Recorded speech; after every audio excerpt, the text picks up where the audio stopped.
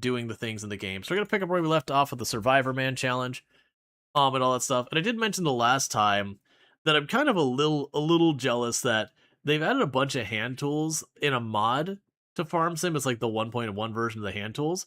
That's a really slick mod.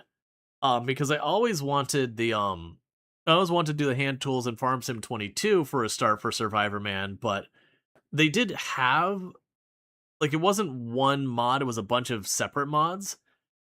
And, like, there was a lot of jank there, like, a lot of jank with those hand tools that made it so, like, they worked, but, like, they looked really bad. Some of them didn't work well, and so I didn't end up doing it. Like, I always wanted to, I just never found the mods I needed. But it looks like with Farm Sim 25, we got them. But that mod came out after I started the run, and we already got well past that. Like, if I had started the run right now, I would have probably used those hand tools instead of fishing, gave myself like one piece of terrain and the like 3 or 4 thousand bucks worth of hand tools or whatever it is. But at this point, there's not, like, I wouldn't start a brand new run. We would want to kind of put a bow on this one, be like, cool, it's done. We don't want to do more of it or whatever. Which realistically would probably come around like a DLC that changes the game or a massive expansion or whatever. So with that, and we're looking at what we got here. So we've got our wonderful farm going. I've got sugarcane going on over there. We've got our mushroom greenhouse with its water providing over here. Up that hill, I am growing long grain rice. And then we've got our oil mill down here. We did just plant yesterday. No, sorry, that's a lie. The day before yesterday. We do have our canola field, which is our most recent crop. And for those who missed, we did roll what our next crop is going to be. At which point, RNG hates us. I must have personally offended all spinning wheels in a past life because we rolled potatoes, which is still not the worst. There's definitely worse than potatoes in the game for just being laborious. But it's pretty bad.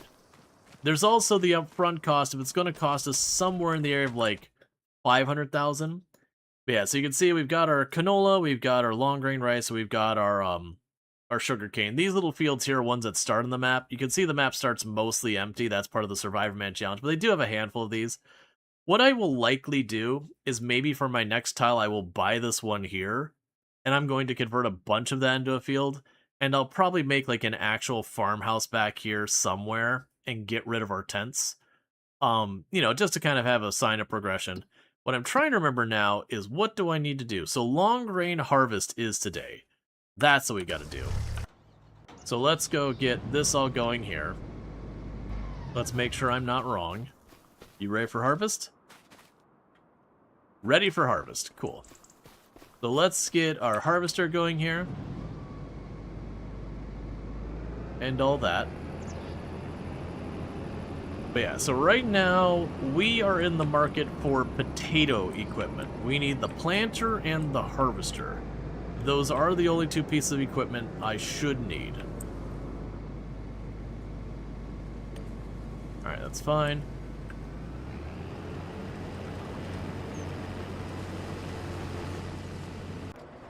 So you get in position there.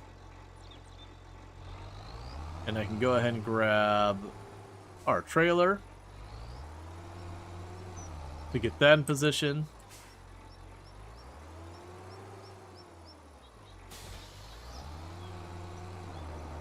Yep, it is time to make ourselves some more money. Yeah, so I need to keep an eye for any of the potato equipment to go on a good sale. I will need to buy more land. But yeah, like I said, there's this like trailer right here, and then that field, not the one that's farther out in the distance, but the little one, that's another tile. So what I could see doing is I probably wouldn't, that trailer there is just here by default, I'd probably just delete that. What I would most likely do, and if I recall correctly, this will fill up around that far side there on the right. Is what I will most likely do on this particular case is I will most likely go, and I'm gonna put like a road along the north side, which is that way, of the big rice platform, for lack of a better word. So I'm going to put a little bit of a dirt road there. And then probably put like the little farmhouse along that near the trees. And then fill that rest up with one big field, and maybe that'll be our potato field. And we'll see how that does.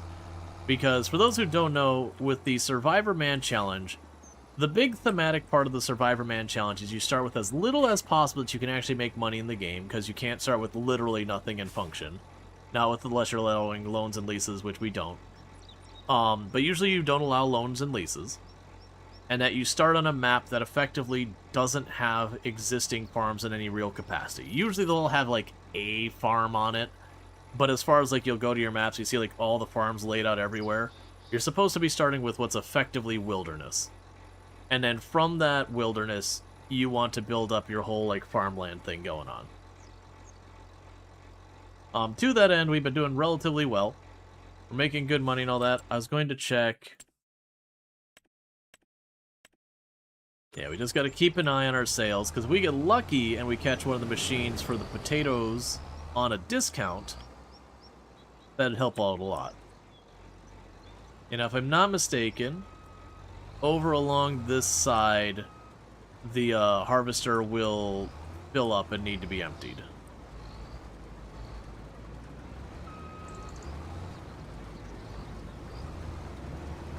Which is a whole trick with this being a slanted hill.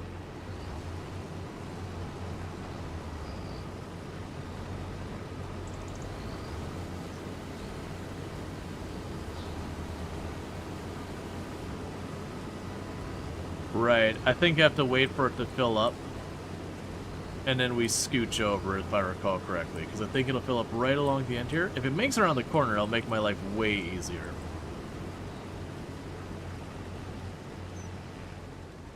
Okay, that's still fine. That's still actually not that bad a position. Because where it's at now, it's close enough to the top that I don't have that far up the ramp I gotta go here.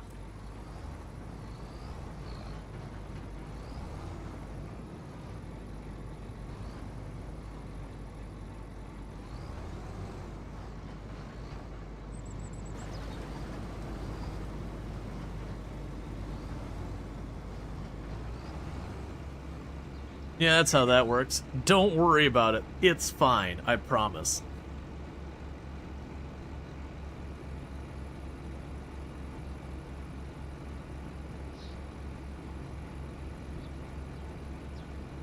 It was ever so slightly higher capacity, this would work much better.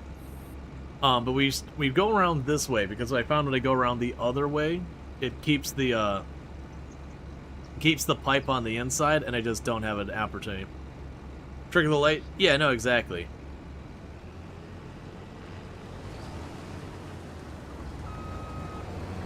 Alright, we'll go ahead and drop this off immediately, even though it is only about a third of a trailer. And the reason I'm doing that is I do have my oil mills just kind of sitting there not doing anything. Now, we did find this rice field here. I think it's only keeping that oil mill full for about a third of the year.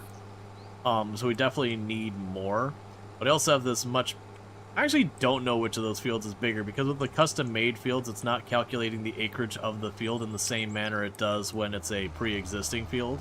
Because a pre-existing field would be like, that field right there is 11 point whatever hectares. Be like, cool, 11.4 hectares, cool. Like, we're getting our ratings for all this stuff, which this is because it's a brand new field. All of these don't have a rating yet. But so we get our ratings for all those, so that's good news.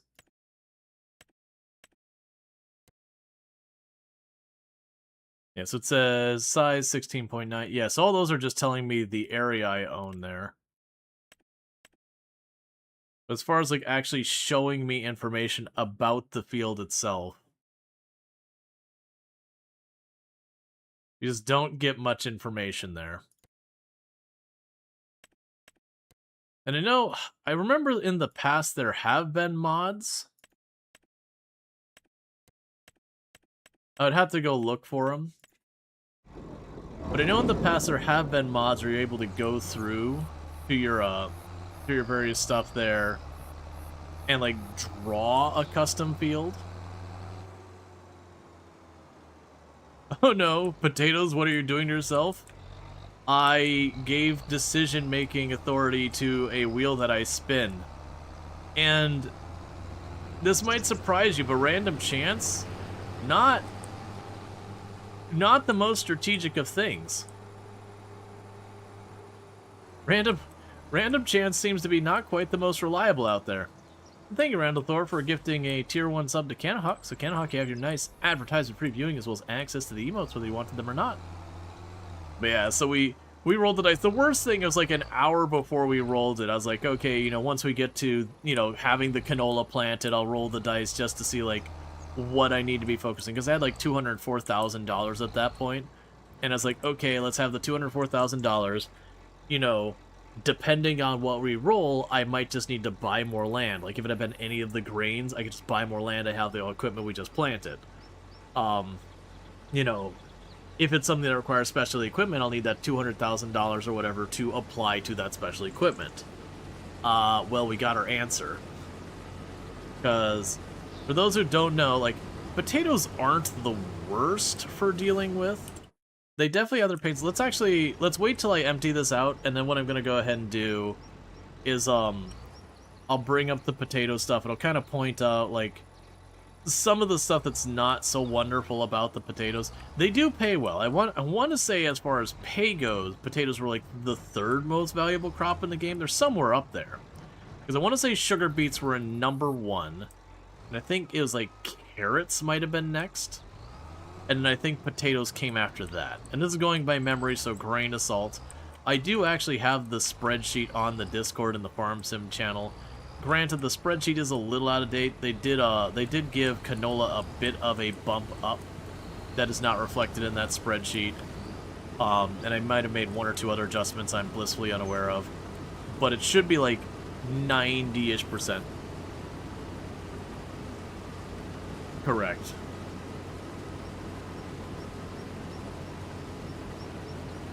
But I vaguely remember potatoes being way, way up there. Which is fair. They're a lot of work.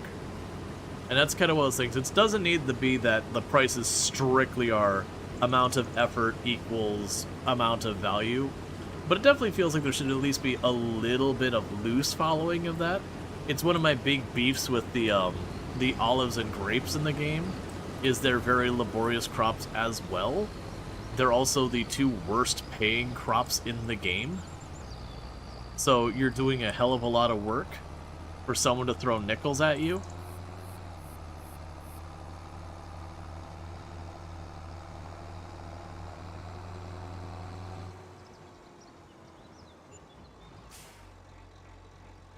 Alright. So let me go ahead, because I can actually find this really fast. If we go to the Farm Sim channel, Farming Simulator. Not the announcements of DLC, not the announcements of fishing. Oh, yeah. Oh, actually, I'm completely wrong in my list.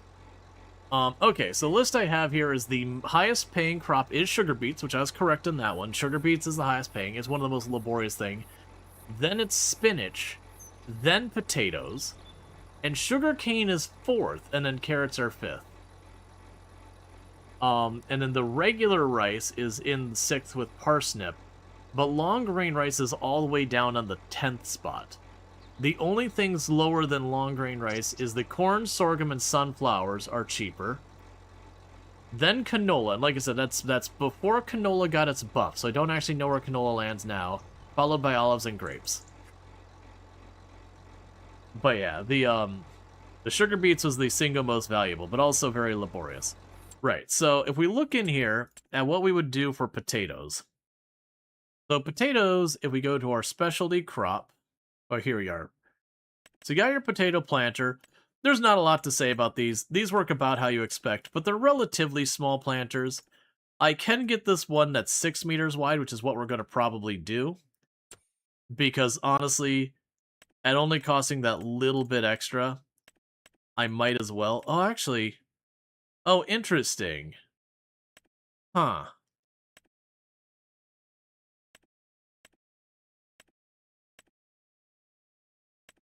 Yeah, so this This one actually will do fertilizer as well, but it's 3 meters wide.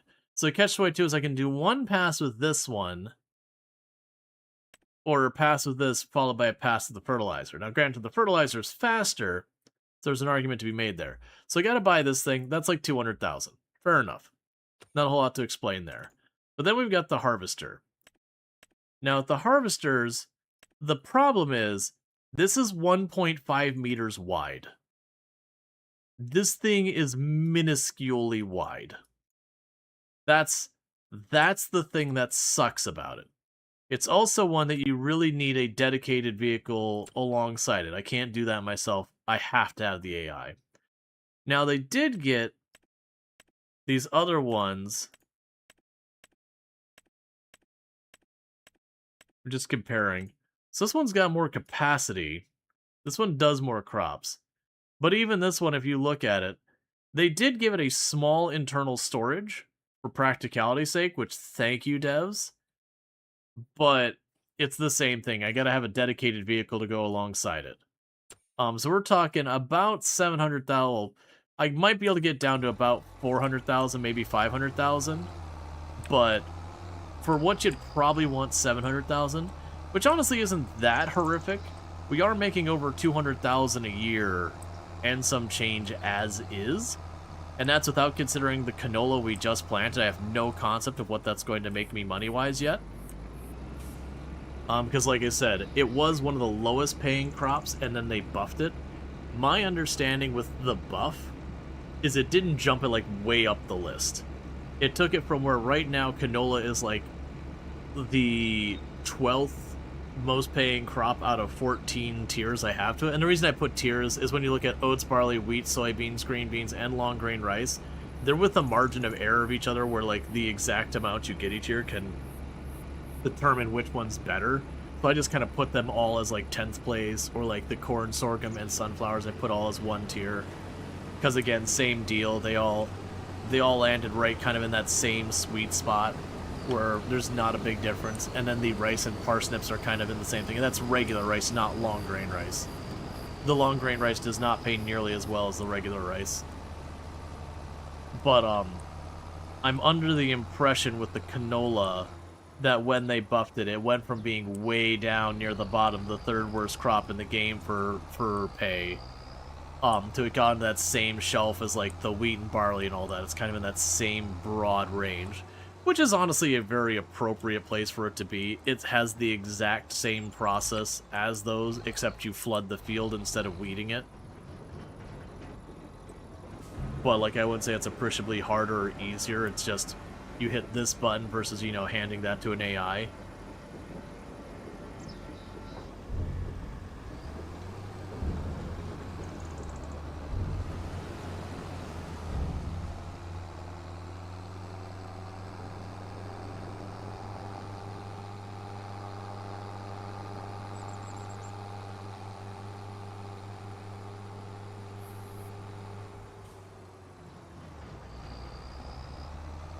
Okay.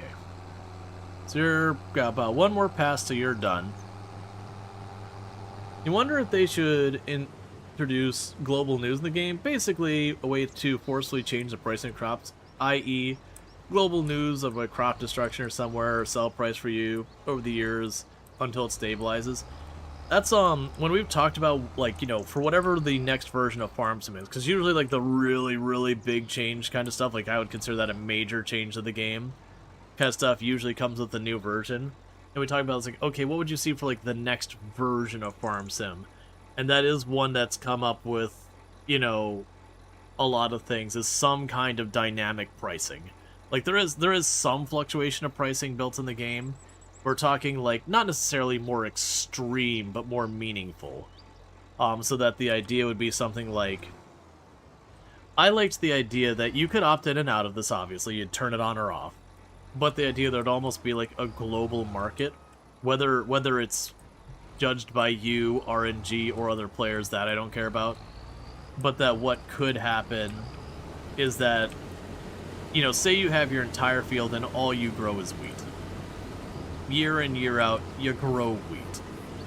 that over time you'd potentially cause the wheat prices to come down a little bit. And it should always be profitable, it should always be meaningful and all that stuff. But that, there is an incentive to not having a monoculture, to doing more variance in your crops and all that. To, get yourself to expand into other things. But I also like the idea of an external force of some kind that would influence the prices such that you could choose to ignore it, it's still farm sim, you'd still make money, it's totally fine. That's the beauty of half the mechanics in farm sim. If you don't want to, you can just not fertilize your crops. You can still make money, it won't be nearly as much as if you do fertilize, but broadly speaking, you can still make money that way. Even on the hard economy settings, it's just way thinner margins. So you could choose to ignore whatever the global market prices are. But I would, I could get behind the idea that, again, whether it's externally dealt with or just something the game does under the hood, that it'd be like, oh, it's been a dry year, like, rice production is way down. So, as such, you could pivot into doing rice and take advantage of that, because sure, it's been a dry year, but likely with the dry year, it would take a couple of seasons before the prices kind of get back to what they, back to normal. But it would be a thing where the price would be significantly altered to a point that it's worth considering dropping what you're doing and working on the other thing. Everything should be profitable, but those who want to chase profit would change more. Those wanting to have diversity would be more inclined instead of sticking to a meta. Right. Because it's one of those things that a lot of these games you can get yourself kind of in that weird spot where there's just like a crop that is better, and so you just do that. And it kind of disincentivizes you. Like, it's not a thing I struggle with too much, but there's definitely a lot of people that when you've got a crop is just hands down more lucrative, growing something else can just kind of be a feels bad because you're growing this thing, but at the same time you absolutely know it's like, if I was growing the other thing, I'd just be making more money, so it feels wasteful. Whereas if the prices fluctuate around, you would have that comfort in like, well, I'm growing a bunch of stuff. Sure, this crop might not actually be the single most valuable crop, but on the other hand, with that crop, it does have the benefit of the fact that, by having all those different crops, you're less at the mercy when one crop is up or down. You're kind of hedging your bet so that, when wheat prices are down, no problem, I'm also growing rice. My rice prices are probably not down. Or, oh, if my rice prices are down, well, there's a good chance my wheat isn't down. Or, you get the idea. Or just the same, if, one of those crops has a particularly good year, you'd be able to have a better chance of at least partially benefiting from it, versus being all or nothing on something. What are the pigs running? That was the last content pack. They did add wild boar to the game, and they can go and mess with your crops and all that. I found it to be a pretty just whatever kind of mechanic. Like, it's a neat idea, but it is just another thing you do. That what you're supposed to do is near wooded areas, you put up troughs with hay in them, and then the boar will eat the hay as opposed to damaging your crops. I wound up turning it off because I am running on a modded map, so what is considered wooded is a very big question mark, especially since this map was made before that was implemented. So it's kind of one of those things that I didn't want to get punished in a challenge run just because I chose to use a modded map. So I went ahead and turned it off. Again, it'd be one of those things, if you got a benefit that... I like when you do a game like this, you go, okay, well, here's a toggle. You can toggle on that the boar damage your crops. By having that toggle on, your yield of your crops, let's say they're like 5% higher. So not a huge amount, but 5% higher. That way, if you take the time to deal with the boar, you get a benefit. Whereas if you leave it on without that, it's like they're just a detriment. There's no, literally, it's just a you know, it's just a thing you have to do now. You just have to fill up these troughs. Okay, so we got the long grain rice pulled. And we don't plant those till April. And then we do the sugarcane tomorrow in game. I believe we already did... Yeah, we already did our sugar sale. That's just what's already shown up since then. So I could fast forward time till tomorrow. There's nothing more for me to do in the rice field until it is time to plant. Which, again, we determined as April. But now we advance to this month. And then it's time to grab all our sugarcane.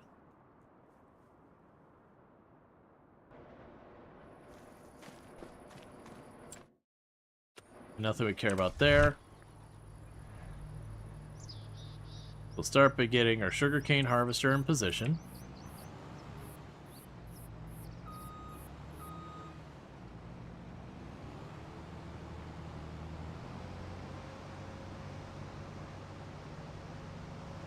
That's interesting that that was going to turn towards my sugarcane planter.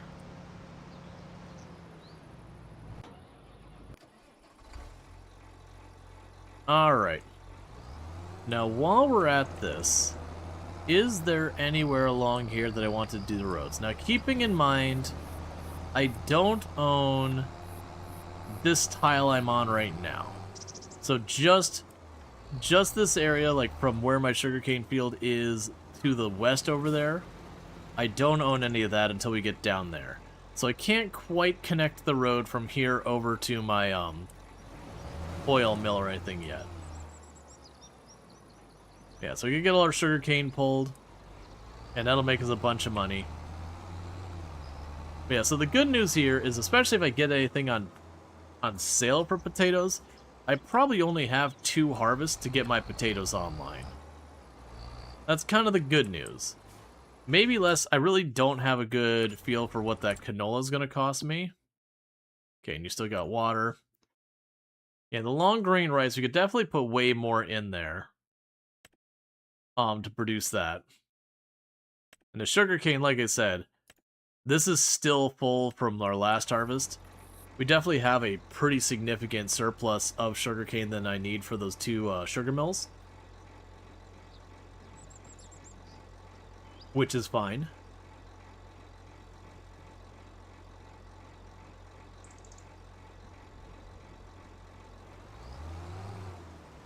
Oh yeah, you're gonna do your little half circle thing. But yeah, so we're getting this all sorted out. Yeah. How your worker turns in the field.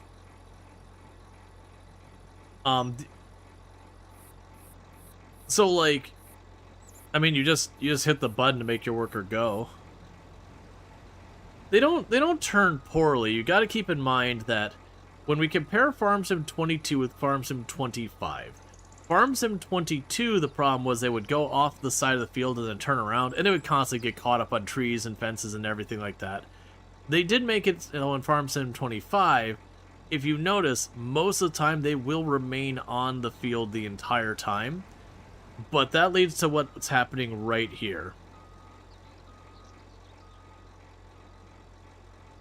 In Farm Sim 25, like, it'll go to the corner and it's making like a little scoop, so that way it can spin around in that little scoop on the corner. So it adds a little extra work. And my understanding is this is something that actually is done in some cases where you have like a field that's got like a stone wall across the entire outside, so they can't go off the sides of the field at all. There's just no room. That they'll do this kind of like technique to, like, you know, harvest out the corner, dig out the corner, whatever. Then they can use that as like a turnaround point. It is a feature in 25. You only play in 22. Oh no, both 25 and 22 have the AI. The problem is the AI in 22 is pretty not great. It does, if you're dealing with a field that's got room around it and it's a rectangle, the AI in 22 usually does pretty okay. With the exception of, I found spraying to be entirely unreliable, like fertilizer spraying to be entirely unreliable in Farm Sim 22 when it came to the AI. But outside of that, like if you got like weirdly shaped fields, or there's like lots of stuff around the edges of the field and stuff like that, the AI in Farm Sim 22 really struggles. With Farm Sim 25, I would say the AI is less efficient, but it does it reliably, which is more important in my mind. Because this is like a fairly, like, it's not a rectangular field, it's got a lot of like little curves and all that to it. So the AI works around it. But yeah, they do it in both. But I would definitely say the AI in 25 is one of the things that's like one of the major features that makes it better than 22 so far as like what, like your reasons why you would buy Farm Sim 25 versus 22, the AI, and then the GPS assist, which is where it's kind of a halfway between having the AI do the work and doing it yourself manually. It does a really good job of kind of splitting the difference there. Because I don't, like right now I'm not in something that I can show you the AI or the GPS assist. But the GPS assist, instead of handing it over to the AI where it just drives the field, it just works on it. The GPS assist is more like, I could say, like, go in a straight line from here. And it'll drive in a straight line to the other end of the field. Like, I have to still turn around and do my speed and everything else around it. But as far as staying in a straight line, it'll handle it. So it's kind of like a nice halfway where it's not fully automating it, but it's also not making you have to constantly like wiggle yourself back and forth to try and keep your line and all that. But yeah, no, you have workers in 22. I believe the default button in 22, because I don't use a QWERTY keyboard. But if you're using QWERTY, I believe it's G. Is it G or H? I think it might be H, actually. If you just pull your tool up to the field you want them to work on it, you can hit H. The other thing you can do is you can go to a field here and go to create job. And I could grab a job and say create job, point it at a field, tell it to do work, start the job. I don't have something for them to do, so I can't demo it. They'll just be like, job's done, because there's no job to do right now. This is the only one we've got. I've already got someone working it.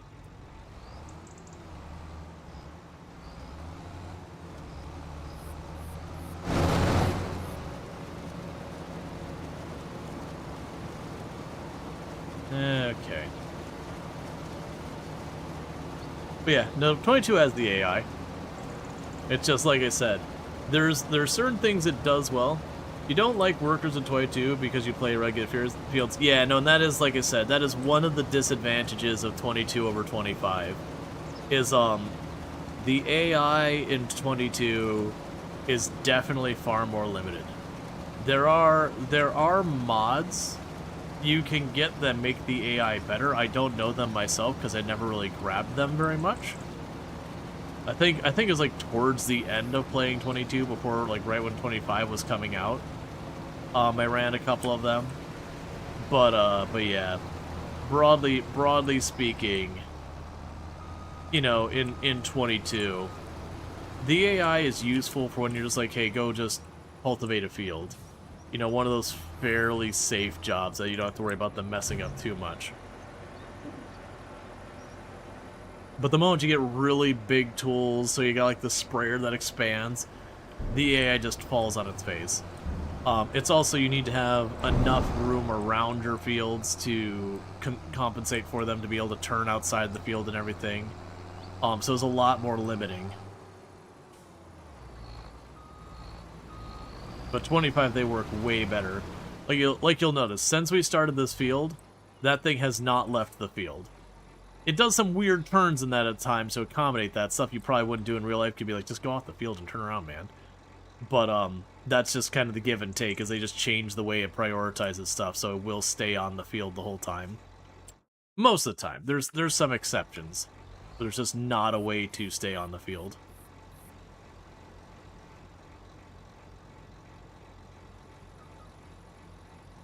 But that's why, if we were to go over to this corner, it started doing that weird scoop. Like, it skipped a spot, which I'm curious about. But like you see, it's making this weird scoop here, and that's that way it can turn around on the field without trampling the crops. I don't know why it skipped that row. It hasn't in the past years, but it'll probably go back and clean it up. If not, I can clean it up when it's done.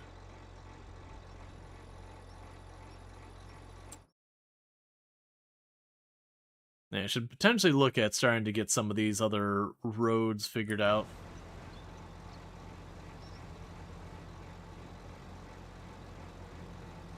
Yeah, so it's doing its cleanup now.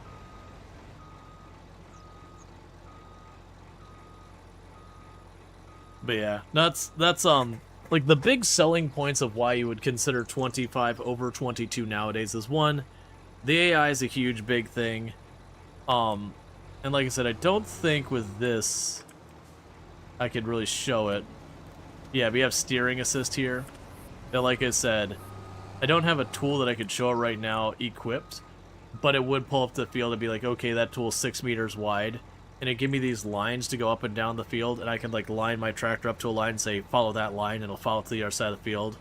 Then I go to the other side of the field, I turn around, I line up with the line and say, okay, follow that line.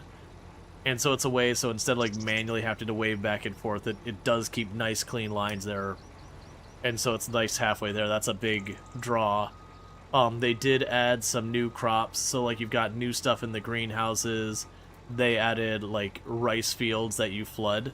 So I can actually show you that real fast. So like this is a long grain rice field. We're just between harvests. But if I were to run over this area, there's a pump over here. I'm lying, the pump's over here. It's a little funky looking because I kind of made an artificial edge to it just to make it stand out. But you flood the field for the rice. There's just no rice here, so I can't flood it right now. But you'd flood the field for the rice to prevent the weeds from growing in and all that, as opposed to putting down your herbicides or whatever. And so they've got a bunch of stuff like that. We've had a couple of expansions that have added, like, onions you grow in the fields and all that. Different crops and whatnot. Fishing is now part of it. That's a DLC. The graphics got an improvement, so we've got volumetric fog and volumetric light. So you got that whole thing where, like, Farm Sim 22 has fog, but it's just ubiquitous everywhere. Whereas in Farm Sim 25, you can get, like, up on a hill and look down and see the fog laying down in the ground below you. That kind of thing. You know, that's not super important to me one way or the other, but it is a thing in the game. Let's see, what else was big things? It has all the crops that were in Farm Sim 22, so like literally all of the stuff you have in Farm Sim 22 is in Farm Sim 25, and then we've got the mushroom greenhouses as well, so if you wanted to grow mushrooms, you can now grow mushrooms. There's spinach, peas, green beans, or other crops they added to the game. Spinach being an interesting one because it grows fast enough, you can actually harvest it twice per season, if you do it right.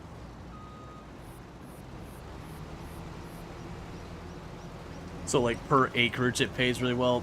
Pretty laborious, so it's not a very popular crop. But as far as like getting money out of a field, it's actually pretty good. It's one of the higher ones. I'm trying to think. I'm forgetting some stuff, because there has been a lot of other changes. I'm just blanking on a lot of them. Oh, all of the official maps now have the major projects, so if you played Farm Sim 22 and you've ever done the Silver Run map, so the Silver Run map has that whole thing where there's the dilapidated roller coaster that you can fix up as kind of a thing that changes the map once you've done it. Every single one of the official maps that have come out for Farm Sim 25 have a major project on it. There's like a East Asian map, and the East Asian map there's kind of like a vaguely like Japanese temple kind of thing. Like it's non-specific like Japanese temple or whatever, and you can build that up. There's a very like Southeast America, like US or United States of America kind of map that has like I believe there's a children's park that's kind of like pirate themed or whatever, boat themed. There is, I believe, a museum on that one as well. And then there was like an Eastern European map, or maybe the Eastern European map was a museum. It doesn't matter. But the point is you get these projects that they have you bring like concrete and lumber and planks and all sorts of stuff and rope, and they'll build these buildings. and that's just a thing on the map after that point. They had the Scottish Highlands DLC that added fishing to the game, as well as aquaculture, which is where you actually farm fish. So that got added as well. But with all that being added, they did add a castle you build on that map. That was pretty cool. Let me scroll this down. I don't need to be looking at that anymore.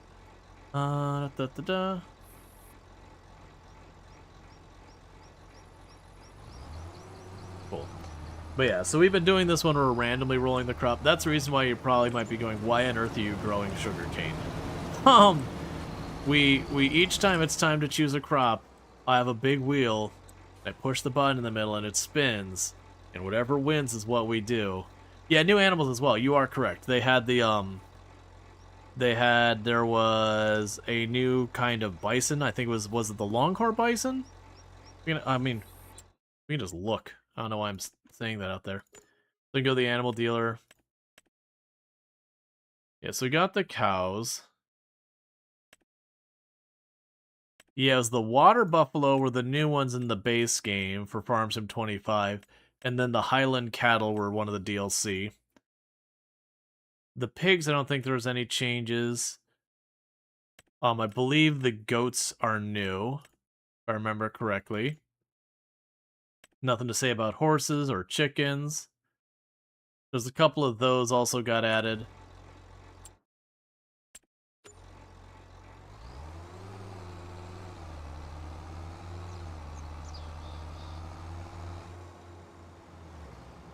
It's one of the things I'll probably add to the wheel is as we get base crops that are used by animals, I think we will add animals to the wheel as well.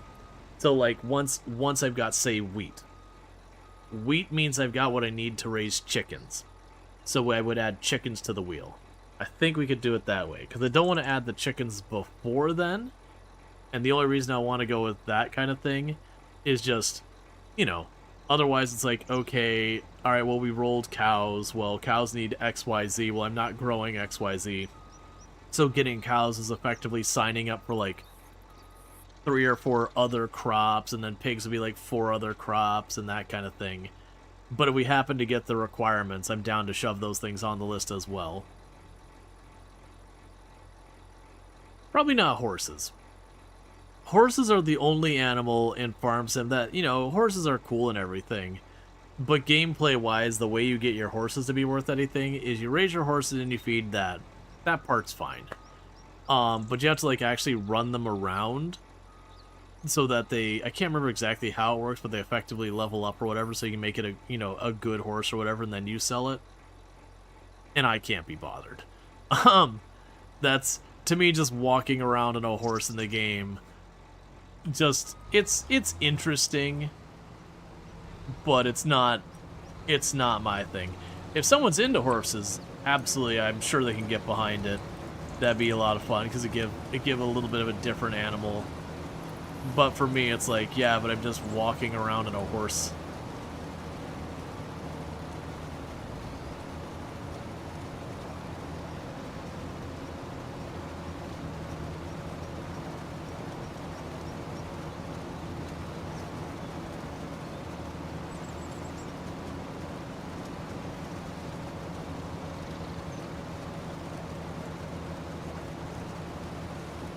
Yeah, the big problem with, like, the sugarcane is just the size of this harvester. This harvester is modded. It's basically it's almost exactly the same as the unmodded version. The one thing that's different about it is the modded version has an internal storage in it that the unmodded doesn't. And we just do that to make the AI behave nicer. Because otherwise trying to go around corners is agonizing. It'll be the same when we get to, like, parsnip, carrots, and the red beets and all that.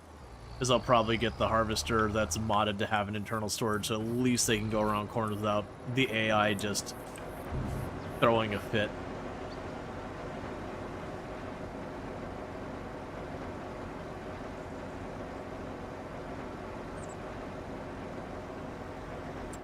Alright, if we go here... So I own the land between these two.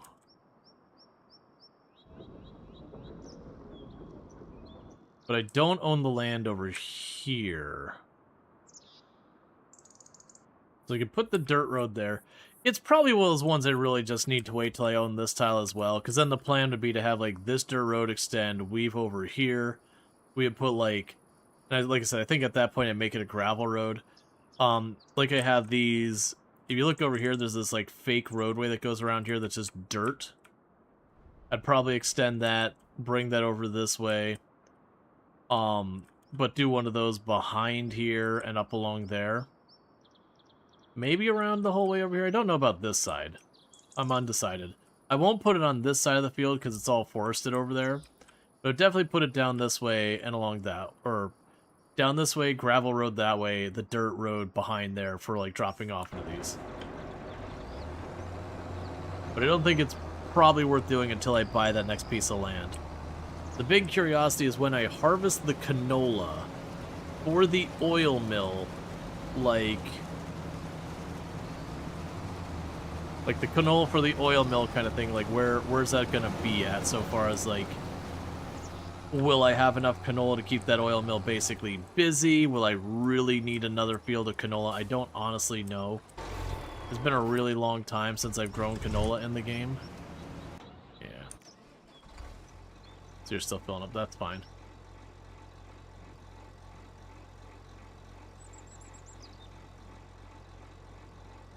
And pretty soon that's going to stop doing its head rows and go to its normal rows, where it'll start cutting up and down the field. And that gets to be a little bit faster, because it just goes down, turns around, comes back, and just does that. Versus going here, where it's like go and zigzag and do this nonsense. But we should be getting to the point where it starts going up and down the rows instead. Which does help make it a little bit faster.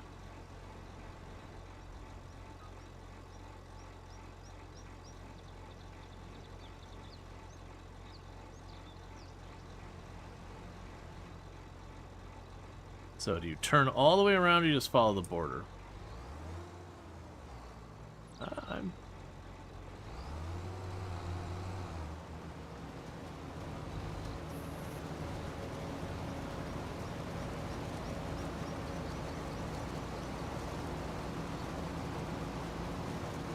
Okay.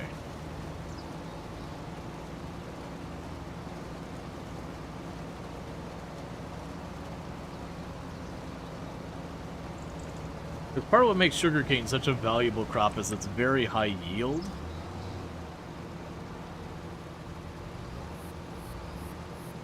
Which has the pro and the con of, it means you gotta really keep up to empty this thing. And without the mod adding the internal storage into it, it is very genuinely, like, this constant battle of running back and forth where it doesn't work very well and all that. There's a number of ones that have that issue. It's one of the things I appreciate, that at least going into the potatoes, all their harvesters do have an internal storage. Some of it they're pretty small, but it doesn't need to be big. Having that very small storage is plenty good enough to get you around the corners of that where the AI struggles. When I say the AI struggles, it's you need to be in position if there's no internal storage where the AI won't go, because it'll just drop your crops in the ground, which it won't do that. So it's just kind of one of those things that it's just you and the AI in this constant battle of trying to get yourself into the position they need and all that nonsense.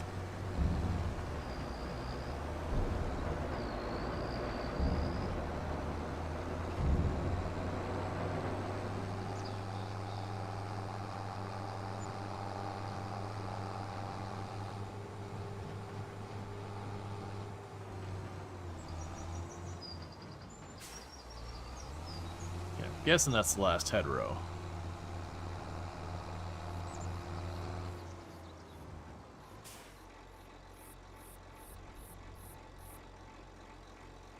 Okay. Yeah, all in all, that'll be good, because that'll be our rice has been fully harvested, we're getting our sugarcane fully harvested. Which map are you on? This map is called Frontierlands. It is a modded map. It's one of the maps that you start out where if we look at the map, ignoring the fields I put down here and the buildings I put down here, you look at the map, there's a whole lot of nothing on it. It's all just trees and hills and all that. It's like these farms here and that like sell point and all that, that's here by default, but that's the only like civilization to speak of on the map. And that the idea is we build up from nothing to make our own farm and all that. We would build, like, if you want, you can make your own town. Maybe, maybe not. If we put the time into the save, we might look into that. We'll see. But, so, like, stuff like the oil mills and all that, that's all been added by us. Other than the one road that goes to sell points, any roads you see have been added by us. Same with, like, light posts and all that kind of nonsense.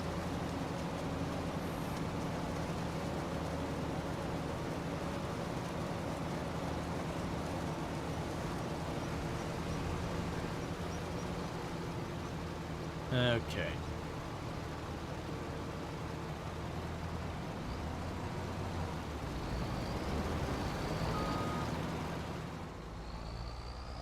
Man, we're not doing a lot of deforestation on this map. I could have done that. The lumbering is really, really good money in the game. But I like to kind of build around the forest, which is why like our field ends there. You'll notice there's like 5 or 6 trees on the end of that field that are just laying on the ground. That was there's just like 2 or 3 or 4 trees here and there scattered in the middle of areas. I'll pull those up. But like we're deliberately not going through and like cutting down. Like you see there's a big forested area kind of on the edge of the map there. So I have the rice field just end there. Our canola field over there is a very triangular shape because there's the forest over there. Just keeps it more interesting in my mind.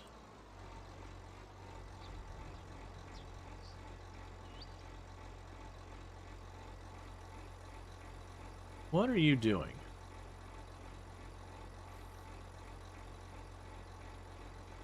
As far as earlier mentioned, someone's like, you know, when you play this music, I always think I left RimWorld open. I ran into that the other day. That it was the day Drongo was playing some RimWorld. And, you know, I was tuning in the stream, and I kind of was going into lurk mode. I had a bunch of, like, paperwork stuff I had to do, not fun stuff. But I had it going on in the background, and I just got distracted for a moment. And I was like, did I leave RimWorld open?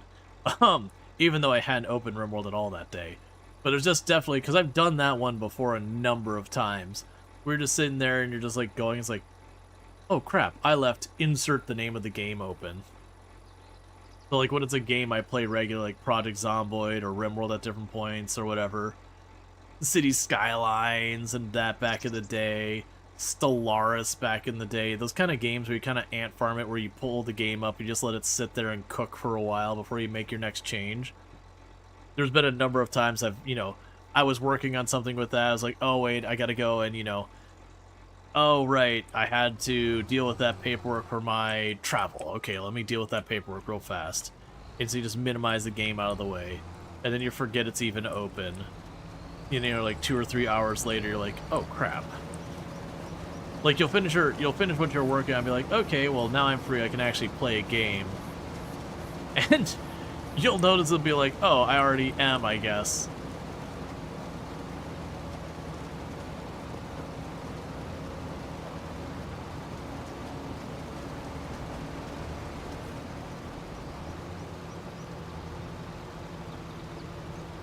Okay.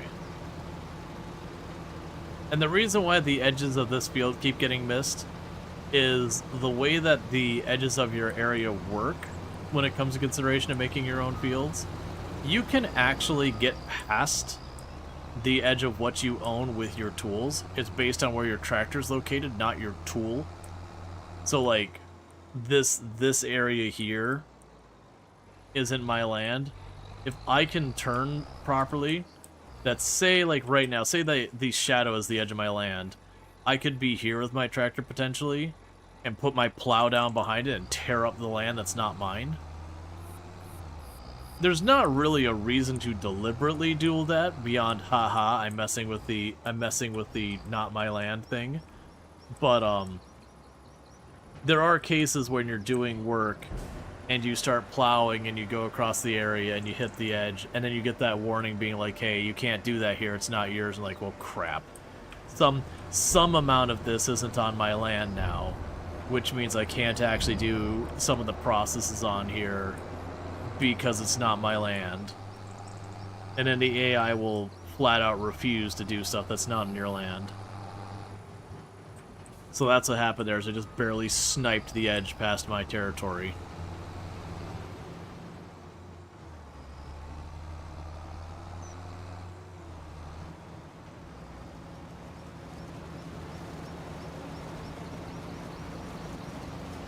Okay.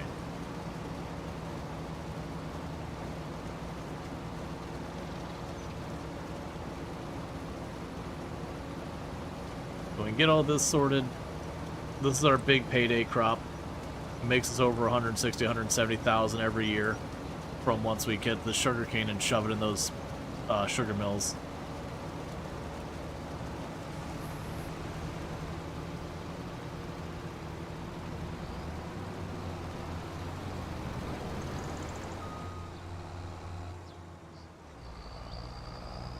All right. But as far as like features I'd love to see Farm Sim add, I mentioned like some level of dynamic pricing. So again, not like the game already has, where it's like sort of just randomizes the pricing, but like as you grow more, like if you grow way too much of just one crop, you could potentially drive down the price. Never to a point you'd be like losing money on it, but like they'd be better served being like, okay, maybe instead of that field being wheat, maybe I keep these 2 fields as wheat, and then that field over there becomes something else because I'm growing too much wheat for the area.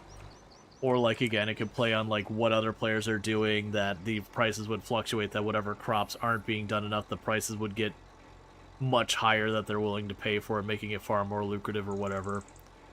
That's definitely one. One I would love to see as well, and it wouldn't necessarily need to be like the new version of Farm Sim whenever that happens. It could very well be expansion territory. Probably not a pack, but a full-on expansion. Is I would love to see us get proper orchards. And I'm not talking about olives and grapes. Like, we have those, they're labeled as orchards. Sure. I'm talking like getting, you know, pecan or chestnut trees or citrus fruit or apples or pears, something like that. Because like, for example, where they grow pecans, you know, they have a machine that goes through and it kind of shoves the tree down the dirt in each spot. So you got your little sapling there that's, you know, a couple feet tall and all that. And you mostly like, it's mostly a set it and forget it kind of crop, you know, in that first stage. Some period of time has to go by before they produce anything, which would be an interesting change in Farm Sim, that you have all your crops that within a year you're making money off of it. But the idea you would shove down like a bunch of lime trees and go, okay, you'll get a non-zero amount of yield next year, but it's gonna suck. But then after a couple of years, they produce very, very well. So it's kind of an investment into the future. But it's also kind of fun when you get to like pecans and all that, and the way, there's different ways they harvest them. One is you can manually get a bunch of people to go up and harvest them. You don't have that much with the pecans, but you do have that with a lot of citrus, that they'll actually have people, and it's they either have them go up there and pick them by hand, or a lot of times what it'll have is it'll be a little metal basket with a pair of hooks on the top. And so what you do is you take the hooks up to the stem where the fruit is, so you hook behind and you pull and it falls into the basket. And they can do that, and they grab like 3 or 4 of them, and then they dump them in something. They grab 3, 4 more of them, they dump them into something.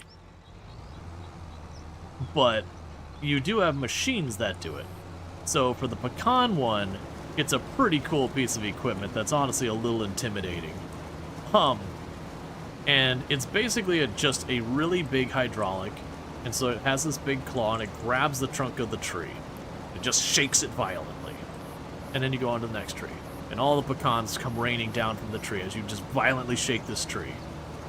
And then what ends up happening is behind it there's what's effectively, it's a windrower, but it's effectively just this big broom It just brooms it into like one small column to be scooped up by a foraging wagon.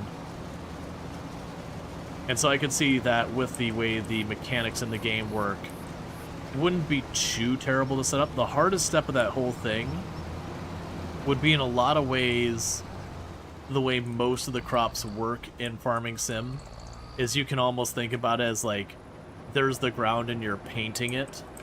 So like right now, you know, most of that field has the planted, or like the ready for harvest texture, and then the harvester goes over and it flips it from the ready to harvest texture over to the harvested texture. You know, and then like when I'm saying texture, but obviously they put 3D models and all that. But it's kind of that where you're kind of like painting the ground to decide what it is.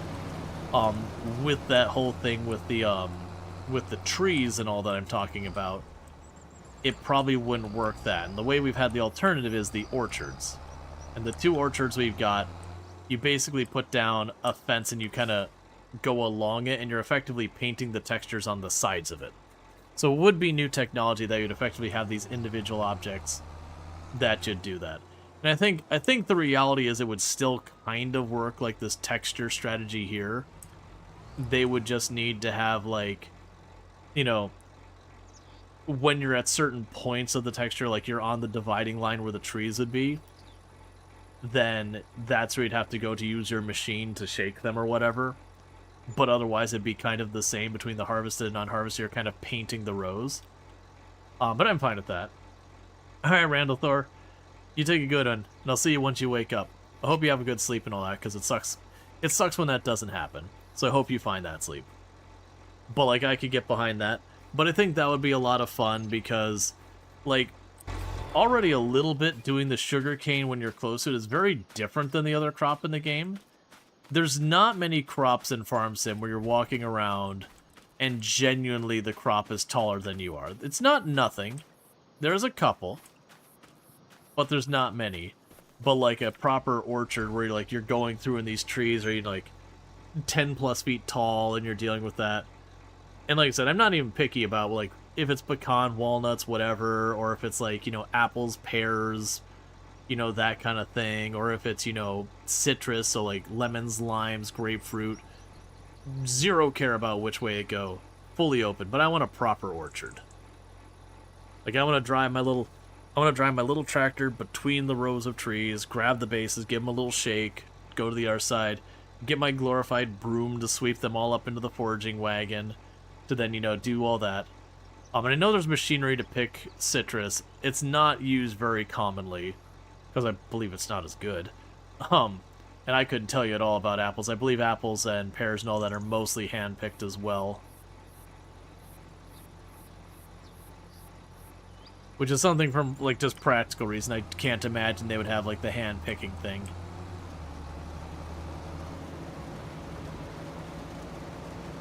So, I mean, the nut trees would probably be the easiest. Alright. If not that, I'd want to see something like tomatoes, like, grown in the field. Tomatoes, peppers, that kind of thing. Because they do use a lot of industrial equipment for that. Or strawberries. We have the onions now, we can just get the strawberries.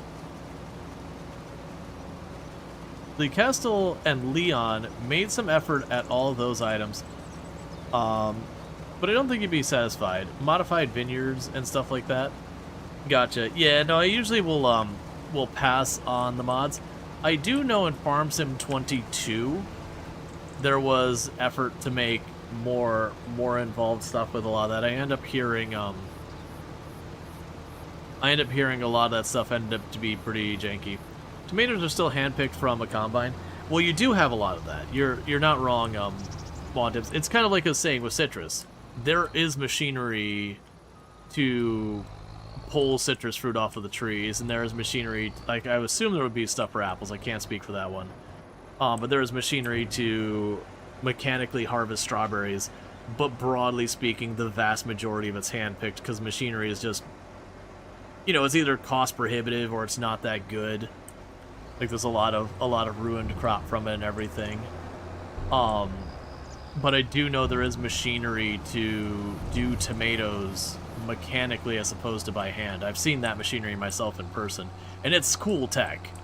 Like, my favorite one is they actually, because it's a machine, it can't tell from, like, just the quick process of pulling them through. It can't tell the ripe from the unripe. So they have a sorting mechanism in the basket, and it is awesome to watch it. Because you just have this wave of tomatoes going up the conveyor belt in there. There's almost these, like, little metal fingers that the tomatoes kind of ramp up into the basket, and they'll take the green ones, and they'll have the little finger, and they'll poke it. And so you have all the red tomatoes kind of going through that way, and every time a green one comes by, I'll just stab the green one, knocking it into a different direction.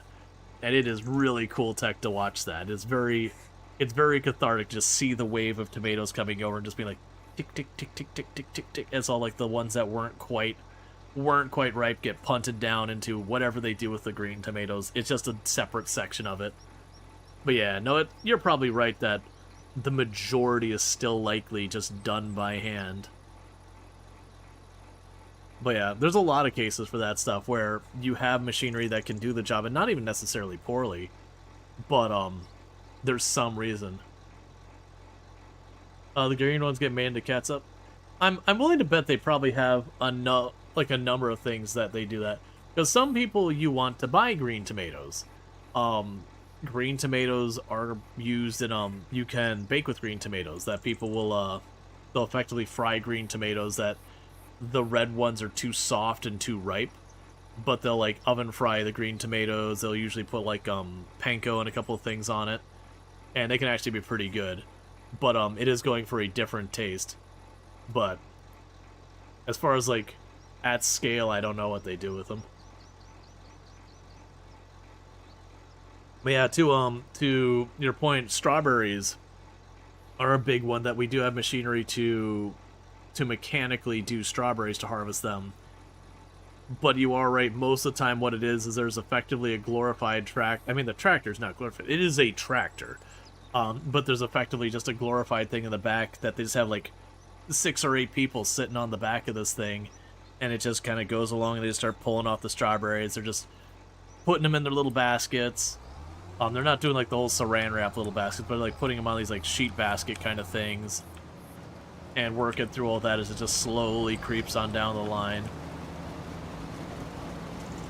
They have like a couple different styles where it's like there's one that's almost like a if you think of where like a little kid has a lemonade stand, there's one that looks kind of like a lemonade stand, but you'll have like 3 people abroad, and each one's kind of working one row of the strawberries at a time.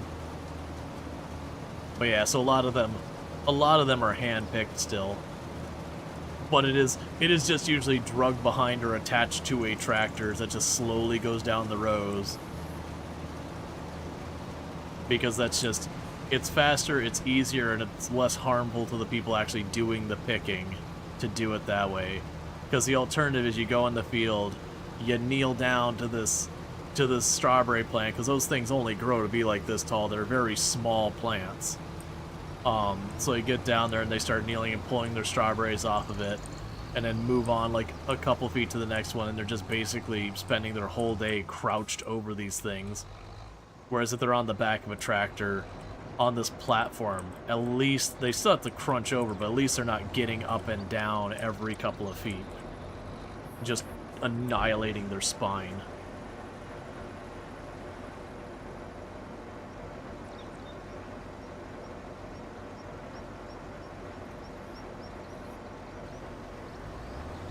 I think I learned about before I saw one in person, I thought I had learned about the tomato sorting machine. I think that might have been like the Discovery Channel back in the day. That they used to, I couldn't tell you what the name of the program was. But it was something like Growing America or some nonsense. But it was basically just kind of going into like all sorts of, or maybe, I thought it was based on agriculture, but it was basically just like cool machinery. And I want to say, like, the reason I'm second guessing if it was strictly agriculture, because I think I remember seeing mining equipment on there as well. But it's just basically like cool, really big machines and what they use them for. So you had like, you know, the giant strip miners that they just kind of drive along the surface. They just like pull up a layer of earth, and then 90% of the rest of the machine is just sorting it all out.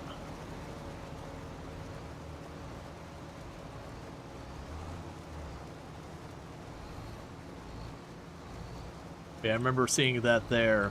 And then, well, it's not as much nowadays. They do grow tomatoes here in Florida.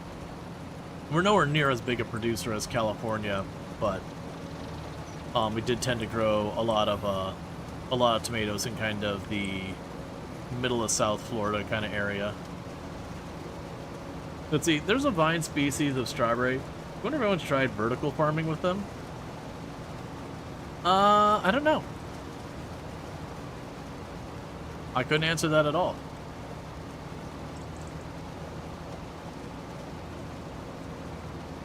I would be surprised if there's a vine series species here and that if they didn't try that here, because that's been a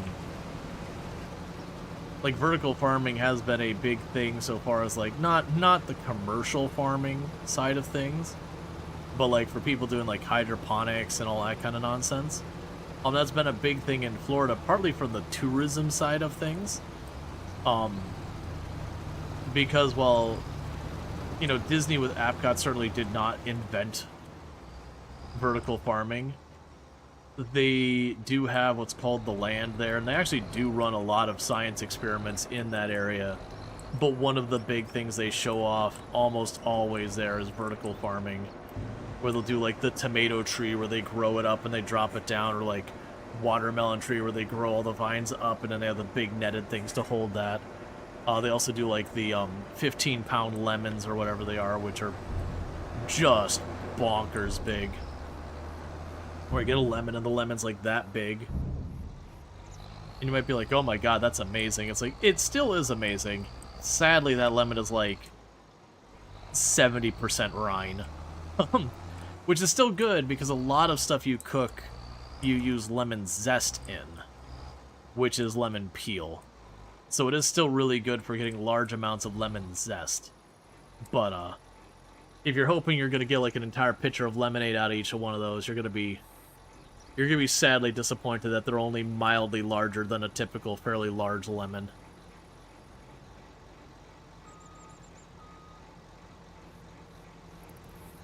You hate zesting citrus? I never minded it too much, but I also haven't done a lot of it.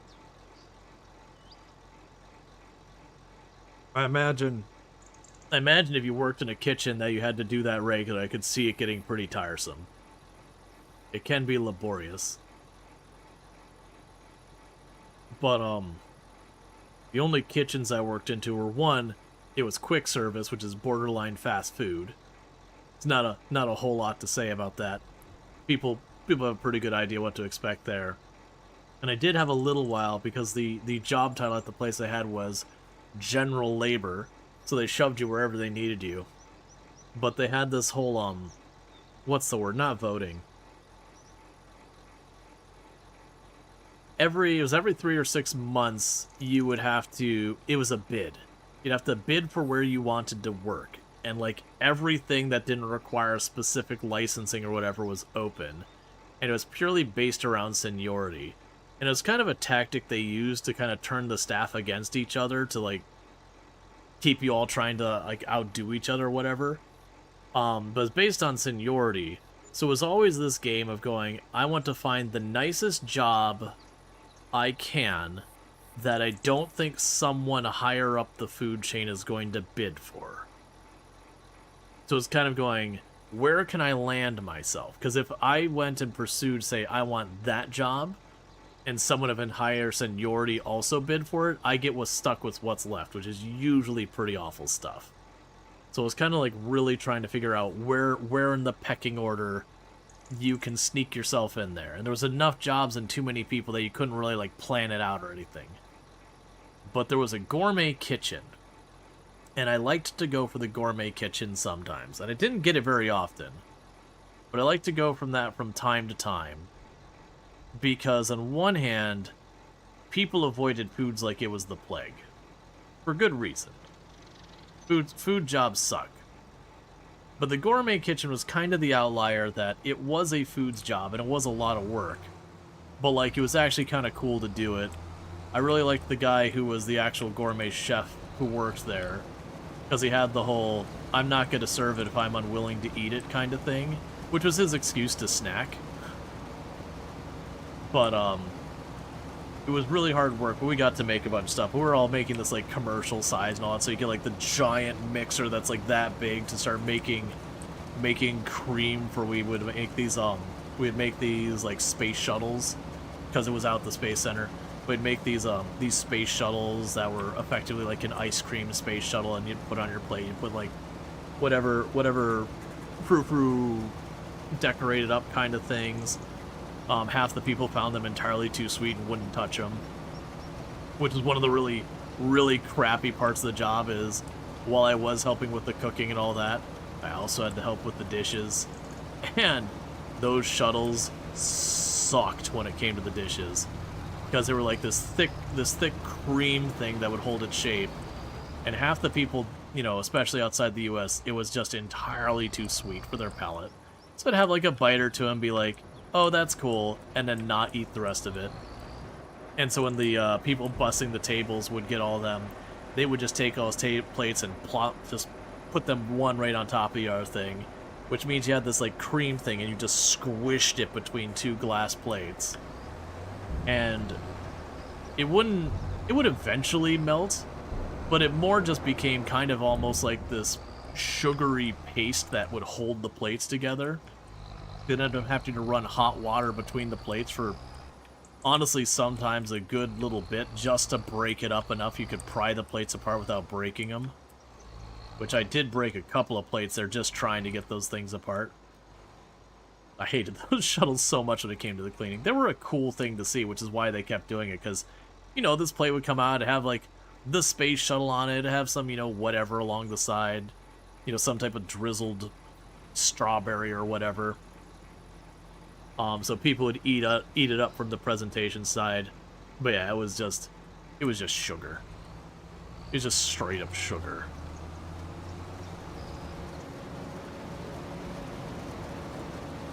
Like, it had cream in it, but it was just sweet as all get out. Okay. I don't even remember what the rest of the food we made was. Like, honestly, it's because this is going like to 2000, 2002, sometime in that time frame. I couldn't tell you at all what we served at that stop, other than those stupid shuttles. I know we did serve other things, but I, for the life of me, cannot remember. Whereas I can remember the quick service, like serving, you know, crappy hot dogs. There was a place that'd make these really crappy, like flatbread pizzas that, you know, they weren't the worst. Like, even for frozen pizza, they were pretty sad. They actually had rotisserie chicken that was relatively good.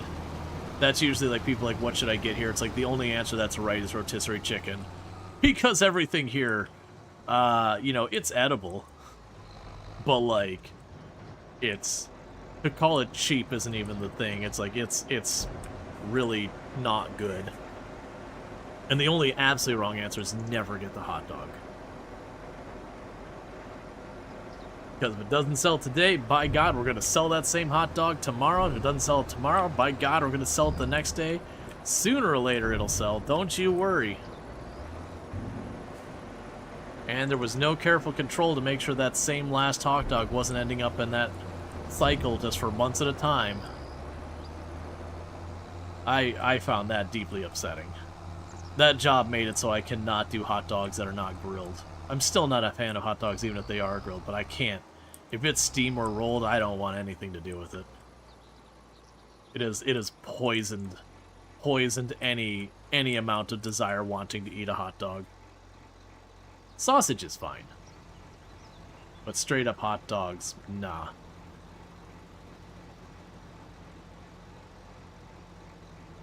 Because you can't fake grilling it month after month after month. You'll just have a piece of charcoal.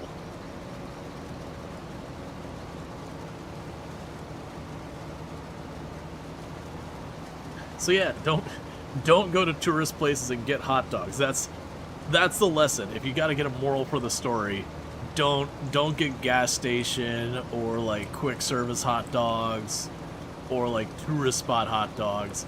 Maybe if they're grilled, maybe you're fine. But like steamed and rolled hot dogs should be approached with high levels of suspicion. It might be fine, but also it might be horrifying.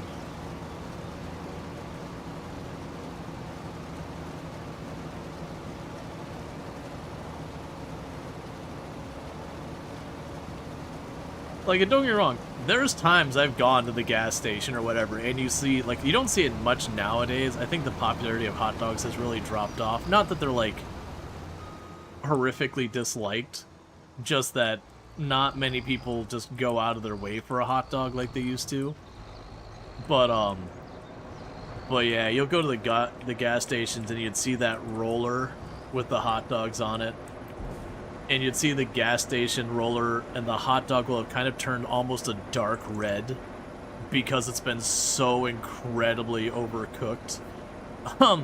That's hot dog's probably been there for like 4 or 5 days, just rolling on that roller, turning into rubber. But the gas station ones are only okay if you know the place is always busy. Otherwise, that thing's gonna be sitting there all day. Oh yeah, no, exactly. It's like, if it's a place that is packed and people are actually buying the hot dogs, that's one thing. But yeah. You feel like hot dogs have gotten really expensive, like €5 for a hot dog with the same sauce, with some sauce. And at that point, you can get some proper food. Oh yeah, I have no idea outside the US. I have no idea what the running price for hot dogs, like, out and about is, because, as I've said, that job basically turned me from not being able to eat a hot dog without, like, my stomach getting uneasy just from the stuff I saw there. Like, I can eat it, not get, like, sick, but it's definitely one of those things that your stomach's like, man, I don't know what you're doing here. I don't know about this. I wonder, where would be a place around here that I'd be able to get a hot dog, just so I could kind of do a price check. I can try it this day. Hot dog near me.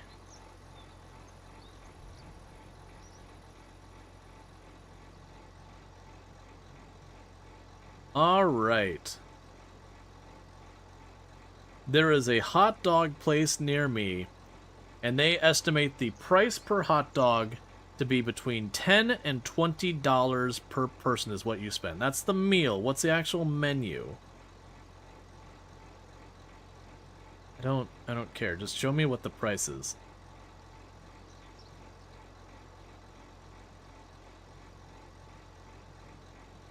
I'm just curious. No, those are some fancy burgers. Yeah, so a hot dog is about $8.50.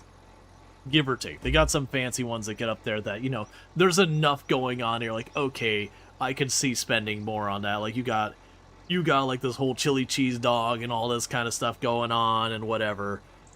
But, like, yeah, it looks like it's around eight-ish US dollars. Keeping in mind it's a little bit touristy around here, and that wasn't like straight up tourist area. But yeah, I'm sorry.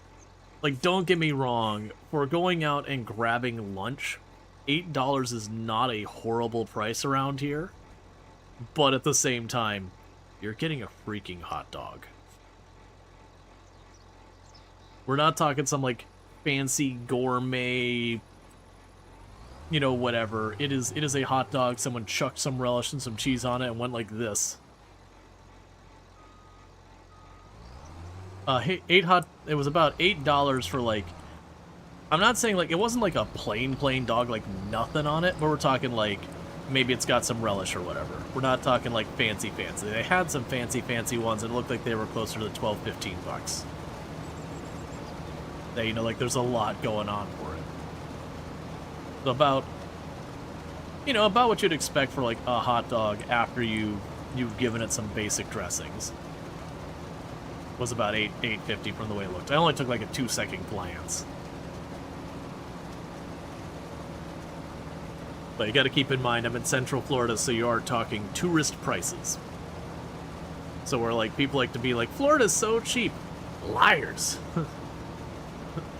Downright liars. It doesn't have income tax.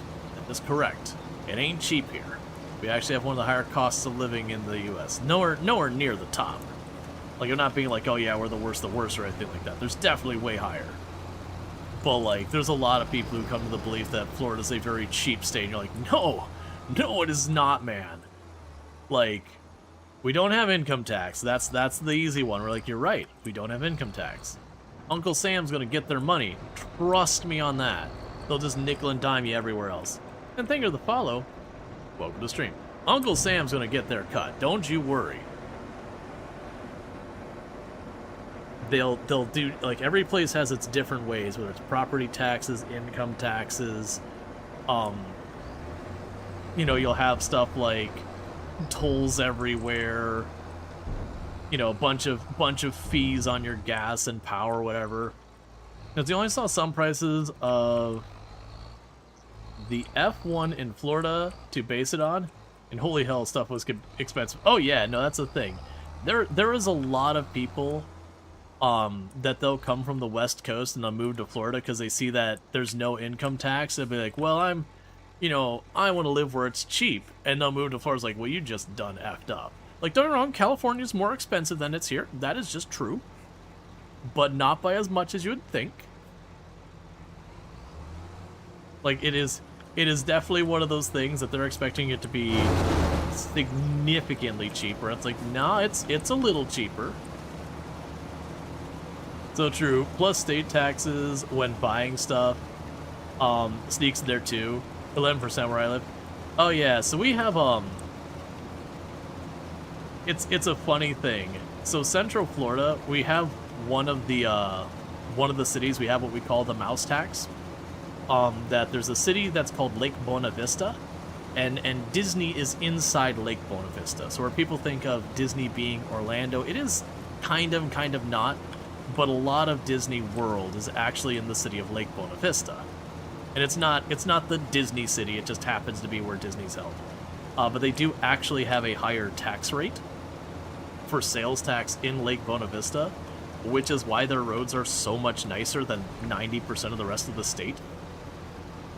Is they just have that extra, it's like 1 or 2% higher. But yeah. $9 a gallon of gas in, I'm assuming that's supposed to be California because my brain is reading that as Canada. Yeah.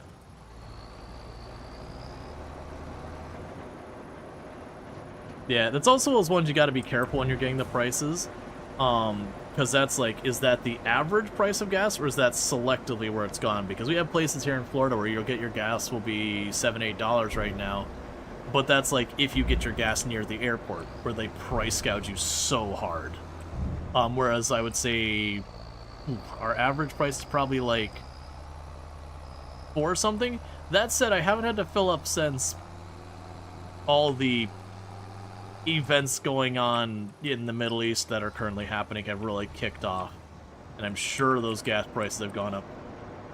Here in California, just over $5. That's what I was figuring. I'm willing to bet it's like the price of gas in San Francisco could be, you know, like $7 or $8. I would believe that. But then, you know, like the hand wave in California, it's like, eh. Like, that happens a lot. You'll have spots in different states that the price is outrageously high. So, like, here's a pro tip if you're ever traveling to Orlando, Florida, and you're flying into MCO, the Orlando International Airport. For the love of everything, do not buy gas anywhere near that airport. We literally made national news by how bad the price gouging was there. Now, granted, it's gotten better. Go see international news for why, or sorry, national, not international, national news for why. But it was like literally we were having like, you know, the New York Times and all that basically reporting on how ridiculous the price gouging was at the gas. There's like 3 or 4 gas stations right nearby Orlando International Airport because they're catching all the people who are coming back to the airport with their rented cars who just don't know the prices of stuff here. And this is going back like 15 years now, and they were charging like upwards of $8, $8.50 a gallon, when the average price is probably like $3. Yeah, and that's the thing. That's the thing you gotta watch, Luxray, is when you like I would guess it'd be $9 in Hawaii, I could see Hawaii having $9 gas. Hawaii's gas is real high because they got to import that crap. Yeah, so Hawaii traditionally has particularly high-priced gas. And then, like I said, there's certain areas, like, I want to say the Keys in Florida tends to have relatively expensive gas, but I would guess that's probably closer to $5 or $6 right now. Just the off-the-cuff guess. Yeah, no, that's the thing. But, that's more the cautionary, because like you, and this isn't me doing an accusation, just to be clear, but, like, you'll hear someone who'll be like, oh, California gas is $9, and you're like, but is it? And sometimes they will have a gas station in California that it's $9. Like, again, maybe it's right by the bay in San Francisco. That's, you know, that gas station is weirdly high because of whatever logistics nightmare going on there. Like, you'll run into that kind of thing where it's technically true, but, like, representing California based on that frame is kind of disingenuous. Like, don't get me wrong, California generally has gas prices that are a little higher than most of the rest of the U.S., but it's, like, just a little. Let's see, there was a few gas stations that are basically doing some tax shenanigan and way overcharge. Right, you'll even have some that, you know, they'll have the chip on their shoulder kind of thing, that they'll deliberately overcharge and be like, oh yeah, it's because of this, because our local laws are so terrible here. And then you go, like, across the street and it's $2 cheaper. I haven't seen that here in a very long time. We did have that back in, like, 2008, 2009, there's a whole thing. Yeah, I could see about 6. Because you'd be looking at some places like LA and San Francisco and that would likely have higher than average gas prices. And then you'd have, like, the Central Valley where they'd be likely lower than average prices. And then they would kind of equalize out with some of the outliers. I could see 6. Like, right now with what's going on, I could see that. Because gas prices are going to be higher on the average.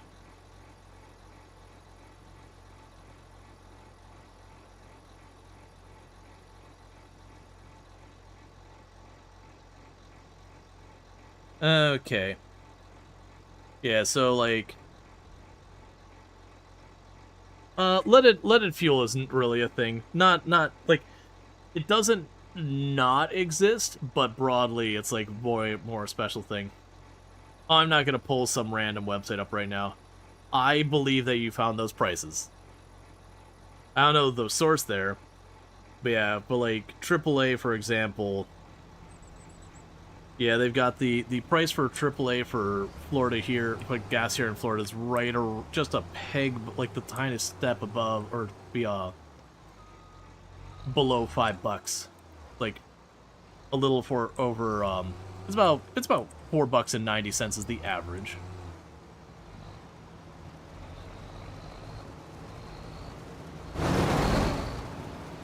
Yeah, no, absolutely.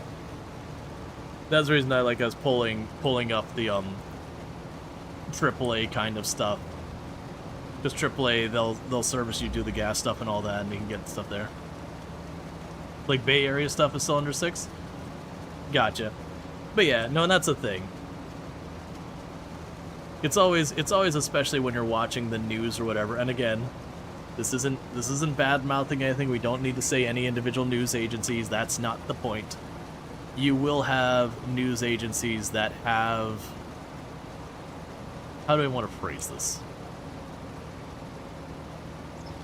They have reasons to overstate things. And so you'll see a lot of that.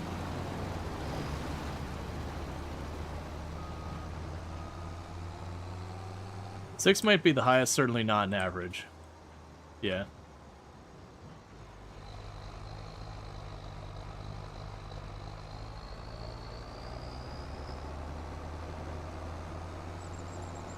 Oh yeah, now if you're talking in the world, I'd imagine leaded gas is still out there. But yeah, like in the US, your gas is almost exclusively unleaded. I could see potentially commercial situations where maybe it still exists. I'm not aware of any. But broadly speaking, you're not going to be finding leaded gas here anymore. Not normal day-to-day anything. I did fill up both the stops, right? I'm pretty sure we did. Yeah, they're both full. Oh, it says not sold in the world since 2021. Okay, that's cool. I mean, we did realize that leaded gas is like a real big feels bad man. And gas being leaded versus unleaded isn't some like strong industrial advantage.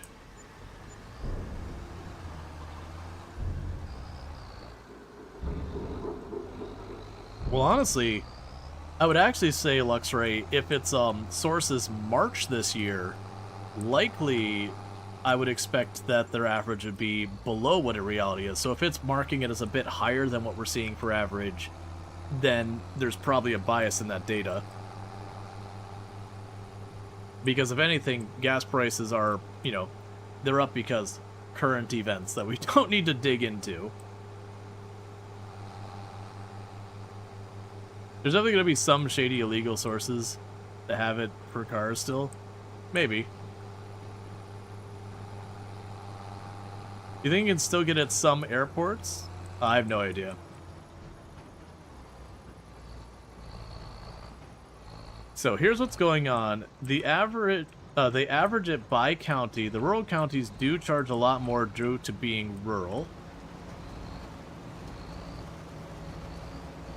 Oh, are they doing it one of those things where they average it by the county, then they average the counties together? Yeah, exactly. Exactly. So if there was 30 counties, I have no idea. So if there's 30 counties, and you go into the population, you go, okay, well, here we are in LA. LA is a huge county with way tons of people. And that their price might be a bit lower, but they sell just magnitudes more of it. And then you go to, you know, again, like Central Valley, California, which is where most of the farming happens. Yeah, and they might have a higher price, but the amount of gas they're selling is negligible by comparison. You're talking like maybe 10% of the population, if we're being generous. Yeah, and if you just averaged it by that, you can get some really wild, misleading numbers. It's kind of I've told this one a couple of times that we don't need to say under whose administration it was or anything like, because again, it's not about political parties or whatever. There was a situation going a ways back. I'm not even going to say the year, because I'll say the year and everyone in the U.S. will probably know exactly which president we're talking about. But there was a whole thing about that U.S. education system was failing, and that we had to do something about it. We had to go and figure out what was going on and why our system was failing. And it's because if you looked at the statistics as they presented, the average grade point average of a student here in the U.S. had gone down, and not just a little, like it actually gone down by a pretty significant amount in a relatively short time of a couple of decades. And so like our education system is failing. What have we done wrong? But with that same exact time frame, if you break down those statistics by each of the different demographics, being like, okay, here's the family that are low-income families, their average GPA is up. Okay, well, we go to middle-income families, well, their GPA is up. Oh, we go to high-income families, well, their GPA is up. And you go to every single demographic, and their GPAs are up. And you go, wait a second, how are our GPAs down by so much? But yet, when we look at any group in isolation, it's up. I don't understand. And it's because prior to that point, a lot of people couldn't go to school, both from the economic stance as well as civil rights stances. I will leave it at that. And so the reality of what happened was the number of students you had dramatically increased over the couple of decades. But the distribution of those students who dramatically increased was there was a much higher increase in number of students who are basically near poverty or whatever, lower income families, that the ratio of low to higher income families and all that participating in the education system swung hard towards the lower poverty. because this was the first opportunity that those people could go to school where previously they wouldn't have been able to go to school at all. So the average did come down despite every student, subset having a higher GPA within themselves, because the distribution of students changed dramatically in a short period of time for a very good reason. Like, again, we were literally taking people who would not have been able to read or write, most likely because they would not receive any kind of education through, like, the formal school system prior to that. But it is one of those things that, the devil's in the details, where, again, on paper, it looked really, really damning that you looked at this and be like, oh man, the GPA's down almost like 20-30% in the course of like 2 decades. This is terrible. This is bad. Like, and it's a very panic. But then the moment you stop back and go, but what does this data actually mean? And start drilling into the details, you're like, oh no, wait, this is good. Literally everything about this is good. We have people who did not get an education at all, so they weren't considered in this information previously, are getting an education. Every single bracket, their GPAs on the average are up. Like, hands down, every last detail about this is actually good news. It just looks bad because the one metric there. And it's the same thing when they're like, the US economy is up 11% because our GDP is up 11%. Like, okay, where are wages at? So the bottom groups relatively increased, which dragged the numbers right. So you had a larger percentage of the student basis was lower income. And it wasn't that, like, people dropped incomes. It's because prior to that point, if you were lower income, you didn't go to school. So you weren't factored in. You weren't included in the GPA because you didn't get one.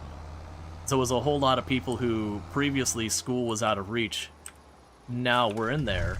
So your overall percentage of the student body, suddenly had a much higher number of low-income families who, just again, due to lack of resources, a lot of them, especially in those days, the kids were having to go to work to kind of help mom and dad make the bills, yada, yada, yada.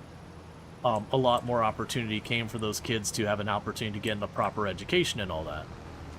And so, like, again, it was 100% good across the board. You had people who would get no education previously were getting education. Everyone getting an education, broadly speaking, were on average doing better than before. And we can go GPA is not everything, which is 100% true. But, like, the data we were collecting, that once you weren't looking at the one figure, it was good in every other way. But because it did change the ratio of, like, students from well-off families to those who are struggling paycheck to paycheck, that kind of thing, that ratio got thrown for a whack. It did change the overall number. It's one of the dangers about gravitating towards one data bit. It's one of the things that, like, you look at the economics right now here in the US, I can't speak for the rest of the world, is it'd be like, the US are doing good, GDP is up. And it's like, okay, but that's only one data point. Meanwhile, you look at a lot of people and they're not being paid as much, everything's more expensive, and you could say, hey, don't worry, the economy's better right now. It sure don't look like it. But that's because GDP does not measure the overall economy, it's just one data point. Yeah, and that's kind of the catch, is using the one data point of GDP is insufficient to get any type of meaningful metric about the health of your economy. Like, okay, well, what's the distribution of the GDP in your overall population? What is the cost of living? What is all these? And we don't need to, like, get into, like, super political side of any of that. That's not kind of the point. But the point is, it's one data point that in itself doesn't really mean much. It's insufficient data.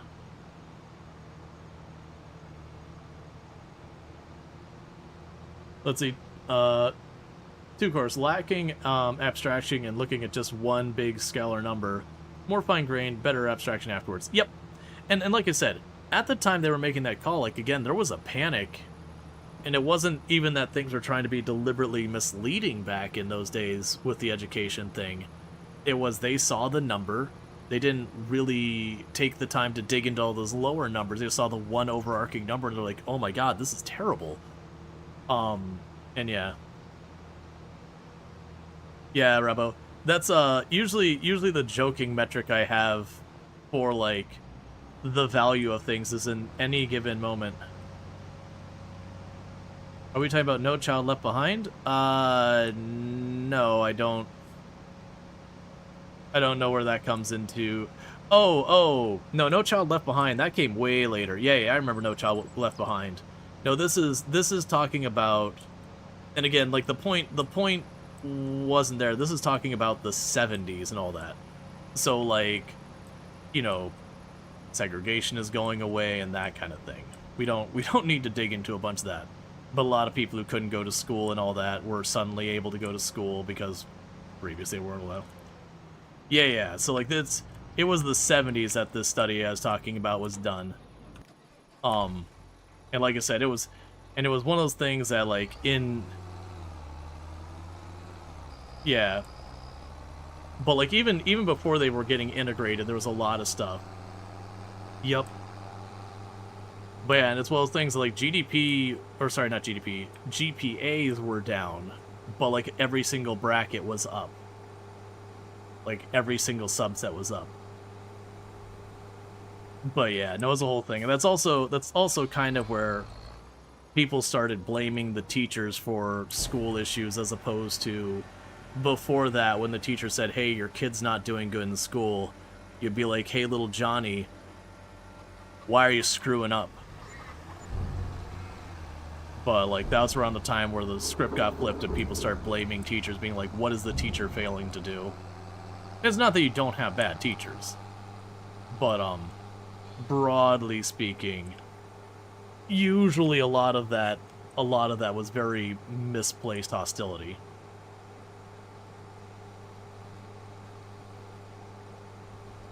But yeah, no, usually when I'm, like, the way I've tried to talk to it with, like, people when they're saying, like, you know, oh, well, GDP is up, it's like, no. Like, ignore that number. Usually the way I'll try to describe for, especially people older than myself, to break it down is like, okay, let's think about things, and we'll use the measurement of something practical. Tacos. That we go and say, how many hours of work gets me how many tacos? And it's, like, obviously the taco measure doesn't really matter, but the idea of saying it's effectively what is the spending power you have? Like, you do 100 hours of work, how much spending power do you have on the other side of it? Because even if you increase the salary, if inflation overtakes it, it doesn't matter. But how far your money gets you is a pretty good measure.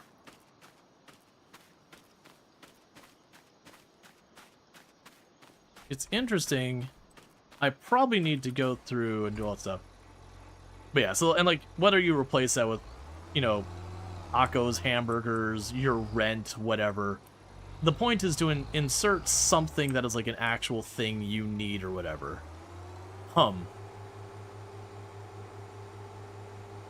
And so when you sit there and you go, okay, well, back at this day, if I worked 40 hours, I would be able to afford 230 tacos. Okay, 230 tacos. Nice baseline. And then you go like 20 years later, and you go, okay, how many tacos would that get you? And you look at it, goes, oh, that get me 80 tacos. I'm like, yeah. So same amount of work, and your buying power has been reduced to a third. Okay, now it's telling me. Why are you being weird, game? Let's go ahead and just do the survey.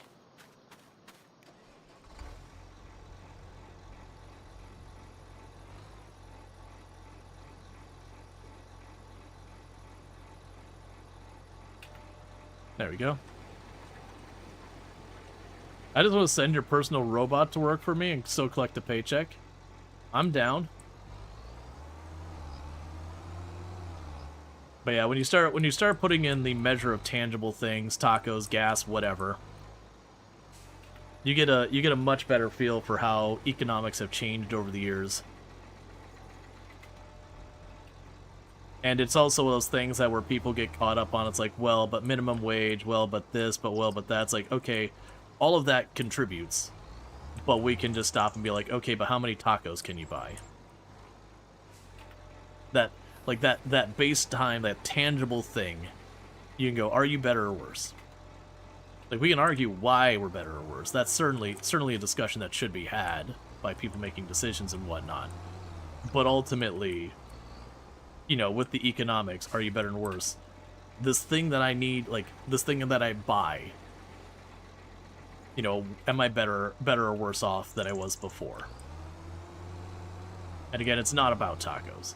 Like, you can even do, like, one of the exercises you can do is you can start with something like tacos and then turn around and be like, milk. Like, you know, insert a couple of different items that you do the same exact math with. And you'll usually be within the ballpark because, you know, outside some outlier, like there's a mass shortage or something, or market cornering of something to manipulate the price or whatever, the broad thing there should mostly align with whatever's changed so far as, like, don't use RAM. Well, that's the reasons why you'd potentially do the exercise where you go, okay, let me try with 2 or 3 different things that, you know, are in theory unrelated. So that way you don't sit there and be like, you know, in the middle of the thing where they had, like, the whole chicken crisis where Tyson lost most of their chickens and all that. You're not being like, oh, we're going to do the metric by chicken nuggets. Well, if you did it in the middle of that crisis where chicken was just absurdly overpriced and eggs were absurdly overpriced because of that whole crisis going on there, you know, it would really fudge the numbers in an extreme way. But yeah, if you do it compare to like 2 or 3 different things, like choose a food item, choose a utility, like, you know, again, things that you broadly, when I say need, just represent something you need, like food, water, shelter. You can get a pretty good feel for where things are, relatively speaking. Because ultimately, the numbers don't matter, it's the buying power. You know, you add 6 zeros onto your pay, it doesn't matter if you add 6 zeros onto the cost of living. That's a break even.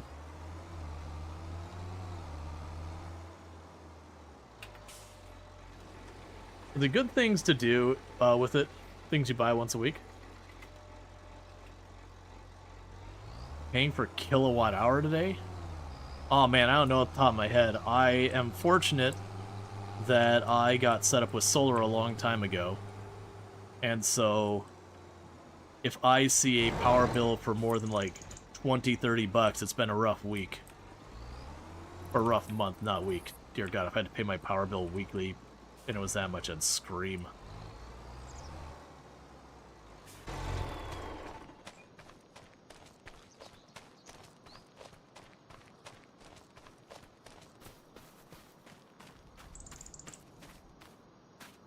Oh, right, I didn't... Oh, I hope that doesn't... Hang on. And to reconnect that thing, and hopefully it doesn't forget what it's doing. And actually, I took the samples, I didn't get them analyzed.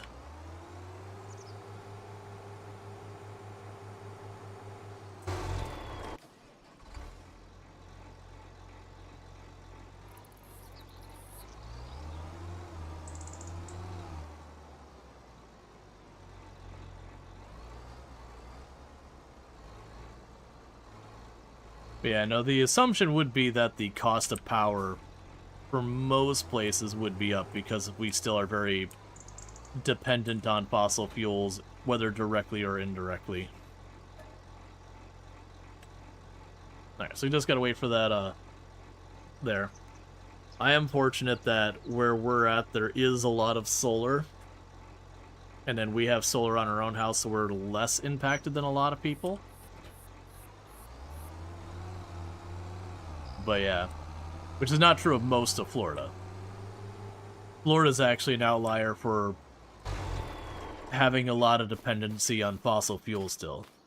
Okay, so the pH is good. Nitrogen's bad. That's pretty much what you expect when you just harvested.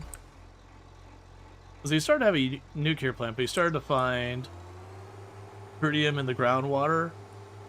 And so they decommissioned it like 15, 20 years ago.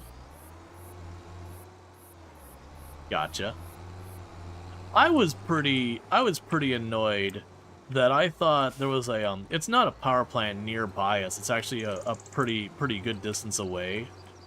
Um but there was a power plant. I'm like, "Oh cool, they built a nuclear power plant here." Like it had the two giant coolant towers like you're used to seeing, and I didn't bother looking it up or whatever. Come to find out way later, it was like a combination of both natural gas and coal. It was just a different style, and it looked like a nuclear power plant. I was like, okay, I mean, natural gas is better than just straight up coal. Like the fact that, you know, not even 10 years ago or whatever it was they actually built it, that they're like, oh yeah, definitely at this stage you should be doing coal anything. That was, I used to work for the city over on the coast. I'm not going to say which city. And I remember as a whole fiasco that Ree ran into. There was the local power company, Florida Power and Light, that they had, I think it was a coal plant right there. And that part of the terms of them building that coal plant was they were only allowed to put out a certain amount of, like, pollution in the air around the plant. So it's not that they couldn't operate, but there was, like, a limit on how bad it could be for the local air. And no one was checking up on it. And there had been a significant uptick in respiratory illness in the nearby neighborhood's probably not right, like little city. It's like not a big city, but little city had seen like a very measurable uptick in respiratory disease. And so a bunch of these doctors got together and they got an air survey at a park across the street from the power plant. Because again, by the paperwork, they had a hard limit on how much pollution they were allowed to be putting in the air nearby. And it came to be that this power plant was producing more than, it was like 6 or 7 times the allotted amount. And so these doctors came in with this giant, like, just binder of information that they could show since the power plant had opened that respiratory disease had gone up by over like 300% or whatever it was. I don't know the number off the top of my head. But it got up by like a very significant magnitude, and that the terms of the agreement, they were only supposed to be like so bad about the pollution, and they were way outside of compliance and all that. And to the credit of the city, they turned around to like FPL and they said, you know, you've got a lot of things to make right, or we will sue you and shut you down. Like you have violated just about everything about our agreement. And FPL ended up knocking down the power plant in its entirety and building a completely different power plant in its place. And then still had to, like, do a bunch of stuff to, like, kind of, you know, quote-unquote, make things right. Which, obviously, it doesn't solve the problem of all the people who got sick and or died of respiratory disease that was caused by their, you know, effectively criminal negligence. But, yeah. It was a whole thing. That was big news in the area when it happened. Resulted in a really big class action suit against the power plant, which they lost.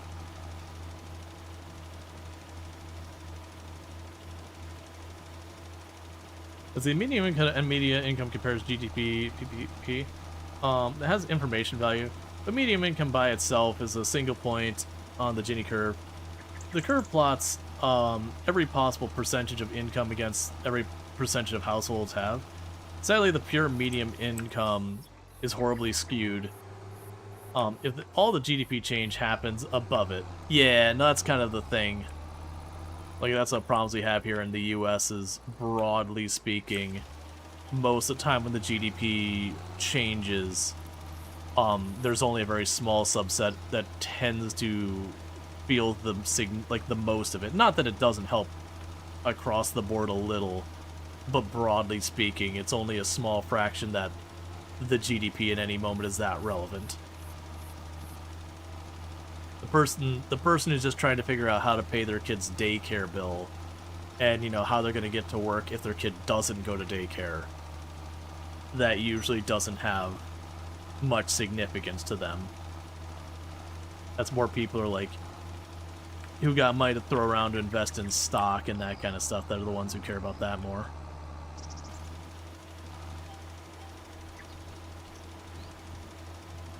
In other words, looking at the fuller picture is just to give you a fuller picture. Yep.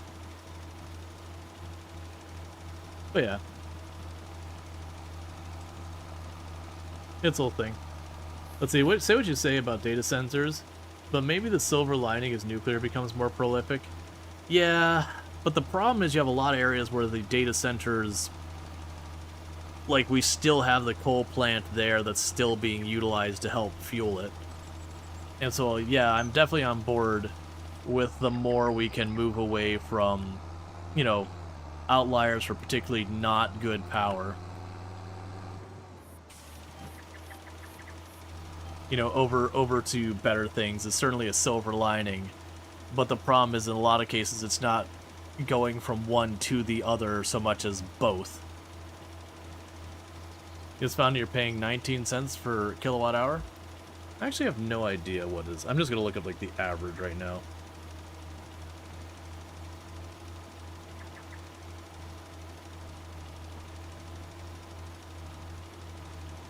Where I'm at, I mean. Yeah, so where I'm at, they average it between 12.7 and 17 cents per kilowatt hour.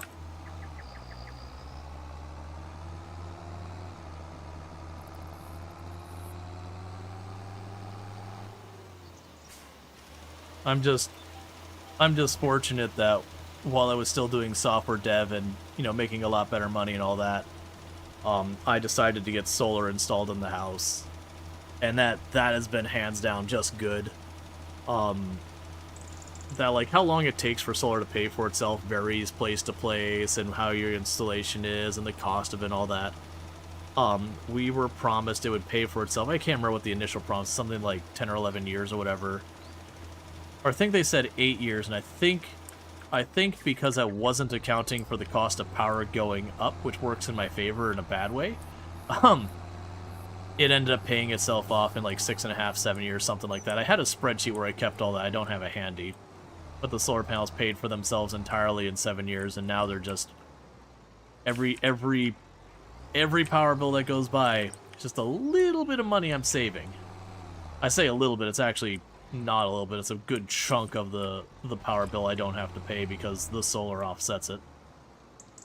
Okay, so now I just have to do the rollers for the weeding, and that should be it for the sugarcane. And then I think the next thing will be planting the long grain rice, and I think harvesting the canola is after that.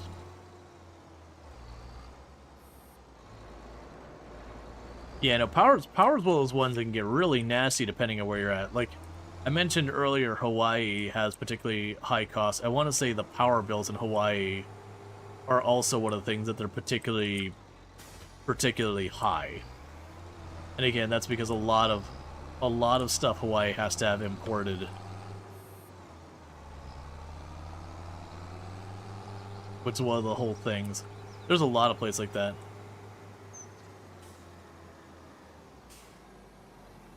Gotcha, Basset. I know you've been stressing about the whole thing you've got going on there with the landlord, that your utilities used to just be part of it, and now they're doing it as a separate thing, and or as an extra charge and all that.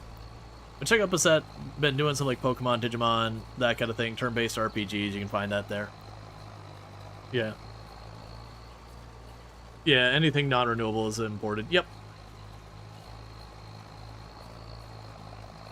Upwards of 90% of all things we enjoy in society is based on oil or fossil fuels, from lubricant, for the wind turbines, the pavement of the rubber trucks, and diesel. Yeah, and that's, there's definitely a high, you're not wrong, because at a minimum, you've got, if it uses plastics, congratulations, there's very few plastics that are not at least some level oil-based. Like, there are some that are plant-based, but you don't see that for a lot of use cases.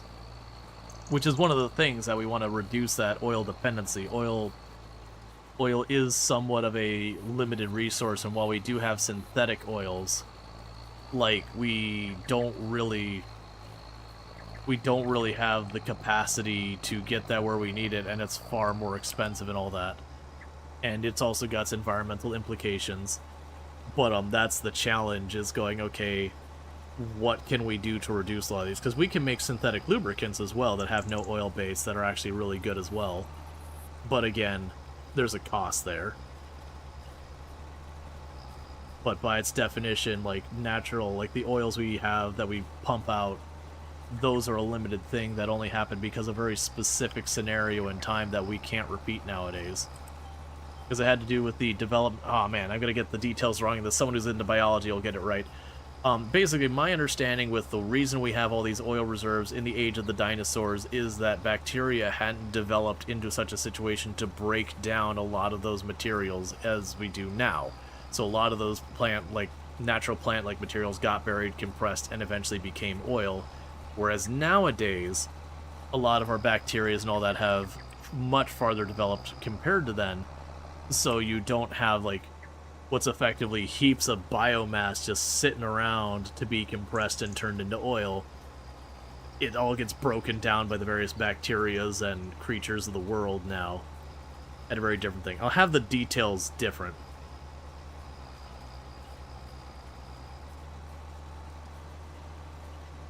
Hydrocarbons? We don't have economies of scale for recycling hydrocarbons. Gotcha. Yeah, like I said, that's the reason why, like, I'm not a biologist. I remember talking about at one point and someone, like, going through it all. But yeah, it was basically that the circumstances of what our biology is in the world right now are not amenable to creating oil now. So, like, we can synthetically make it, but not at the scale of the planet where, like, any large deposits of biomass that would get potentially buried could, you know, through the right circumstances, become giant wells of oil. Right, it takes a heck of a long time. So, we can't get people to plant trees in their yard because, you know, it'd be the person who owns the house after them that benefits, let alone the investment of making a giant reservoir for producing tomorrow's oil. He didn't really want to, but hydro is going up, and the government would not allow him to increase the rent legally. So he made a letter explaining everything, and he apologized. Yeah, well, that is one of the difficulty you run into with some things. Like, there's, in a lot of cases, I don't have a lot of sympathy for landlords, because a lot of times what landlords are do can be pretty appalling.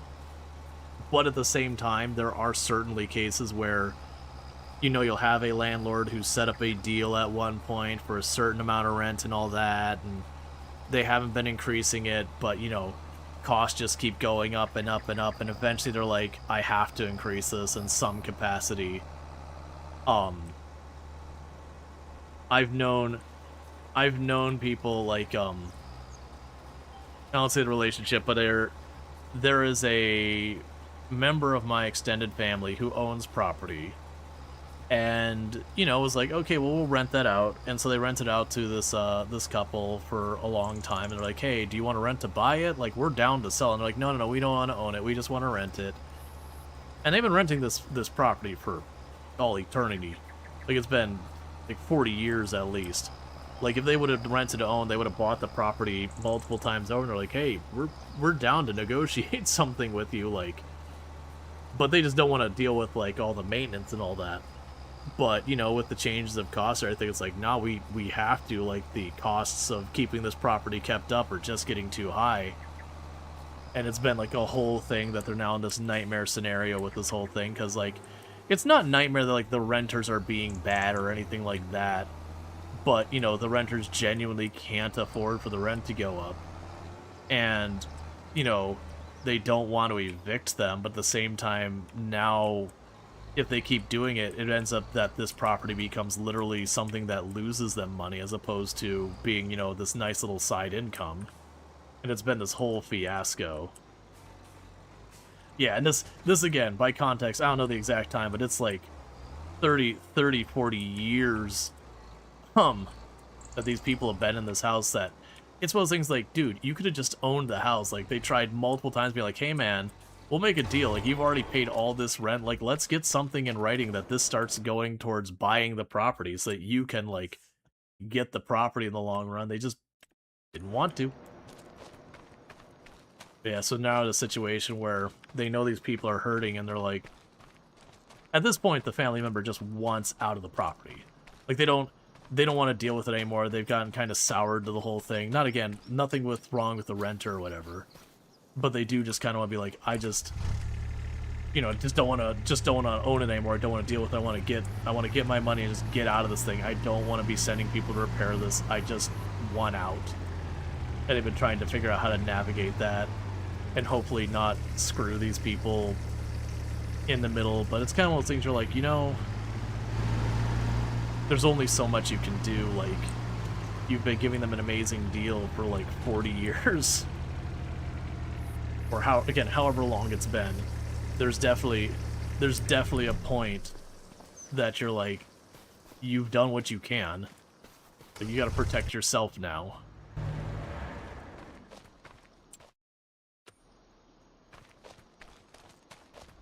Okay, so we got this done.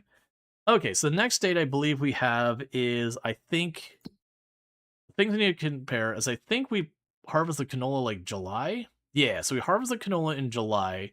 So the long grain rice, we plant that in April. So that's the next order of business, is we get to April, we plant the long grain rice. You might get help with the hydro in the winter with your disability. Yeah, I hope it works out for you, like, that things can go. Because again, it's definitely one of those things that's especially hard when you're in that situation where you don't want to raise the cost, but you're kind of like, I'm literally, like, going to be losing...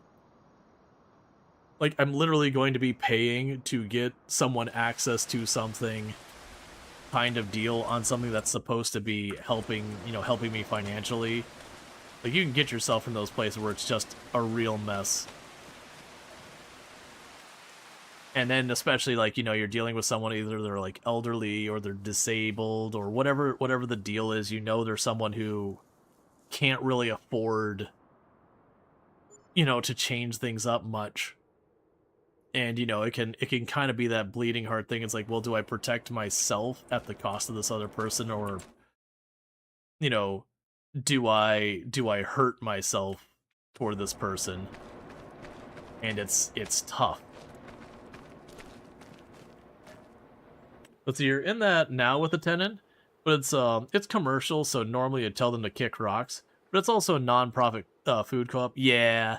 Well, and that's definitely the thing, is like, you're like, okay. And usually the ideal thing is you both could sit down and work something out mutually between them, where it's like, okay, maybe you pick up doing some of the maintenance if you're able, or like, something where maybe it's not a monetary exchange, but like there's still something going on there. Like, okay, I'm willing to accept this. Like, maybe I'm losing money on this, but at least there's something going here. Like in your case, where it's a charity, there's definitely, well, I mean, a co-op. It's not really a charity; it's a non-profit co-op. But like, maybe there's something there that could be negotiated or whatever. But yeah, no, it's definitely a thing. And it's like, and don't get me wrong, this isn't be like, oh, landlords are the greatest. There are some shit landlords. I would argue, like, with the times I've interacted with landlords, like 90+% of the time, the landlords are willing to bleed you for any dollar and be as scummy as get out to maximize their dollar. Like, this isn't me defending landlords. Oh, you suck, game. Ah. It's on sale, but it's way outside of our price bracket. I would need an extra almost $100,000. Boo. How close? What is our prices at? What is our prices? Can we make this work anyways? What month is this? This is February. Okay. What are the prices on the goods we're selling in February? Let's go ahead, and so we can check the oil. So let's check the rice oil. If it's at least close to a good price, we can sell it. It's pretty bad. Okay, so the oil is pretty bad. It's at it's about 1,700. It's about 50% up. I don't think that'll be enough to help. The bigger question now is the sugar, because the sugar is the one I've got in volume. You are literally almost as bad as it gets. Your maximum price is around $540. and we're going for about 485. 485 is the lowest anticipated price.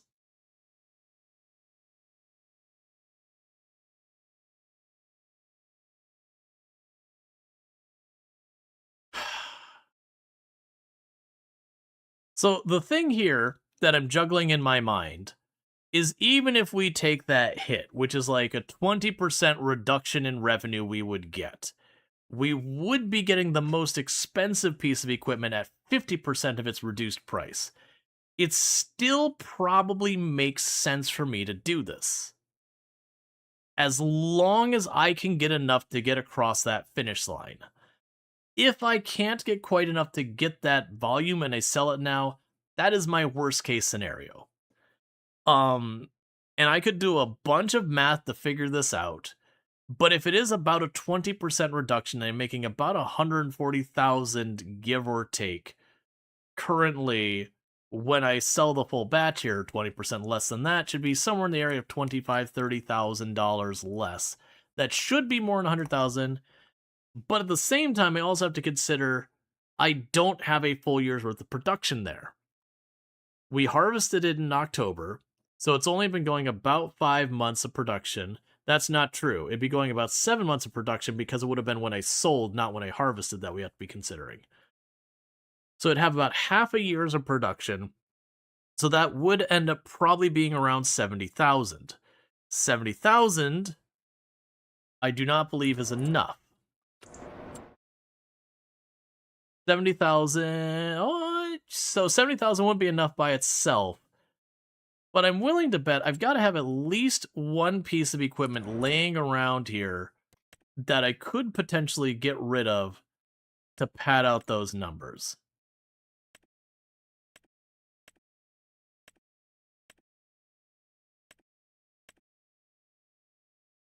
I could get rid of the four-wheeler. That's only $6,000 though, probably not worth considering. I could get rid of the cultivator. That'd be 40,000.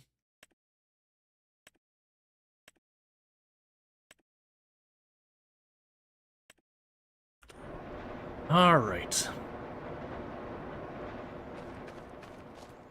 I think it's worth trying to make this happen. I'm not loving it. There is a small chance it would still be available the next in-game day. And we're going to be right on the fence here. But my hope is between selling the sugar early and selling the oil early, and then maybe we get rid of the cultivator, that maybe this works out. Because I haven't needed the cultivator, because we're using direct drilling. Oh, but I will need the cultivator. And the reason I'm going to need the cultivator is because the planter isn't a direct drill. Let's see how close we get.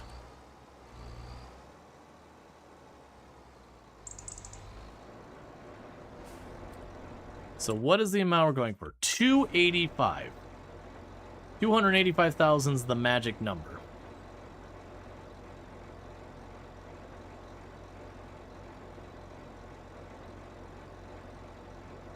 And honestly, now I think about it, chat, one thing I'm going to do, and I've been putting this off because I think selling is usually interesting.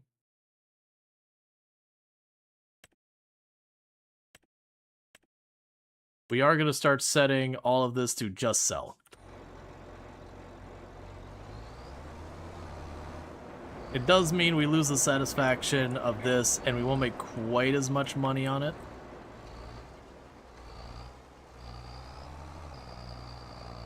But then we'll just keep that income coming in at all times. We're just getting to the point where I'm having to haul more and more and more pallets.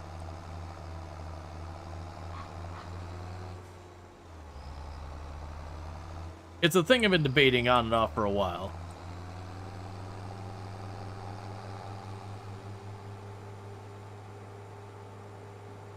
I'll still have to sell all that's there already, but that's fine.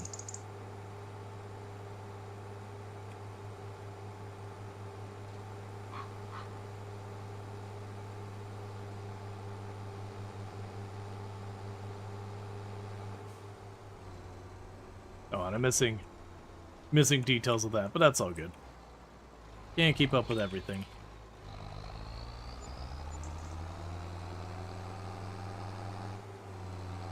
Yeah, so that looked like it was about 2,000 less than I would have gotten if I waited till peak. Alright, so fingers crossed. Because if I can get this thing, this is effectively saving us about $200,000 towards getting the potatoes. Which would be massive. Now, the only downside is this is the one that does the potatoes only, and not the potatoes and the onions.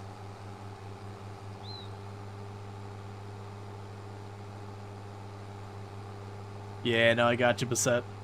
That's pretty typical for a lot of stuff when it comes to, like, you know, whatever it is, like Social Security, disability, that kind of thing. A lot of those, there's usually not a ton of wiggle room. Because I've known a number of people have reached like retirement age, and that's usually what comes down to a lot of that is unless they happen to have a lot of savings, that kind of stuff is not a lot to work with.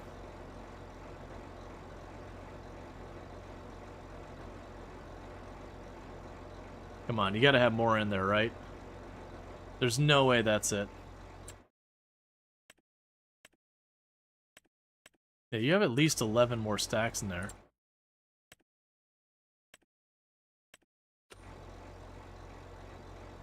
I see.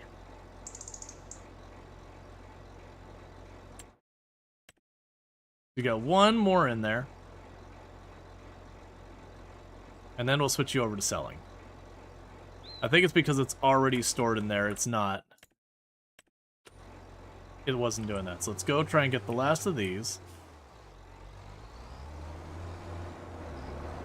But that does not bode very well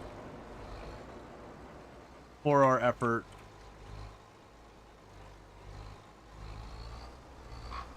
Of getting this potato harvester.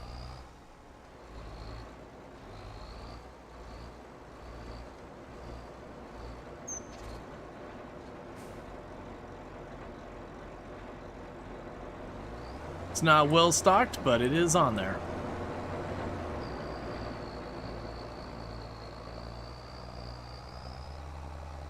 You're saving up for Switch 2 on your throne, little by little.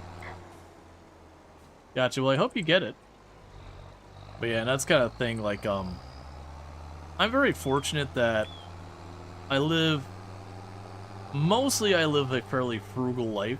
Like, yeah, I've got the solar panel, but a lot of decisions I made in the past have worked out well. That we got the solar panels put on our house. We had taken hurricane damage at one point, and it was like a big thing at the time. It was like, all right, since we have to replace windows anyways, most of the windows here in Florida are single pane, which are hot garbage, and as far as I'm concerned, shouldn't be permitted by building code. Because, like, of all places, Florida's a place where you really should have at least double pane windows. It just saves so much money on heating and cooling and all that kind of stuff. But it's definitely one of those things that, you know, I did those investments in the past.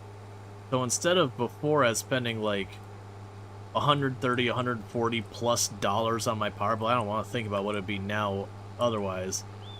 We did a bunch of those spendings, and it's just been a lot of savings over time. I don't think the windows have paid themselves off yet, but the solar panels have paid themselves off, you know, and then some. Like, they paid, I think I've had them for 12 years now, maybe more? It's maybe more than that. And they paid themselves off in about 7. So, the amount of money that saved me in just power bills over the last decade plus has been tremendous. Oh yeah, so I'm gonna need to go to you and do the same thing we did with this one. So switch you back to storing until we got you emptied out.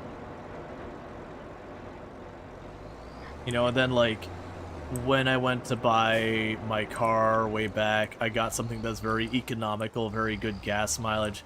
It was kind of when hybrids were still relatively new, like the Prius was around, so it is a straight gas car, it's not a hybrid. But I went for a gas car that had a very high gas mileage, not a bunch of frills. So a lot of those decisions in the past means my, month-to-month costs are relatively low, which has been very helpful. The only exceptions is like me and Tomb maybe once a year we'll do a bit of traveling. Not like we go like for a month or something like that. And nowadays, especially with like TwitchCon and all that, it is kind of a mix of we will do like a travel for business reasons, but you tack on extra days so that you can actually go and check out new places and all that, which has worked out great. I've always been a fan of that kind of vacation when I can swing it. We might actually be okay. I might not even need to hit the oil. I hadn't counted for the environmental score reward, and I was actually expecting volume-wise to have a lot less sugar because we only had, I think I estimated it was 7 months worth of the sugar had been produced, not a full year since the last time I sold. I only need like 285, so we should be okay, because even if I were to grab this last sugar and it wouldn't have enough for any more, I still do have, I think, all of the oil, but I would be selling it at a pretty nasty amount less than I could potentially get.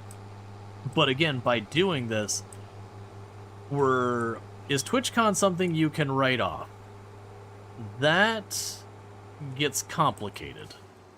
There is a lot of stuff you can and can't write off. There are aspects of TwitchCon I can probably write off. The thing about, writing things off is writing things off isn't the same as... It's not like you can do with some businesses where you can potentially knock your taxes down to 0. When you itemize your taxes here in the US, you can kind of only go so far down before writing more off doesn't do anything for you. You can't go like negative taxes, barring unless you paid way in advance, which I don't. So usually when I'm doing my taxes with the writing stuff off, like I don't benefit from doing a lot more with that.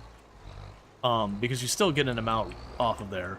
But there would be potentially stuff I could write off. The thing that gets complicated around a lot of that is some of it's very straightforward what you can and can't write off, and then some of it is a little more dodgy. Alright, I guess we're doing one more because those slid.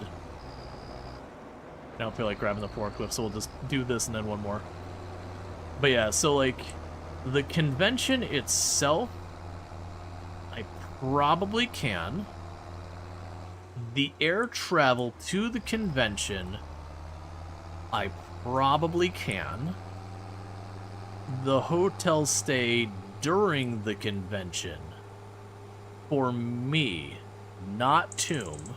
Same with the ticket to TwitchCon and the airplane. For me alone, I probably can. But in the past, when I've done all the numbers, it's not something that made sense for me to do so.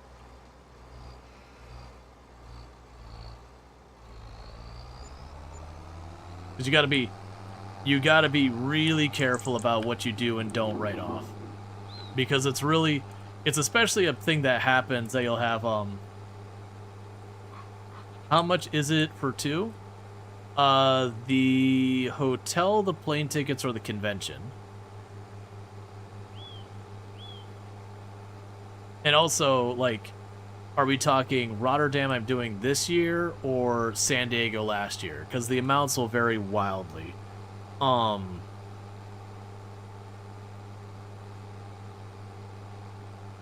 Because, like, it ends up, so the problem is, like, with the hotel for 2, we basically got it for the whole week, which is way more than what would be necessary for, like, the convention. The convention, you can actually look up the price pretty easily. You could just do a search for TwitchCon and, like, see what the price is for you. I don't have, like, I'm not trying to be, like, cagey and dodge the numbers here. I just don't have them handy off the top of my head, is the whole thing. I'd have to go and, like, dig up emails and be like, okay, which flight, like, what was my flight to San Diego? That kind of thing, and go through the whole process of figuring that all out. And then if we're talking about just the convention, yeah, like, I'm not trying to dodge saying it. I actually wouldn't have a problem sharing it. I just don't have it handy. I didn't start today's stream with someone being like, "Hey, how much did you spend on this?" But yeah, no, I mean, it'd probably be like a good at least couple $1,000 by the time it's all said and done. You know, because you can think about the convention itself. I want to say is like, never went to a convention. Oh, so if you're just trying to like get general with conventions are one of those things that the prices vary wildly. Going to a really big convention can literally cost you thousands just for admission. Whereas TwitchCon isn't nearly that expensive. How much is TwitchCon US? TwitchCon prices. So TwitchCon San Diego prices.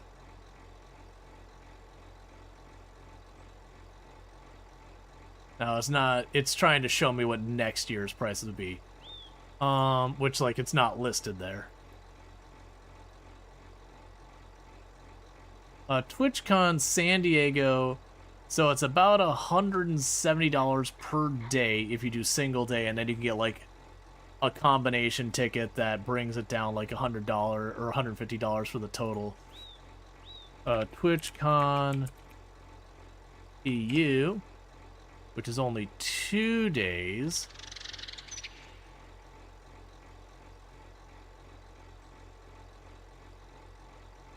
And for 2 days, it's about €85 per day or €135 for both days. We tend to be cheap. Yeah, now the catch is, with stuff like TwitchCon, for my consideration, it is a business thing. I do personally see it that me going to TwitchCon over the next year does pay for itself. Like, to give you an idea, when you see Fractal appear above my head, that is a sponsor for the channel. It's been long-term, and they've been absolutely wonderful, and you should absolutely check out their hardware and all that. They make wonderful cases, chairs, and all that kind of good stuff. And that very genuinely, with a lot of that stuff, you know, that sponsorship only happened because I went to TwitchCon and was able to interface with the Fractal people, you know, and network and do all that sort of stuff, and eventually that became a sponsorship. So, you know, I get paid every month for doing that sponsorship and everything, and it's been really, really good for me. It's been good for them. It's been good for the channel, all that good stuff. But, you know, now I can kind of mentally be like, okay, you know, that is effectively income I am making that I can partially attribute to going to TwitchCon. And that's not been the only opportunity. Like, we've networked with a bunch of different game development studios and all that who have done sponsorships over the years that I can't say 100% it's because I went to TwitchCon and interacted with them, but I can't also say it's not that. But, you know, it basically creates a bunch of opportunities, plus networking with a bunch of creators and then meeting, you know, a bunch of the viewers that are there. Those are all things that, again, you can't really assign a dollar value to it, because also that'd be a little weird to be like, you're worth $5 to me. But, you know, there is a non-zero amount of money associated with that maintaining that relationship does do.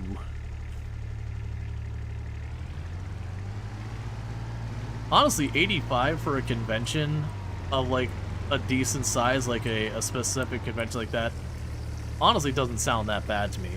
There's certainly cheaper conventions, absolutely. But there's some conventions that are just straight up free. But yeah. Yeah, panic attack. Well, that is a thing that there's definitely people who conventions aren't really a good time for them. I will say one thing I'll give credit to, like, TwitchCon. I can't speak for TwitchCon EU because this will be my first time going. But TwitchCon US, historically, they've been really good about having, like, here's all this stuff area, and then here's a place you can go to get away from people and just kind of be in a quiet area. They're usually pretty good about offering that. And with this chat, it is time we can do potato machine. We got one of the 2 pieces of hardware that I need for doing potatoes.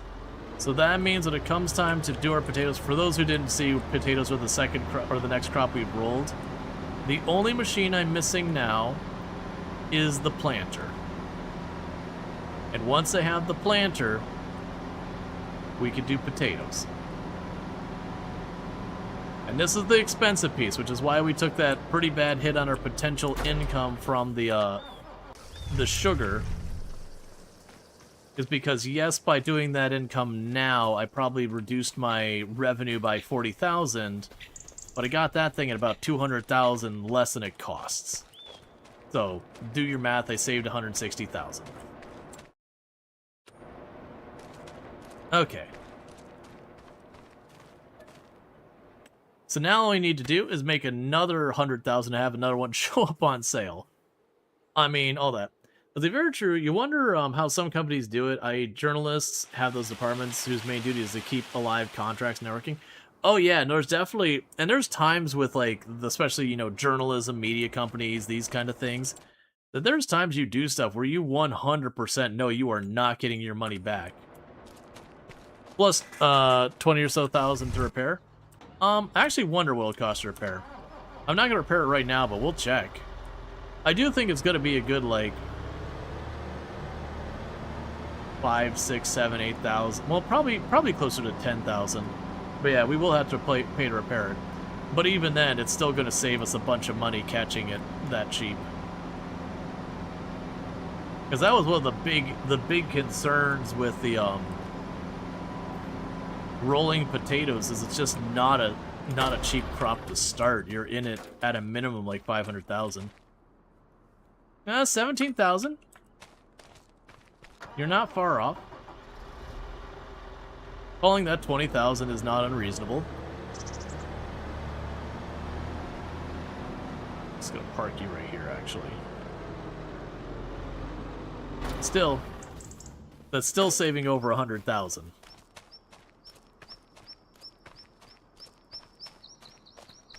Alright, so nothing to do this month yet.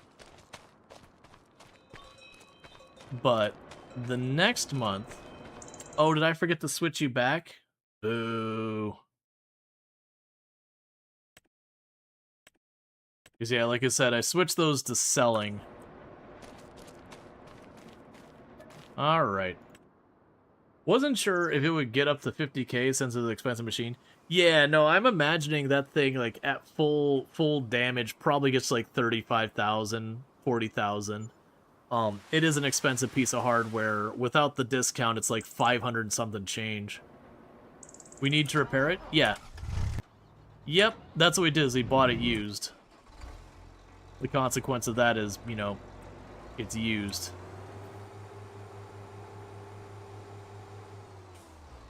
That's why we were scrambling to get it so fast. I got excited, I saw a thing, and I thought it was the planter.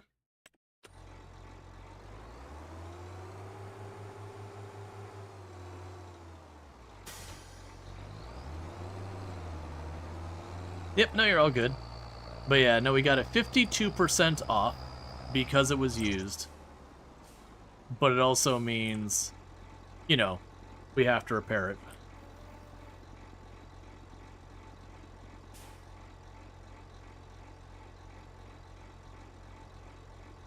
I need to switch you to long grain rice.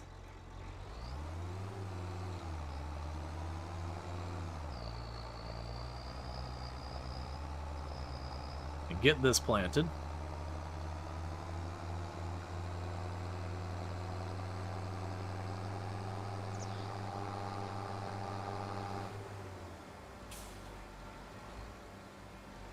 Okay, so you turn on the GPS again.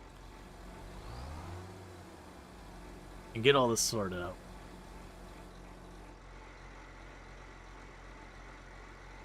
But yeah, no, on to the, I can't speak for journalism specifically, but at least within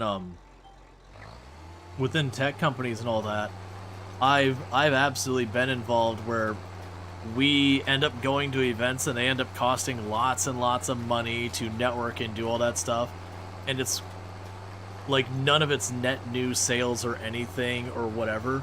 That's just maintaining a relationship that has been lucrative for us in the past, in the possibility, because it's worth doing. So you'll dump tens of thousands of dollars to send your people to go to some event somewhere, and it's just basically entirely to grease some palms to, you know, maybe that turns into a $500,000, $1 million contract later. And it does that too.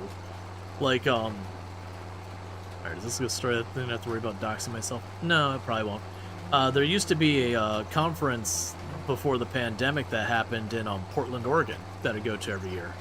And it was kind of this really little conference. So I used to go to a bunch of these bigger conferences that are really well known. But there was a little tiny conference. I'm not going to say the name of it because that's when I start creeping into the danger of doxing myself. But I would go there every year while it was going on. But there were a lot of, I wouldn't say Microsoft bigwigs. It wasn't like, you know, Satya, or at that point it would have been Ballmer or anything like that. No one that high up the pecking order, no C-levels or whatever. But you would have, like, you know, pretty high up there people in, like, the development and tooling and all that. The joke is there's the three Scots. A lot of times the Scots would go there. And when you say Scots, we're not talking Scottish, we're talking literally the name Scott. Alright, Bassett, you get that sleep. I hope you rest well and everything goes good for you. But they dealt with a lot of stuff on the development side, so like Visual Studio, .NET, all that kind of stuff. And it was kind of a big deal for the company that I would go there to that event. Because I had been doing that before it was a thing with the company, but I had gotten hired by that company for name recognition reasons, as much as anything. Which has nothing to do with my content creation on Twitch, for the record. All of this predates me streaming. But, like, I still think I would, but I've not tested. But I had some pretty strong name recognition within my industry. But, it was a whole thing, though, that we ended up getting a pretty big contract with Microsoft for teaching one of its courses. Well, not one of it. We had several, but it was kind of the course in question. And a big part of what led that to happening was I challenged one of the people at Microsoft, I'm not going to say the name, to Mrs. Pac-Man, because we were at this retro arcade bar thing that was just like around the conference. I forget what the term is, but it was basically like, you know, your after party for the conference. And apparently that individual was really good at Mrs. Pac-Man. So I went into this knowing I probably stood no chance, because this is kind of this guy's wheelhouse, that he just really knows the game, and I hadn't played Mrs. Pac-Man since Namco was located in my parents' town, which was gone, you know, like in my early to mid-teens. Needless to say, zero chance of me putting up a proper fight. And so we played and I lost, because that was almost a foregone conclusion. But it was enough to create like a little bit of this connection that, you know, we're hanging out. We had talked a bit beforehand, but like, you know, I would do this kind of thing. It's just like this weird thing. It was a memorable moment. And ultimately, down the road, when they needed this course taught, and we were trying to come up with courses to teach, and it's like, well, this is a topic we want to teach. It's a new technology. And they're like, hey, we need someone to teach this course. That ultimately, that became a thing. Because, you know, trying to figure out who to teach the course, there was that name, face recognition between the two of us, that we had interacted. You know, he had found me to be very professional about things, and, you know, vice versa and all that. And so it ended up being a good match, and I ended up teaching that course. And for a good long while, when you went to Microsoft's own website for learning the technology, my course was the leading suggestion they had. And there was no, like, exchange of money between us, like, you know, we didn't pay for the honor to have that course, and they didn't directly pay us to make the course or anything like that. It was more like, hey, we need this course, you want to make this course, we'll give you access to some extra resources to help you out, and we're down to, like, put your course very predominantly, you know, on our stuff to teach it, you know, but we want, like, the ability to, you know, make changes to the course, that kind of thing. Is a whole negotiation. I don't need to get into too many details. But the point was that course probably wouldn't have had that connection, had that groundswell and all that.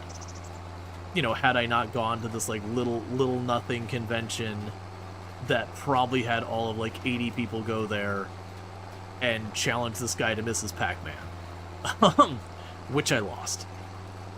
Like I didn't win it, and you know, be able to be like, hey, like now you gotta like give me what I need for this course now.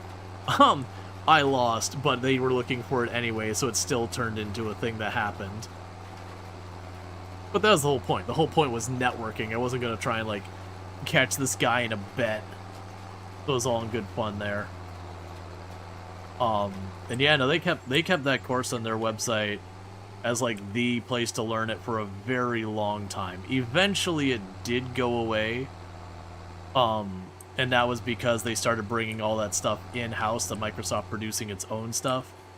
You know, shocker there. Networking is weird sometimes.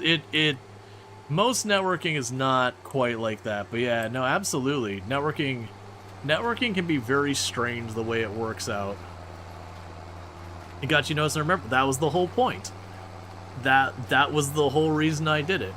Is people were playing, you know, Miss Pac-Man with this guy, and he was really good, and they were just having fun. It was like, hey, let's put up a wager here. I think I offered to buy him a drink or something for my side of it, so it was like a very unequal wager. But pretty much everyone involved knew I was going to get just absolutely demolished, which is precisely what happened. I did put up a little bit of a fight, but it was definitely a pretty foregone conclusion on who was going to win that. But yeah, no, that's exactly it. You know, it got a name there in a non-obnoxious way, that they were going to remember who, like, they were going to remember that this thing happened. And so, you know, it ended up being a whole thing. And that ended up being a major deal, because down the road from that, unrelated to that course or anything going on, the company I'd been for had gone acquired. And that wasn't the bad acquisition. I've told people about that company before, that the company I worked for, we had one acquisition we went through, and I would say it was more negative than positive, but it was still generally not a bad acquisition. It was just, you know, bigger company. And then there was a second acquisition that happened that was really terrible, which is why I left that company. But like, that first acquisition happened, and I had already established that kind of relationship where I had a connection with a couple of people over there, that we were then negotiating a completely different situation, where it wasn't like I ended up teaching a bunch of the courses as part of it, but it wasn't a course. They had a new technology that they were seeking out people to teach, and they ended up having a ton of courses made for it. But this time, Microsoft was paying to have those courses made. Like, it was very important to them. And while, like, I can't take credit for the multi-million-dollar deal because there was a lot of people involved, like, I ended up kind of being that introductory human connection, because I had already, you know, interacted with, you know, all the big players on Microsoft's side. I had already interacted with them, at least at some capacity, and one of those was the person I challenged to Mrs. Pac-Man. So, like, I will not take credit for the whole deal, but it was definitely a factor that, again, I was someone that they knew that they could work with and all that, you know, from previous interactions, and I was a decent and honest person, and I'm sure that didn't hurt anything. Whereas there was people way farther up the food chain who negotiated the numbers and did all that stuff. None of that was my job. My job was to make the courses. And again, I'm deliberately dodging the technologies, because don't dox yourself. But yeah, at the time, I think we ended up with like 20-something courses related to that technology, and I think I made like 15 of them. 15 or 16 or something like that.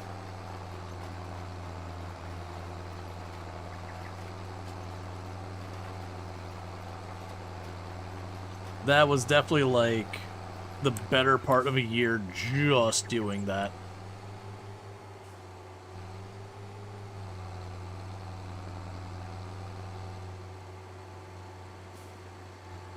But yeah, so as you can imagine, you look at that kind of thing, and then next year when you've got your staff and you're like, hey, you know, I want to go to convention, you're not going to nickel and dime them on it because they're like, no, we made millions of dollars because you went to this convention and you had this weird interaction. Sure, go to the convention. It's fine, we'll cover it. It's one of those things that the places I've worked that would, like, really poo-poo and push back and you going to a convention related to whatever you're doing, I was like, you're very short-sighted.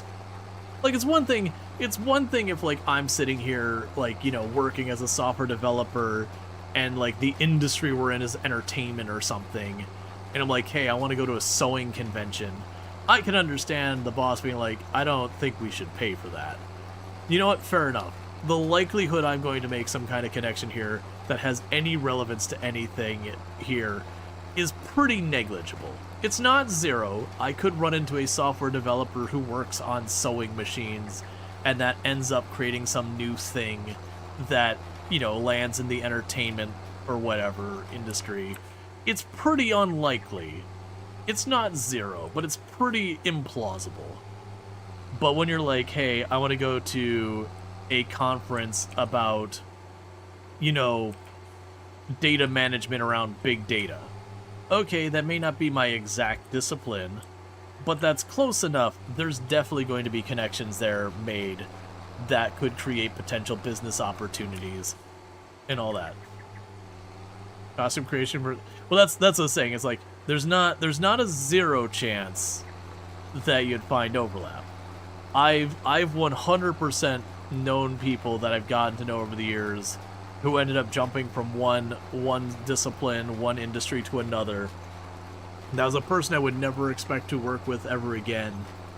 And, you know, it's kind of one of those things that, like, I worked at them in a completely industry, you know, different industry, and they came back later. I'm like, oh, hey, you know, actually that's something relevant to what we're doing now, sure. Nothing to the scale of that, like, multiple $1 million Microsoft contract. You know, but stuff I'm like, oh yeah, no, we have that, we have a department for that. Yeah, no, definitely I can get you in contact, that kind of thing. It's one of the reasons why I find it very short-sighted when people act very unprofessional in a business setting to each other. Again, not counting when someone else initiates in a way to cause that problem. You know, yada yada, social contract. You know, don't be rude to people unless they're rude to you first. That kind of thing. But yeah, you'll have people who they'll see you and they don't see you as like, oh, you're not some team lead or higher up or whatever at whatever company, and they'll kind of poo-poo, like, just try and, you know, they'll act like you're wasting their time kind of thing. Like, don't do that. You know, half these people who are, you know, hogs in the machine now are going to be people who are, like, making decisions tomorrow. I'm not saying you gotta, like, you know, kiss their butt or anything. But, you know, treat them decently. Because you never know who you're going to be answering to in the future. It's nothing quite to that degree. But, you know, you go to school and there's the kid who was like the bully of your class. We had this kid that his nickname was Nicotine Nick. Because he'd go behind the portables and he would smoke. And so his Nicotine Nick. And he was just a crappy teenager. You know, picking fights with people, all that kind of stuff. And I didn't really ever have too big of a problem with bullies, but, you know, he was someone who was very abrasive, would just cause trouble, and he'd harass some of my friends and all that, and, you know, I'd kind of push back in that as best as I could and all that.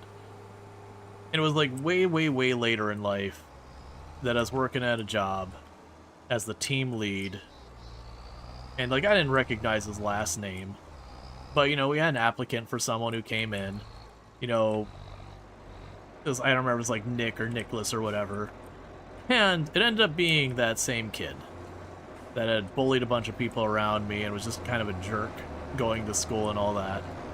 And it was close enough I could recognize him, and he recognized me too. And he interviewed fine. Like, for the record, I didn't, like, hold it against him. Like, he's like, no, like, I'm, you know, It's whatever. And he kind of gave like a half apology for being kind of a jerk when he was younger, like at the end of the interview, and it's like, look, I'm not gonna decide for or against you based on that. Like, it's gonna be the thing here. Like, 10, 15 years have gone by. I'm not the same person that you went to school with. You're not the same person I went to school with. We didn't end up picking him, but it had nothing to do with any of that. Like, I had actually recommended he was worth considering for hire, but there was just someone who's just way better suited for the job. But it's definitely one of those things, like, if I was someone who, like, really held a grudge, that could have been, like, his dream job or whatever. It certainly wasn't, but could have been his dream job. And that prior just being a jerk could have actually, completely come back to haunt him because, it was, if I said, absolutely we shouldn't take this person, like, they're not a good fit, that would have been the end of it. He would have had another shot. Like I said, he interviewed fine. Like, there was nothing I went through that interview. It's like, oh yeah, no, I don't think this person will be able to do the job. Like, no, he's fine. Like, if we hired him, that would be whatever. Like, I don't see anything wrong with that. There's just someone who's way better suited for it. And that happens a lot. Like, that's also one of those things that's a bummer, is when you're interviewing a bunch of people and you got, like, a bunch of really good candidates apply and everything. And it's just like, well, I only get to choose one of them. And it can kind of be a big bummer to be like, okay, of all these excellent people, who is the one that we're going to, like, extend the offer to? Why is your pH bad?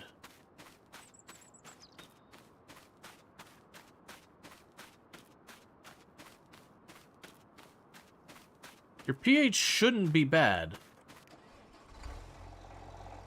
I didn't, like, turn off the fertilizer on there somewhere, right? I was pretty sure it was going that way.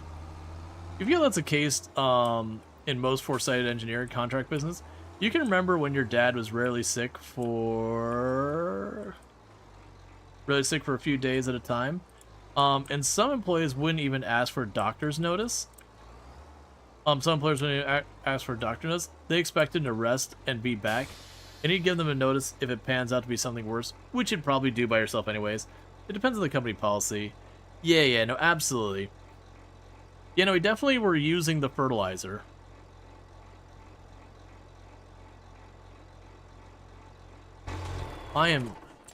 There's no way we... Oh, no, because I refilled the seeds. That's right. So we did use that. So why is... Oh, wait, is it the pH? Oh, right. pH is acidity. That's not nutrients. I was just mentally on, like, oh, I'm at the step where now is when I would fertilize the field. And so I was sitting there just being like, how is my fertilizer bad? The fertilizer's fine. It's the pH. It's I need to lime the field.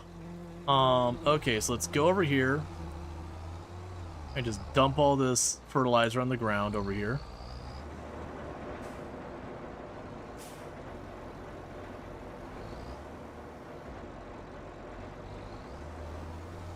And let's grab all the lime.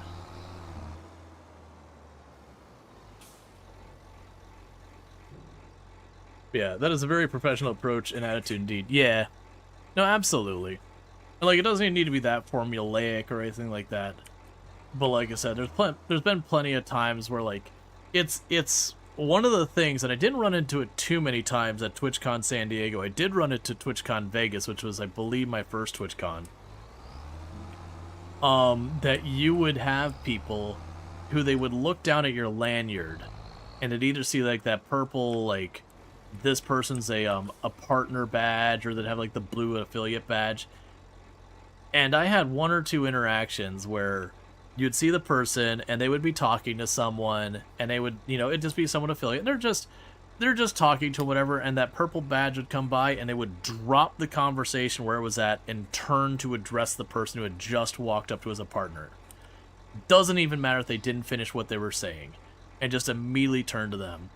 And I ran to one of those, like, don't do that. You were in the middle of helping that person. Like, don't, like, absolutely I'm not okay with this. It's like, you can get to me when you're available. Like, don't do that. That's incredibly short-sighted. because you know that person that you just snubbed. You know, for all you know, they're the next big creator, and quite often you'll have that. And you've just had this incredibly rude interaction with them. What are you doing? Alright, I think I have to disconnect and reconnect since we switched the material in there. And yeah, like I ran to that once or twice at TwitchCon Vegas. And that was like, you know, again, my first one, like the first one I've been to. I think it was a relatively new to being a partner or whatever. But yeah, no, I definitely saw people like really treat people different based on like what color their badge was and all that. And you get it. Like, okay, realistically, if you're trying to maximize your time so far as like what money you could potentially extract out of your connections and all that, an existing partner is far more likely to be something you can get revenue from and all that than an affiliate, because especially with like the affiliate, you don't know how, like, they could be an affiliate and they do have like 80-90 viewers, they just haven't gone through the process yet of becoming a partner through like the paperwork or whatever.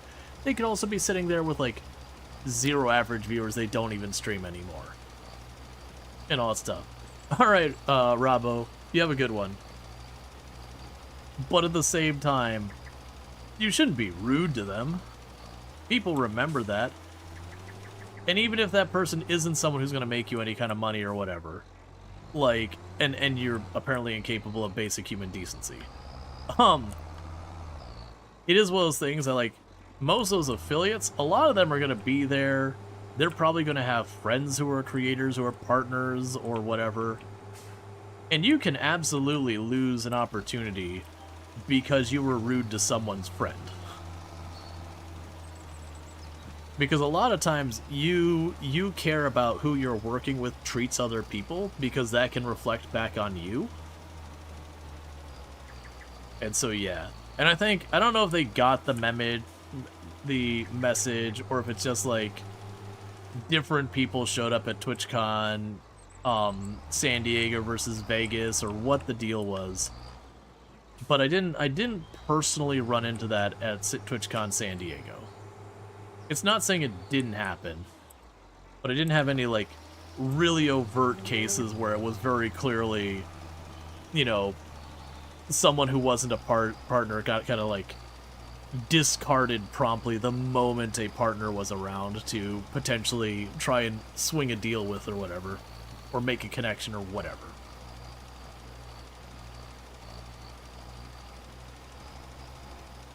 Or you can even take it as like the test. There's been lots of stories around CEOs, and I don't like these like behind channel ways of dealing with things, even though they can be very useful.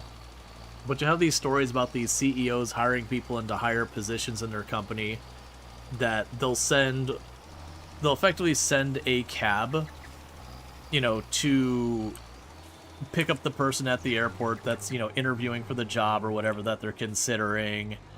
And they'll have them like, you know, have like lunch provided, and they'll check with like the wait staff, and all those people are effectively in on the hiring process, and basically go, hey, were they kind to you? Were they rude to you? You know, like the you know, the people that often people be like, oh, they're below me or whatever, but they'll be like, oh, was that person working food? Like, were they, you know, kind to the person who took their order and all that? Did they tip well? Like, all that kind of stuff. You know, or tip appropriately, I guess, is the more accurate thing. Well, can just be very much a culture thing, but like, did they, you know, ask what's the appropriate thing for tipping? Like, how do they handle things? Did they treat these people decently? And there are companies that will absolutely, like, they'll do those kind of gimmicky things. And if you don't treat the people doing your day-to-day stuff, you know, with decent consideration, then they'll just knock you out for consideration of the job entirely, because you're like, if you won't treat those people well, we can expect the same from the people, you know, you see as below you in the hierarchy, that you're more likely to not treat them well either. You know, do you only treat them well when you know someone's watching, kind of deal.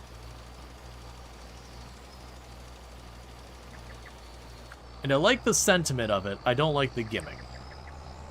I'm the kind of person when people do like gimmicky hiring processes, I get very annoyed. And that's just because in tech we are notorious for all sorts of stupid gimmicky interview processes because Google did a thing one time and now everyone has to copy it even after Google got rid of it because, you know, Google's like, this actually didn't work the way we wanted to, so we're not doing it anymore. But because someone reads an article in Wired one time about that one time that Google did an interview where they asked, like, there's, like, these logic problems that Google used to do where they would take, like, okay, how would you go about figuring out how many, you know, beach balls you could fit inside a Boeing 747? And they don't actually care about the answer, they care about the logic. And people are like, oh, that sounds amazing that Google did that. And I got that same stupid question. Not even changed. Same stupid question at least 3 times interviewing for jobs at other companies. And you said there's like, you know, Google stopped doing that, right? Because it was stupid. They did it for a while, realized it was completely useless, and got rid of it. For me, it was, how many window washers do you need to hire to wash every window in Manhattan in 24 hours? Yeah, and like, they're logic problems, and you can understand the argument that brought people to start doing those kind of interview questions. Because you're like, you want to see a person logically approach something and how they think. And on the surface of that, sure. But they found with the interviewing, it doesn't actually work. Like, there's too many other things that don't work with it. It's honestly the big challenge of interviewing, just broadly speaking, is there's just not enough time in the course of an interview to get more meaningful information. Like, you can get information that's definitely worth dismissing someone for.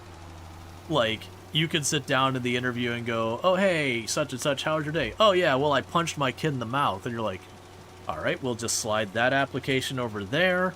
And let's go ahead and slide this over here for maybe have the secretary call child custody real quick, and I think we're done here.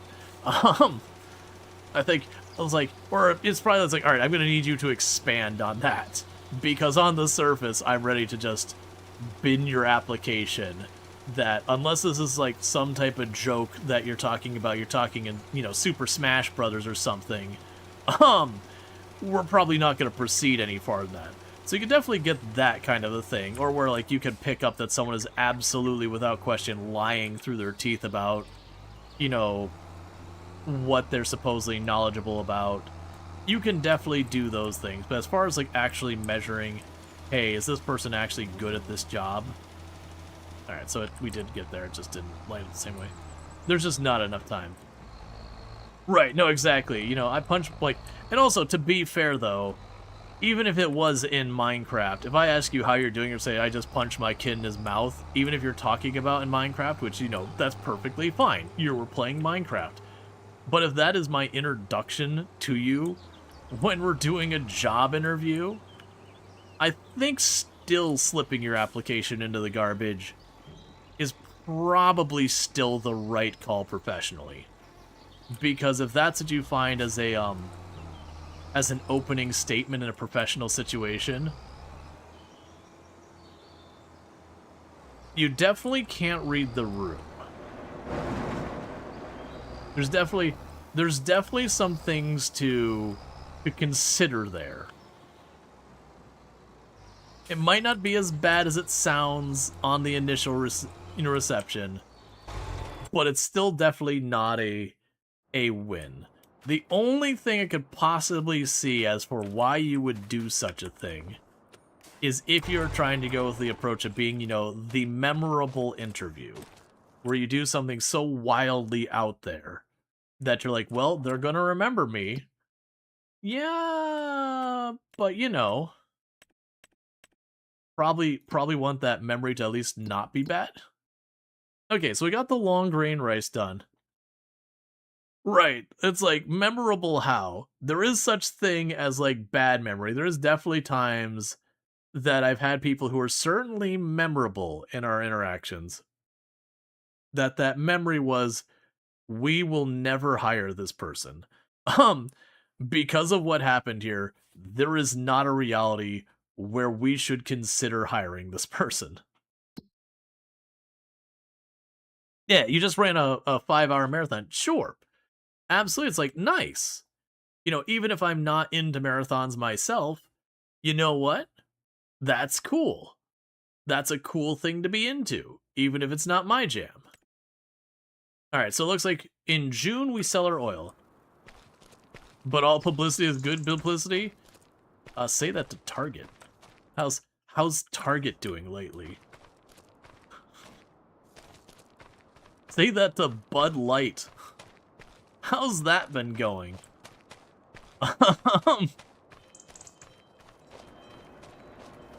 We don't need to open up the politics in that. We can just handily slide on forward. There's definitely such thing as bad publicity that isn't good. You can turn your customer base against you. You could definitely have bad publicity where you have alienated your customer base to a degree that they no longer are your customer base. And I would certainly go on the record and be like, you know what? That, by golly, is bad publicity. Alright, let's make sure that our sugarcane is coming in fine.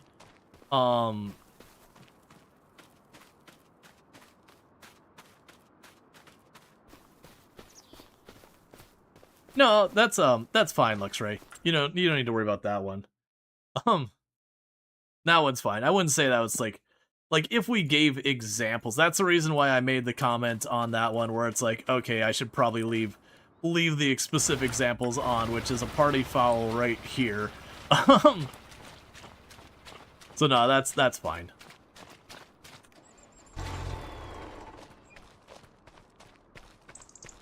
Okay, so we've got the problem here of I shouldn't have teleported away. So with rice, I gotta fill that. Oh, you don't know what those company is playing? Yeah, it's, I will simply say they made politically motivated decisions that were very unpopular with their customer base, and we need not elaborate any farther on any of that.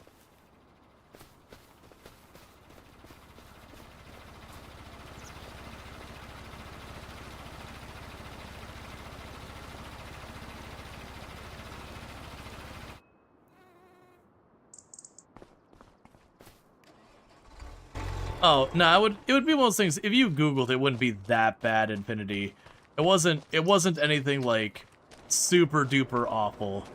Not in that degree, at least. They just made decisions that were politically motivated that, didn't factor in their primary customers. Which is not even a side of the aisle or political leanings, because they actually had very different customer bases. But we'll move on from that. The point is, there is such thing as bad publicity. You can absolutely do something that hurts your business. SeaWorld is one that I'm sure doesn't agree that all publicity is good publicity. Cause when that documentary came out, that was not good for SeaWorld. It'll be abundantly clear that that documentary was real bad for SeaWorld about, like, killer sharks in captivity and all that. Now, to the credit of that, while certainly keeping, you know, large aquatic mammals in captivity, especially in the size they are, has a lot of pretty nasty moral implications, because it's pretty horrible. To the credit, when it comes to conservation efforts here in Florida, SeaWorld is, I believe, the biggest one so far as both spend and time commitments. That when we've had these, like, nasty freezes that just obliterated the manatees and all that, SeaWorld ended up taking on more manatees to help than anyone else, and not by a little. We had an incident where a truck carrying a shark in the back of it got into a car accident, I believe, on I-4. And SeaWorld showed up because they're like, you know, people are going, what the hell do we do? This is like a bull shark or whatever it was. I don't know the type of shark. You know, whatever, on the highway. how do we deal with this? You know, and SeaWorld showed up and collected, and I think that one got released to the wild. That it's been a little while in their quarantine area, just getting, you know, treated because dealing with sharks in car accidents isn't normal course for most marine biologists. Well, they do a lot of good, but yeah, no, they still have, because they're at that situation where, for those who don't know, animals like dolphins and killer whales are very intelligent, they're very social species. They do not survive well so far as, like, they survive as an age. They do not do well in captivity. It's very developmentally stunting for them. It's very, very awful. But, you know, a lot of places did it. And even after they figured out, like a lot of places figured out it was real bad, a lot of them still did it. So it is a very, very awful thing. A lot of it was, you know, underestimating the impact. But it'd be a lot like putting a person in solitary confinement in prison. But, like, you're just doing it to an animal. But, you know, and so a lot of them have made promises that they will never take these animals on again, but they have the problem of they already have them. And it's just a thing, they cannot put them back into the wild. That animal would not fare well. It would be basically a death sentence. So they're in that complicated, difficult position of, okay, well, we shouldn't have these animals in this situation because it's really awful for them, but we can't release them back to the wild because that would kill them. What do we do? And so for a lot of them, what they're doing is they're keeping the ones in captivity, and then once they fall below a certain population in that specific facilities thing, they then move them in with other places to kind of put them together. Dolphins are pretty a-hole creatures. As adorable and cute as they are, dolphins are big old jerks. This is true. The dolphins are pretty much the bullies of the ocean. They'll do stuff just because it amuses them. That, you know, hurts our things. We sold rice oil. That was basically our rice harvest, what we got for it. So where it's like 33,000, you're like, oh yeah, it's like, that's actually not as good as it sounds, because that's that whole field over there. Only gave me 33,000 and some change. So it's not as great as it sounds on paper. It's a pretty big number for one small load of things. But considering the input, oh no, it's bad compared to the sugarcane. Like, a truck full of sugar is worth less, but the sugarcane field itself is giving me about 140,000, versus the field over there of the rice is giving me about 33,000.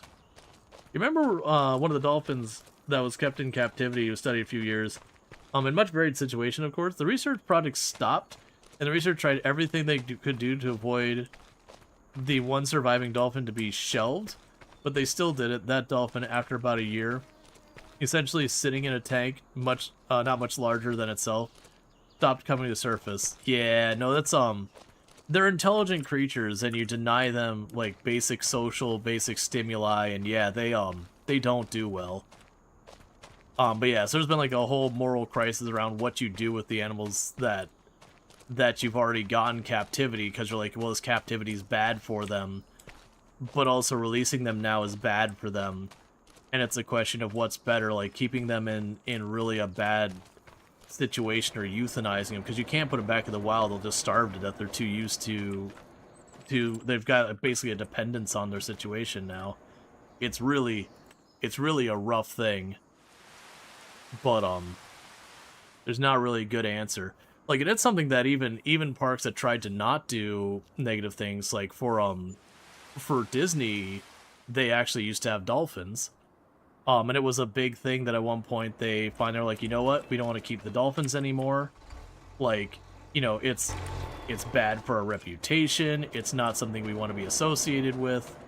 And so, you know, they could have euthanized or whatever. Instead, they sent them up to, there was a dolphin refuge thing that's in the Panhandle that keeps them. It's got its own problems, but it's definitely the lesser of evils. It's got a little bit of touristy on, but it's definitely better than, like, putting them in a tiny tank and being like... And to their credit, that tank that they were kept in, the dolphins at Disney, is one of the biggest saltwater tanks in the world. But still, those are animals that are supposed to travel like hundreds of miles. So, you know, any tank is not big enough.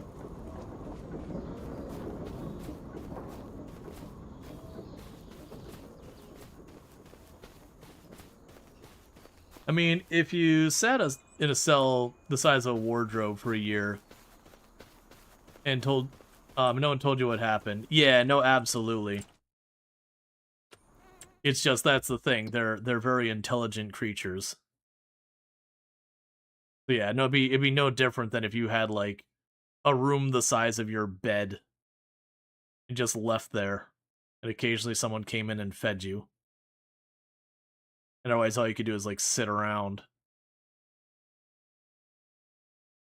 Oh, it's harvest day for canola.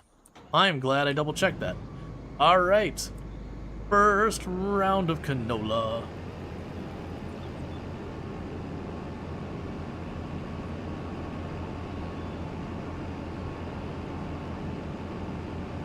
Alright, this will be our very first go of canola.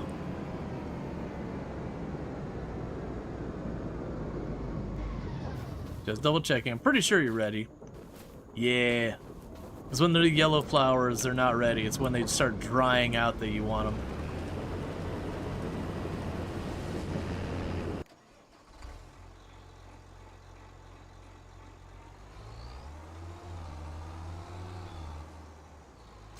Oh, not that one. We were going over here.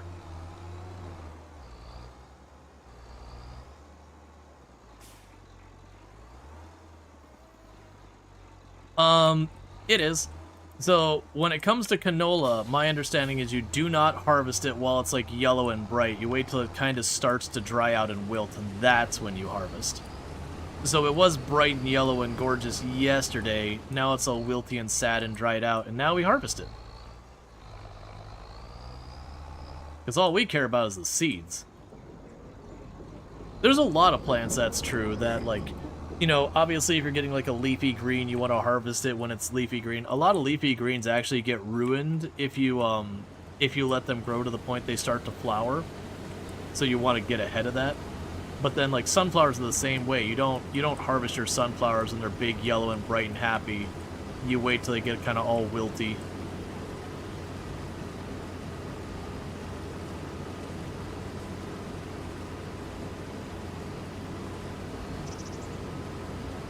I want to say, if I remember correctly, for when you're home gardening, I want that to say that's true of garlic and onions.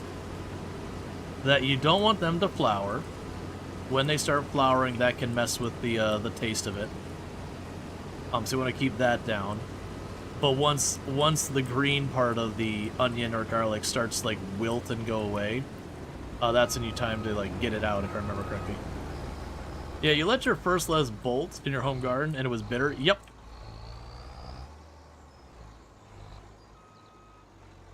Sale price is 1,000 liters, right? Yes. All the prices, if I remember correctly, in Farm Sim are based on the 1,000 liter.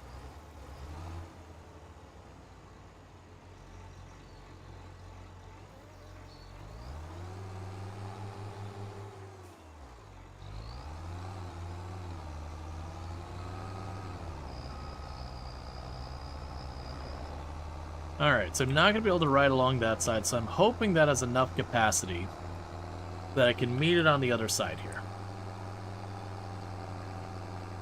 But yeah, no, like when I would garden stuff, like there's some stuff you don't wait for it to wilt or anything like that, like tomatoes and peppers and all that. Here in Florida, you can grow those as perennials. That just means you keep it in the ground, it just keeps growing, you keep getting a harvest every year, that kind of thing. Then you had stuff like your, you know, lettuce, cabbage, that kind of stuff. Broccoli's the same way, all that.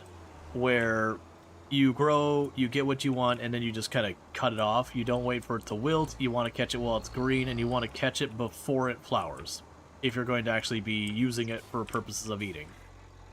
Because yeah, like you'll have your lettuce will go from having kind of like a very, very mild, like almost sweet but not really sweet taste, to it'll get pretty bitter actually. Not super bitter, but it'll get unpleasant. But then you've got stuff like, I think it was sunflowers. Or maybe it was potatoes. There was definitely one of the root crops that I didn't grow a lot of at home, because I grew potatoes a couple of times. I grew onions a couple of times of various types. I grew garlic a few times. The garlic I don't remember having much success with. Yeah, I think it's just too humid. It might have been the potatoes. There was I think it was the potatoes that you plant them. And you plant like the eyes of the potato, and then you let that grow. You get your big green bushy thing, and you wait till the bushy thing starts to wilt and fall down, and that's when you dig out the potatoes. If I remember correctly, because it's important that you make sure your potato's fully ripe, and you do not want to eat a green potato. Underripened potatoes, they're not strictly always dangerous, but they can be. It's hard to tell when you got a potato that's a problem or not when you're underripe. And it's also I don't even think all varieties of potatoes are necessarily a problem. But like, I want to say it was potatoes. I think potatoes and onions both. It was you wait till the green part on the top starts to wilt and, fall over. And that's when you're like, okay, the thing under the ground should be good, because it's not like a tomato or a pepper or whatever, where you can go over to the plant and be like, you look at your tomato and go, that's nice and ripe and red, we're good to go.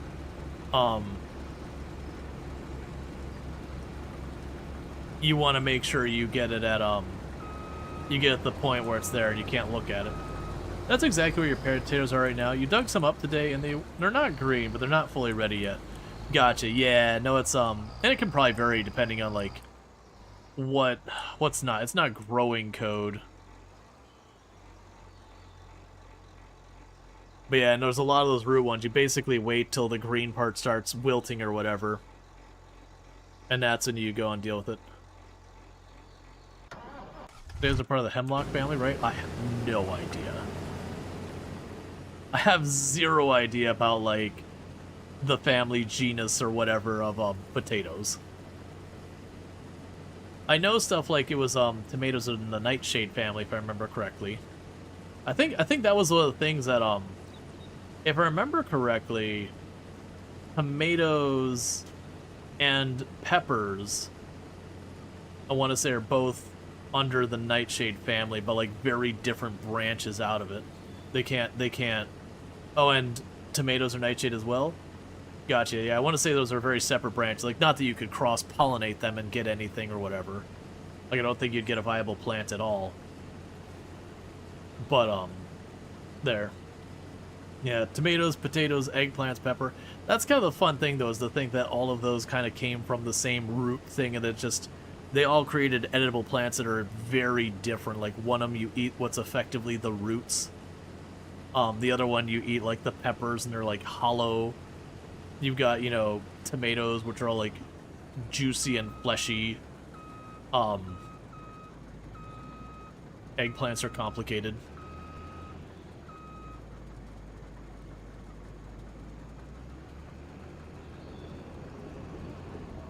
Well, that was, another one that gets me is it was it... Oh, man, I'm not gonna get this right. It was Brussels sprouts... Was it Brussels sprouts, broccoli? There was, oh man.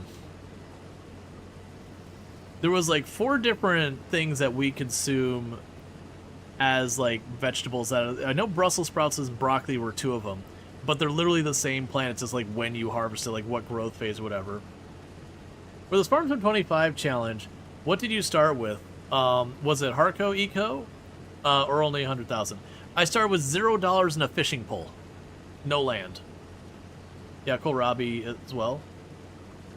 Yeah, they have to be very green though. Yeah, let's see. Very green potatoes have solanine, which doesn't cook out and will make you pretty sick. Probably won't kill you. Yeah, no, but the point was, like, you don't eat it.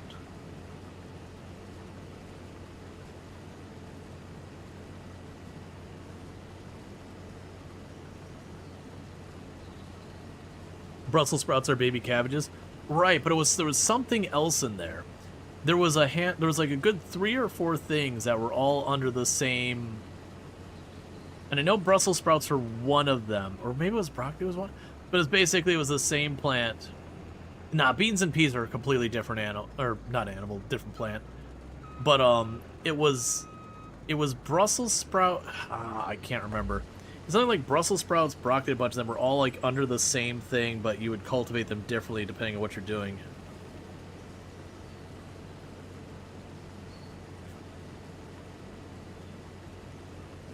Coriander and cilantro the same. Yeah, I remember Brussels sprouts and broccoli, I think, were the same plant.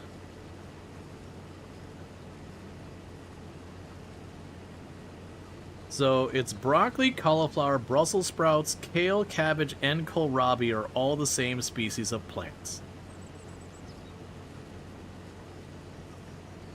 Yeah, the brassica. Yeah, right. They're the same plant. They're like bred a little bit differently, so that different like things got focused on. But they would still, like, you could cross-pollinate them just fine, and they would still be entirely viable. They're the same species.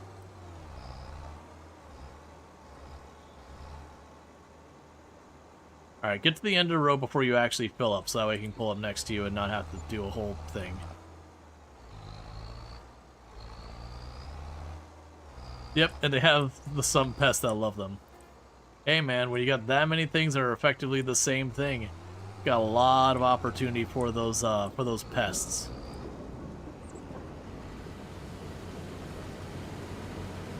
But it's just one of those things that when you think about like the taste of them and how different they are in some ways and all that, and you'd be like, what do you mean broccoli and Brussels sprouts are the same thing? Don't lie to my face. Broccoli's also cool because you're effectively eating the flower buds. When you eat a piece of broccoli, if you let broccoli go, all of those little things in the end do blossom out into flowers. They're kind of cool looking. They're not the prettiest flower, but like, it's a neat looking flower. And that's when you know when you messed up, is when you grow a broccoli like flower. That also becomes really, really bitter if you let it flower too much.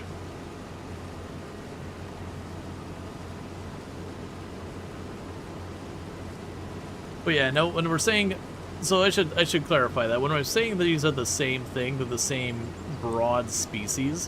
When you're determining, and this actually gets to be a very complicated biological thing of like what is a species and what isn't a species. Broadly speaking, quite often, if you can breed them together and it's viable, it's a species or part of the same species. And I know there's lots of exceptions that start to get wildly there, but it's one of those things with like all that, like that broccoli, Brussels sprouts and all that, you can cross-pollinate and it's viable. But, you know, we try not to because then we get stuff we don't know. It's the same thing with like peppers, that all your different pepper plants are the same, you know, you could breed them together, same species kind of thing.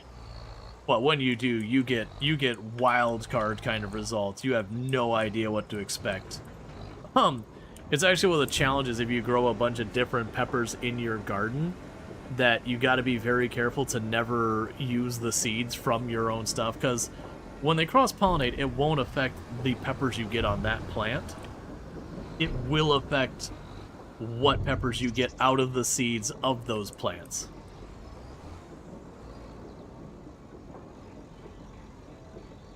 Hey, let's look at what citrus fruit are for a minute. They're, yeah, no, that's the whole thing. Yeah, same with apples and all that. So it's always those ones you gotta be careful when you got a bunch of different, like, apple trees near each other, citrus plants near each other. That a lot of those can cross-pollinate, and they're completely and utterly viable. but most of the time you're not going to be happy with the results. If you're lucky, it'll be something that is still good. You know, like that's very like one of them. But a lot of times you'll just get a weird pepper that'll have a weird taste.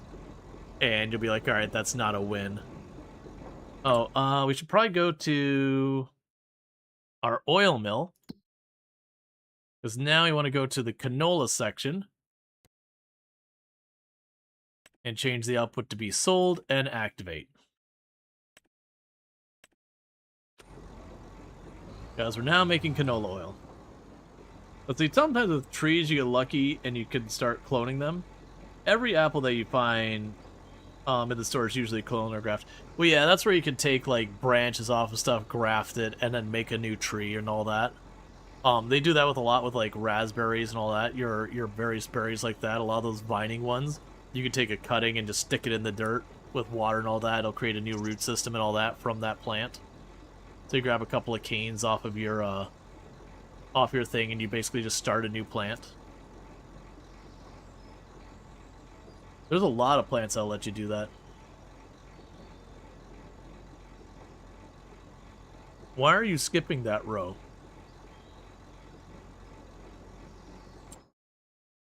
I keep looking here, just really hoping that the potato planter will show up. When do we plant potatoes in the game? I want to say it's a fall crop. Yeah, so we plant in spring, harvest in fall. Pretty standard.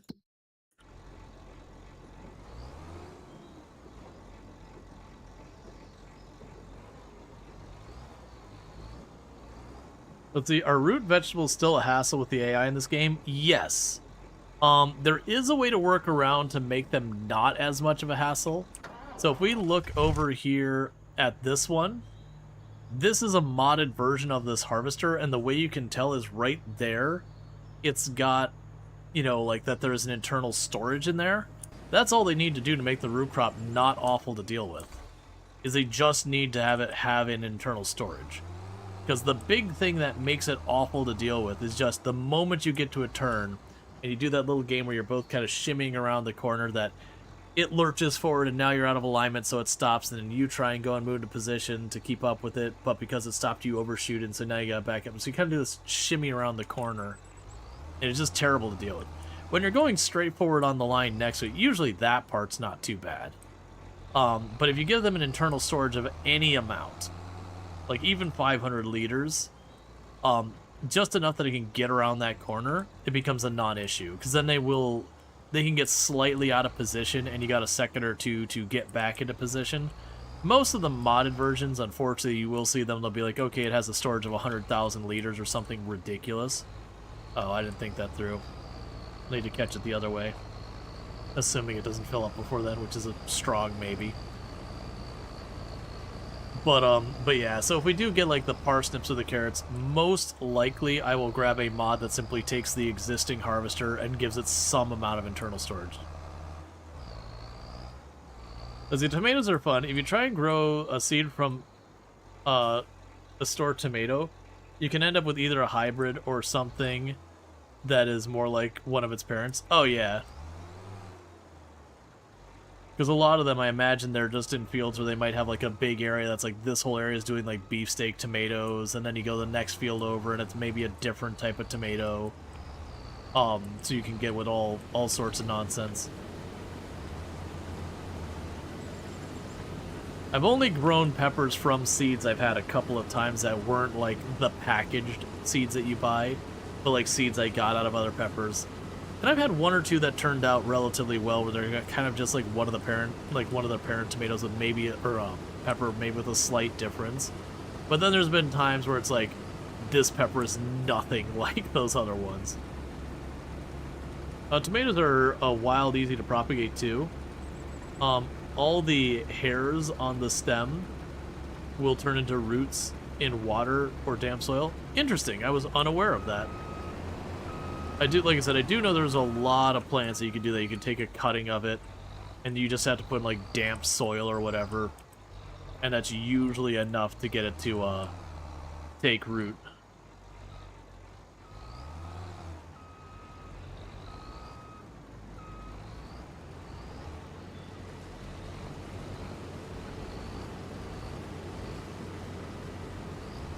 I know I'm doing that again, that's fine. And I believe for the canola, I want to say we plant it again tomorrow. Yeah, so we plant the canola tomorrow.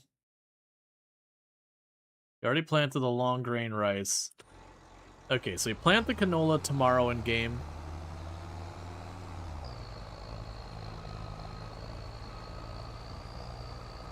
And it's probably going to get its last little load here.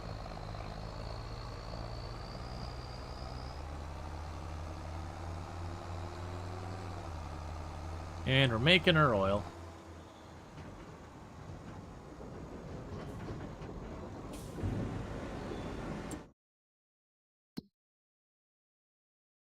Yeah, so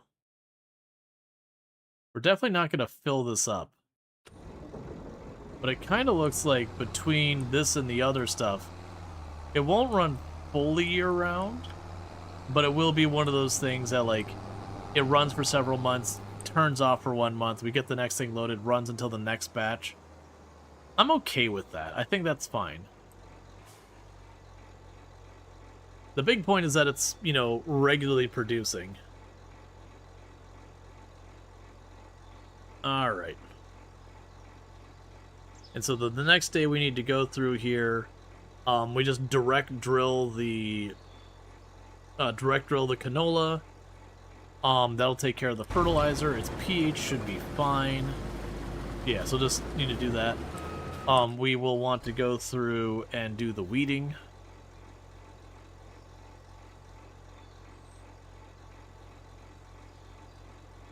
And that should help out, because right now, if we check on our precision farming score stuff,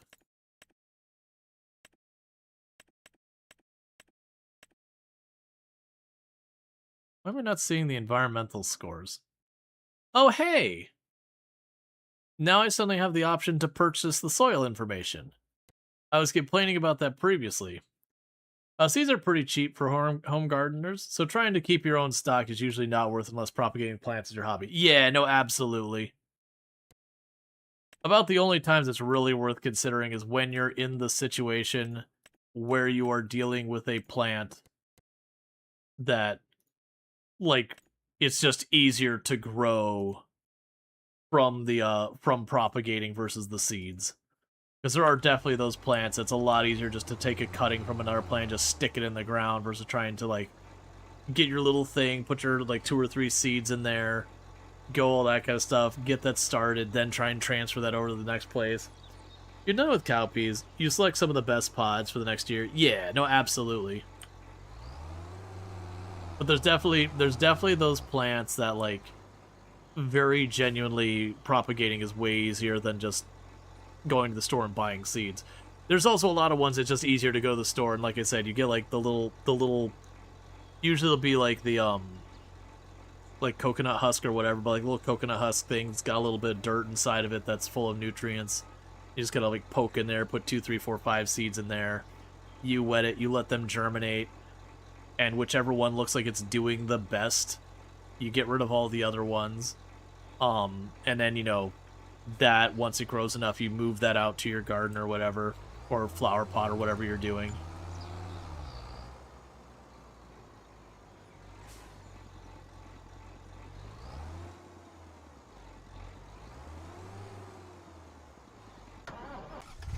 Alright. So you're gonna finish this. You can load up the trailer.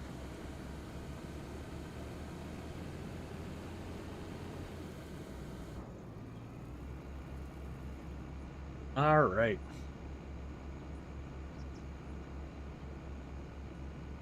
So we're getting through all of our fields, which is nice.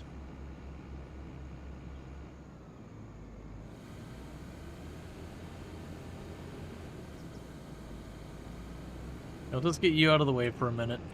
You just park right here.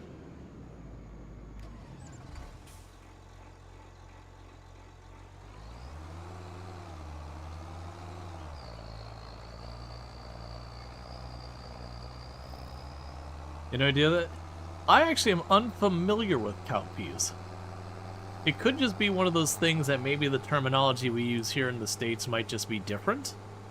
But I don't think I've ever heard the term cowpeas before. But it very well could be that, like, you know, just, you know, we might have a different name for them. That happens a lot.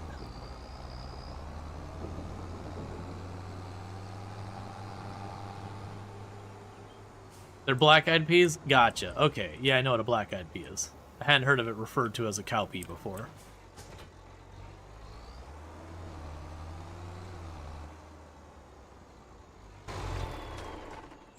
Alright.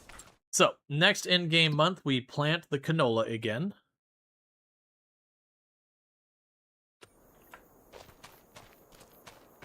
And then we keep hoping that we see the planter for potatoes show up. The planter's only about 200,000. It's the less expensive of the two pieces. We got the harvester, because we got lucky, caught it on sale. So with that, if we can manage to get that sorted out, we should be able to go in here. Because at a worst, we just do one, when it comes time to, you know, get things there. $1 million of equipment, sleeps in a dome tent? Yes. How do you think we were able to afford it all? You know, you hear all the people... This is not a reference I should make.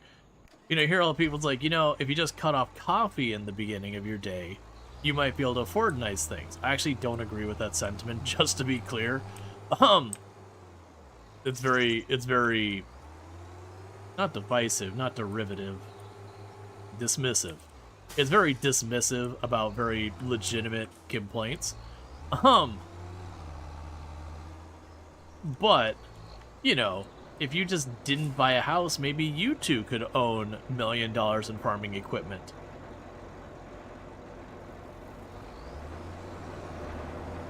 In the broader sense of being mindful and discretionary spending, you agree with? But it's not about coffee. Yeah, no, absolutely. Like, in the broader, like, you know, kind of be aware of your budget, all that kind of stuff, sure. Like, the sentiment there, I can agree with and understand and be on board with. Absolutely.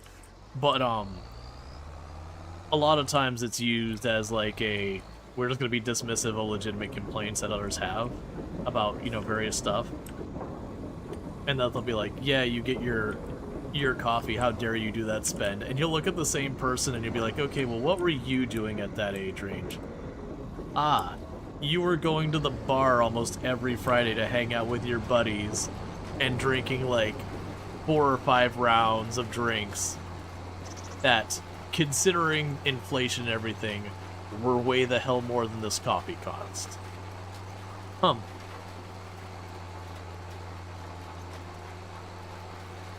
I mean, 50 cents beer if you're lucky.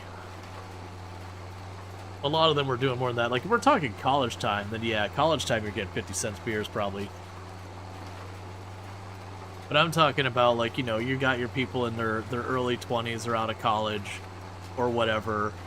And, like, the thing, and this was even still a thing, like, when I first hit my early 20s, you know, you'd go to the bar at, you know, whatever around the corner, you get 2 or 3 drinks or whatever. You know, you're not getting, like, bougie fancy drinks. You're getting, like, Natty Light. Or, like, maybe a Bud Light or whatever. You're spending a couple bucks per drink or whatever. You know, at that point, going to, like, Starbucks and getting to a coffee was, like, probably $4, $5.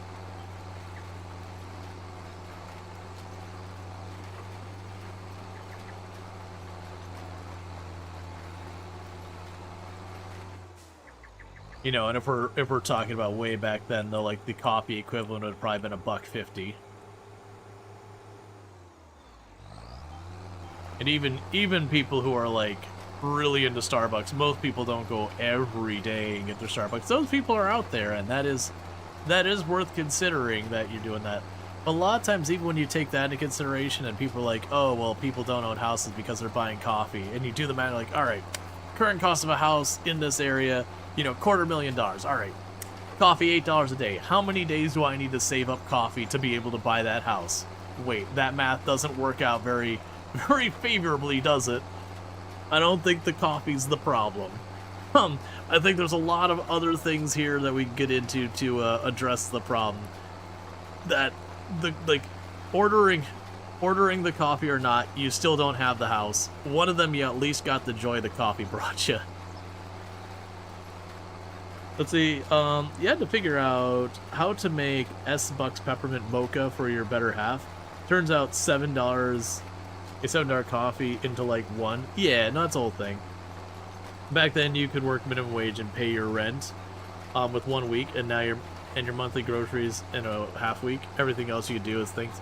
Oh yeah, that's where we circled back earlier where I said, you know, when I usually try and have those discussions with, like, you know, people my dad's age or whatever, that was usually the thing. It's like, let's talk this in the price of tacos. Like, you know, how many hours of work got me how many tacos? Okay, a week's worth of work, if it got me 200 tacos back then, how many tacos does that get me now? 60. Or whatever the numbers are. That's the whole point. It was usually a lot easier to kind of understand the implications of things there. Because once you can make it into a tangible good where you're not talking about dollars, you're talking about, like, the buying power of your work. And it's very easy to just, like, tear it all apart. You know what I didn't remember to do, but I could fix real fast, is that we wanted to go here and take our rows. We want to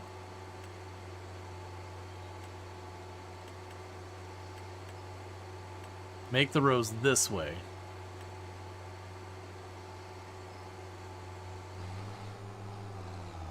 And the reason for that is it's a pretty steep hill going from this side of on there. Work 90 degrees? It wasn't so much about working 90 degrees or not. It's that this is a fairly steep hill. So going from the bottom of the hill over there up this way, the tractor would really kind of struggle a little bit when I was doing a lot of work. Even though we're well within the horsepower range, it was definitely like a little bit of a struggle. And so it's one of those things that I just wanted to change it, because going this way, there's not as much of an elevation change. So we shouldn't struggle nearly as much. Versus going up the hill each time, it's just making it harder. Going down the hill is fine.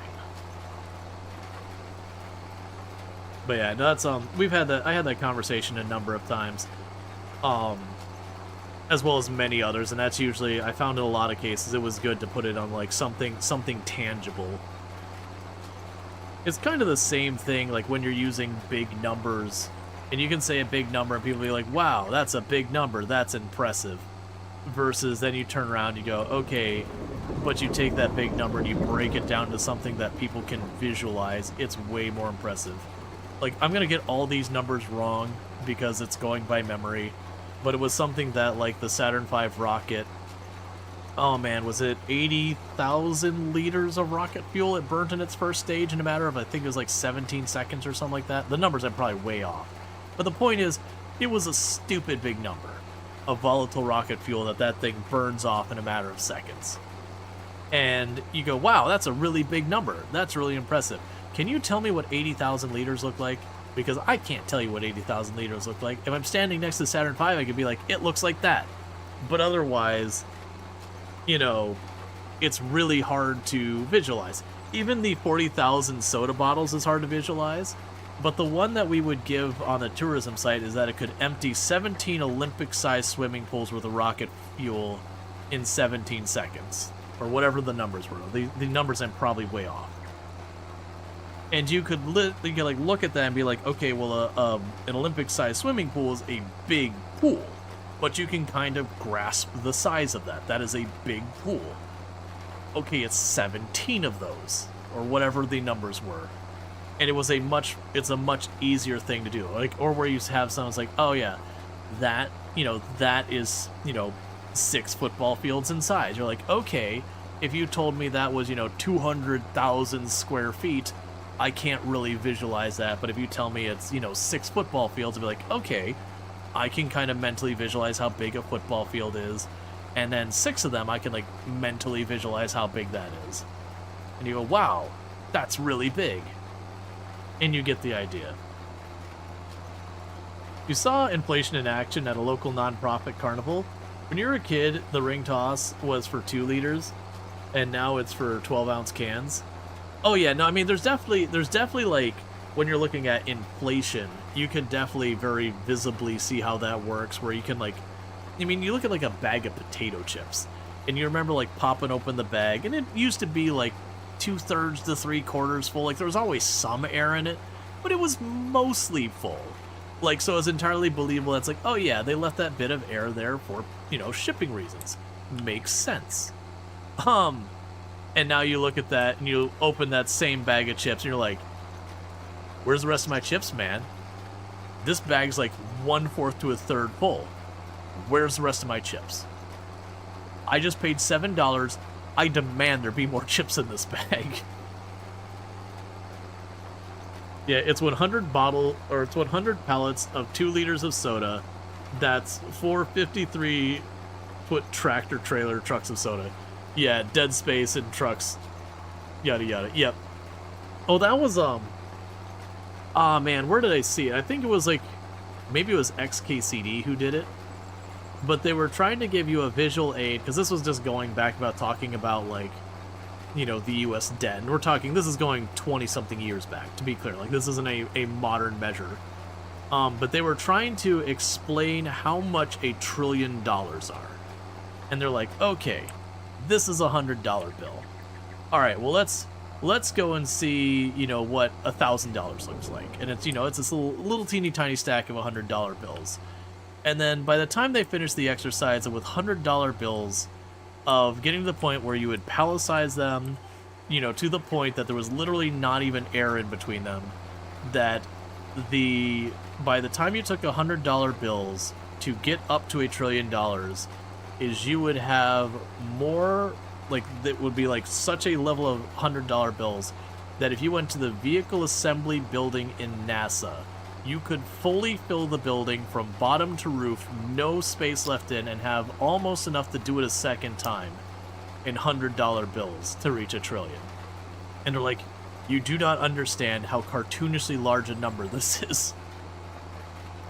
As a kid, the attractions at the fair were free because they made enough money for each ticket for food. Now you gotta pay for entry, pay for each ride. Well, when I was a kid, you definitely had to pay for the rides then too. But like, there was definitely a lot of the rides that were like really cheap. That you got your tickets, and a lot of rides, it was like the regular rides were 1 ticket. And then you had like your kind of a little nicer rides were 2 tickets. And then you might have the one really fancy ride. The really fancy ride might push to 3 or 4 tickets. Yeah, or you could get the armband, which would be like, back then it was like $20-30. Now it's like $60. But you get like the armband, and it would be about the price of like 10 or so tickets. You'd get the armband and you could ride everything for free. And they still do that nowadays. It's just the armband's way more expensive, and then sometimes there'll be like an individual thing like, well, accept that one. And, you know, that would be like the premium ride that, like I said, back then would be like 4 tickets or whatever. You know, and back then a ticket was like $1. Versus now, tickets will end up being $2-3 each or whatever.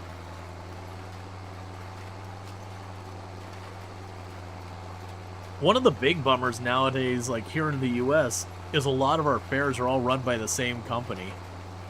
But you look at a lot of fairs and it's the same organization providing all the rides to all of them.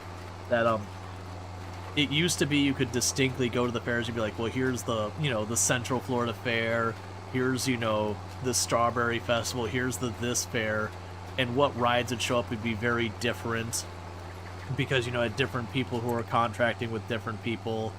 What food would be present? Yeah, you'd have your classics like funnel cake and all that stuff. But, you know, like, the Strawberry Festival would have all sorts of neat strawberry things going on and onion things because they sister cropped the onions with the strawberries, and, you know, here in Florida. But, you know, the festival would all be different. But nowadays you go to them, and you'd go to the Strawberry Festival, and you have the exact same things available so far as food and rides and all that, and you go to like the Central Florida Fair, and it's the exact same rides and food and everything, with the only catch being there's like one on-site, like, restaurant's too strong a term, like it's more like a cafe kind of thing, cafeteria. You'd have that one there, but it was such like the kicker is that they have the strawberry festival to celebrate the strawberry harvest and all that, and they don't even use the local strawberries and onions for anything outside of, like I said, that one restaurant cafe thing, because it's externally contracted and they have their own suppliers. So you're like literally right next to the farm that has just harvested all those strawberries and got them all set up to send out, you know, to celebrate that harvest. And at least in the fair, none of it's the actual, like, you know, the strawberries from that festival, which means a lot of them are shipped in from California, which is asinine. Now to be clear, on the outside edges that they'll have like a farmer's market and all that, and that'll all be the local stuff.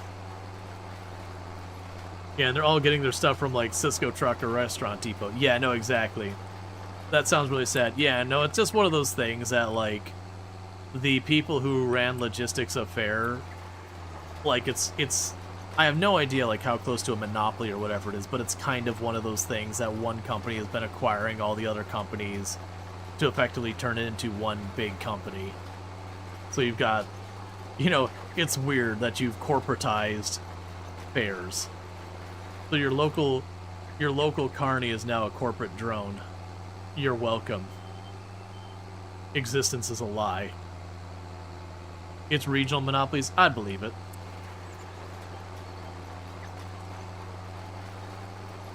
What are the odds of some PE firm being behind it?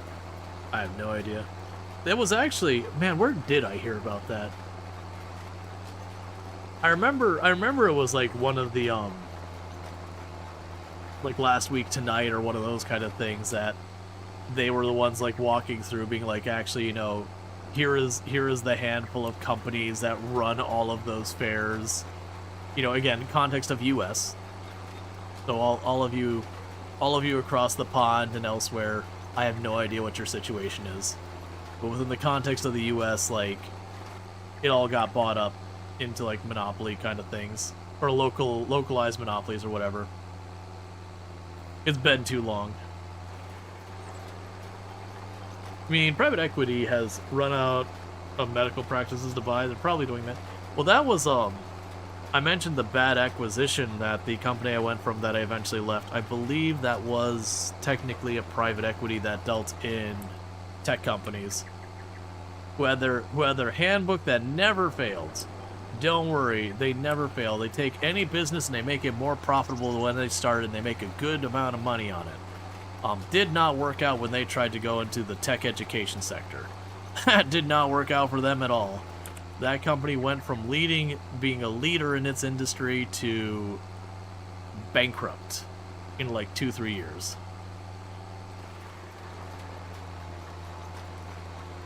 Profitable for themselves. Oh yeah, no, it's profitable from the standpoint of stock. That like you have ballooned the value of the company. And sometimes that is actually short-term much more profitable.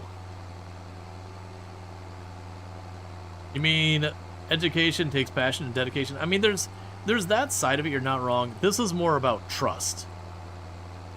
Trust is almost a tangible currency in education. If you do not trust the people who are providing you education, you're not going to get your education there. And it is not hard to undermine trust in education.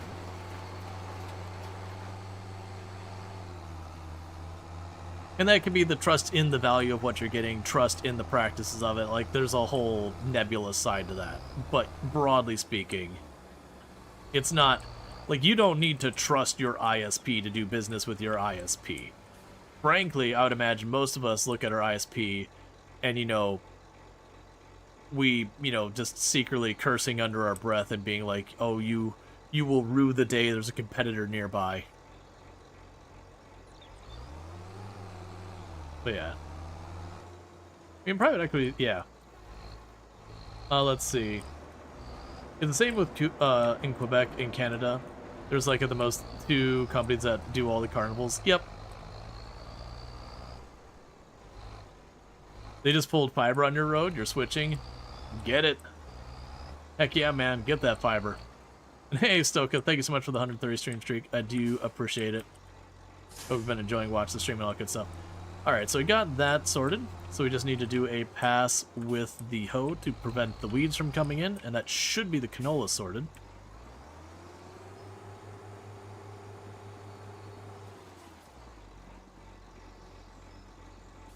That'll be annoying.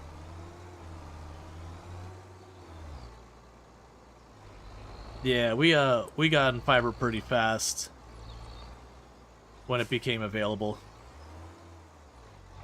We have been running into lots and lots of problems with, you know, Time Warner Cable / Spectrum / Bright House / whatever they try to change their name to this week to try and, you know, improve their customer service stuff by not having the history of the previous name hurting them.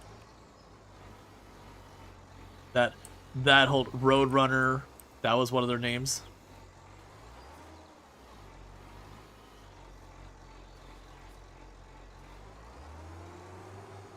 I'm happy they finally gave up trying to rename themselves every year. That way, you know, when the consumer reports and all that would come out and they'd be like, oh yeah, they're the, you know, top 3 worst companies in the world, or in the US so far as like customer service and all that, that they could kind of hide from that by being like, oh no, that Time Warner Cable, oh well, don't worry, we're Spectrum, don't worry about it.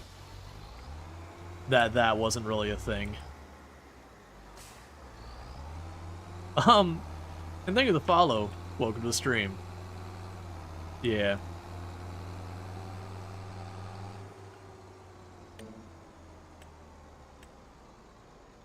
Okay, so let's get our stuff weeded, and this shouldn't be a thing that I have to resort to changing the direction of it. But yeah, then we had fiber show up and we jumped on that, and that's been very, very good. I think in the entire time that we have switched to fiber, I've had like only two relatively short outages that didn't involve a hurricane. And then the one, like with the multiple hurricanes we've hit, I think we only had one where the internet was out itself. The other times, like, the power was out, so I couldn't really give you a good answer on the situation with the internet, because it's really hard to know the status of the internet when you don't have power to, you know, have the modem getting you internet. And also, while I'll definitely make a fuss about reliability of connection and all that, I'm going to give a pass that your internet goes down during a literal major hurricane. I think you get a freebie on that one. I expect you to bring it back up in a reasonable time frame, but it physically going down in a literal natural disaster, you know what? That seems fair. Let's see, Brent said, you're on fiber that goes down every day at 3 p.m. if it rained the night before. Thanks, AT&T. Oh, man. I can give you a horror story with dealing with ISPs from when I worked the IT side of things before I got into dev. I was working for the city, which included dealing with emergency services. Not medical, but like fire and law enforcement.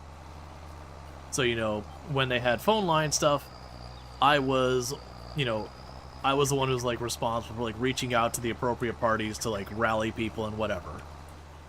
And we had one of our fire stations on the north end of town that anytime it would rain, they had 2 separate phone lines inside that building.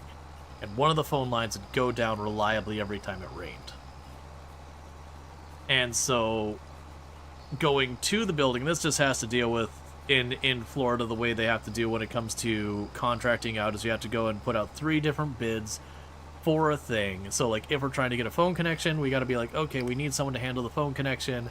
Okay, 3 different companies, give us your rates. And we were required to take the cheapest one unless we could demonstrate that there was like a major reason why we shouldn't consider the cheapest one. And it wasn't that like the quality of service, it was like strictly that they couldn't provide the service or whatever. It's a whole big song and dance that you can circumvent entirely if you put the effort into. But due to the nature of how that all works, we had going to the building was AT&T, going inside the building was a different company, and then we had a second whole line that was a third company. Which, having two different connection companies for the outside makes sense, because the idea is it is a fire department, you want their frickin' lines to work. You've got a primary and you've got a secondary, that way if the primary line is down, the secondary line is hopefully still working. So that, when someone goes, oh god, my house is on fire, that the fire department actually shows up. So we kept having this one line, which was AT&T, which is why that kept coming to mind, kept going down. And we're like, AT&T, we need you to check this out, what's going on? And they had sent their person out and they go, there's nothing wrong. It's the people inside the building. That's where the problem is. People inside the building have a problem, our line's fine. Okay, people inside the building, what's wrong? Everything's fine. We've tested it all, everything inside the building is just fine. It's AT&T, they're the problem. And to the credit of the people on the inside, the other phone line wasn't having problems. And we kept going back and forth, doing the song and dance, being like, look man, one of the two of you is wrong. It's not working. Every time it rains, it goes down. One of the two of you is incorrect. Get your crap sorted. And eventually it did happen where the secondary line that was becoming effectively the primary line because of how unreliable that primary line was, went down. And there was a fire. And someone died. Now granted, in all realism, the line probably wouldn't have saved anything. We won't ever know, but most likely it seemed like from what I got in secondhand is the call had been pretty late to start with, that more than likely, even at the time that the call went out, it was probably too late. But, this has been an ongoing problem for months and months and months where we were doing this dance, and because of the nature of the contract, we couldn't just pitch AT&T or whatever because of how all that goes. And so we got the city attorney, and the city attorney is like, okay, both of you companies, somebody died. You will be here at this time, and you will not leave that property until that phone line is resolved or we have a solution in the works, or we are going to hold whichever one of you responsible criminally liable. So, day comes, they both show up, and they're on site. And within like 10-15 minutes, it's AT&T's fault. There's what's called the demarc, which is basically where the outside meets the inside, but it belongs to the outside. The demarc itself was not working. So they were checking their line, they're like, our line's good, but like where the line goes into the building itself was the problem. And yeah, that was a whole fiasco. And it's one of those things like, man, if you had ever done your diligence at all, after like 10 times I drug you people out here, this would be solved. But, again, all reality probably wouldn't have made a difference in that particular scenario. But I do not miss interacting with ISPs on any regularity, because I had to do that crap with a lot of IT stuff. Because every one of our locations had their own connection that had to deal with, and so when there was ever a problem, someone would be down, and I'd be sitting on hold with AT&T or whoever was appropriate, because not all our sites had the same connection because of the stupid way we had to deal with contracting and all that to meet the law and everything. So I was always contacting a different company about a different thing and dealing with all that garbage. I also dealt with that, not with them. That would have been... They weren't called Spectrum. I think they were still Time Warner Cable at the time. No, they were Bright House at the time. I dealt with Bright House here at this house. And it was one of those things that, like, the internet was very up and down. Like, there wasn't a lot of consistency. And I'd call and be like, hey, I've been down for a while. Like, this isn't okay. Like, I'm paying you good money for this. Like, you are going, like, you need to actually provide the service we've agreed upon. This isn't like your connection's a little too slow. Like, it is straight up down too much. And then send a person to come out, and they would replace the modem, and it wouldn't get better, and then they would rerun the line, and it wouldn't get better, and I'm like, look, man, you need to send someone out who actually knows what they're doing. Like, I'm not trying to, like, crap on the techs you send out, but you contract out these techs, and you send them out there, they have a, like, a strict script they have to follow. They, go through their 1, 2, 3 step to fix it, and that's what they do. And when it doesn't solve it, you just send me right back through the same process. And I finally got really fed up with it. And I got a ping graph. For those who don't know what a ping graph is, all it is a thing that it does a ping. And so every n amount of time, it goes, hey, this thing over here, how fast can I connect to you? But it makes a really cool graph. But the point is, it gives me that data over time. That I can monitor, like, how my connection's doing over an extended period of time, so that I have historic data on that. And so I did a ping graph from, like, okay, from my computer to my router inside here. My modem, my router, whatever it was. I don't remember the setup. And I go, okay, cool.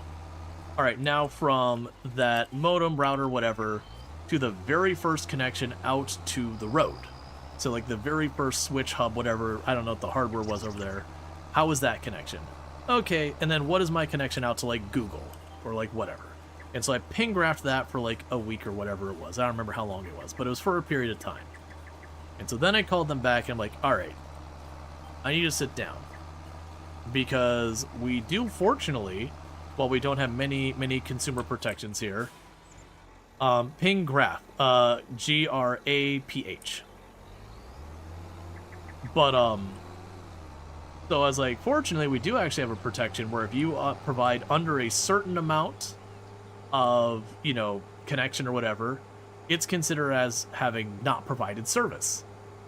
And I can see here that where you're having your outage is the main connection coming into this neighborhood, which means it's affecting literally every single one of your customers in this neighborhood. So you need to fix this, because I can demonstrate that you have not met the connection amount to qualify as providing the service as paid for. And I'm more than happy to let my entire neighborhood that you have not legally met the definition of providing this service, or you can get out here and fix this crap. And they, they sent out an engineer in like 15 minutes. There's like those little plastic things they put in front of your houses and all that, that there's a little circuit board in there, and that circuit board had gone damaged. They're like, oh yeah, that happens all the time because just this plastic thing out in the humidity, they get ruined.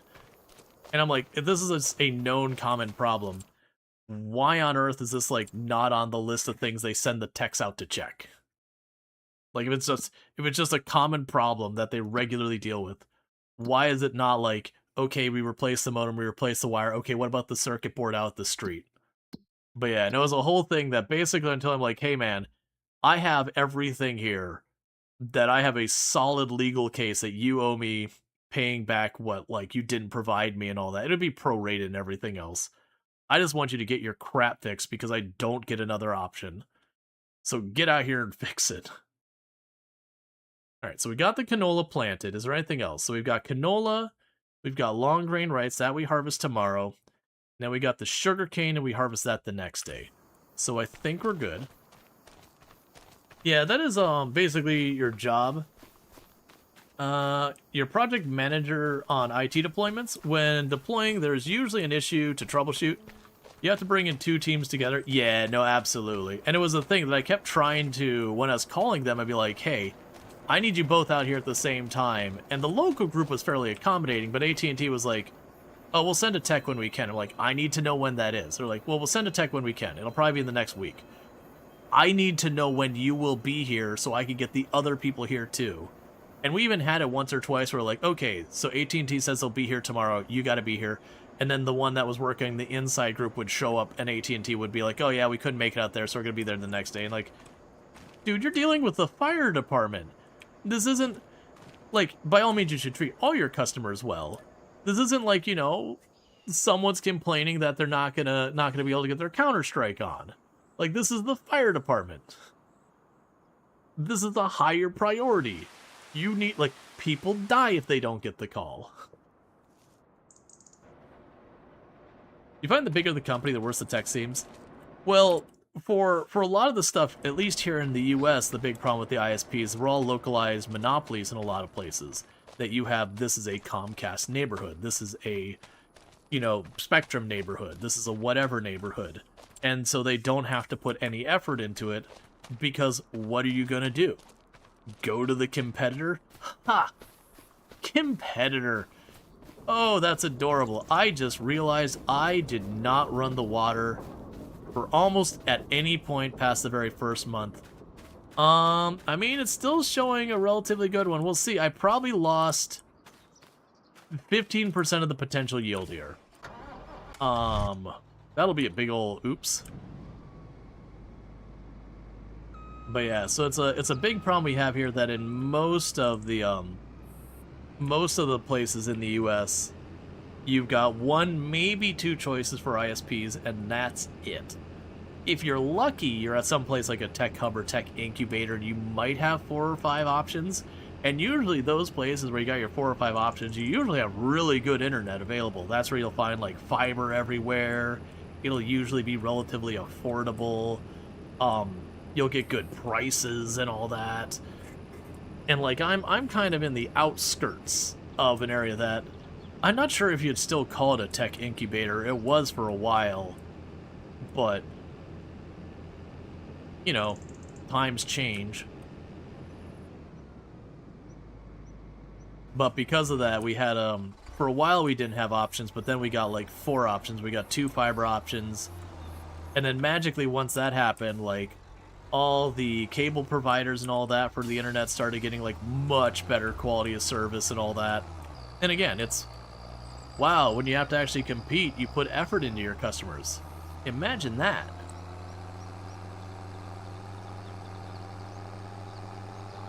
You got 5 gig fiber? Yeah, I don't have 5 gig fiber, I got 1. But 1 gig fiber is like real good here in the States, if you can get your hands on that. There's not many places you're gonna get better where you're not like in the middle of San Francisco, you know, middle of San Francisco or something like that, like right, like you gotta be like solidly Silicon Valley. Oh, Dallas? Huh. I mean, I know, yeah, that's a lot of lost crop. So if you're wondering why we lost so much of our rice this time, you have to flood your field, and I did it the first day, but I can't remember if there's a second and a third day. I know there's at least a second day, but I failed to keep up. So we're probably going to lose, it's probably not 10, maybe 5% of the yield. So it's not the end of the world, but it definitely is a punch to the wallet.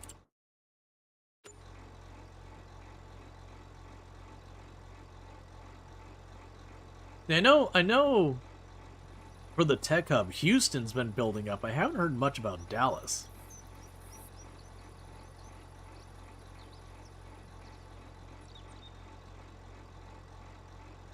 Yeah, there's also to Infinity Simplex point, where Infinity Simplex saying it depends on for larger companies, the shareholders and all that.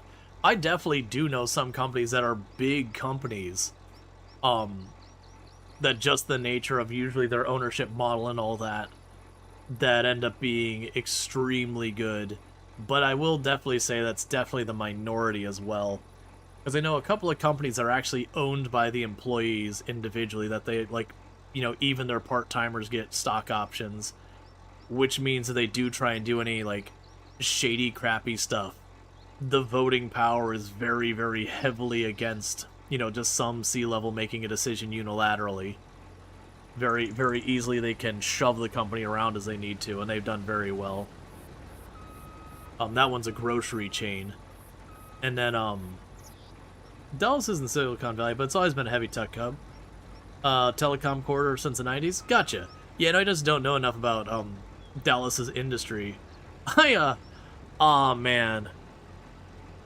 There was a while that there was a big push to try and make Salt Lake City into a tech hub. Like, to the point that they had this whole marketing campaign about, you know, check out Silicon Slopes was the name they were going for and all that. Which, like, don't get me wrong, they were starting to go that way. And there's a bunch of that there. There's definitely a bunch of tech companies in Salt Lake City. But the Silicon Slopes marketing campaign was the thing I'm laughing about. It's like, dude, man, just do a bigger, different name. Silicon Slopes doesn't work as a name because on top of that, where you're at, you are not hilly. You got a little bit of mountainous going on for your ski resorts and all that, but you're basically desert in this. The Silicon Slopes name is you're putting a bit too much effort trying to make that name work. You can just call yourself Salt Lake City. It is okay. But Silicon Slopes had some real strong jealousy vibes that you're just like, you're trying a little too hard to be Silicon Valley.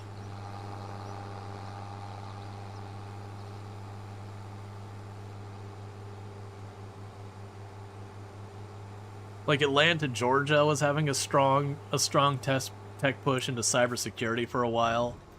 And then then the state legislature basically passed a law practically outlawing pen testing. One of the main things that you provide as a security advisor just murdered that industry in Atlanta, Georgia almost overnight. Basically made it so they couldn't do their job there, so they had like tons of companies just straight up left almost that evening. That's an exaggeration, but they left within like the next year because they're like, you basically made this entire industry that's growing in this area and practically outlawed it. Let's see, DFW is home to more Fortune 500 HQs than any metro except New York, and many of those companies are massive internal tech orgs. AT&T, Texas Instruments. Gotcha. Yeah, that's Central Florida surprisingly has a very, very large number of HQs in it as well. That like a lot of entertainment stuff, a lot of hospitality industry, a lot of food services. I think even like Sherwin-Williams I think was located here at one point for like paint and supply. And that has to get down to like the whole no income tax and that, like it's very, very tax-wise, it's very friendly for putting HQs in there. I don't know why I'm driving up on this side. Because it was, like Darden Restaurants, they have their HQ in Central Florida. Ripley's, believe it or not, has their HQ in Central Florida, which is a little bit of a niche thing. Oh man, there was a good, like, handful of like restaurants that have their HQs here. The fun ones are when you have it where it's like they have their HQ here and don't even have the restaurants themselves present in the state. Some of those are pretty funny, like looking at that, it's like, where's this restaurant located? Oh yeah, that's West Coast, and their HQ's over here. Yep. And they don't have restaurants here. Yep. Do they have employees here? Technically. They've got a couple working doing like the HR admin stuff at HQ and nothing else. You live in Dallas, but amusingly the HQ for the company you work for is in Atlanta, Georgia. Yeah, no, there was a company I worked for a while that their headquarters was in Salt Lake City, Utah. But they had locations like here in Central Florida. They had locations in Dublin for tax reasons. They put locations in Dublin. They had locations in Boston. So far as like organizing and all that, they ended up shutting most of them down. I mean, this is the company that went bankrupt, so they're ultimately going to shut all of them down. And I know they moved some of their stuff to Texas before they shut everything down there too.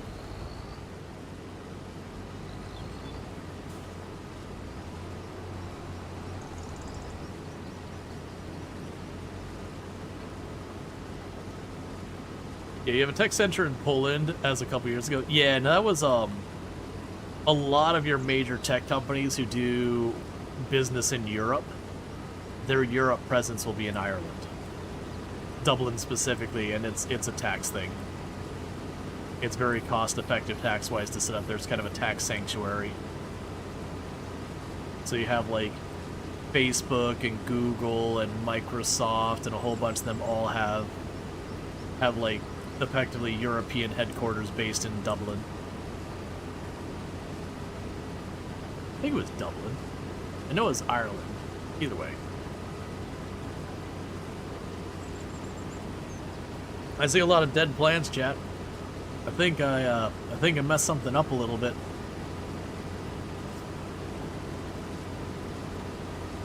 And what I didn't do is I needed to flood the field like 2 or 3 times, and I just did it the once and just autopiloted working on other things and completely forgot to deal with the field. Sure those aren't just sprayed weeds? Oh no, they're dead crops. They're dead crops. It's a thing with rice. Well, so rice is a new crop for Farm Sim 25, and the whole gimmick behind rice is you have to flood the field as your way of getting rid of it. Does this game have cranberries? No, but we do have the ability to flood fields to do stuff now, so we do have the tech that they could add cranberries relatively easily. All they would have to do is just change up the order of operations where instead of using the flooding for the planting phase, using the flooding for the harvesting phase. And, you know, then you're basically shoo-in for cranberries. Let's see, Dell had a large tax scandal going on with the Irish government, giving them selective tax breaks. You think they considered pulling out after that was gone, after by the commission? Oh, yeah. Well, that's kind of one of those things, is some of the times you have those tax havens, and eventually you start to realize those tax havens, a lot of times, the governments there come to realize, like, wait a second, we're making this, like, whole tax haven, and we're not actually making that much money off of it because we're not taxing these people. That's why they're here. And eventually they end up having, usually, it's usually with, like, a change of leadership or whatever, they end up being far less tax-friendly. Because they're like, wait, we're getting the raw deal here? And yeah, usually when that happens, it's a whole thing. I also find it fascinating how much some companies will move their stuff around trying to get favorable tax stuff. And you're like, you know, the amount you're saving on taxes, just the rehiring process, means you have to be in this location for several years before you even break even on those tax benefits. Depending on the size of the company. Obviously, if you're big enough where you're paying, like, you know, hundreds of millions in taxes a year, that's not the case. But a lot of these things, like, you know, your Darden restaurants, where, you know, sure, you've got hundreds of locations on it.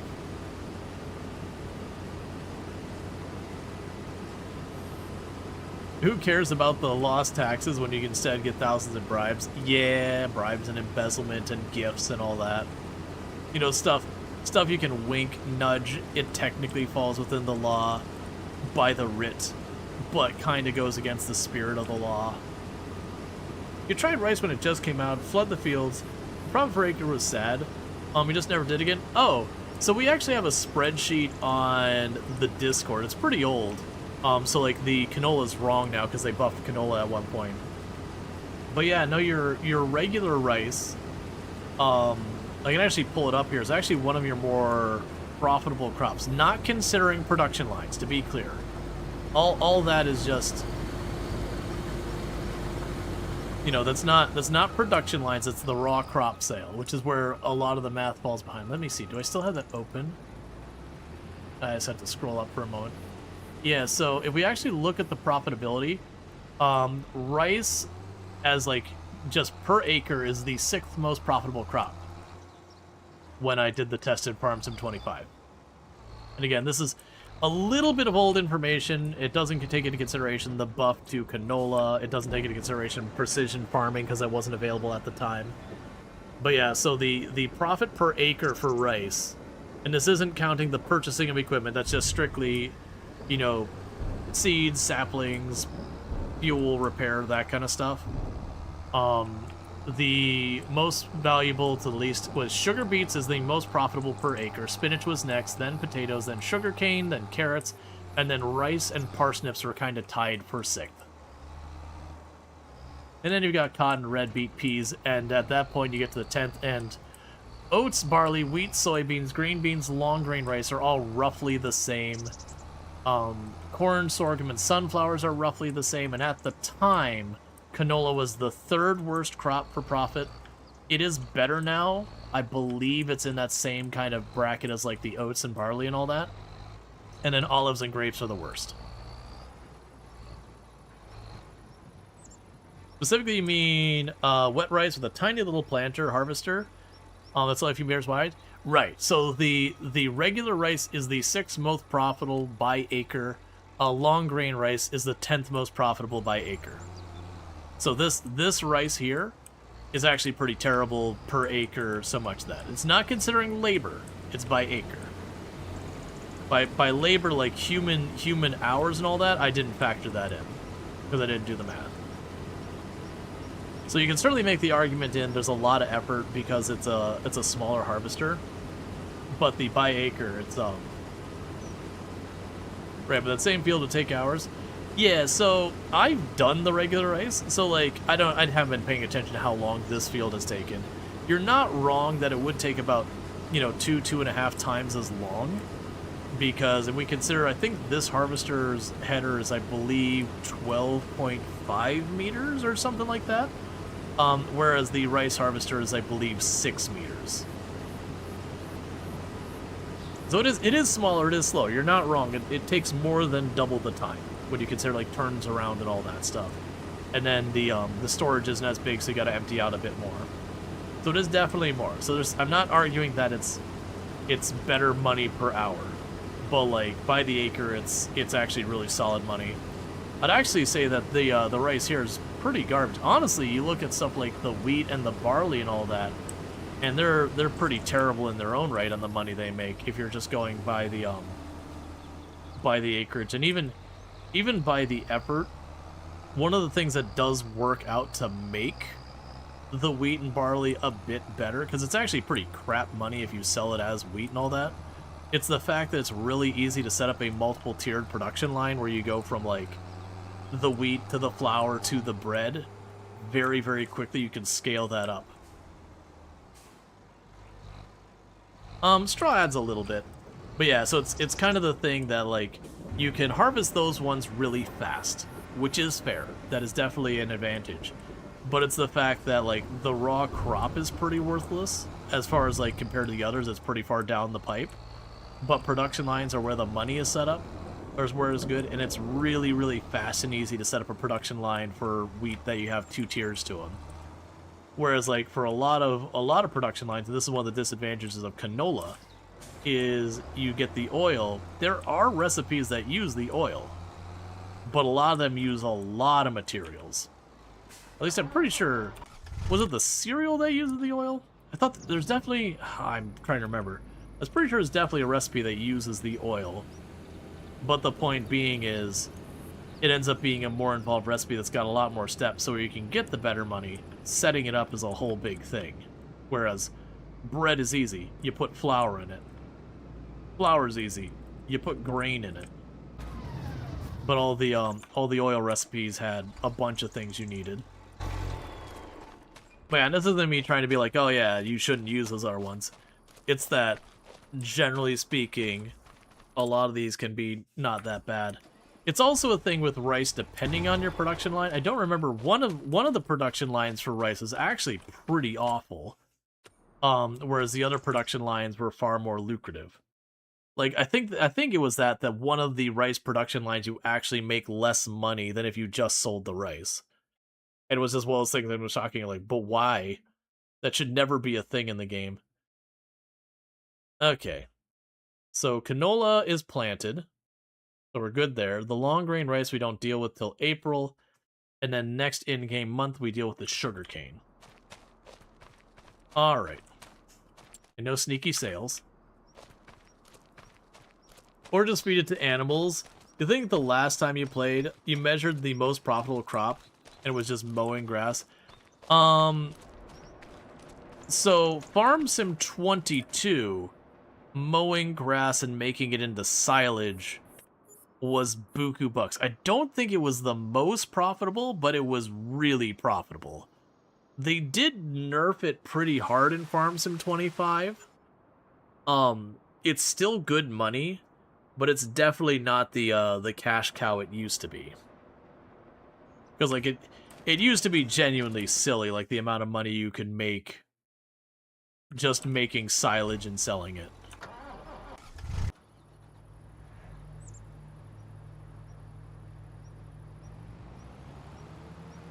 Alright, so let's get you all set up.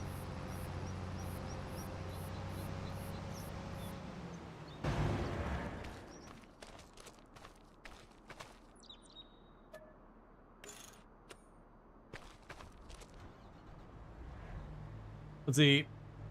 Many countries have arm's length taxation agreements, i.e., if a shell company in one place and its subsidies or elsewhere are not doing business at arm's length normal marketplace, they can both be taxed by the rates in either jurisdiction.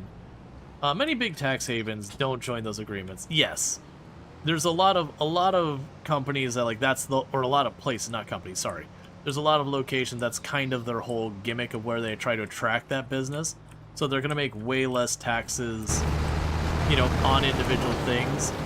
But it is the idea is they get a bunch of companies in there by just kind of giving very, very favorable taxes overall.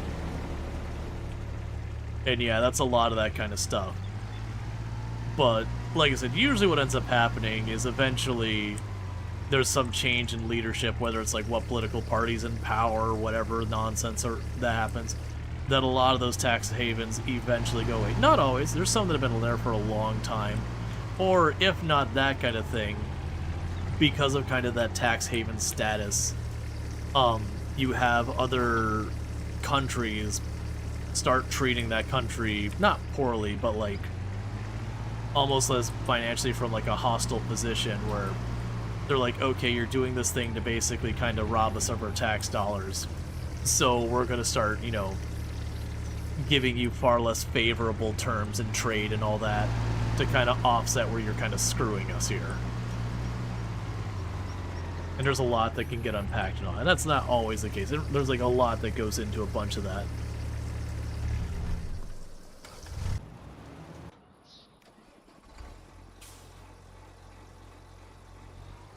But yeah, last I checked, Dublin still enjoys having a ridiculous number of tech company headquarters specifically in it because of the nature of how their taxes are set up are very favorable for like a European headquarters. That said, that information's like 5 or 6 years out of date, so it might still be relevant, might not be. I just wanted to give you a kiss. Why would you do this to yourself? You're funny. I love you. I love you more. I don't think that's true. If you recall, it still does. I would imagine it would. Usually those things stay that way for a pretty long time. Like, usually there's, like, some political outcry or some major upset where it's not only that, like, leadership changes, but it's, like, leadership changes to, you know, something that has, like, a completely different approach to economics or whatever. And again, we're going to avoid political parties or any of that commentary or whatever. But you get the idea. There is a fundamental change in the approach to economics in that area. Because that's when people stop and go, hey, is it actually in our best interest to act as a tax haven? Or are we better off not approaching it that way? Because at least not even like on the international stage, but at least within the United States, like inside the states, you had for the longest time, different states would give like very, very favorable tax terms to different businesses for the purposes of attracting their businesses in. You know, with the promise of more jobs and yada, yada, yada. And then ultimately, a lot of the time when those kind of see through, eventually the states realize like, wait a second, like, we gave them this like massive discount on taxes, and this is creating a lot of burdens on our local area. And we're not seeing any real benefit from it because like it doesn't make that many jobs. They're not, like, a lot of times it's not only that they're not paying much taxes, quite often it's like they're just not paying hardly any taxes at all. As far as like to the state, they're still obviously doing whatever federal obligations and all that they've got. And eventually, like, you know, they'll renegotiate whatever the thing is to be like, okay, well, you're going to pay your fair share. And they're going, well, we're shutting down that location, and now we're moving to the next place so you can get a good deal. To hell with all these employees. If they can figure out a way to move, great. Otherwise, they're gone. Yeah, there's been a big pushback. Not honestly that long, like just under a decade, of a lot of places that used to give very favorable terms for like state and city taxes and all that, or costs or whatever, other benefits to companies moving in, that more and more they've been kind of pushing back, being like, yeah, we're not going to give you favorable terms. You get the same tax terms as everyone else, because they've kind of found it to be a poison pill to like get those agreements in and then realize that they're just not getting the benefit that they need.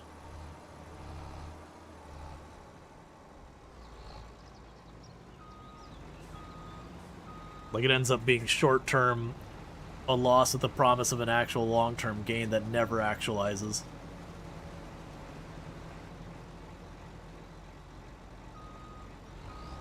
It's kind of like the same thing of when, back in the day, Walmart would pitch that they'd be moving into a neighborhood or whatever. And Walmart will be like, oh yeah, we're going to be bringing in all these jobs, and there's going to be all this cost saving. It's going to be great for the local economy, and yada, yada, yada. And then, you know, we've come to find more and more after the fact, it's actually really, really terrible for pretty much everyone involved that isn't Walmart. And I'm not picking on Walmart specifically, you know, insert name a big box store.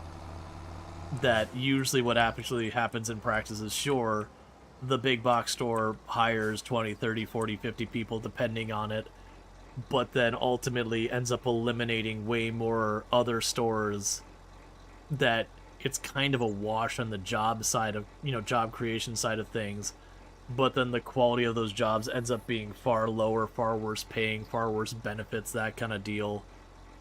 And then, you know, on top of that, half of that money is being kind of extracted out of that area to pay stuff there versus, you know, the smaller local stores, you know, that money is staying local and all that. Which money should move around. Like, I'm not saying that. But ultimately, in that particular case, like, it's just bad for the local economy. That's one of the things, like, where I grew up with my parents, there was a lot of things they did I found to be very backwards, very, very short-sighted. But one of the things I will give them credit is they had the Super Walmart tried to move in, and it was going to be, like, right in the middle of town. And they all rallied together, like, absolutely the hell no. And they pushed and they pushed and they pushed. And eventually a Super Walmart did show up, but it was, like, way out in the fringes, out in the edge of town, where they didn't really have anything they could do about it. But it's going to be, like, right in the center of town. It's going to put, like, half of the local businesses under.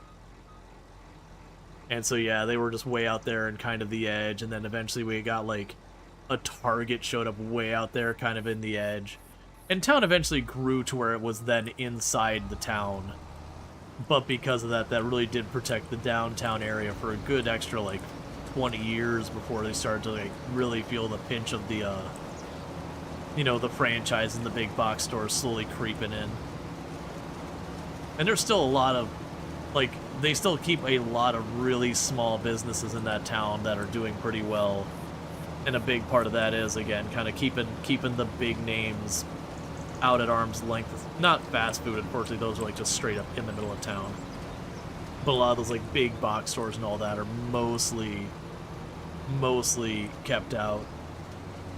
That's there's another city in Oregon called Corvallis that they got a lot of really cool local restaurants and all that going on, and that's the same thing they did was, you know, if you're a big box store, it's not that you can't be in Corvallis, but they, like, require you to be, like, way out on the edges of town.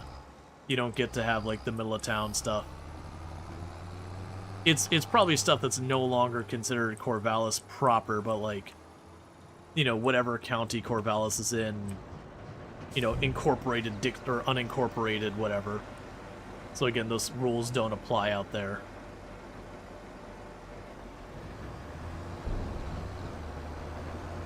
It's actually one of the shames that I have where I'm at.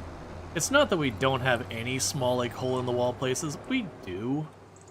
But, like, most of the places when you're in Central Florida in the tourism area, almost all of it's, like, franchises, big box stores, these kind of things.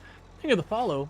welcome to the stream. So when you actually have that like the little place that's like the one-off store that's got some real personality to it, it's kind of a big deal here. Versus if you go up to would be a good example. If you go to some place like Winter Park. Winter Park is like bougie money part of like Central Florida. A lot of big money in there. You get a lot of those like a far more like niche, kitschy kind of restaurants that are really cool and all that. A lot of fun stuff there, but it is a very expensive place. Like for an example, the guy who owns Panera Bread, the company, he has like a big old lakefront mansion in Winter Park. Like it's a ridiculous property. It's got like the main building, and you know that main building is already like 5 or 6 houses worth like stuck together. It's got like a guest house next to it. That guest house in its own right is a mansion, like, you know, 4 stories and all that stuff. And then they've got like, you know, I can't remember what they called it, like this little stayover thing that is like a separate residential thing. And even that, like that one wouldn't get to a mansion, but that'd be like a nice house in its own right, like a nice large house in its own right. You're like, holy crap, this dude's just got money here. This is some odd like millions upon millions upon millions, like a $50 million house or something just sitting here. Which at least that makes more sense than we have if you ever go to like southeast Florida along the coast, that's where like the real big buck houses are down there, where you get, you know, your houses that are like $250 million and all that stuff. And I don't understand that. Like, money aside and all that, I don't understand that, because you are building like right front and center to where the hurricanes slap the state straight dead on. And so you know your house is going to get trashed. Like, it's on the ocean. When the ocean and your front yard are the same thing, it doesn't matter. You're rebuilding. Like, I'm sorry, we don't make materials strong enough where you can have the ocean just come up and say hello and your house is still in good shape. It's gutted. It's done.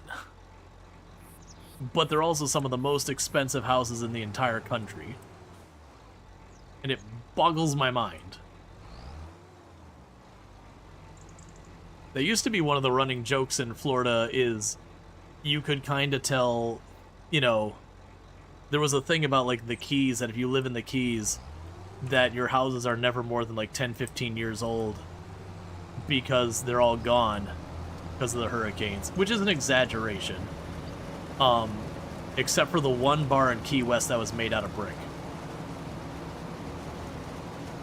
There was, what was it? Was it No Name Bar?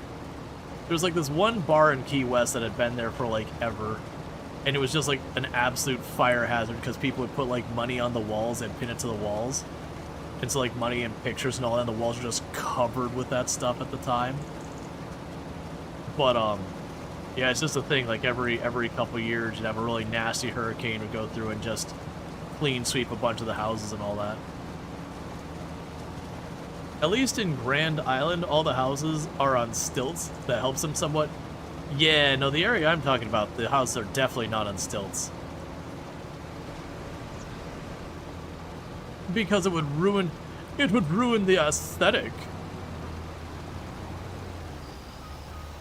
How can I flaunt my wealth if I have to take basic safety concerns into account?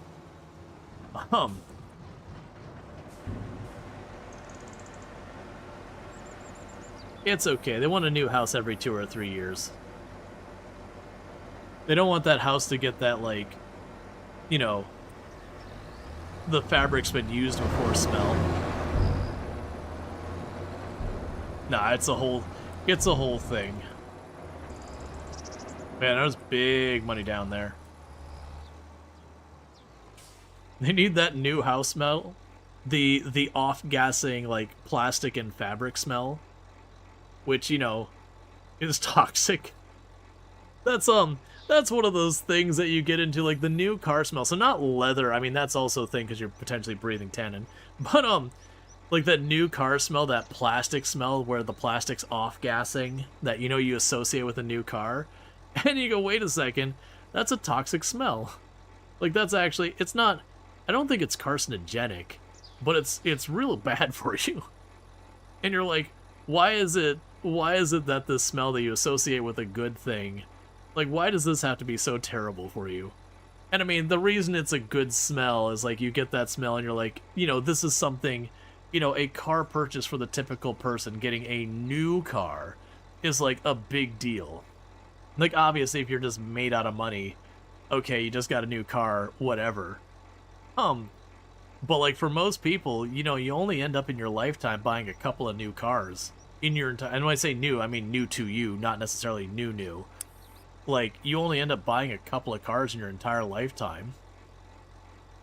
Like, cause it's like you for most people your second largest purchase. Potentially, honestly, this day with how less frequent home ownership is, it might actually be the largest purchase for a lot of people.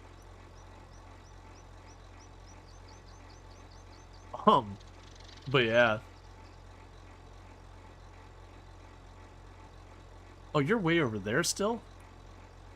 What do you got going on?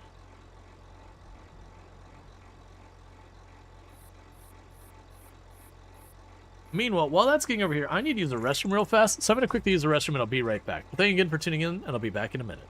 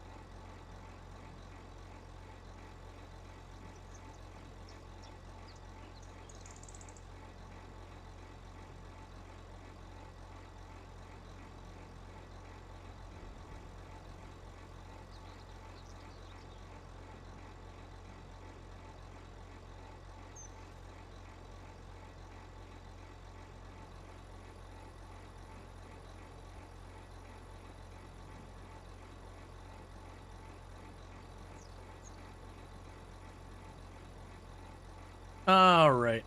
I haven't played that game in a while. What was that, Let's School. That's right. We played that game, and it was a lot of fun. It was pretty janky. I think it was early access when we played it. But it was like a school tycoon game, but it was like super Japanese. Actually, was it Japanese or was it Chinese? I don't honestly remember. But it was basically a lot more culturally like a lot of the Asian countries and how they approach school, way more so than we do here in the U.S. And it was fun, but you had like these rivalries between the school, and a lot of it worked well, but there's also definitely some weird things. But yeah, the fact that you could delete the classroom with the students in it and whatever, but it was interesting because you'd have your classes, you would schedule them, and your school was rated by the success of your students and yada yada. And it was a neat game. It was a little shallow for a full-on tycoon game, but still, you had like, oh right, and there was like 4 different ways to win, so it's kind of like victory conditions where you could win by like having like the most socially developed school, and I mean socially like social interaction developed school. You could win by having like just ridiculously high grades ones. I think the social development was around like your clubs and everything. What else was there? There was one where you would have your school like out compete the other schools, and there was like from like, I can't remember if it was like a sporting angle or whatever. So you had like these different approaches to it and all that were kind of neat. But you had to like keep your classrooms hot or cold or whatever, so like during the winter it would get cold and you had to do stuff to warm up the room. Which was funny because it was like you could put like a wood fire heater in the room with them to heat up the room during the winter, but if you put too many of them, it would start causing smoke, and that the smoke would mess with your students' ability to concentrate as well. I'm like, am I just straight up like killing my people in here because I'm putting them in an enclosed space and having like, you know, a multiple story building that is being heated up by just wood fire stove kind of things? Because like, it's one thing when you're doing a little cabin, you know, and it's like a wood cabin, the ceiling isn't going to be the best, so a lot of that smoke is leaking out of it, and you've probably got a, you know, a proper chimney to get that out of there and all that. It's another thing to basically have that be internal to your building and just like a bunch, like every classroom have their own. You're like, there's no way this is safe. And then it gets too hot, you just put a giant like person-sized ice cube in the corner of the room. I'm like, okay, don't get me wrong. Having a giant ice cube in a room, you would gradually have the ice cube would melt. All that temperature would slowly get bled into the air over time. It would cool it very inefficiently because the transfer from like liquid to air and solid to air temperature is actually pretty terrible efficiency wise. But it was definitely an interesting game, and like having to set up your schedule. That's kind of one of the things that's disappointing. So that game, Let's School, again, it had some jank. And like I said, I think when we played it was early access. Oh yeah, and you could go and randomly be like, a cat has shown up. Do you want to let the cat stay? And you'd be like, yes, I would like the cat to stay. And you would name the cat, and the cat would stay. But it wasn't a one-time thing. It would just keep happening. And so you'd end up having a property covered in cats because you just kept accepting them. And eventually it does become a problem because there's just cats everywhere. And so it'd start hurting your frame rate. I wonder, did Campus Life, did they ever... Oh, that's not what I wanted to do. Don't play sounds, please. There we go. Yeah, Campus Life, we did a sponsored stream of that way back. And I enjoyed it, but it definitely had problems. And a lot of them. No, it looks like they're staying... They're actively updating that and trying really hard. There is a lot of fixes and improvements and all that. And they, like, to their credit, they did release a demo. Actually, wait, let me take that back. No, they're not doing good on the updates. They were doing good on the updates. Because it's 2026, not 2025, in case anyone's wondering. That's kind of a bummer. Yeah, because we checked out Campus Life, and the entire idea was it was one of these, like, Stardew Valley-esque games, but it was going to be based around, like, being a student in college for, you know, your couple of years and trying to, like, you know, succeed there. So it's like college life simulation. And, you know, like, I can actually get behind that. I would like there to be some good games around, because the best we have with that I've seen is The Sims, which is pretty... whatever. Like, it's fine. Like, The Sims itself is good. But, like, the university content in The Sims, it's okay. It's not awful. It's okay. But I would almost like, you know, something that's a little bit not... I don't want to go full realism or whatever, but a little bit more realistic than The Sims necessarily. But, and it was trying to do into that. And so we played that for like a day, and like I said, I broadly enjoyed it, but it was definitely janky, definitely buggy, definitely had problems.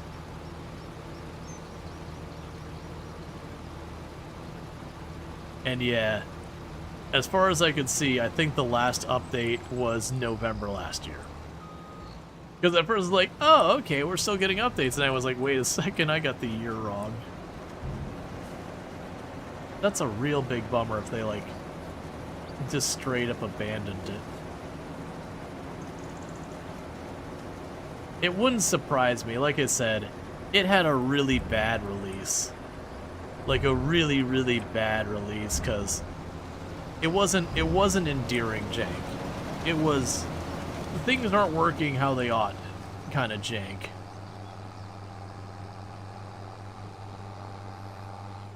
Which is a bummer. I really liked the premise. I really like what they had gotten started. But even when we were playing, it's like, alright, I was kind of making the comments like, okay, you know, at first, because I thought it was like early access, it was the full release. I was like, okay, for a first like just came out early access, you know, this is fine. And it's like, oh no, this is the 1.0. I'm like, oh, that's not okay. That's not okay. This is not a 1.0 release quality game. But yeah, no, it was definitely a thing that was a bummer. Because I liked the idea of the game a lot, but you know, it's just, it needed way, way more time to cook.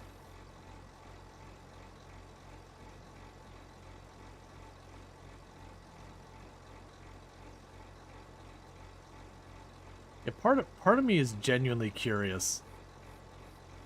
Because I know I'm still in the Discord for that one. Have they, like, announced it's not getting updated or anything anymore? I think it was you who did Campus Life.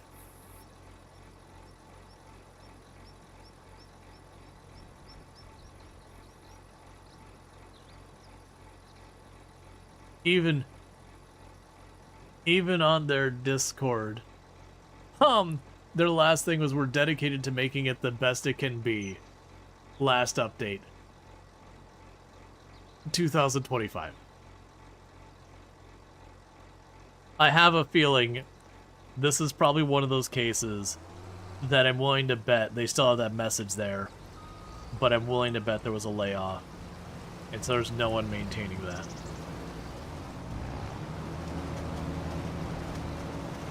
Oh well. At least there's another, like, 25,000 other games releasing on Steam every year.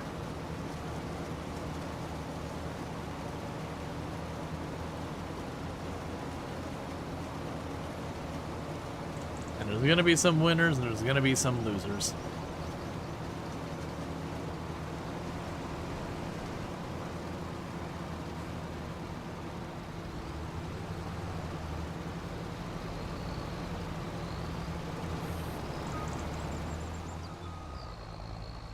Yeah, because trying to think of, like, the games that, like, let you simulate school, like running a school, that kind of thing, like the Tycoon, or like games that let you simulate like being a student, but like, you know, gamified or whatever.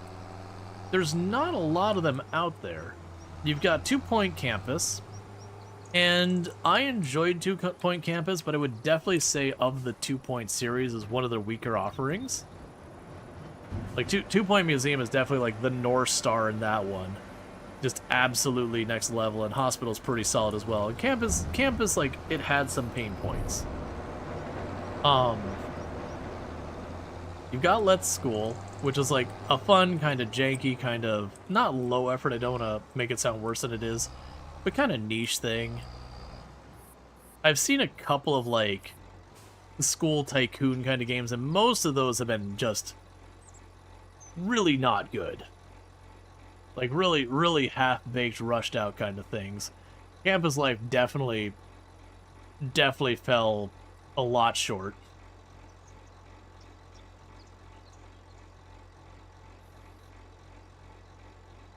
Because it definitely go like that. And then, like I said, The Sims 4 I'd actually say is probably the best one we've got out there so far as, like, being the student in college.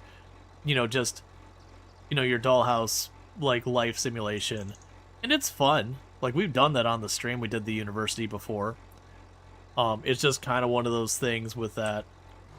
that, like, you know, it's The Sims, it's silly, it's wacky, it's whimsical, and I think that's good.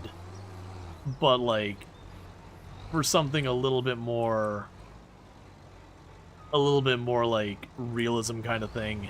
Again, I don't want it to be like actually realistic, but like trying to take a bit more of a, you know, you're a student trying to do your thing. I'd kind of like there to be something like that. I think that'd be a tricky one. That might be why we don't see it, is the tricky balance between, okay, how silly slapsticky you want to get. Do you want to go like full Sims where you're doing these ridiculous toga parties and they're all acting like ridiculous and obnoxious, versus going, okay, well now you're just, you know, doing a job simulator, except your job is to be a student, and that could very easily be not fun. Imagine it is a hard gap to divide. You know what I could go for? I could go for, you know, the low effort simulation slop kind of thing, but like first person, you run a school. So like your TCG card shop simulator, but you're running a school. You'd have to cut a lot of corners there because of performance things. But you know, you get that like gas station simulator, just janky, silly running a school.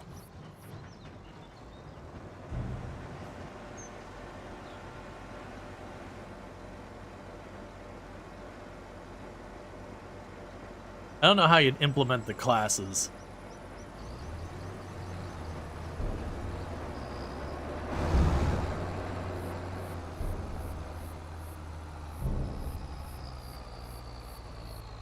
Like, you just do, like, mini-gamify it or whatever, but...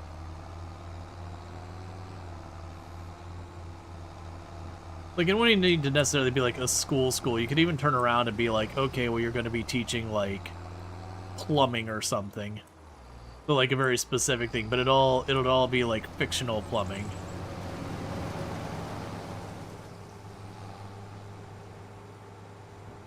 So, like, maybe you have the students and they would, you know, you'd show them, like, taking apart a valve, and then they'd put together, and a bunch of students would get it wrong, and you have to, like, go to them and be like, wrong, and then they'd try it again.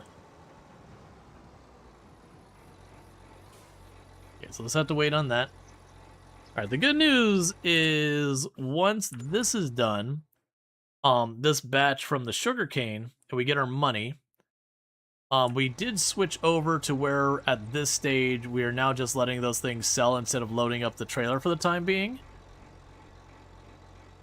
Just to make it so I'm not spending as much time just driving around pallets. At least not right now. I think we'll probably eventually get the semi and do it. But by the time I get the sugar sold from this harvest, so most likely by the time we get to time to plant the potatoes, I'll probably be able to afford the harvester and maybe another plot of land. Now, the thing for the plot of land situation, the choices we have is, one, is I can go over here to this farmland there. We would take these fields. Now, the real bummer is that field is split between there, but probably take the edge off this field, make these fields into one field on this side. We'd keep the existing road right there, because then we can put, like, the potato making area there and whatnot. Make a road going up here to put, like, the farmhouse back there. There's so many problems with Sims University. They lost most of their whimsy, from 2, for starters. Yeah, I enjoyed the Sims University, but, it definitely remember playing, I think it was Sims 2, where having, like, the pets DLC and all that, and, like, really enjoying all the nonsense. The high school DLC was somehow worse. That's what I was reading, because I was trying to decide what DLC I want to pick up the last time we did, like, Sims 4 content on the stream. And I looked at the high school DLC, and it was, like, all of the reviews were pretty aligned and really bad. Like, its overall review was really bad, and the recent reviews were really bad, and, like, almost all of them, it's like, this is just dumb. It's like the University DLC if no one actually put time or effort into it. And that might be unfair, but it was definitely one of those ones I'm like, well, you're charging $30, so that's going to be a no. Or whatever it was, 25, 30 bucks. you know, 25, $30, and like universally people being like, this is really bad. You know, and there's people like, I own all the other DLC. This is the worst one they've come out with yet. Or I think that's not true. I think there's like a horse DLC that they're like, no, this is the worst. But yeah, it was definitely one of those ones I'm like, oh, maybe I don't get that one. And that was the point where they added the thing where you could work for death or whatever, I think is the one I got instead. And that one apparently was like really, really well done. Like, I enjoyed what I played of it. It's been a long time since I played The Sims on the channel. I only do that like once in a long while. My problem with The Sims is about the only thing I come up with to do is to do like a 0 to hero challenge and then have to give myself a bunch of limitations. And there's a bunch of other challenges, but the problem with a lot of the other challenges, they're not small commitments. Like, there's like legacy challenges and all that, but those are like, you are going to be playing The Sims for a while. And as a variety content creator, and that's like not my main wheelhouse, it's definitely not something I could really put in that kind of time to.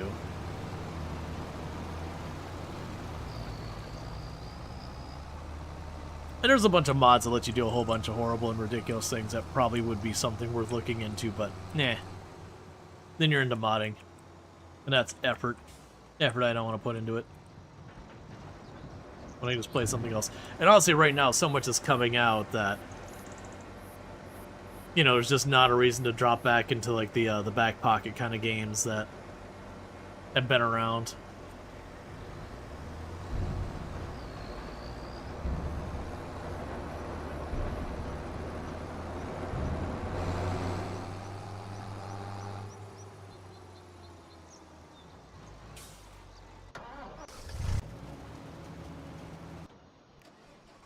Yeah, you don't quite have a full load again, but we can pull up when you turn around and get that. I think we figured it was like every 2 passes or something like that is about what it takes for me to get a trailer full out of this thing. Because that's one of the downsides. It's like the pro and con of sugarcane is the pro is it is very high volume. You get a lot of sugarcane. But the downside is it's very high volume. You get a lot of sugarcane and you have to do something with it. So like the per liter price of sugarcane is actually not that amazing, but you get so much of it.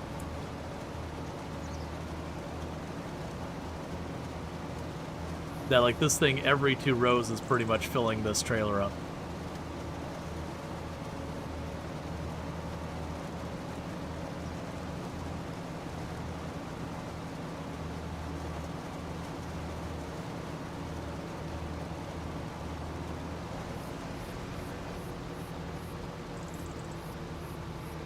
Yeah, I was really looking forward to, there's supposed to be like 2 or 3 Sims competitors that were supposed to come out last year.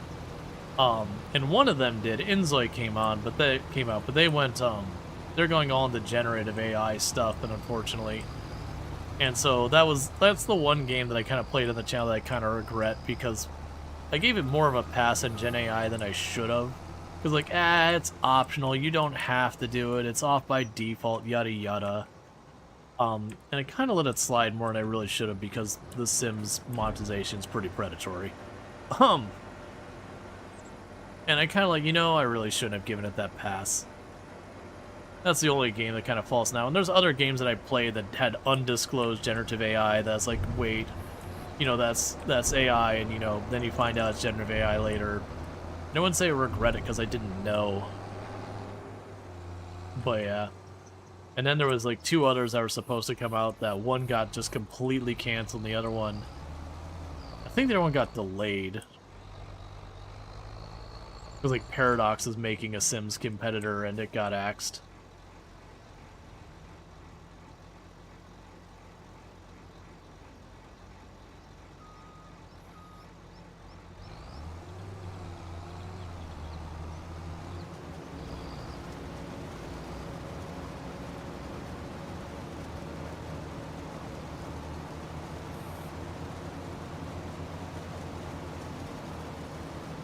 Okay. Yeah, you're starting to get the patches again for where the weather is damaging the field little by little. So eventually I'll need to replow the field. I usually wait till you get like pretty good number of those, because each little spot of damage in the field usually doesn't even make a full % loss in a crop. So you usually end up waiting till you get like 8 or 9 of those, and then you're like, okay, now this is starting to be like 5 or 6% of the crop is going to waste. Let's go ahead and get the plow, or cultivator even, you don't even need the plow, get the cultivator, kind of reset the field as it were.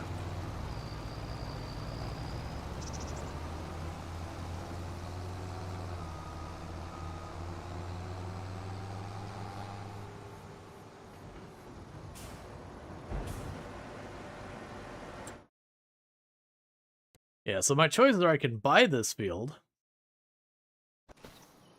Yeah, so we bought this field. I would get all the way over to about halfway across that field to be mine. We lose a chunk to the field to the tree line. We get this field, and like I said, I'd probably just plow those up and make a new field. I would destroy this trailer, because it's non-functional to me, and bring the field across here. And at that point, I do think we would go over here somewhere, like around here, maybe tuck it in the trees, build like an actual farmhouse, make a dirt road down that way. That's one option. The other option is we can check down here. So if we did this one, this is just wide open the whole way around. I still lose a good chunk of this edge to the trees, but all the rest of that's one big open area for doing potatoes. 47 is probably not a good choice. 47 has the same problem here, as we would end up getting like a little sandwiched out spot there. I'm pretty sure, yeah, this one's just straight up forest. And then 32, same idea as the problem with 39. It's got a big chunk of it covered in forest. Actually, I just clicked out a window, so can't see anything. 24 is not even attached. This one would be a weird because it's got a little bit of the field over there connected and a little one over there. Got a little bit of forest. That wouldn't be too bad. It'd be comparable to our sugarcane field.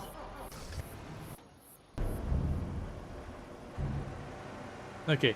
Yeah, you're looking forward to Paradox version since it had one of the primary devs from The Sim 1 supposedly on the project. Gotcha. Yeah, I don't know about the dev side of things. My understanding from a lot of what I heard secondhand with the Paradox one is that they kept doing development, and it was just kind of one of those things that, you know, they kept being like, but is it fun? And they're just like, it's not there yet, it's not there yet, and eventually they're just like, you know what, never mind. Like, it's not fun yet, and we're having to, like, there's going to be potentially going back to the drawing board and a lot of stuff. And that can happen. You can have people who even made really good games in the past, and they work on the idea like, yeah, on paper, this should be great. And you just keep playing like, yeah, but it's really not enjoyable. Like, whatever's going on, like, it's got the wrong tone or something that you're just not getting what you're hoping to get out of it. Because, like, there's been games that have tried to kind of copy the vibe of, like, Pacific Drive and Keep Driving unsuccessfully. And it's a really, like, if you nail it, you nail it. Those games are amazing. But it doesn't take much to make that vibe not land. And then, you know, the game is just a very different thing.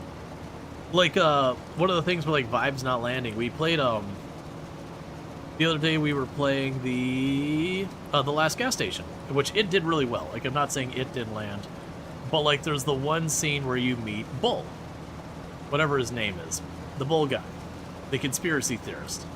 But pretty early in the game, before you really have a good, strong feeling that, you know, this dude's just a conspiracy theorist, he just makes up all sorts of stuff and like believes all sorts of conspiracies, and he basically goes on this electric vehicle tirade. And think of the follow. Welcome to the stream.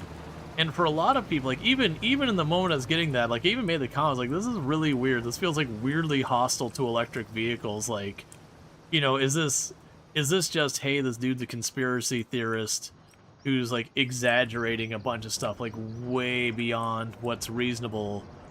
Or, like, is this, you know, the dev whining about electric vehicles through the game, and it's supposed to be taken that he's like, you know, a complete tinfoil hat ridiculous person. And think of those follows. Welcome to the stream. that like the characters, like, you know, full on tinfoil hat, aliens are real, you know, and kidnapping my cows and all that kind of stuff, like conspiracy theorist. But like that early in the game, you really don't know that. And you're like, is this dev just like weirdly aggressively anti-electric vehicle? Like, what's going on here? Because like it's the conspiracy theorist side there where it's, you know, the things that are being stated are real, broadly speaking, about electric vehicles. Electric vehicles are heavier than normal cars, so they tend to wear their tires faster. The situation with their brakes, they tend to wear out faster. You know, there's truths behind that. But like, then him and his cousin or whatever are like, oh yeah, like the entire landfill is nothing but full of tires because of electric vehicles. I'm like, I don't think that's true. like, I like that very much feels like an extreme exaggeration. But yeah, the dev actually went, since we played that, and this wasn't any comment of mine, but they got that feedback a lot, that they actually changed it so as your character you can kind of push back on the conspiracy theory, being like, hey man, come on. That's some nonsense.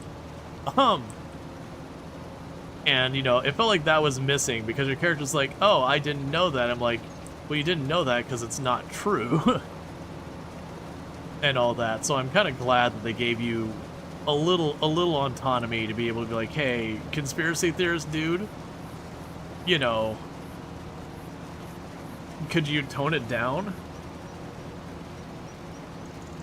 Oh yeah, that dialogue happened in the last gas station. There's one of the other characters is like a conspiracy theorist, but pretty early on, before you really got a feel for it, he has like, you know, an anti-electric vehicle tirade, but it's, you know, it's supposed to be taken as he's just spouting conspiracy theory, not that it's like actually any kind of stance on anything. Like, it's supposed to be this thing where you look at him and he's like, oh, this dude's just being ridiculous. But again, that early on in the game, you don't really know the dev, you don't really know the characters very well, and you're like, what's going on here? Yeah, no, it was, but like they did update things, so like now your character can give like a more like I don't agree kind of response to it to demonstrate it's like, no, this is meant to be like, this is a conspiracy theorist spouting off conspiracies. This isn't meant to be taken seriously.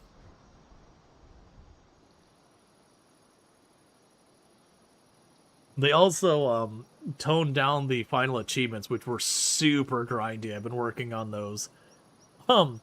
There's 4 achievements in there that were like, serve 1,000 customers gas.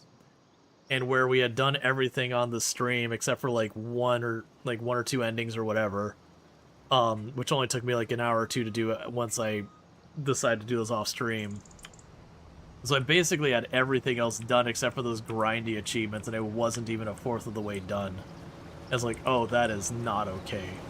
But they're still grindy achievements, so if you don't like them, then you're not going to be happy with the achievements. But they're like magnitudes not as bad. It's unfortunately you get to that point, it's literally you start your day, you just stand by the register, and you just wait until like, and you just serve whatever customers show up, and then you go till nighttime, and then you do it again. So they're very not entertaining achievements to grind. There's no decision making, there's no skill or anything, you just go there, you hold space, then, you know, it says bye, and you push space twice, and you do it to the next customer. It's a shame, because the whole game is amazing, but that last set of achievements are hot garbage. Those are the kind of achievements, I don't often do it, but if I were to ever cheat achievements, those are the kind of achievements I would cheat, where it's like, play 1,000 rounds when, you know, you beat the game and you've got like 80 rounds or whatever, or, you know, collect 200,000 items and you play through the entire game and you got like 5,000 or whatever, and you're like, look man, you might as well just say, play 10,000 hours, and I'm sorry, but no. You want me to fight 3 bosses at the same time? I'm on board, let's do it. That's a great achievement. You want me to, like, roll credits, fair enough. Roll credits on hard mode, I can get down with that. Even that, I think, nowadays is a little less of a good achievement if the game's too long. But still, I can get on board.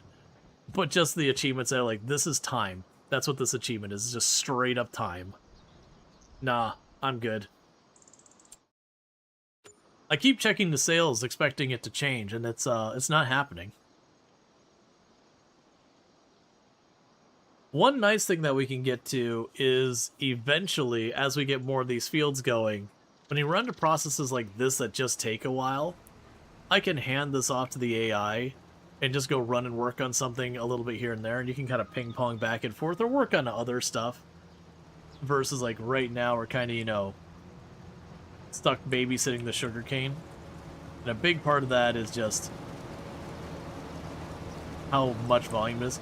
Now granted, if we're letting this thing fill up, because this is the modded version, while I have been treating it as if it doesn't have an internal storage for the most part, yes, I'm letting it come back and forth right now, but usually I've been driving with it.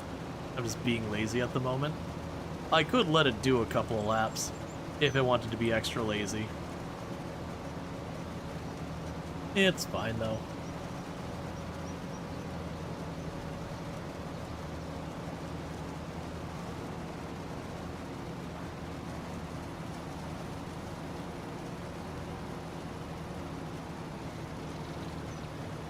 And it is one thing you could also change at some point, is we're getting enough sugarcane to like fully fill both the sugar plants for the full year round running.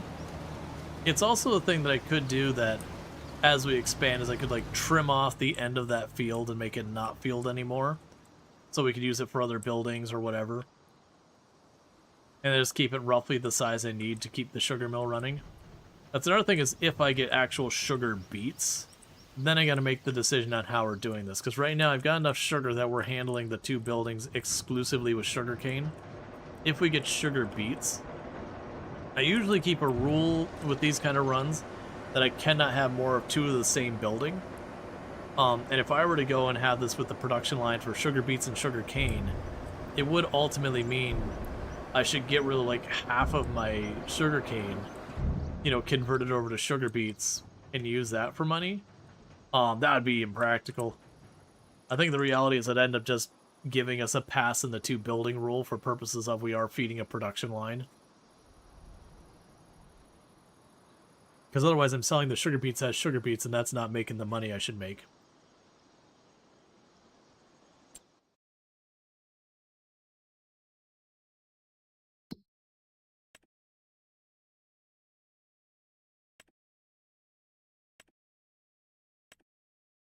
Yeah, so we got a couple more loads of sugarcane. We'll get this one topped off.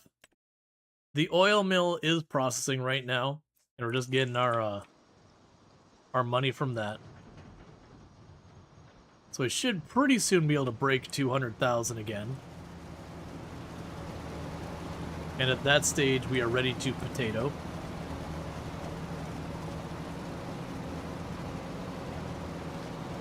I will need to buy the land though too, which is the catch. The land will cost me about 90,000. So that'll be the whole thing, is buying the land, getting the planter. I have the harvester already. It's just sitting over there behind that building. And we can get all that going. And now we gotta see how involved that process of getting those potatoes done. And once we get those all going, the next step from there would be to set up a production line based on the potatoes. We're probably going to make the potato chips. I want to say that was the big production line for there.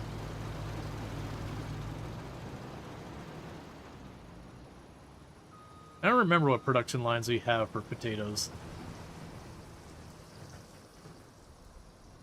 And now that I think about it, I want to say the potato chips, I want to say, is what you use the oil for. We can find that one out real fast. We can go to construction. We would need going to factory. So what we're looking for is the potato chip place.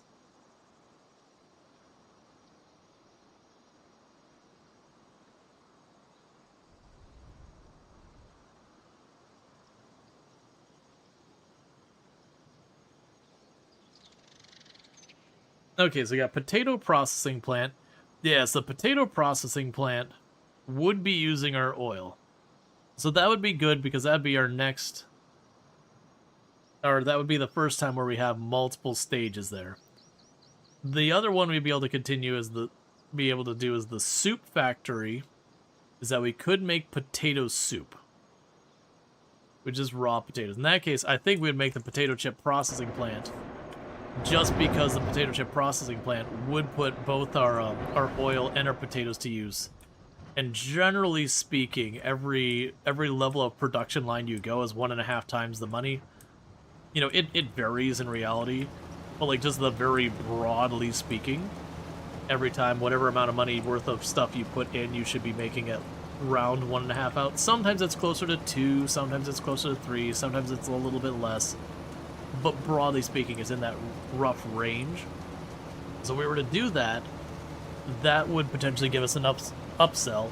And that would also get it so with our like canola and our rice and all that, you know, if it's a thing that I'm able to run the potato place year-round on potatoes, but I'm coming up short on the oil, it would give me a reason to go, okay, well, let's expand that one field a little bit more. Or if we happen to get olives, then, you know, get the olives into the oil processing as well. That also let me switch that over to what's called distributing. When you set to distribute, it then will take the oil directly from the plant and move it to the other location.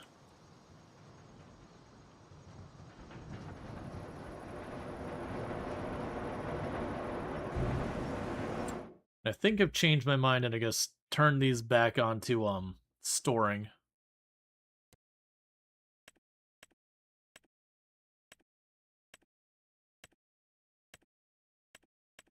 Because I'm also sitting here thinking it's like, you know, we're never going to see that pop out. I'm not going to do that with the mushrooms.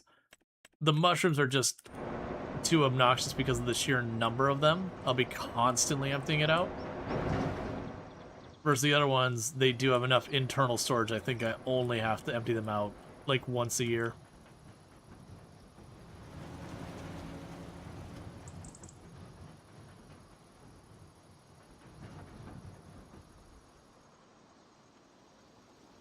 Alright, pretty soon the second sugar mill should be full.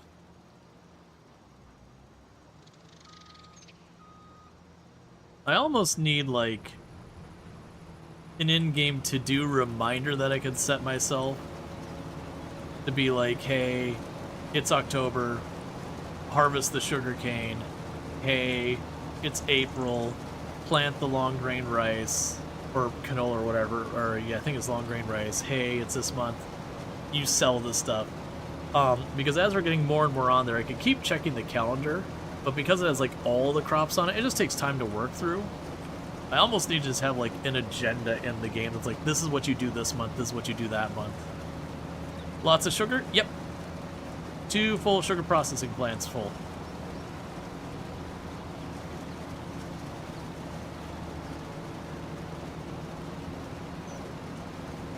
But that's because we are doing the thing where we roll random crops. Each time we're ready for the next crop, we roll a dice. Well, it's a wheel. So we spin a wheel, and we see what it comes up with, and we go, okay, that's our next one. So the very first crop we spun was sugarcane, which is definitely not the crop you want to start with. It's very lucrative. Sugarcane is very, very lucrative. But it's very laborious because the harvester is very small, and it's a very, very high yield crop, so you have to like do lots and lots of runs back and forth to deal with it.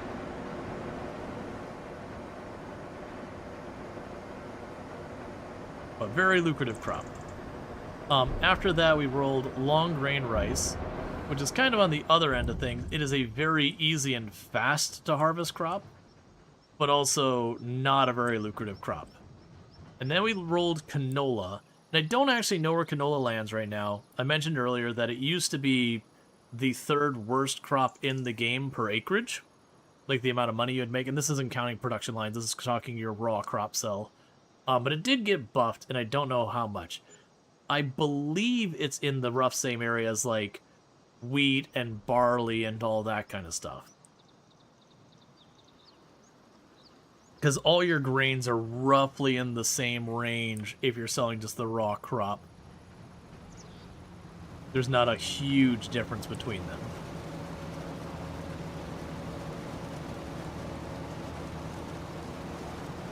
With the exception of, again, regular rice is actually a lot higher, whereas long grain rice, like I said, it's kind of in that exact same range with all your other grains.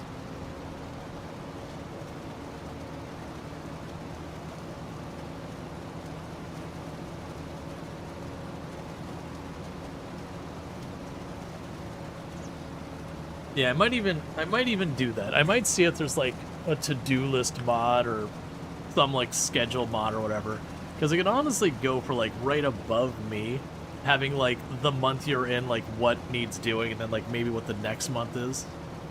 That'd just be like one or two things, like this is the crops you plant today.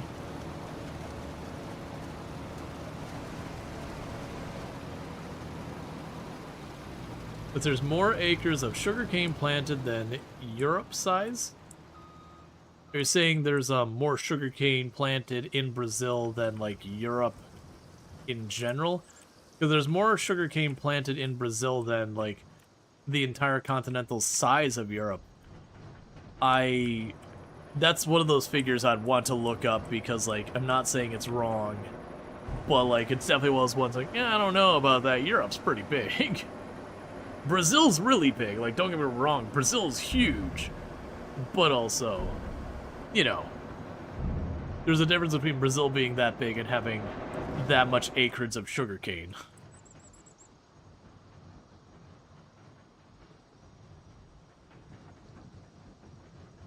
Okay, so both of my sugar plants are full, so the rest of the sugar cane is going to get dropped off and sold as sugarcane.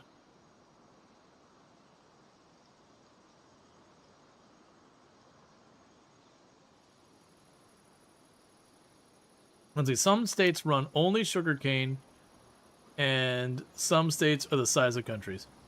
It wouldn't surprise you, given that sugarcane grows in tropical warmer climates, which Europe doesn't have. But yeah, no, I definitely fully believe that Brazil grows way the hell more than all of Europe. When it comes to sugarcane. Like that I would be shocked if that was not the case. But if like the idea that the sugarcane farms were more in volume than the entirety of Europe, so far as like the physical land mass of Europe, that would be a very different thing. Brazil and Europe are like the same size, are they? I just know Brazil's huge. Hey, Snow Squirrel, how's it going? Can we get a shout out for Snow Squirrel, by the way? Another fantastic content creator on the platform. The EU is about half the area size as Brazil. Yeah, that's what I thought. It's like, because again, Brazil is big. Brazil is silly big.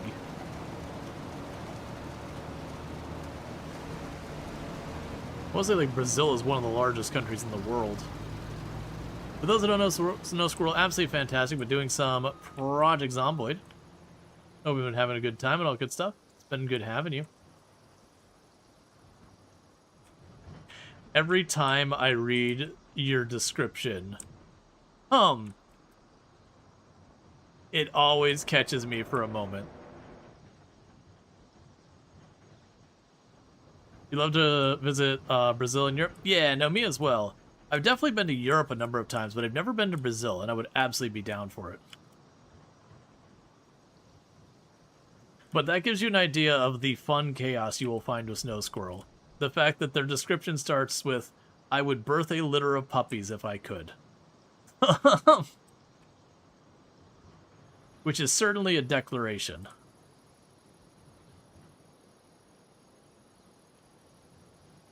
$10 million hectares planted last year.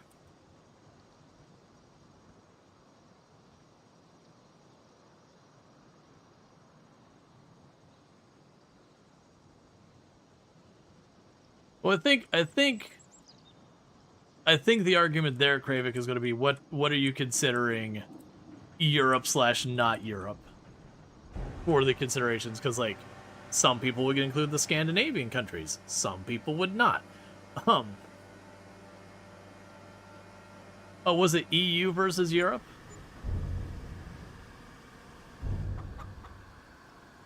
Yeah, that's the whole thing.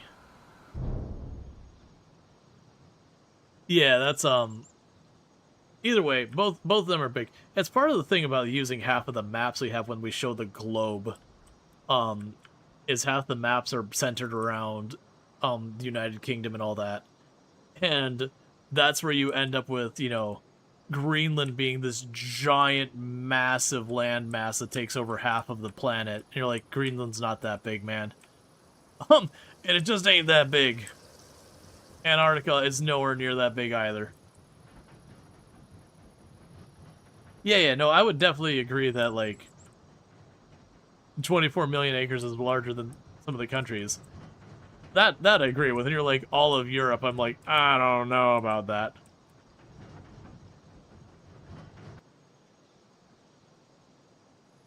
But yeah, no, definitely they have a lot. Yep. But yeah, and that's you can grow sugarcane in a lot of areas that are like you can grow sugarcane in Florida and parts of it. You can grow sugarcane in like in the Keys area and all that. You can go farther down. It's not that there's none there, but we definitely don't grow much of it. Honestly, Florida's going through a weird thing for a lot of the plants they've grown traditionally. We're having to kind of transition due to climate change. That like they're doing a lot less citrus here in Florida than they historically have been because we're getting too hot of summers and too cold of winters. We're getting both of them. Um, there's tons in Louisiana. I'd believe it. Cultural geography is fun. Yup. No, we still do have a lot of citrus here, but there's been more and more orange groves just shutting down. Because unfortunately, Florida, for the entirety of the U.S., is one of the absolute most affected places by climate change because we're a big peninsula in the middle of the ocean. And so we get all the effects that water brings from all sides, except north. That's where the clay comes from. But yeah, so the strawberries are still being grown here, and then the onions we don't commercially sell are still here. We use those with our strawberries to keep the things from eating our strawberries. That seems to be doing relatively well. Um, but yeah, it's those things that like where we grow citrus in Florida has been moving a little bit here and there, and now we're getting to the point that a lot of farms are just shutting down the citrus here in Florida, and where we're like dropping it, California's picking up more of it. Only some tropical islands of France plant sugarcane? Yep. And then there's a question of where do you draw the boundary of some continents, subcontinents, or subcontinents? Oh yeah, and then there's even some places that even to this day there's conflict about like does this island belong to like the US or Britain? And it's like, well, Florida beaches are the best beaches when you want sandy warm beaches. So that brings up the question, do you mean the east or the west coast? Because those are very different beaches.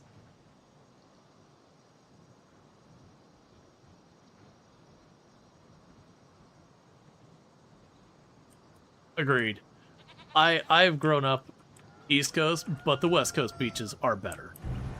Like just as much as I have like the nostalgia for the East Coast and all that, the the West Coast beaches are better. And for those who don't know the difference, West Coast beaches in Florida, like Tampa, all that area, they're a very, very fine sand beach. Whereas on the East Coast, they're a lot grittier. They're a higher like size grain. So you have very, very distinctly different beaches depending on which coast you're at, which is kind of cool. That said, when it comes to like sea turtle nesting and all that, most of that is on the East Coast.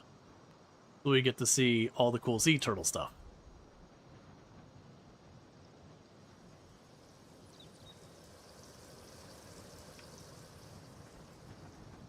Oh, you're a geographer?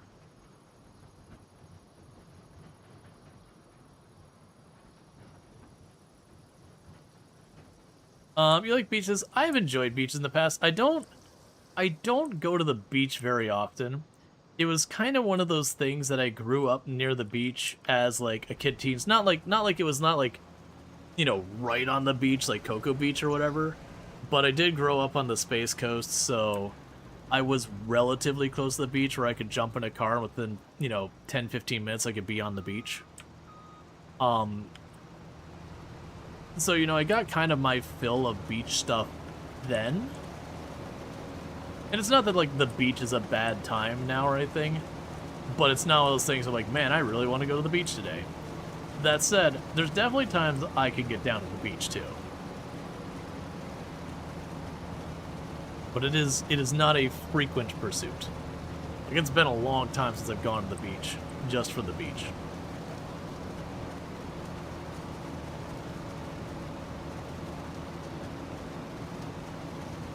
And I've mentioned it before, where I grew up,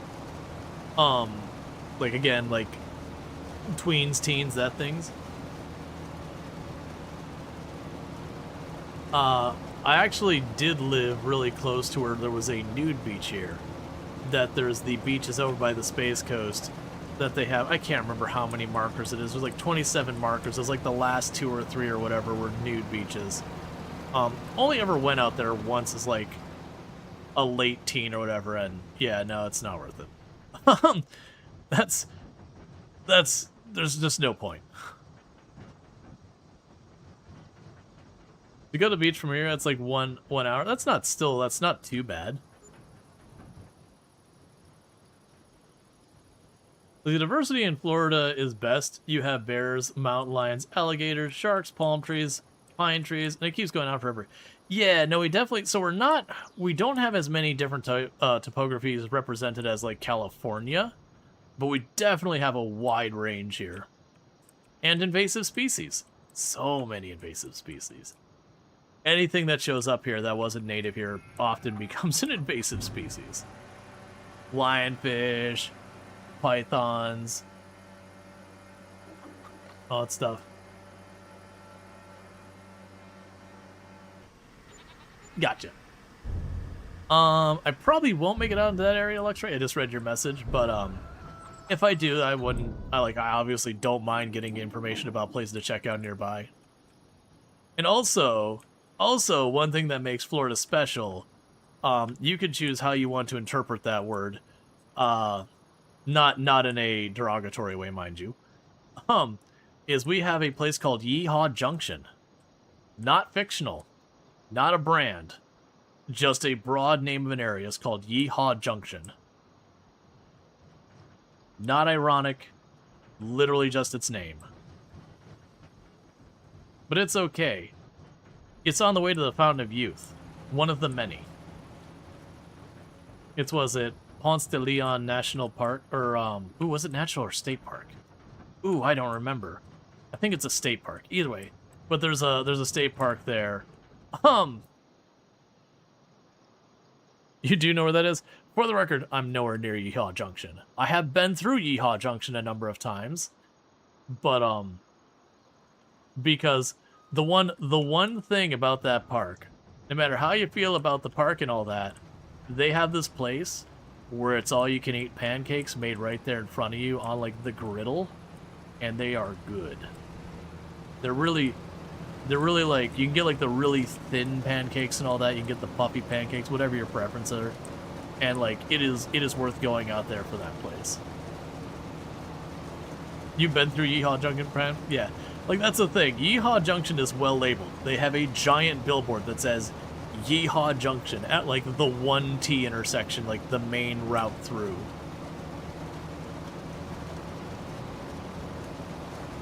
Yeah, there was a lot of places, but, like, that's kind of a famous place for doing the endless path.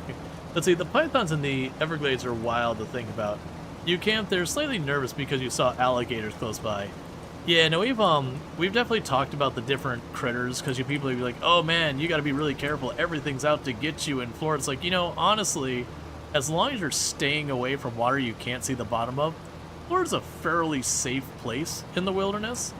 If you get to water you can't see the bottom of and is not like cordoned off to be a swimming area or something, yeah, you don't F with that water, man. Not even the alligators. Like, the alligators can certainly be a danger within themselves, but usually out in those areas, the alligators are more afraid of you than you are them, because that's where hunters go. But it's snakes. It's the water moccasin slash cottonmouth slash whatever its actual name is. It's just a particular water snake, just the one kind, that is, like, super aggressive and territorial. Like, I am down with just about any other snake, but that one can go die in a fire. That is the snake that sees you on the other shore and be like, oh, I'm a-coming. I'm gonna get you. This is my land.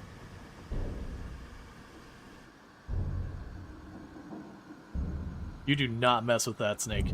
Rattlesnakes, as long as you're not stepping on it, they're chill.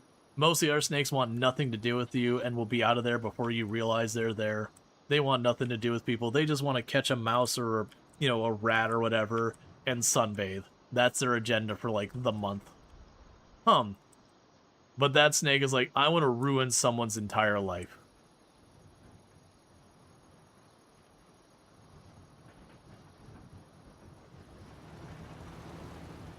Oh yeah, no, they are. Well, like, I am not joking. They are a very particularly aggressive and territorial snakes. They are a very dangerous snake. Almost all the other snakes, even a lot of the venomous snakes, super chill. Yeah, you have rattlesnakes here, but you've seen one in like 4 years. Yeah, we have diamondback rattlesnakes, if I remember correctly. Was it diamondback? Ooh, I'm not as confident on that one now. I think it was diamondback we have here, but we actually, like, Florida actually does have a lot of venomous snakes. We have, like, 2 or 3 rattlesnakes, types of rattlesnakes in the entire state. Because, again, you got to keep in mind, the state is very tall. It has several different biomes represented in it. We've got coral snakes are here. They're very, very, very venomous. Luckily, you don't run into too many human interactions with them. They're also very tiny, so even if they bite you quite often, they don't get a bite that's good enough to get the venom in. You've got the water moccasins. Like I said, those are the ones that can go die in a fire. There's like 2 other venomous ones, but you don't see them very often. But yeah, it's just the one kind of snake that you're like, you see that, you're like, no, really, get the hell away from it. That said, I know we have the big cats here, but you really don't see them very much. The jaguar and all that are not doing too good. We also got bobcat. Those are kind of cool. I've seen plenty of wild bobcat over the years. They're like something halfway between a house cat and a lion. Got cool tufts of fur on their face. Honestly, the birds are one of the things that's the really impressive stuff. We have a ton of all sorts of cool birds in Florida, between like spoonbills and ibis and sandhill cranes and all that. I did post a picture on the Discord in the pets channel that we had pretty close to by where we live. We have 2 like baby sandhill cranes. Like, they were like this big, and they look almost like little chickens that are a little tall. Just all covered in down.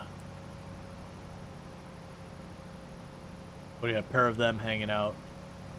That's cool to see. Yeah, bobcats are cool. Those are ones that you also have to be careful of. They're not territorial dangerous. They're skittish. They'll run away, but there is definitely some people who get themselves hurt because they look at it like it's just a little cat thing. You know, it's still a wild animal. You saw a mom and her 3 babies trailing behind her crossing the street once. You cried a little bit. It was so cute. I'm assuming bobcat or the cranes. Either way, they're like, both of them are adorable. Yeah, you're not petting it. No, absolutely. Yeah, I haven't seen baby bobcats. Usually when we see a bobcat, it's like 1 or 2, like, not together, like just like one once in a while, just kind of out. usually where we have like wetlands nearby. I haven't seen any nearby where I live. It's a little too developed here. We see a lot of deer though. And raccoons, some of the fattest raccoons. The raccoons here do very well. Blame the neighbors. All of them. Everywhere. Universally throughout the world. Where you have raccoons and animals, you have fat raccoons. Yeah, we do have squirrels. I would say there's not as many squirrels around here. Not until you get to like the universities and that. But out once you're away from like the proper city and all that, there is a lot of critters here that would definitely put squirrel on their menu. So the squirrel populations seem to be pretty handled. If not that, all the feral cats and all that. I mean, considering what a house cat is capable of, you can only imagine wildcats. Oh yeah. That's the reason why you hear about the people who keep like lions and tigers. Like, are you ridiculous? Man, this tiny little like 10-pound cat will like ruin your entire day, let alone something that weighs like 300 or 400 pounds.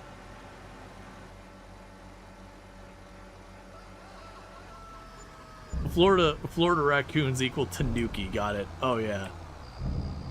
They get pudgy.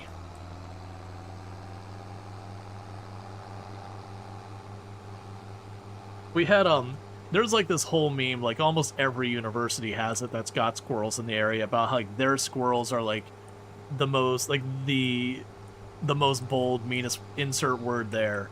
And where I went to university here in Florida was no different.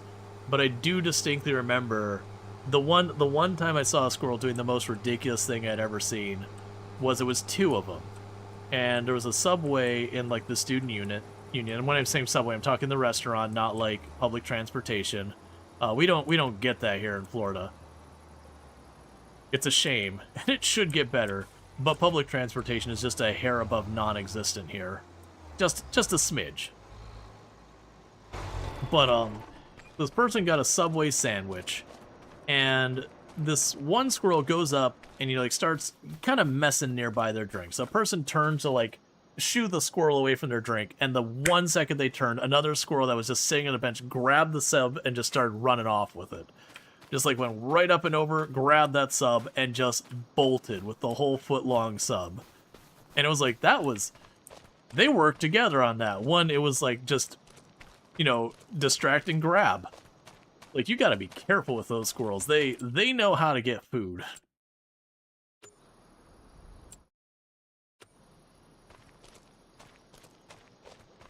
Okay, so I need to do fertilizer over there. That's right. Oh yeah, no, there's I never got anything big taken from them. I got like occasionally they get like a couple of chips or whatever that, you know, want to go for the bag, and I'd prevent it, but you know, a chip would fall out or two and they would snag it and take off. Which, you know, fair enough. Not the end of the world. This squirrel like snagging a couple of chips here and there out of a whole bag. That's fine. I'm not going to get upset about it. Now, if I'm a college student, like a broke college student, I lose an entire submarine sandwich to a squirrel, I'm pissed.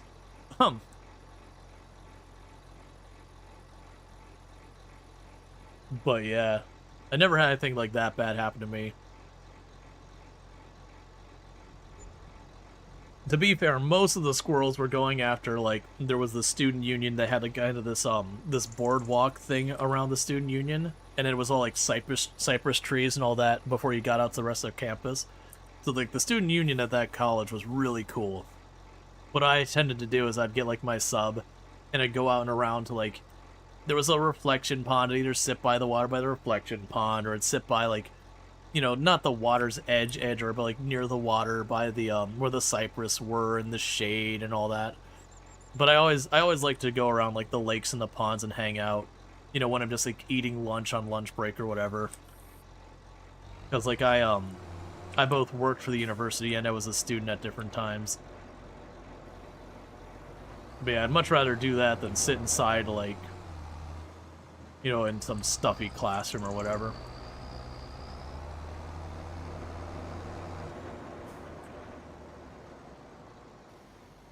I do that every third time. where you spend the time loading it up. I gotta pull up my shopping menu, and then immediately just dump all the stuff I loaded up on the ground because they're one button difference.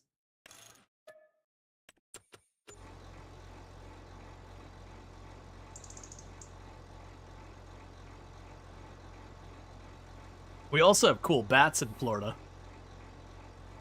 That was a big thing that we did at my parents' house for a while. We had a bat box over there, so the bats would have some place to stay. You keep a bat box, you don't have mosquitoes. It's a really good exchange because you get to nighttime, and there is just an eradication of mosquitoes in your area when the bats come out.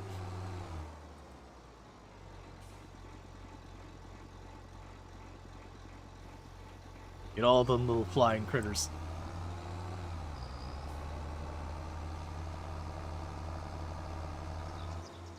I would love no mosquitoes. Get a bat box. It might take them a little while, but they will knock that mosquito population down. Plus, bats are really good for the environment. And they need places to stay. And it's not really hard to give a place. And it's also really cool to, like, you know, you get to right around that dusk and you see the bats going out.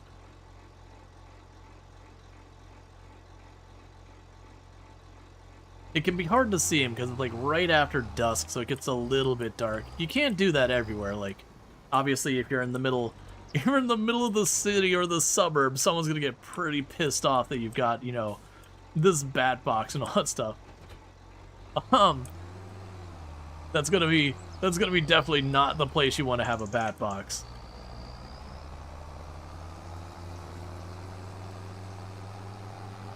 We also have purple martins, which are a cool bird. They're also as a bird, they're pretty pathetic. They're a bird that has been so exposed to conveniences of being around people that they physically cannot survive if they're not around people. And what I mean by that is they have these like gourds that people put up, and they would go and they'd put their nests in them. And it used to be they would build their nests like in the side of like rock faces and all that. But as they've gone around the world, because they go to like South America and they go up to like Florida and a few other places. But there's two distinct groups genetically that don't interbreed despite being the same species. And, like, when I say interbreed, they don't breed between the two groups. And there's one of the groups that they go down to Brazil, and they breed in Brazil during one season. I think during the, I can't remember if it's winter or summer. But either way, they go down there, and they do that, and they'll breed down there. And they'll still make their nests in cliffside, and they're fine. And then you've got the other group who gain same species, that they will literally only nest inside, like if you get these gourds set up that people would do for giving them a place to stay. So they become wholly dependent on people, but they breed when they come up here. And again, same species, and it's just what they do is they end up going, oh, I'm sorry, the one comes up here, the other one goes California side. But they are the same species, but they both go down to like, you know, Central America, South America, like Brazil, all that area. And even though they're literally like the same exact species, we could tell that they're genetically distinct. They're like different families, and we're not talking families like, you know, the hierarchy of like species, family, whatever. But like that again, they don't intermingle. But yeah, it's a whole interesting thing. But they're a cool bird, but they are kind of pathetic. But like, we have gotten so accustomed to using the nests you provide that we just don't do that crap anymore. Where's my nest? Yeah, no, sandhill cranes are huge. Sandhill cranes are a real big bird. Like a fully grown sandhill crane. You can't, they're not eye to eye with me, but they get close enough. Like even full grown adults, they're sandhill cranes that are taller than them. They are big birds. They're not ostrich big or emu big, but they're up there.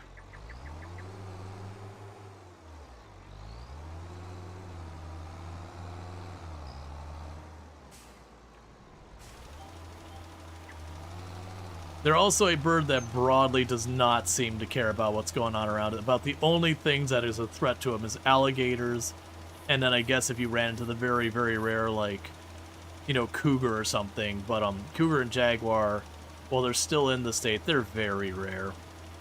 We have definitely decimated that population pretty strong, which is the big old bummer. And that's not even a Florida thing. That's anywhere you have predators that can be a threat to humanity and human beings. We tend not to take too kindly to their existence.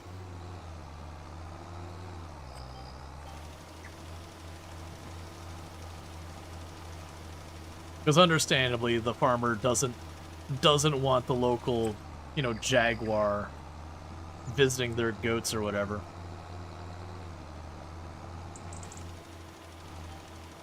But it creates problems. Pumas aren't a threat. They fear us. Broadly speaking, yes. Broadly speaking, a lot of those animals want nothing to do with people. It's usually when they're sick or something wrong, or we've encroached so much that they kind of get forced to interact with us that we have problems.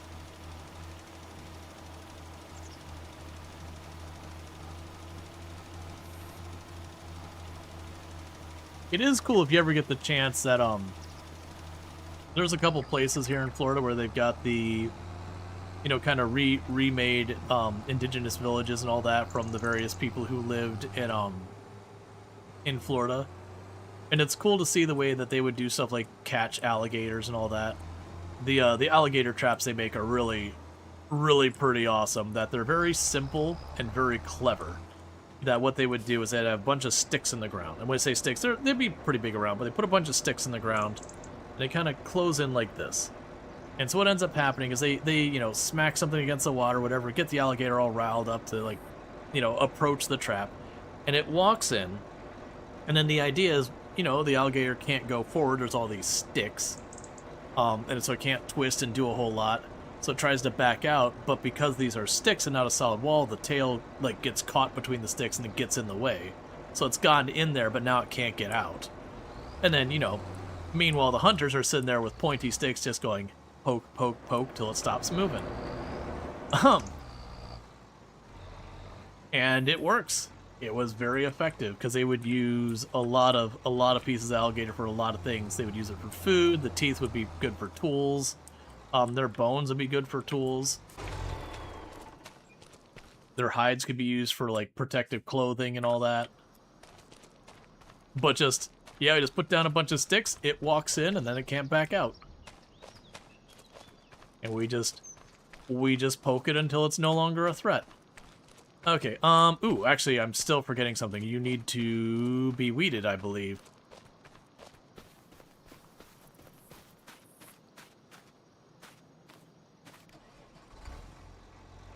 Wait, did they do that with cougars? You presume it's them or alligators? Oh, no, they did that with alligators. That trap wouldn't work on puma. Or cougars, sorry. Yeah, no, they did it with alligators. Because alligators, when they back up, their tail will turn. They don't like, stay rigid. And the alligator can't just, like, shove its own tail out of the way. Like, the tail's thick. It is a big, meaty tail. So if you put something that's, like, obstructing behind the alligator, it'll push the tail to one side or the other, and all you have to do is make it so that whatever way it pushes can't accommodate the alligator's width.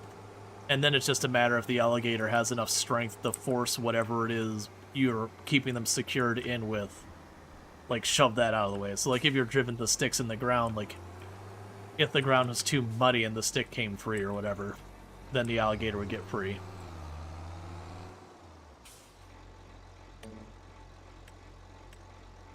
Okay.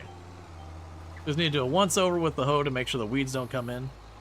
But yeah, no, it's cool. And they got a lot of clever things they did.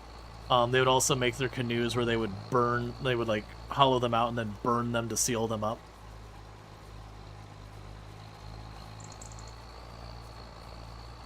And so they do all that kind of stuff. They had a lot of like, and it's one of the things that like the indigenous people here in Florida, you'll read a lot of like stuff about how, you know, oh, they were warlike and all this stuff, and towards the end they got that way, but it wasn't how they were, it was the way they were forced to be. That basically there was a very warlike group in the indigenous people, but a lot of them, you know, they were fishermen and they were doing all that kind of stuff.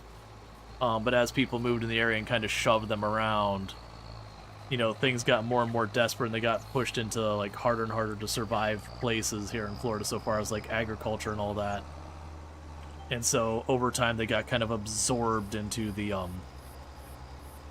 more warlike groups, because that was all they could do to survive, was to fight and take stuff, because again they kept getting pushed off their territory, you know, and understandably they weren't a fan of the people pushing them around.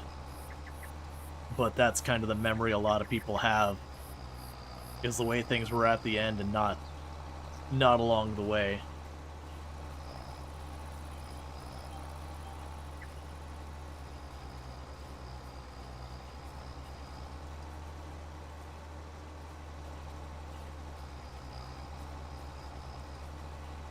But yeah, I know it's cool to get those. There's a couple places where you can check out where they've got the native villages. You also have the old pioneer towns down here, but those could be cool to see for something different. There's a couple places you can see those.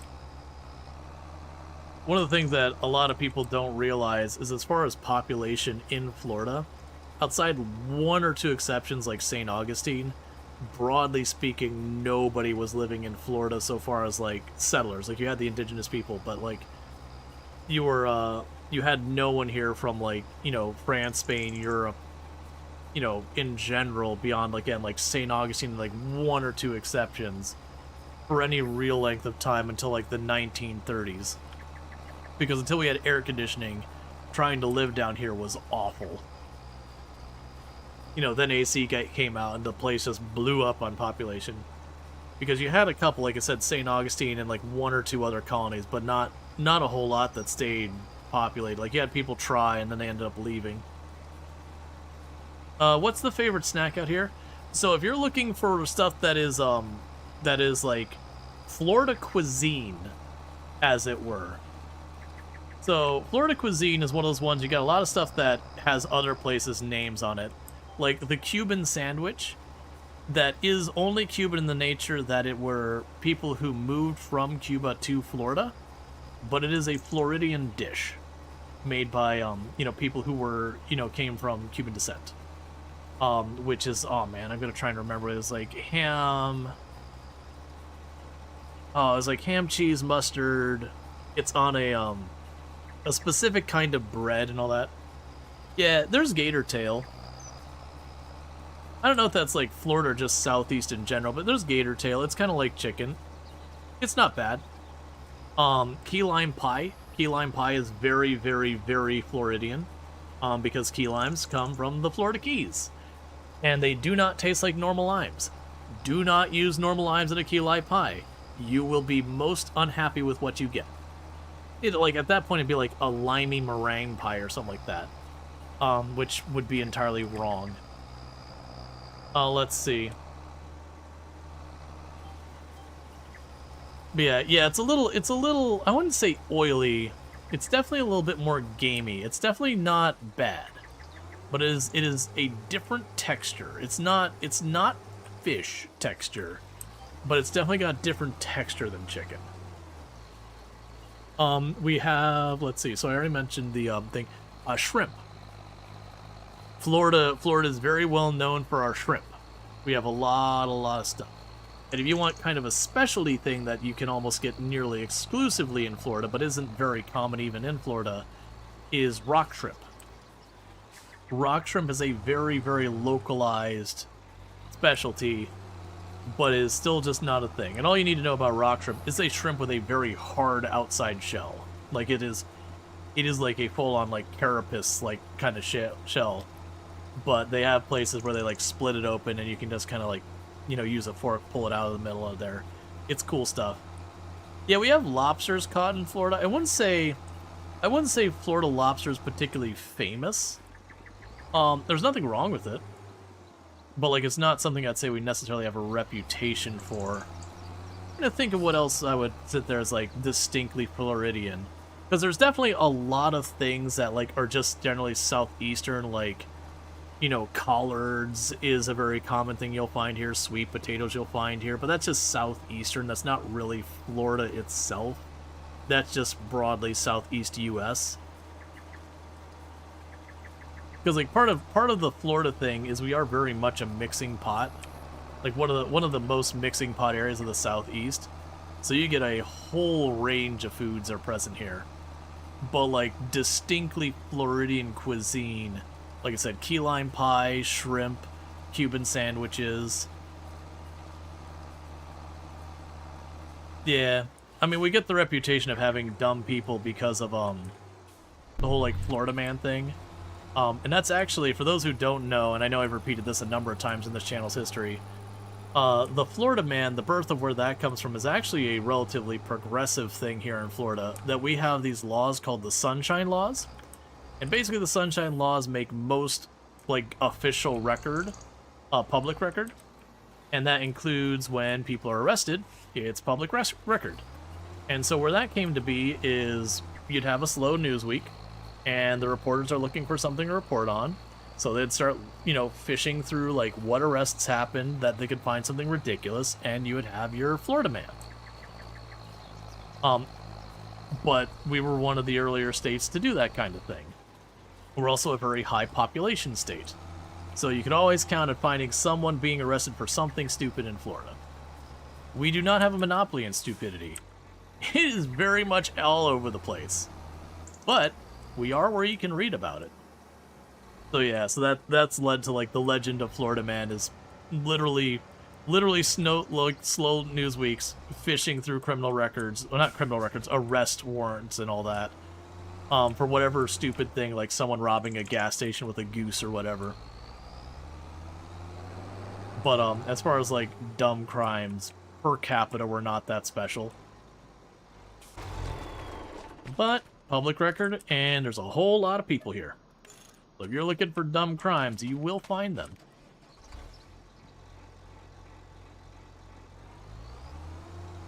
You have Texas man too, the hold my beer moments. Yeah, no, since then there's been more states who have done like variations of like the public record thing kind of stuff and all that.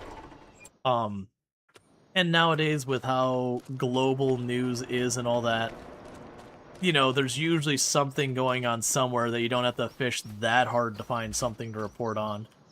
Okay, so we got that all done. So let's check on our schedule of when the next thing I need to do is. So we're in October. And we've currently got, so if we're going to be able to plant potatoes, that would happen in March. And then we sell our crops in June and July. And just making sure, so let's double check. So we have canola. We harvested that in July. We got the long grain rice. We harvested that last month. And we got the sugarcane we harvested this month. And we don't worry about planting anything until April is the long grain rice. You need to get people in weird outlandish ideas and pan out criminal almost everywhere. Yeah. It's just a lot of places that's not public record, or it's not easily searchable, or whatever. So you just don't end up having quite the swell.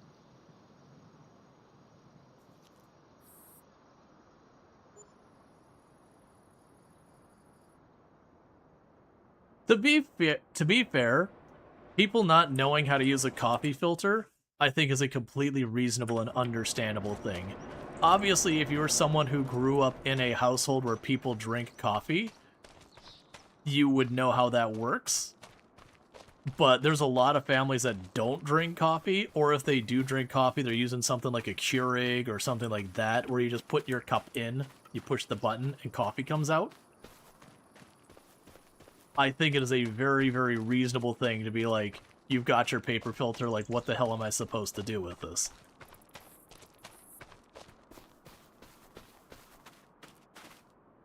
there's a lot of stuff that you'll think of as like common knowledge that you're like, but really, is it? Like how to use your old school coffee machine, I actually would argue is probably becoming less and less of a commonly known thing. And I wouldn't even say that's any kind of failure. Like there's certain efficiencies you get from like having that. Yeah, or it could very well be that, like, maybe in the morning, you know, you're talking about, like, a mom and her kid. Maybe the husband made coffee all the time and they're not around anymore. And so, like, now it's on them. Or, you know, maybe it was they had, you know, like, their aunt or uncle would always make up coffee, and so they would just get that or whatever. They would go to, you know, wherever they worked and someone would have coffee there, so they didn't need to make it themselves. It was just present. There's a whole bunch of perfectly reasonable stuff there. Alright. So we're looking at March as when we would like to hopefully get potatoes down. That may or may not happen depending on how much money we make and if I can snag the planter on a sale. It's very unlikely we'll get the planter on a sale, just timing-wise. There's too many things like getting any specific individual one, which I think there's 2 or 3 planter options we have. Which means it's definitely going to show up. There's an instruction in the box. I mean, did they get it from a box? A lot of those you get hand-me-downs. That someone's got a coffee machine, like, yeah, you can have it, I don't need it.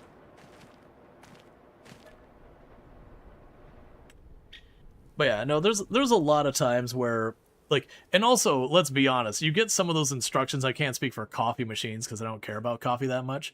But you get a lot of instructions where you get the instruction and there's like a picture of the device, and then it's like, you know, like start button and nothing else. And you're like, the hell does this mean?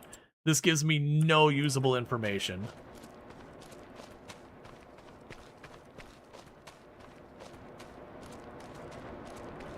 All right.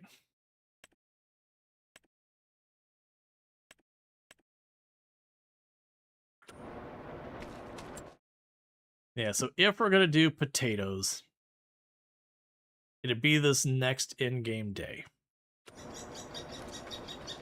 I don't think it's gonna happen. Yeah, like I said, and it's also, especially with like Instagram and all that. Here's a hint: a lot of it's faked. There's a lot of it where it's like, I don't understand how this works, and just doing ridiculous stuff. A lot of that is staged. Because it gets them clicks, which means you get that ad revenue, and that means you get paid.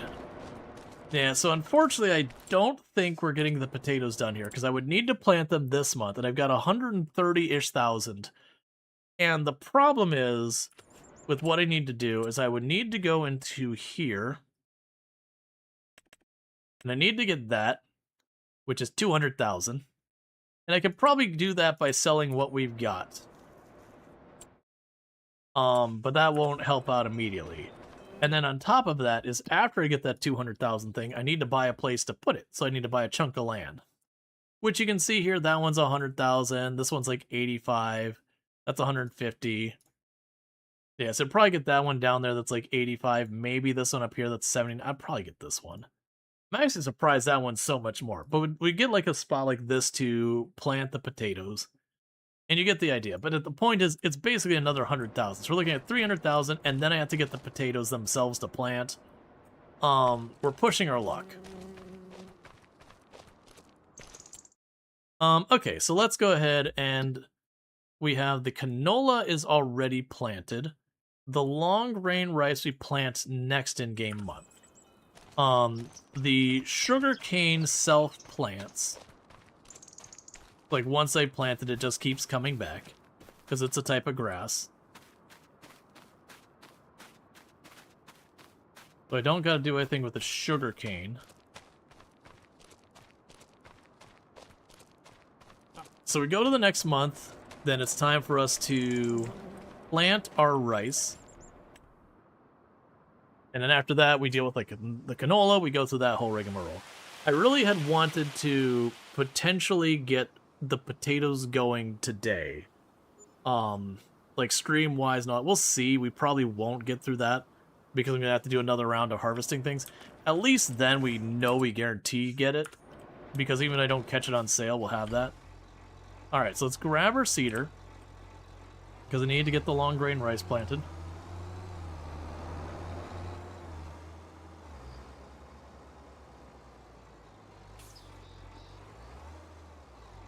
Yeah, no, that's, there's definitely a fair number of instruction manuals I've seen over the year that it's like, step 1, here's the list of all the parts that come in the box. Step 2, assemble it. And it'll be like the finished picture of everything put together. And you kind of stare at it going, man, I feel like there's at least 10 steps you're missing in between there. It's like the whole thing is like, here is how you draw an owl. Step 1, draw a circle. Step 2, draw a second circle. Step 3, add details. So you go from like what looks like an 8 to then a photorealistic owl. And you're like, hang on, I'm going to need you to break down add detail into probably 30 or 40 steps.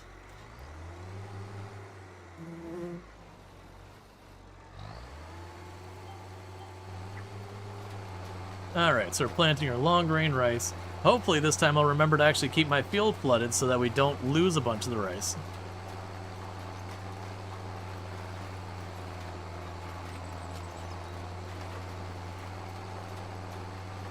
And I haven't decided yet what I'm probably going to be playing tomorrow. Because this was just kind of a one-off of, you know, I enjoy Farm Sim. We've been doing a bunch of this. Let's do like a little bit of Farm Sim, relax, get some progress. Which we're doing good. Like, very genuinely, we should be able to buy the chunk of land, plow the potato field, and all that stuff. It's not like Legos. Oh yeah, I mean, but Legos, considering what they are, like, there's a bajillion pieces in some of those kits. You know, the more pieces, the more instructions you're gonna need. But there's definitely that. Honestly, I haven't had to build much of it. Thank you, Jwalker76, for subscribing for 28 months. Thank you, Jaywalker, for the tier 1 sub. That's 28 months you've been sub the channel, and I do appreciate it. Ah, Jwalker. Good old Jwalker. Oh, TTS. Never change. But, when I worked at Sears way back in the day, I only had to do it once or twice. But, you know, we do like assembly for like putting the table saws on the floor so you could see them, the mowers and all that. But it wasn't something I had to deal with very often, but it was children's furniture. So we're talking like your baby chair thing where you'd put your baby and, you know, give them their bib and feed them. Like your what, I forget what they call it. There's a name for it. Like the really tall chair you'd put a baby in for when you're like, high chair. It's literally just a high chair. You're right. High chair.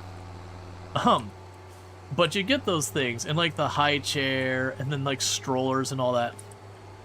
And those things are engineered to be as safe as humanly possible for kids. So no screws, no bolts, no nuts, nothing that could possibly get loose and, you know, cause something to come apart and hurt anyone. So everything snaps tight and snaps with like the wrath of an entire society's worth of force. Like it snaps and it is going to stay that way, you know, barring some extreme intervention. And you look at those instructions, and those instructions on building those things are super notorious for, here is the parts, there's the finished product.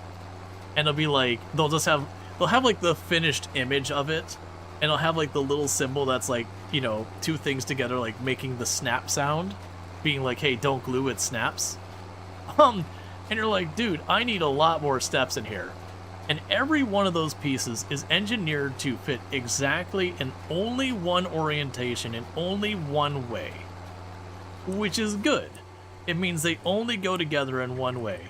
But man, with some of those designs and all that, you can stare at those parts going, I have no idea how these go together. and you're just desperately looking for the 2 tabs that like are the same size, and then figuring out like what rotation and orientation you have to get it. You know, what dark magic you've got to come up with to just find how to orient those to put them together. And once you put together, they're great.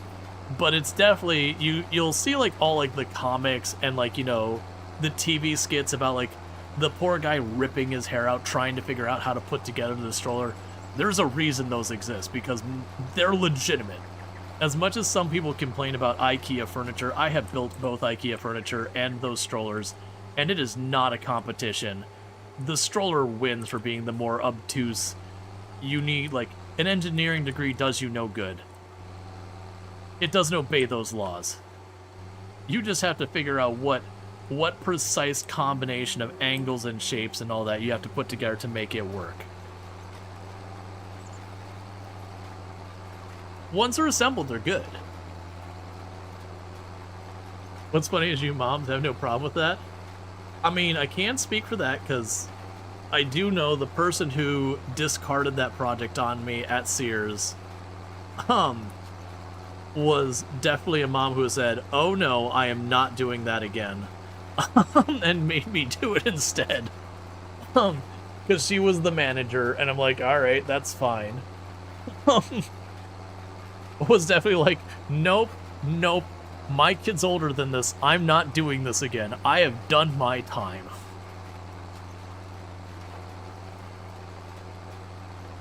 Step 1, figure it out. Step 2, do it. And to be fair, I'm sure there are ones that are better and worse.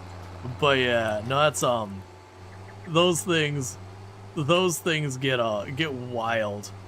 I'm sure there are some brands that are really easy, and then there's some brands that are absolutely awful, and it would not shock me at all to find out, you know, whatever brand carrier like Sears had was being the awful ones. There was a lot of that where we cheaped on stuff. But yeah, no, and it's funny. Some of those things, just some people can figure them out way easier than others. But man, I could build table saws all day. You know, radial arm saws, all that, put that together, do like all the sporting's good stuff, the treadmills and all that, no problem.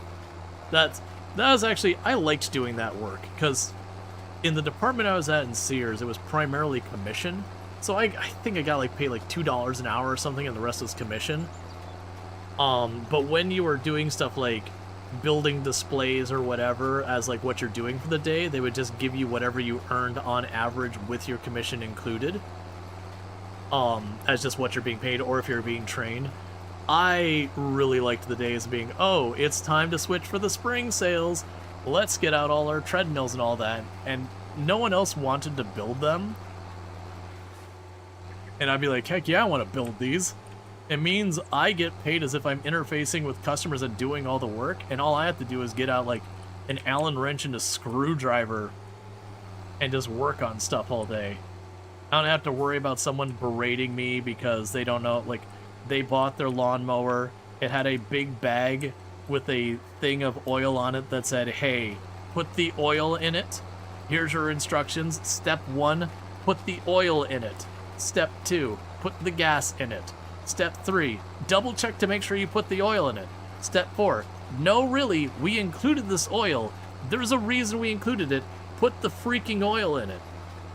Step 5, return it because you didn't put the oil in it. Yes, I'd much rather be hiding in the back. Oh yeah, no, absolutely. Like, it blew my mind. Like, it's one thing, like, if you got the mower, and I was like, hey man, you gotta go buy some oil and put it in here. But every single model we had, it's like literally where the gas cap is, there was this big bag with like a whole, like, what is it?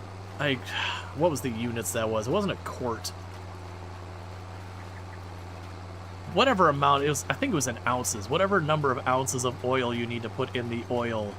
Like, we literally gave it to you, attached to your mower, that you physically couldn't put gas in your mower until you removed the bag. With a big sign that was like, don't forget to put the oil in here. And people would do it so often. Like, I get people messing up mixing the oil. I get it. Even though those ones were pretty simple where it's like, hey man, 1 gallon of gas, here's the thing that came with it, put those together, give it a little shaky shake, and then put it in there. You've mixed your oil. The next time you need to mix oil, buy one of those, put in a gallon of gas, and do it. But I can get it. You forget, and then we have a whole bunch of people who are dudes in their late 30s to mid-50s who thought they knew better than you, are like, nah man, I'm gonna mix my own oil, and then they get it all wrong. And then their stuff wouldn't work, and then they'd cuss you out and they'd bring it back, and you'd drain it, you'd put properly mixed oil in it, pull it once, maybe twice, and get it to start and be like, hey man, when you do it right, it works great. And then you'd tell you about how, like, you know, they've been doing it this way for the last 30 years or whatever nonsense. You know, 10, 15 years, you'd be like, cool, you've been doing it wrong for the last 15 years. And then they get mad at you for some reason. I loved when I moved from sales to being a preventive maintenance technician where I didn't have to kiss butt because I would lose sales. Being able to be like, cool, you've been doing it wrong for 15 years. Like, what do you mean? Well, they must have changed it. No, man, if you've been buying these brands, it has not changed since they were made. Like, you can do it the way I just showed you, or I am happy to have you bring this back and I'll send it off repair and I'll charge you $100 for it. I fixed it for you to be nice for free this time. Next time I'm sending it off to the shop and you won't have it for a week. And they're just gonna drain your gas and tell you you mixed it wrong again.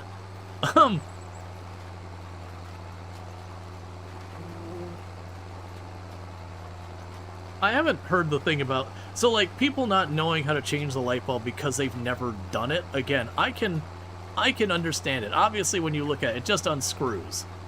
Or even nowadays, some of them unsnap. Some of them don't even have, like, a screw. It's just, like, a snap out and drop.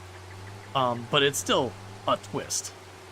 But if you've never done it, and you know it's electricity, there's an intimidation about, I'm just going to reach up and yoink this thing out of the ceiling. And there are definitely people who don't like to do that without, you know, looking at how you do it first. And yeah, you can pull up a YouTube video and they'll just be like, and you're done. But until you've done that, I can understand people not knowing that. Because especially nowadays with like LED bulbs and all that, and such, you can genuinely go, like, since I have replaced most of my lights with LED bulbs, I have replaced one of those lights in like the 15 plus years we've been living here. I can understand someone not having a clue how to replace a light bulb because they've lived in their home the entire time and never had to replace a light bulb for over a decade. Now, I do have like 1 or 2 incandescent bulbs floating around here because they're like the closet light you turn on once for like 5 minutes every 2 or 3 years. And then we had this one hallway light that went through a bunch of bulbs because they had problems, and we figured it out. It was one of the light switches was one of the light switches down there was one of the ones that like glows when the power's off. And because of the nature of it, it was slightly high enough that it would cause the LED bulb to very lightly flicker because of how little power the LED bulbs need to light up, that the amount of power it needed to make that little light switch glow was almost enough to keep the light lit. And so we just had to go through and yoink those glow-in-the-dark switch. Like, when I say glow, they lit up. But like those lightly glowing switches. I was losing my mind going, why is this flickering? I don't understand. Not even thinking that the light switch could be the problem. Like, other than like the connection being bad or something. Because that had been news to me that that's the thing that happened. Alright. So you don't need to deal with anything there. Yeah, no, it's when they don't turn off, if you have a light switch that lights up, it does keep a very small amount of current going through the line to make it light up. Which is enough sometimes to make those LED bulbs light up or flicker. But they should go off completely if there's not power on the line. If not, you might have a short or something like that. Like the switch isn't fully disengaging or something. All right, so June and July are our sell months. We planted the long grain rice. It's long grain rice, so I don't need to weed it. It's got the fertilizer in there. So let's see what we got going on. So the next thing we have is I don't do anything for the sugarcane. It should be just good. But yeah, those light up switch and dimmer switches. Dimmer switches and LED bulbs, if it's not an LED bulb made for a dimmer switch, can do all sorts of weird stuff that you can make them start like strobing and flickering that will shorten the lifespan of the bulb a lot. We had a dimmer, but we only ever turned it all the way max up and down, so when I pulled that up to fix some wiring, I just yoinked the dimmer and just put a switch in it. Okay, so we've got the long grain planted. We've got the canola. We harvest the canola in July. Year September and October. Okay, so July is the next... Well, sorry, June is the next month that matters because we sell things in June.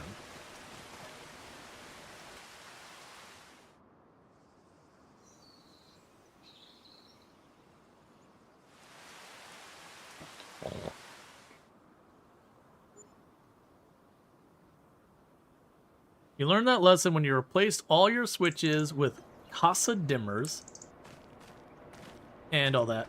Right, so we need to water a crop. Yeah, so you don't water the rice the first day. Right, but you are correct. You need to hop up here, visit you. And so we've got our rice here. We walk over to our pump, and it says, hey, you need to add water to 60% so you don't get weeds. But you do that after you plant it. It has to be green first. So I've got that going. And your ceiling fan is flat LED cans. Yeah, no, I had one ceiling fan that like the built-in LEDs. Like that's the thing. There are now ceiling fans that come in with the built LEDs because literally the ceiling fan motor has a lower life expectancy than the LEDs themselves. So like you not only replace the light bulbs, but like the life expectancy of the light bulb is longer than the fan motor. I'm still torn about having the solid state LEDs like that, but at the same time. Okay, there's nothing else we actually need here. So what I need to do is go stand by the pump, and we fast forward time until it turns off.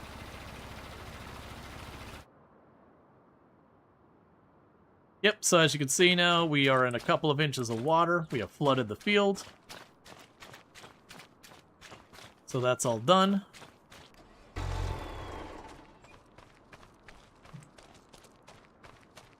And I believe June is when we sell the oil.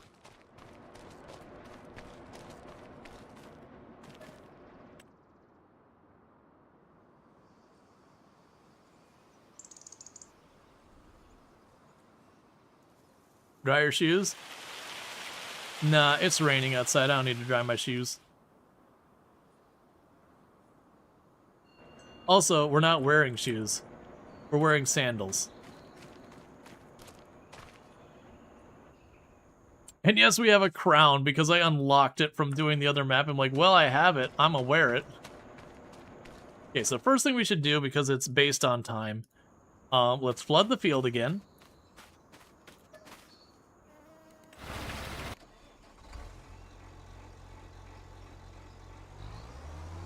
Okay, and let's double check the prices.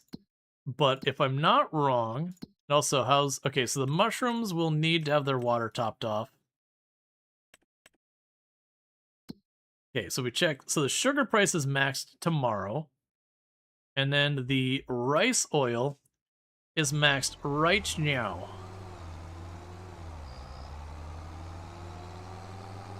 Yep, we've got our sandals on, but it's okay. We wear proper PPE. We do have our safety glasses on. And all that stuff.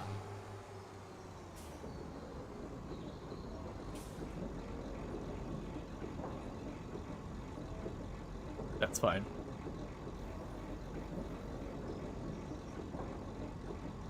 One thing I should check, do canola oil and rice oil have similar days that they're cheapest?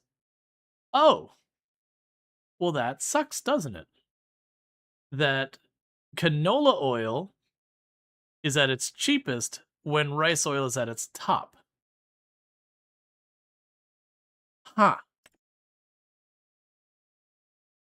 They're basically inverse of each other.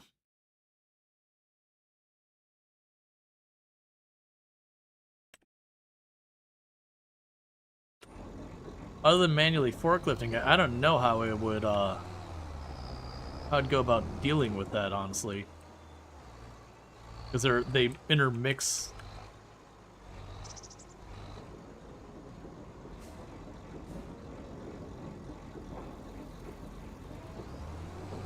Wormhole track? Yep.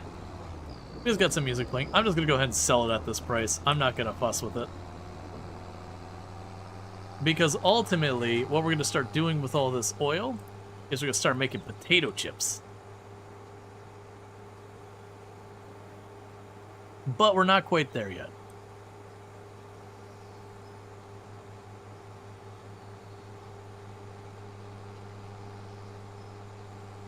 We're definitely trying to make, like, the healthiest food options possible.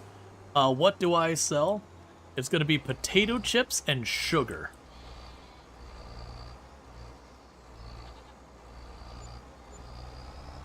Alright, so an entire year's, like an entire thing of canola and of the rice, cumulatively together, is making about 60,000.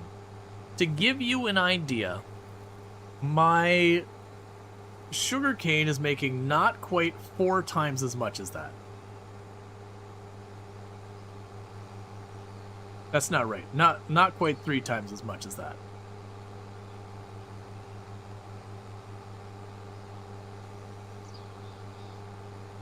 So people like where people were like, "Oh yeah, sugarcane's bad money." It's like, no. That whole field there and that field up there and going through a production line is making about a third of what that field right there is making. And I can't quite compare the acreage very easily. But if we look at this here, where we have like not quite a rectangle there, this field here is probably bigger than that.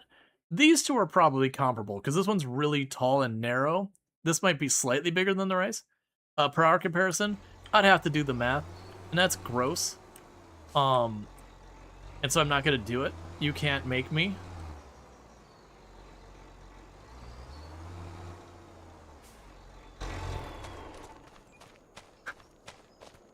My brain went to, men just want one thing, and it's disgusting to not do math.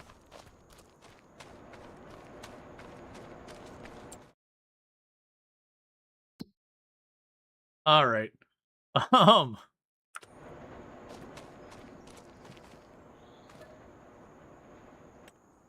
There's actually people I know who really don't mind math. I actually don't mind math a lot of times, but I don't want to sit there and do it. But yeah, that's kind of one of those things, like, people poo-poo so many of the specialty crops because they're more laborious, but you look at the money you make, and a lot of the times, the specialty crop, well, that's a harvester, not for the right thing, but, you know, cool, I guess.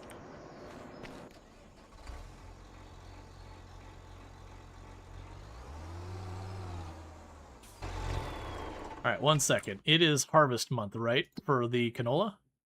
Yeah, so let's go and get the harvester on the canola and get that going. And while that's going, I can work on shipping the sugar and occasionally just doing a quick detour to empty this thing out.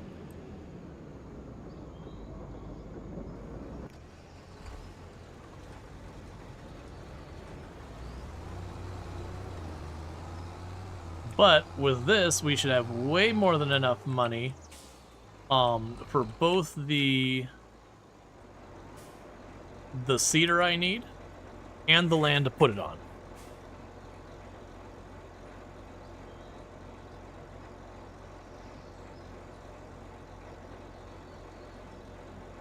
And then it was, I believe, March was when we planted the potatoes.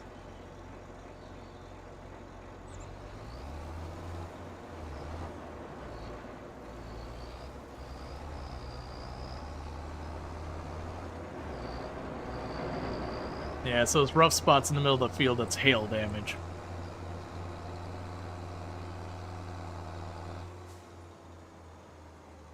Honestly, all this talk about potato chips makes potato chips sound really good right now.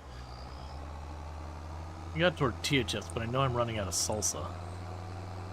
Need to get by the store. Been snacking pretty hard this past week.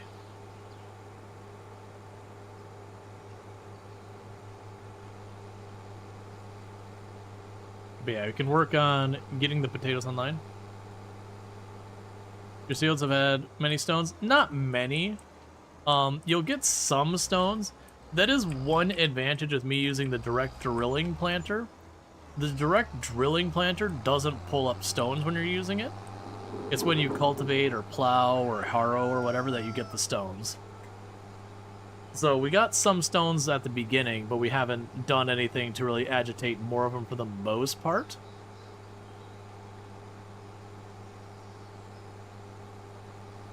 But if it wasn't using a direct drill planter, I would need to recultivate again and again, and it would gradually build up more and more stones until it became a major problem. You can turn off field stones if you want. And a lot of times I will, because the only reason I'm not a big fan of the field stones, I don't even mind the process. It's that there's only one machine in the base game to deal with it, and it's really kind of small. And so it's a little obnoxious. But I've mostly just ignored them in this one. We didn't bother getting the stone picker. We haven't bothered rolling over them to squish them back down. It's fine.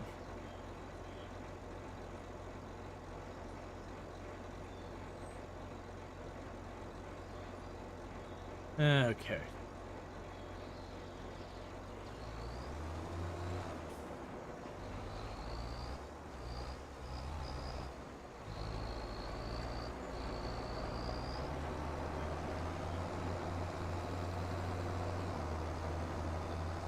But yeah, we'll see, because, like, I'm still debating potentially getting that tile of land across the road from us.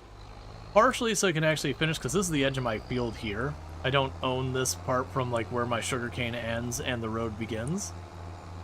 I could definitely see going over there, making a large potato field there. Tucking an actual farmhouse around the corner or something like that, so you actually have a place to live that isn't a tent. You know, demonstrate we're moving up in the world. And then that would also be pretty well located for putting the, I'd assume put the potato processing plant. When is the cabbage field time? Cabbage isn't a real crop, but we can't grow it. Technically, you actually can grow Napa cabbage in this, but it's a greenhouse crop in this game. When it comes to your fields in Farm Sim, the only leafy green you can grow is spinach. It's just the types of crops they've added to the games, you know, for whatever reason, they just haven't added, like, lettuce or cabbage or anything like that. Hi. I love you lots. I love you more. I'm heading downstairs. That's mildly responsible. Did you see me fall asleep? I did not see you fall asleep. Oh yeah, I totally didn't do that. I love you. Love you too. We were just making a comment, like, Toom has work tomorrow. And, you know, it's a classic thing when you're on your weekend and it's like, oh, I should go to bed to be ready for work. And you're like, but then my weekend's over. You know, my weekend's not over until I go to sleep. That's when my weekend's over. It was just one of those things. And I get it. I've done that plenty myself. I'm absolutely guilty of that, where it's like, you know, Sunday night, and you're like, alright, I know I got, like, school or work in the morning, like, how late can I stay up? If you never sleep, your weekend never ends.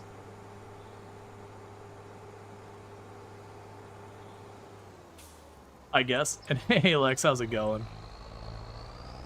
I hope you're having a good one and all that. I actually expected this thing to be filled up before I could get in position.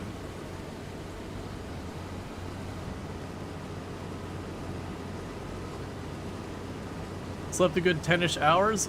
Nice. Get that sleep.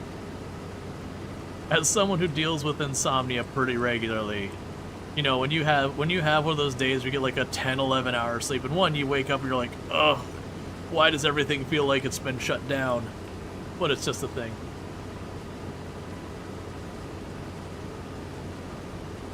Let's see, you fell asleep for like 6 minutes playing The Long Dark. It was weird.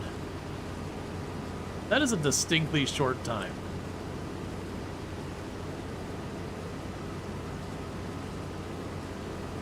But yeah, no, so the short dark. Yes, it was the short dark. It was the short dark in the long dark. Or the short dark from the long dark? I don't know exactly how that works out.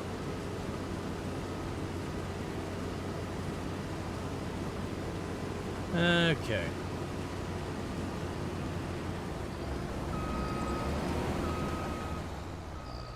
We need to drop off the canola.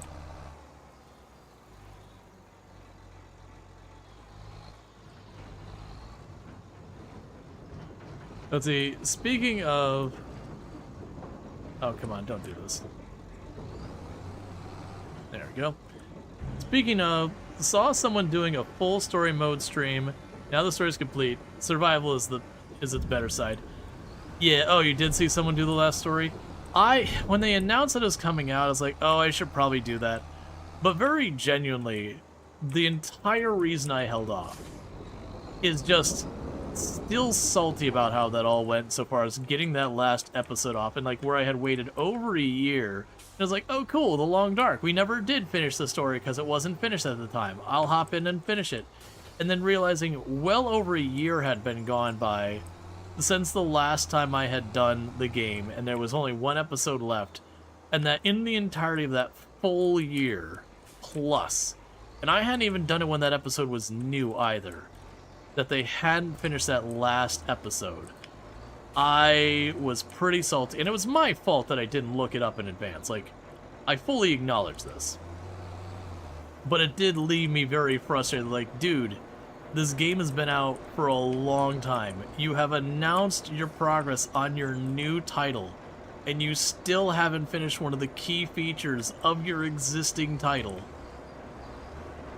What are you even going on about? Are you just like bored of developing the old one, or you just need the money from the new sales? So yeah, so that was...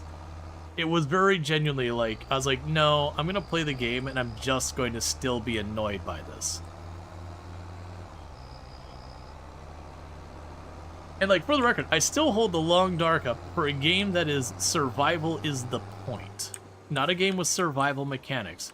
A game that is survival as its core thing. I would actually still hold Long Dark up as the best survival game, in my opinion. Or again, survival being the core point.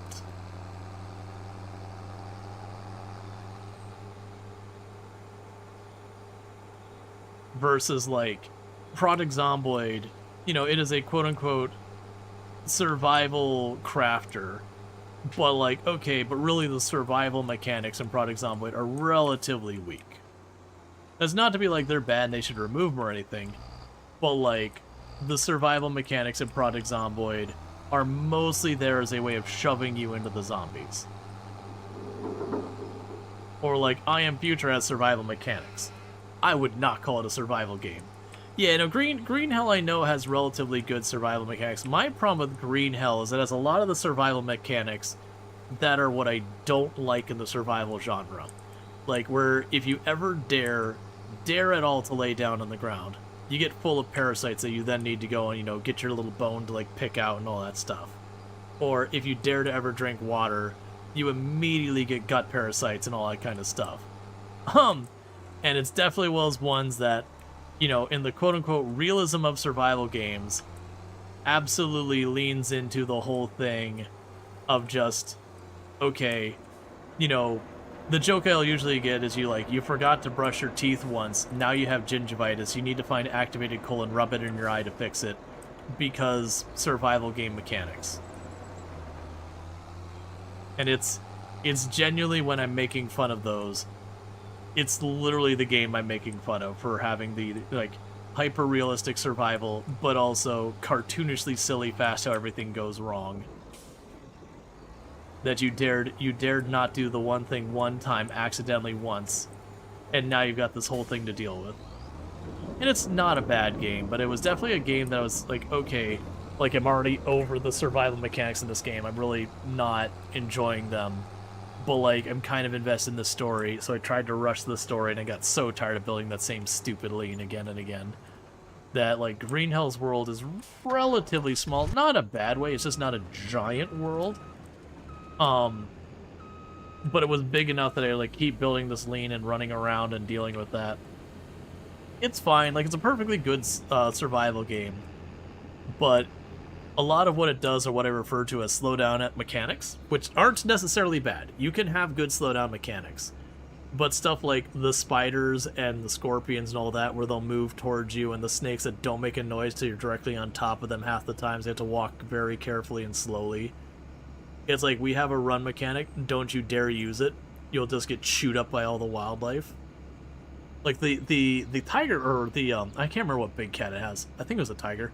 Like the big cats, those are great. I think those are well done in that game.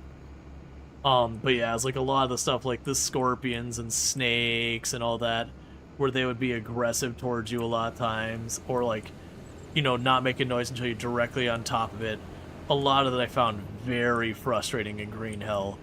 That it very much felt like someone had just had kind of, you know, had this like chain behind me that they're like, oh yeah, you can run, but don't you dare ever use it. I'll get you. Don't you dare sleep on the ground. I'll get you.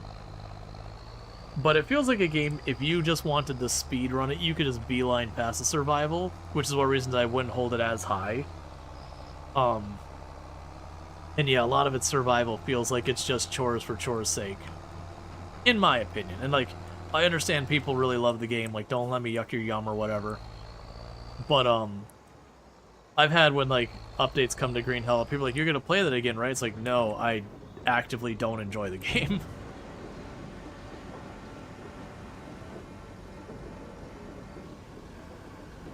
I gave it a go, I did a stream in it, and I found I was just liking the game less and less as I got along. Like, the survival mechanics got in the way of me enjoying the story. Versus, again, The Long Dark, you have the survival mechanics, which are front and center, and I like it a lot. Because the mechanics don't feel like they're just chucked in there for the sake of being there. Like, it's the point, it's how it's designed. And they don't do any of the things like, at least not in my opinion, they do any of the things where it's like, you forget to do something relatively minor once and you get punished hard for it. It's like, no.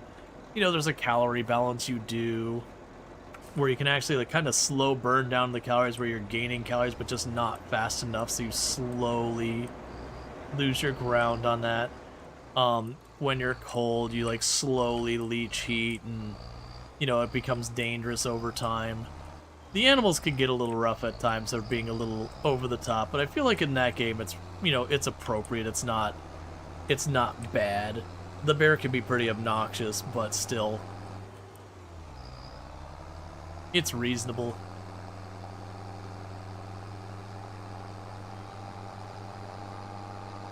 You can still absolutely game it with stuff like fishing, but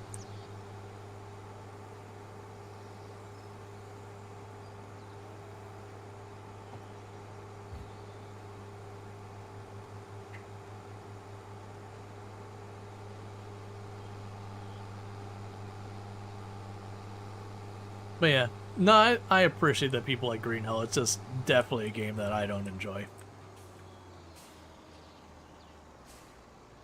The bunnies are super zoomy, so that's fun. Oh man, the Green Hell when you catch the bunnies, so you gotta make yourself some bunny roast or whatever you want to do. It's like, why do I have to look it in the eyes? I get it, I'm gonna eat the rabbit. Why do I have to look it in the eyes and then snap its neck to the saddest little yip? Do we really need to lean in this hard on that? I acknowledge I am eating a creature that was once alive. That is how hunting works.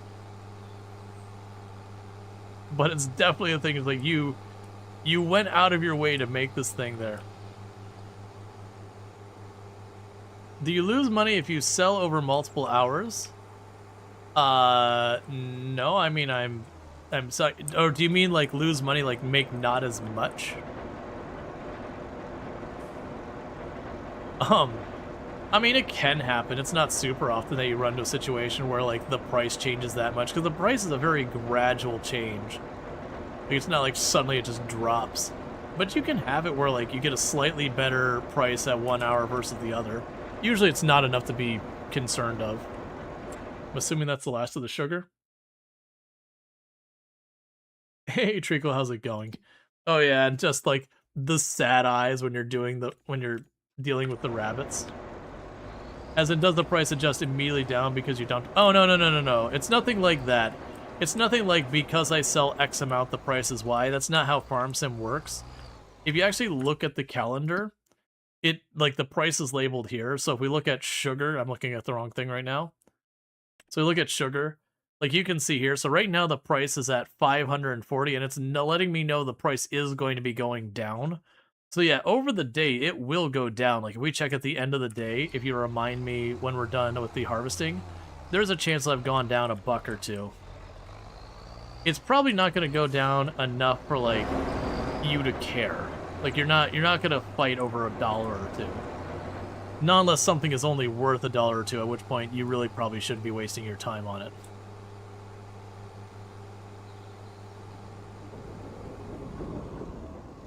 Considering most of the stuff you're selling, you're probably going to be selling it, and it's going to be, you know, anywhere from the like probably like 20 something bucks at like the cheapest per 1,000 liter or 1,000 L, but realistically probably talking 100 to 1,000 per 1,000 L. And so going down like $2 or $3 over the course of your entire harvest is going to be, you know, maybe 100 or so bucks.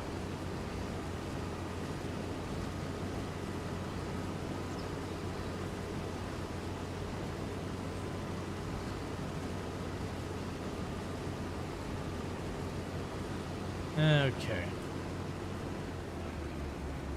But yeah. No long dark bunnies. You have to be super sneaky. AI workers cost money? Yes. They are relatively cheap in Farm Sim 25, and you could adjust it. We haven't changed any of the settings there. But Farm Sim 25, the workers are pretty cheap. Farm Sim 22, they did cost more by a lot. So to give you the idea, in Farm Sim 22, when I was doing the Survivorman challenge, I had much smaller equipment. I ran into the problem where if I used AI to help me with all of the steps of the process, I would still make money, but just barely on like the hard economy settings and all that with like the worst equipment. That's just not a worry in this one. Like something's got to be really wrong for you to lose money, but like in your operations because your operating costs are too high due to labor. It's just not a realistic concern in this game. In real life, it's a realistic concern that, you know, wages are one of your primary expenses in almost any industry. But in Farm Sim, not really. Not in Farm Sim 25, at least. And there are mods you can change a bunch of that stuff if you want, so if you want to make it harder, you can. You gotta look for them, and not all mods are created equal. I haven't found a mod with, like, the worker increasing the amount I'd want to do. I have found mods for changing the way loans work, because the loans in Farm Sim are kind of a joke. That you can take like $1 million in loans and your monthly payment is like 200 or like 2,000 bucks or something like that, which is basically nothing. The other weird thing of loans in Farm Sim is when you do your loan, you do not pay principal at all. So unless you manually pay the principal down, it'll remain a loan forever. You'll never pay it off gradually through your payments. Which perhaps I'm just unaware of how loans work in agriculture, but most loans I'm aware of, if I borrow $100,000, as I make payments, should slowly chip away at the loan. Well, like I said, that could be That could be just the nature of loans that you find in agriculture are different than I'm used to as a, you know, residential consumer and all that. Not that I've taken that many loans in my life. Like, you know, your mortgage, you pay down the principal. Car payments, you pay down the principal. Hey, Randall Thor. Good to see you back up. I hope you got yourself some good sleep and all that stuff. Good to have you here again, and thank you for the Gigantify. One thing I'm going to do really fast is go shout out for Treacle. It was absolutely fantastic. You should check out Treacle. Playing some Town to City recently. That's a fun game. That was one that had been on my list. Like, I played it before on the channel. I was very, very tempted to play that game like a couple weeks back. That like went around a little pause there. I was like, oh yeah, let me check out. So they had added the landscaping tools, where you can kind of like change the landscaping, whereas you weren't able to before. And so I was really tempted to kind of revisit it for that. And I was like, yeah, I'll wait. I love the music for Town to City. It's got like that kind of French vibe to it and all that. It is just like super lovely. But yeah, so go check out Treacle. Plays a lot of similar games to what we play here. So like a lot of like city builder, settlement builders, that kind of thing. Has done like RimWorld, all that. So if you like the content here, you're probably gonna like the content there. Yeah, no 100% a game thing. I figured. It's so weird to me. Like, I've not heard of loans that you don't pay down the principal as part of it. I'm sure they exist. But yeah, it's so cute and very French. Yes. It is definitely cute and French.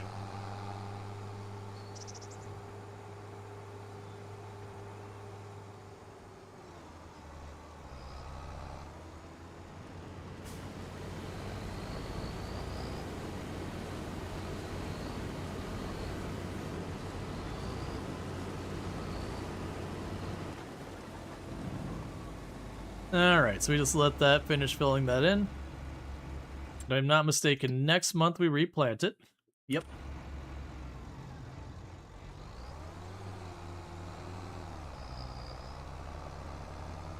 And that'll be the canola done. And then I believe... was it next? I think it's a month after next. We do the rice.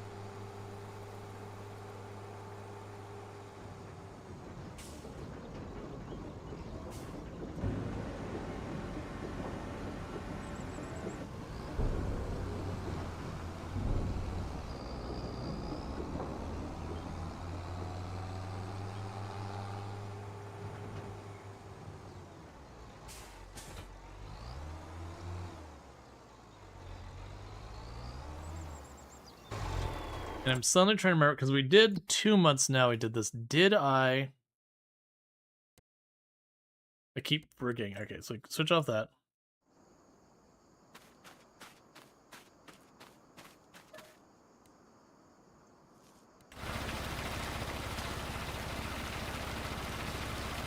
Okay, so let's just flood the field real fast.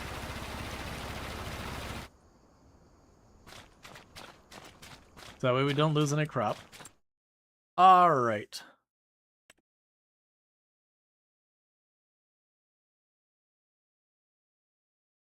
Oh, that's for loading this machine with potatoes or sugar beets will create nicely packed pellets you can sell. Well, I'm going to be using it for potato chips, so I probably won't worry about that.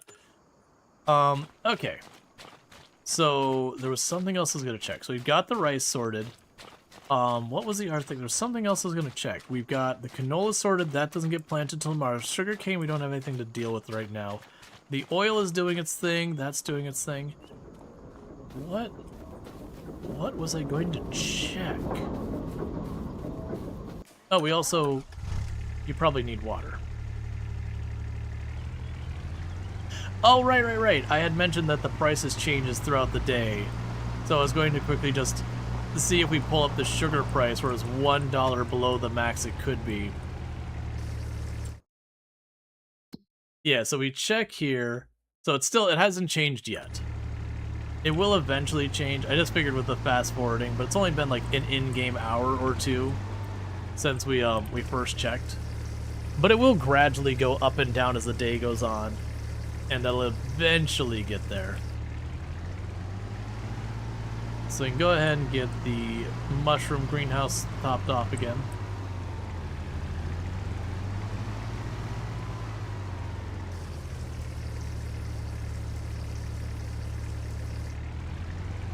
Okay.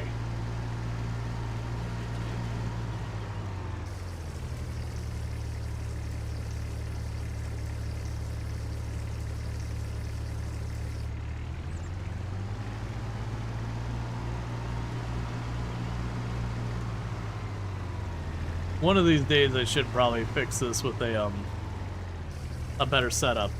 More than likely I probably won't bother until we get animals that need water. And then when we finally get animals that need water, then it'll be like, okay, let's get a proper water container and a vehicle able to move it versus this four-wheeler. Oh good, we have 666 water left.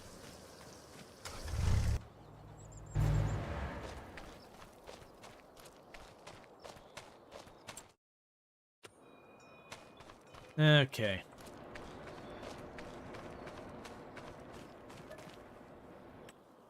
So we have the money. I should be able to buy the planter and this plot of land for doing it. For going. If we get the cheaper one, if we get the more expensive piece of land, it won't. We get the land just down the way from the rice down there. I keep hoping we'll see that there. Alright, so bear with me, chat. I need to quickly use the restroom, so I'm going to do that real fast while we're about to hit a break. And I'll be right, an ad break. So I'm going to quickly do that, and I'll be back in just a minute. But thank you again for tuning in. I'll be right back.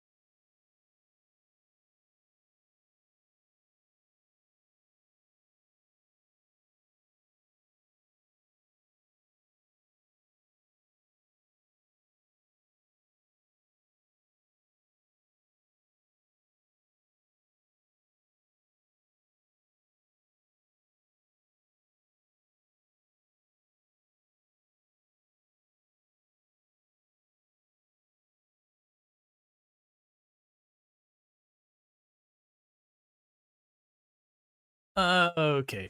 Yeah, no, and also product zomboid clips tend to be ones that people tend to like circle back for, because people really like the clips where you either die or you almost die. Those are like the highest demand clips for some reason. Okay, so let's see here. So we need to plant the canola today.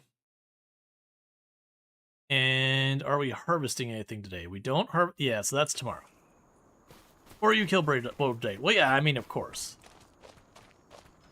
When people betray each other in Project Zomboid, that's also, you know, just chef's kiss. People just want violence. Let's just be honest. They just want to see the violence. That's what they're there for. They want to see tragedy, tears, and violence in their Project Zomboid. or in their clips.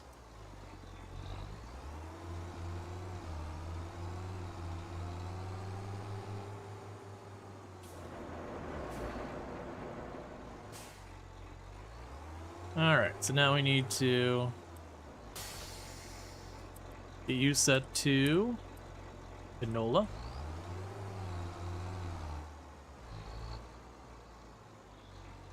Okay, that looks like that's lime. Oh, we had earlier, I wish listed it.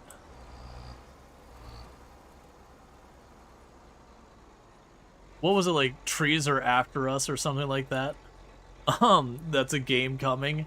It's a very I want to be the guy coded game, but you know, trees. So like you go across the path and the tree bends into the way to prevent you. Oh, trees hate you. That's the one. We're definitely gonna have to check that out when it comes out. It definitely is a troll game. Zero question about it, 100% a troll game. But it's a troll game where the trees are like actively trying to, you know, ruin your day. Which just fits too much into the memes.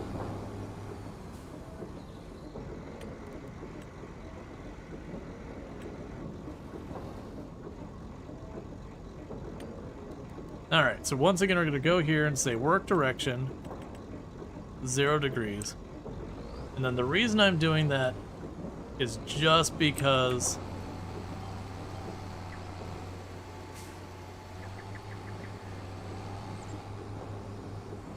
I accidentally... What button is to close the covers? There we go. I accidentally opened the covers for my stuff not started on. Yeah, no, it's one of those things like, okay, that fits the memes. Yeah, no, I think I'm looking forward to, on the 8th, we have Everything is Crab is coming out. We'll probably do that one, because a lot of, like, the big, massive dump of a bajillion games that is way too much to handle is on the 14th is the big wave. We've got a few before it, but almost all the other ones are on the 14th, but Everything is Crab is dropping on the 8th. So I'm going to be checking out Everything is Crab. We'll see if I do a full stream or a half stream of that one. That one's a, it's a roguelike game where you start as like this little slime goop thing, and you attack and eat other things to then evolve to get more stuff, to get stronger, and just, you go there, and one of the memes is, you know, you can become crab. But, like, we played the demo of it during Next Fest, and I really enjoyed it. We did, like, a good 4 or 5 rounds of it on the stream. And then after the stream, I reinstalled the demo, and I played another round. I hadn't planned to, but it was a lot of fun. It's definitely one of those games that just kind of, like, sit down and have a blast with it, like Vampire Survivors kind of thing. Except it's not quite like the Vampire Survivor stuff where, you know, it builds up to a point where you just get killed.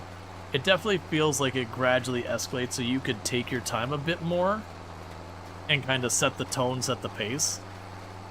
With the expectation sooner or later you're going to run into something that just outperforms you and kills you.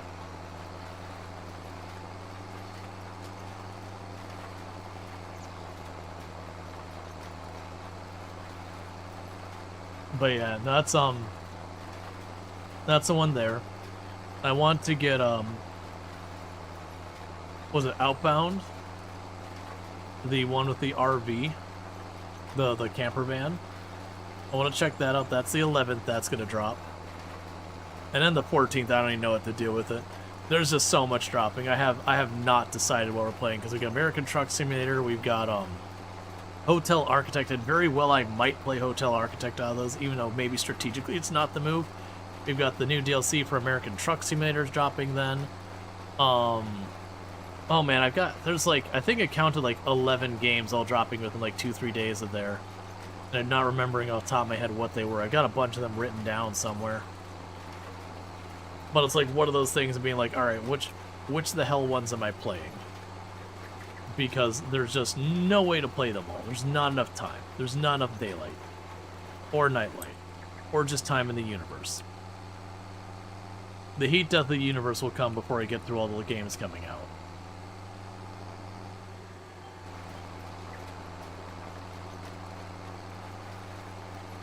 But yeah, no, it's just one of those things. Subnautica 2. Subnautica 2 is early accessing that day. That's honestly going to be the trickiest thing. Like, sometimes when you have a bunch of stuff releasing, you kind of get the idea. It's like, okay, well, this game's going to draw a huge audience. You know, is it a thing that my normal content is similar enough that, like, I feel like I can kind of elbow my way in there and do well? Or is it kind of one of those things that, like, everyone and their sister's going to be playing it, but, like, is kind of too far departed from my normal content that, like, you know, I'm just going to get shoved down, you know, down 10 pages because, you know, every big creator's there.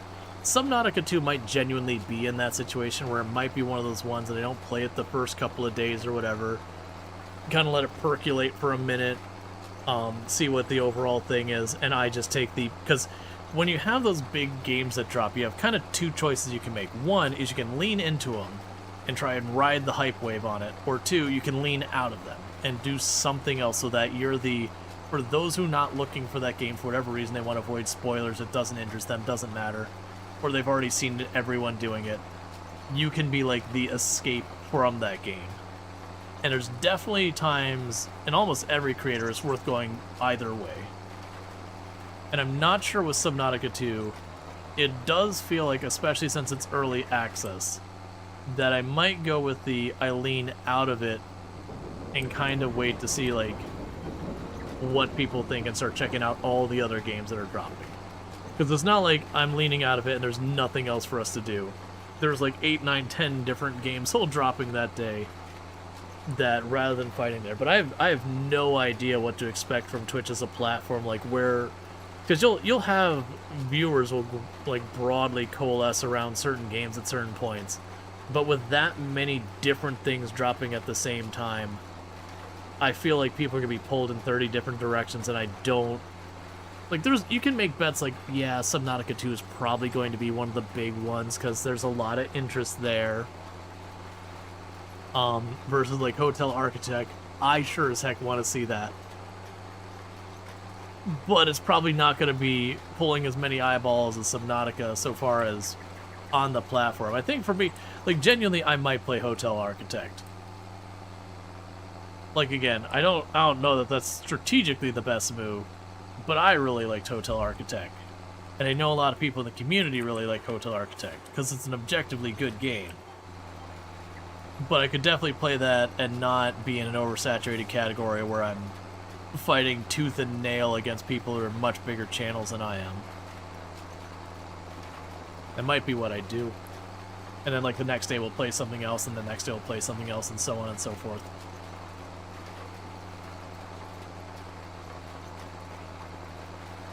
Not that we won't play Subnautica 2 at all.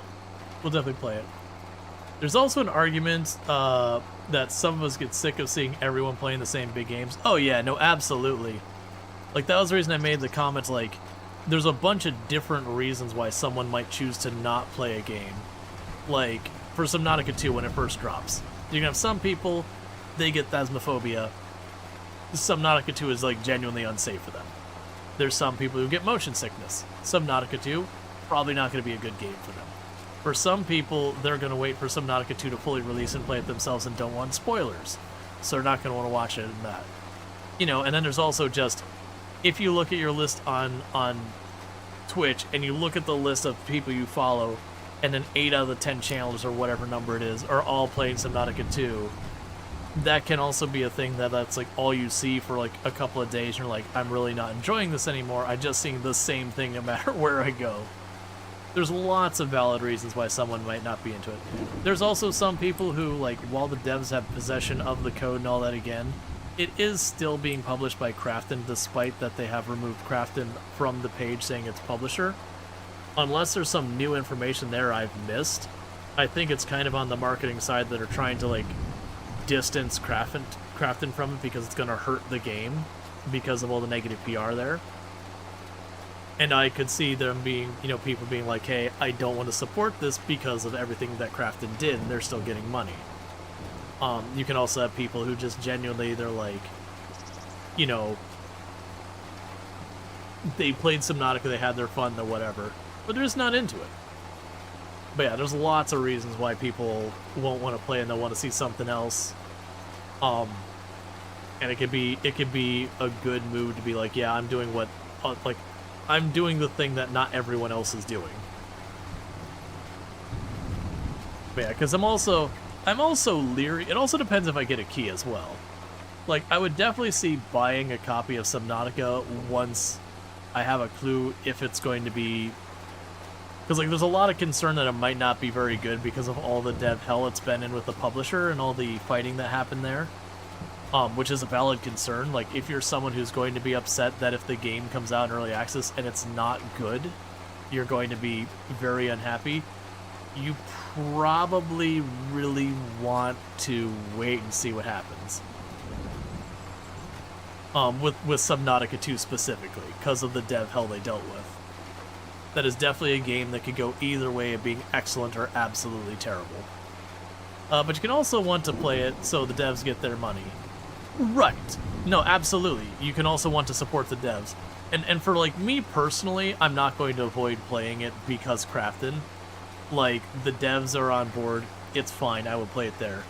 The only comment I had so far is, like, depending whether or not I get a key, is if I don't get a key, I'm just gonna wait to see, like, kinda how people are feeling about it. Like, if it's good and all that, I will, definitely pick it up once my schedule's not quite as busy. Because it's early access, it's not a full release right now. I would definitely want to wait. But if I get a hold of a key, I'd be more likely to play it far sooner. And then if they sponsor me, I'm definitely going to play it because now they're paying me. Not that I've heard anything one way or the other. It's a game that I feel like will not be sponsoring that many people because who needs to hear that Subnautica 2's coming? Especially with all the PR that came out of the court case and everything. I imagine they will sponsor some channels, some bigger channels where people who have like a reputation specifically for Subnautica.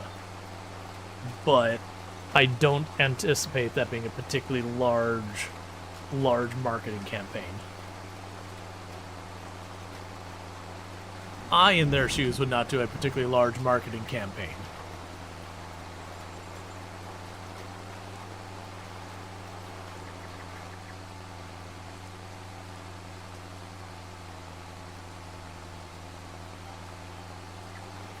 Versus Hotel Architect.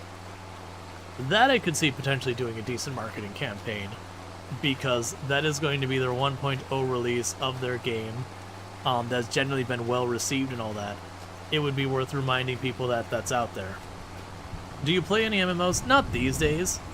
I have played a lot of MMOs in the past, between like EVE Online, I couldn't tell you how many hours into, Ultima Online, World of Warcraft, and those in the past.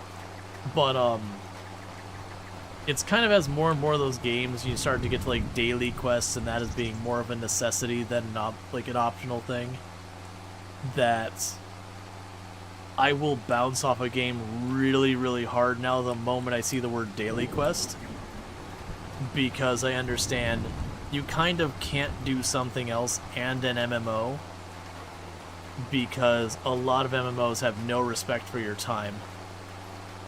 You might tell them, Hotel Architect people, about that idea you mentioned to you. It would be a really neat way to get some eyes in the game if there's enough of us that did it. Yeah, no, and I need to reach out about because like I said, I was gonna bring it back up to some of the others that I liked the idea. Even if we don't get a bunch of people involved, I would still be happy to be involved myself, because it's not that much effort to do.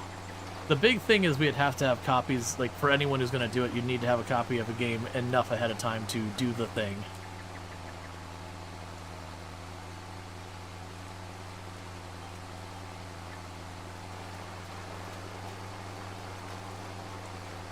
Which isn't that much, it only takes like a little bit. Either way, we'll move on so I don't spoil. But yeah, no, I'm definitely looking forward to Hotel Architect, because that that was, we played the last version, and I played all through what was available there and went really hard on it, have a good time. And then there's the one remaining big map, which I'm suspecting what we'll do when it comes to playing it on stream. I'm suspecting we'll just do the next map that's available, because I'm under the impression that we were only short one map from the completed thing on that last update. I could be wrong, but I do know they announced that the last map would be I think they called it the Black Woods, but it's supposed to be bigger than any other map they've done by a margin. And I have deliberately not read more into it past that.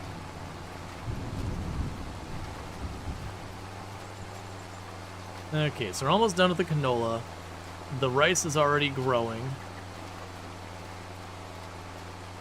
Next month we harvest the rice. Month after that we harvest the sugar cane. And then I believe we will be planting the potatoes between then. And what I might try to do is on the day that we're harvesting the rice, I think I will buy the plot down one area and start plowing it. Because I'll need to plow it to get it ready for the potatoes. And if I recall correctly, we plant the potatoes in March.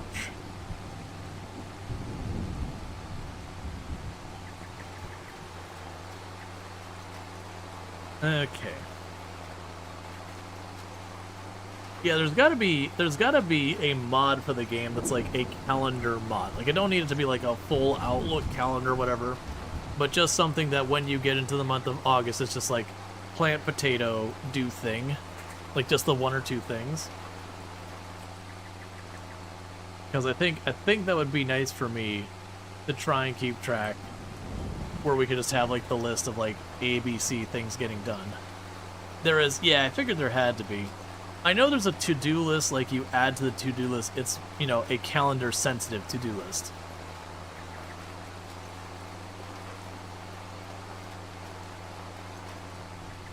Because I know you have straight up where you can put like a note on the screen, like a post-it note slash whatever. But I'll have to see about like where you go to August or whatever, and it adds the 2 or 3 things you need to do on there. Like, I would set what's on there, but just kind of the reminder being like, hey, it's August. Go, you know, go seed your canola field.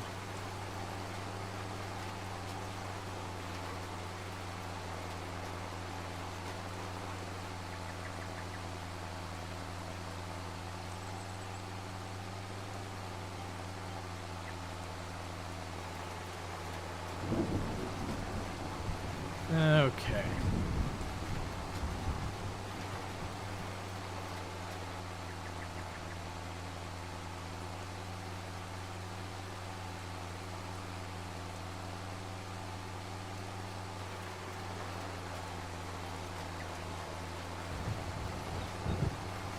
Alright, that last little bit I can probably just loop around from this end and just finish.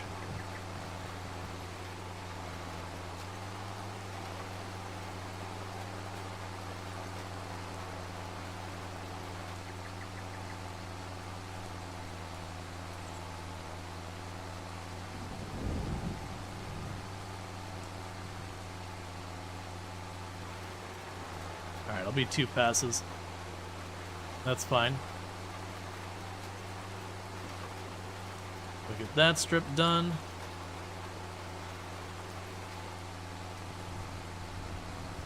And then this one, and then we can put this thing away. Then I just need to do a pass with the hoe to keep the weeds from coming in.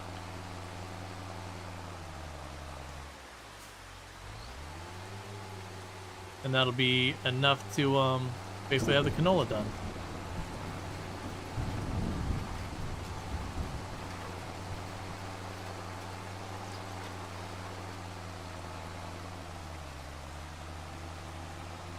Alright.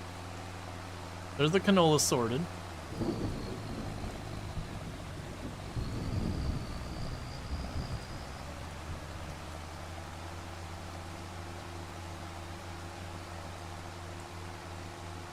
Okay.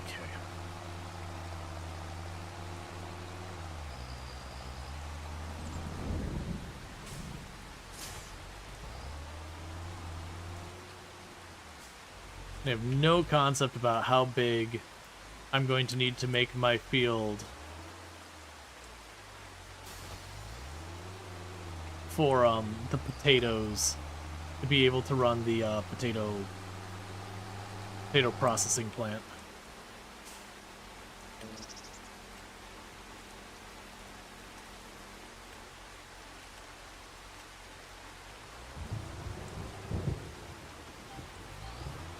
Okay.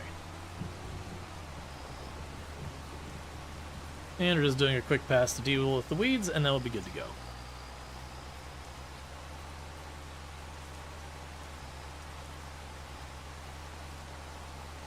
I also suspect the potato processing plant is bigger than a lot of the other ones we've done, so that might take a little figuring out where we're putting it. I won't be able to build that right away, but there is a decent chance that by the time I get that first round of potatoes, we'll be ready for it.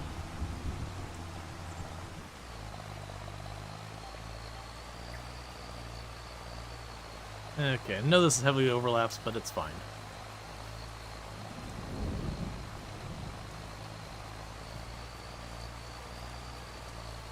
That's just because our field is not the exact multiplier of a width of this.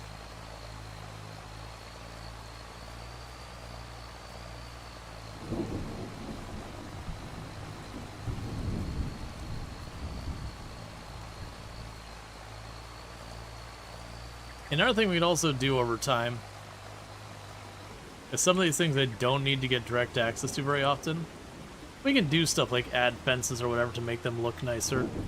I'm definitely going to try to avoid doing that nearby the fields. Just because it becomes a hassle.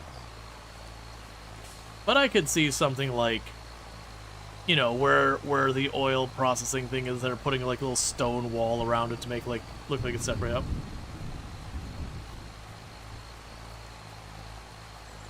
You may not be able to type as much because you're about to cover yourself in blue body paint. Guess who stupidly, when they had 10 CCV, said, if you ever get partnered, I'll dress up like a Twi'lek in a Star Trek uniform.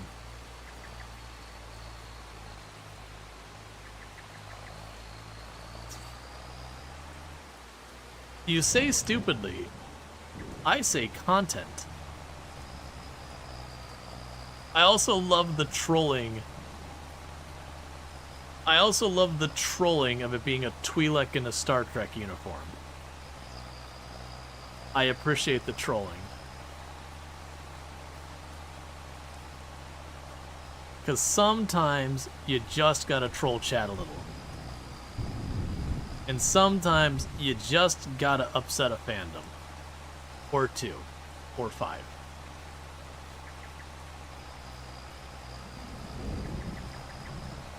But yeah, so that should be fun for everyone who can catch that.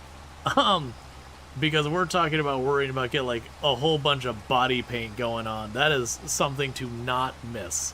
Because again, for those who don't know, Treacle does play a lot of similar games to what we do. And I will tell you, I have not covered myself in blue body paint for the purposes of being a Twi'lek in a Star Trek uniform. If you're not starring Fan Wars, are you even a streamer? Not a legitimate one. I feel like that's like when you get your official license. I had purple hair for a while though. I did, and low key, I very genuinely have debated doing that again. I actually really liked the way that whole thing turned out. Like I did it. I think that was for a charity stream. We unlocked that. I actually liked the way that looked. It didn't look good when it started to fade. Like, I kept adding the stuff to go. And it was basically when it got to the point where, you know, I would have to keep adding the dye to keeping it look right. But it had enough grow in that I could cut it. What might your next cosplay be? I have no idea. I haven't done a cosplay in a hot minute. The last proper cosplay I did was Handsome Jack from Borderlands 2. Like, I had like the metal studs and everything for like stretching your face over your face. There was so much foundation. I don't do a lot of makeup. There was so much foundation to make that look cel-shaded. Like, that's kind of the catch with that one, and why I wouldn't do that one on stream, is because that would just melt during the stream. Otherwise, like, I've done just like generic Sith, which is fine.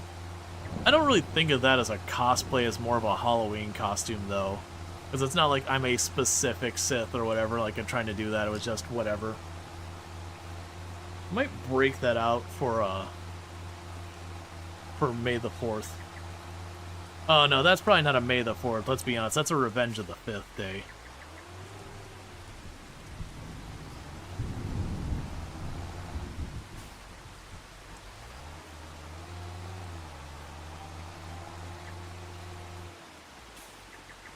But yeah, no, I haven't done a proper cosplay in a minute. I probably should do one. I enjoy it.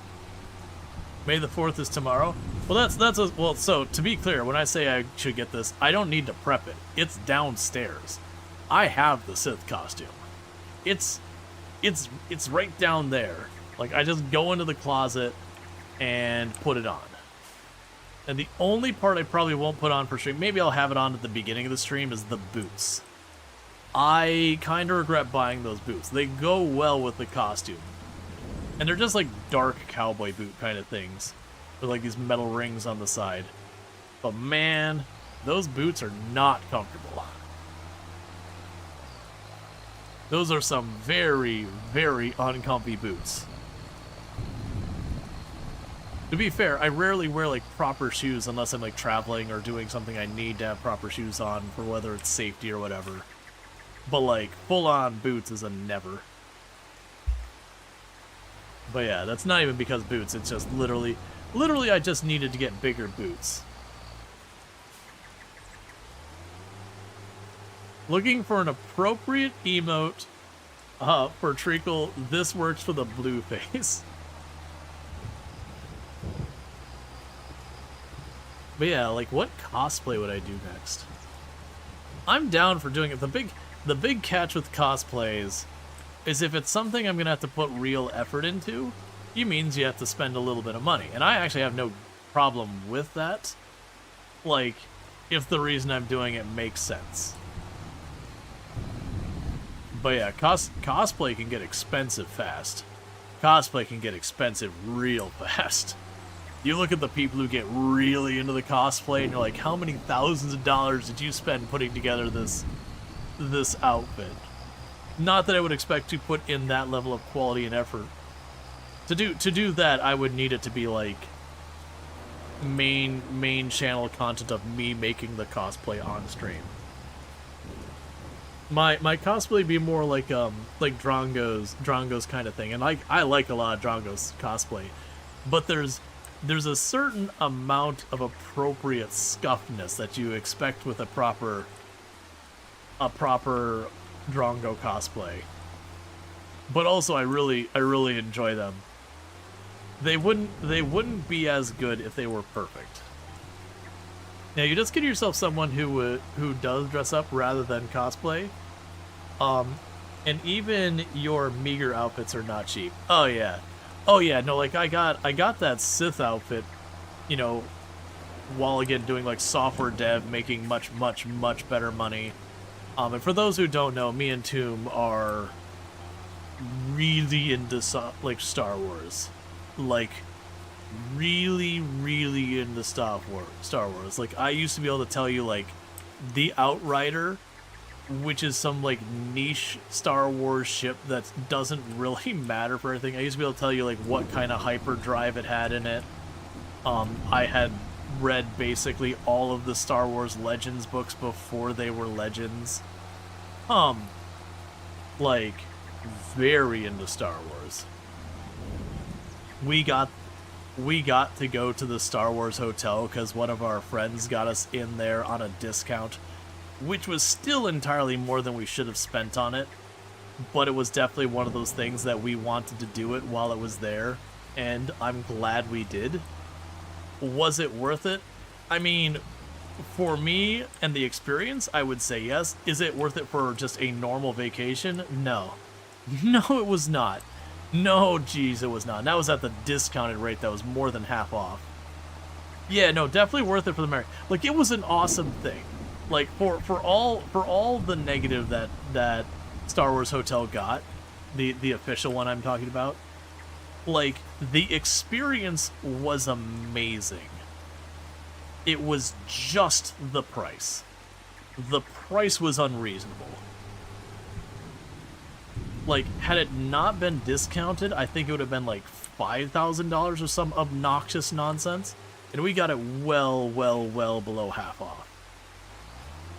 Like, as in, like, we paid way below half the price. But it's like for 3 days or whatever it was. And so it was one of those things like, yeah, for $5,000, like that kind of price, just go on a week-long cruise. It's cheaper. So, to the credit, I don't think it's that. They had staff who were in improv there for most of the time you were there, and I was just thinking, you know, even if it's not a huge number of staff, having people who are in character constantly, full makeup and everything, going around doing stuff and all that, I'm imagining it was actually fairly expensive to operate. I'm not paying $5,000 for it, nor did I, and nor would I. But it was a very expensive operation from the human labor side. And, you know, again, these are people who were in character. They couldn't just easily swap them. There would be lots of training and all that.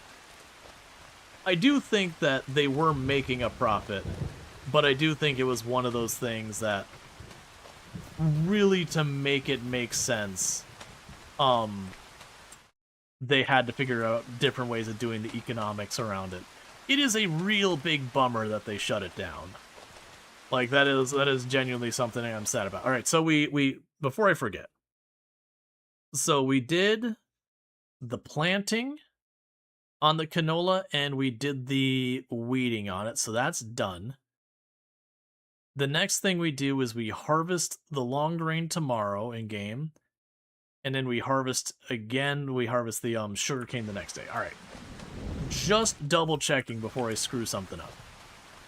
But yeah, now you're not wrong though that there's definitely companies that love, and it's not even just sci-fi, but like any fandom love to try to extract maximum money out of it, and they will absolutely burn you. But there is a lot of them that they will do that, and sci-fi is definitely among them. Okay, we keep hoping for that potato harvester.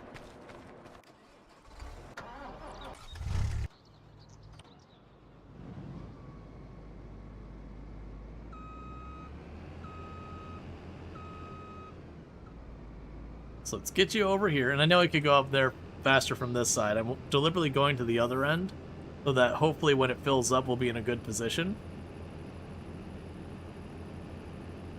But yeah, no, it's definitely people exploit the fandoms. But yeah, whether it's sci-fi or fantasy, you know, you look at the exploitation that happens so far as prices on like Harry Potter and all that. It's ridiculous. You look at like Star Trek and Star Wars, they get absolutely ridiculous on the costs of everything. Marvel is more hit and miss. There's definitely some things in Marvel that gets stupid expensive with the superhero stuff. And then they also have a lot of cheap stuff.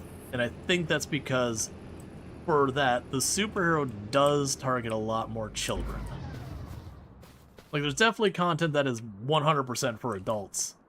Or at least, you know, whatever there. But, there's definitely the targeting, you're looking for children's birthday parties a lot more. And usually with the stuff that they really push the prices, it's stuff that they're planning to hand off to, they're planning to, like, hand off to, you know, getting an adult to buy stuff for themselves. That's one of the big things for like the spending on the fandoms these days is like, okay, what can we sell to the adult fan, you know, the 20, 30, 40 something year old fan of this.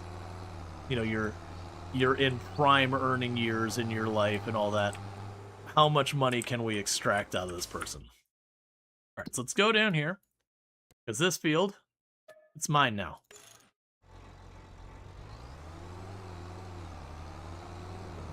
And we're going to run into some headaches around here about juggling priorities.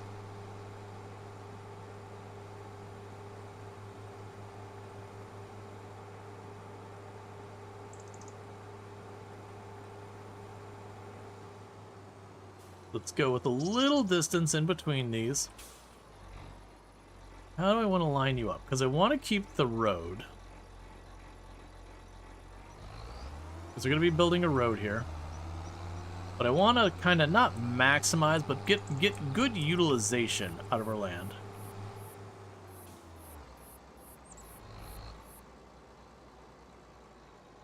So this puts me at about a 180. A little more, a little more, a little more. That should be enough for a dirt road there.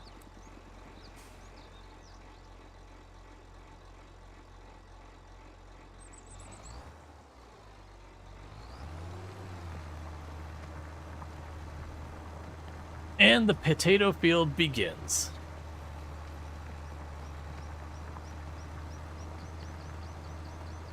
And what I'll probably do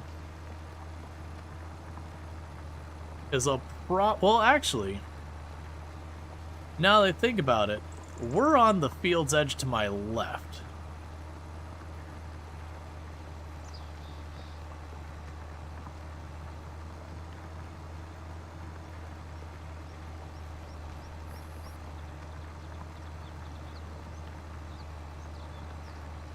This should probably be, good chance this will be my biggest field that we've got so far. Yeah, because I believe I'm pretty close to the left edge of this this tile or whatever.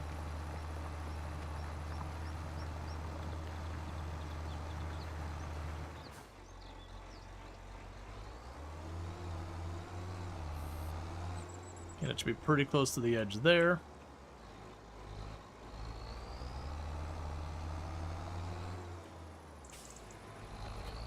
I can drop you off because I gotta go with that.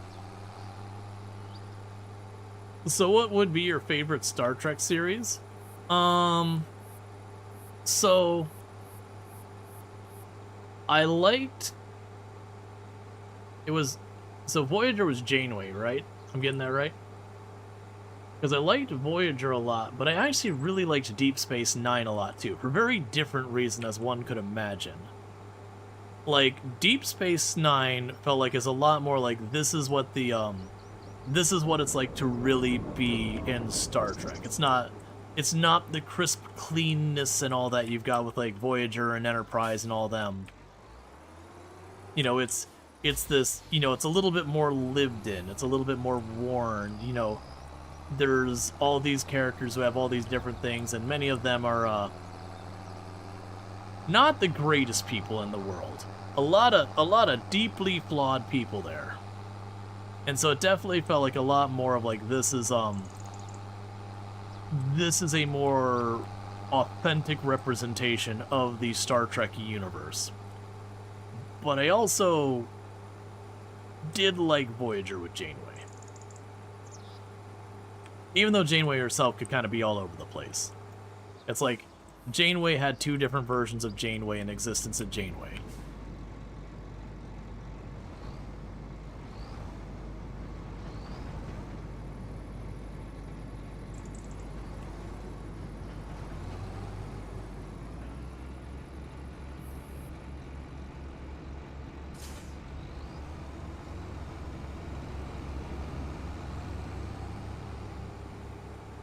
But yeah.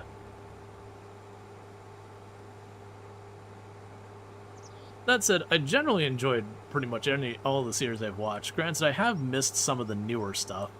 I just don't watch as much TV. So, like, I've heard nothing but good things of the Below Decks series, but it's also one I just haven't seen just because I don't watch like hardly any TV.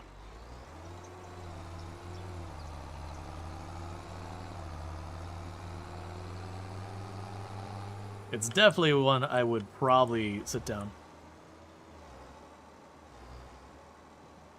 Your go-to simple dress-up is Janeway. You grew up with Next Generation, so that has a place in your heart. You're not seen Academy yet. I haven't seen Academy either.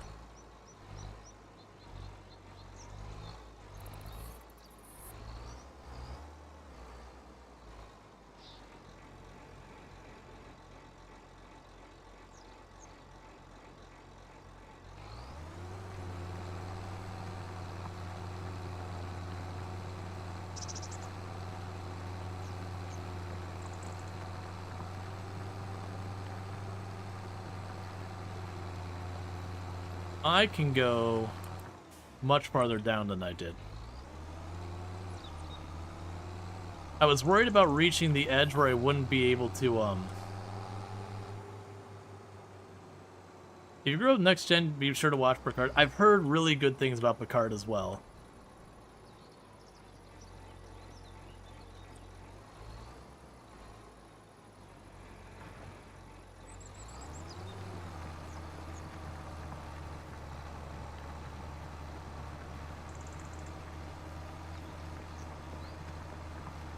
Let's say that's the limit. Yeah, that's a considerable amount more we're gonna get out of this.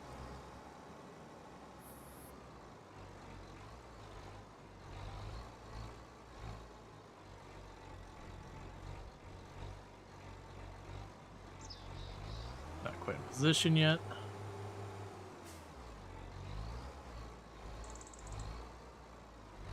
You totally agree with the first Star Trek box set you got was Deep Space Nine, then Voyager, then TNG. Got some of the latest stuff, but no time to watch it all. Yeah, that's.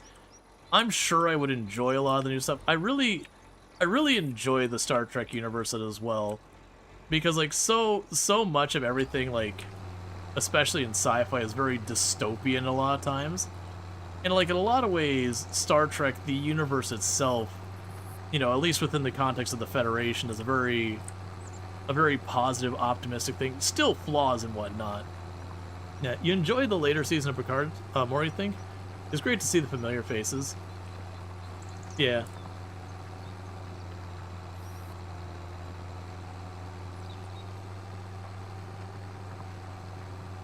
Alright, and this one we're gonna kinda not get all the way up against the trees, but we're gonna get pretty far in here and just have like this end's gonna get a little wavy. On its own, there's certain that's not how that would work type moments, but good fan service for next gen fans. Yeah, I mean that's what I figured when they called it Picard and they brought, you know, Picard back. I'm like, okay, this is definitely a fan service one that they're bringing back the old favorite, you know, doing one last hoorah for the fans of next gen, and I enjoyed next gen. Though the episodes with Q were always mixed feelings about that.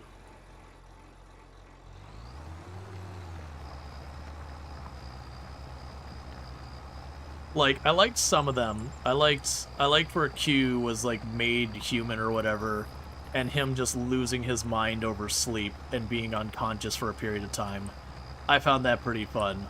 But like the back and forth of Q having this weird obsession with Picard for whatever reason. It's like, you're this omnipotent being and all that. Why? Why? And I know they gave excuses in the episode, but it's also like, no, really. But why?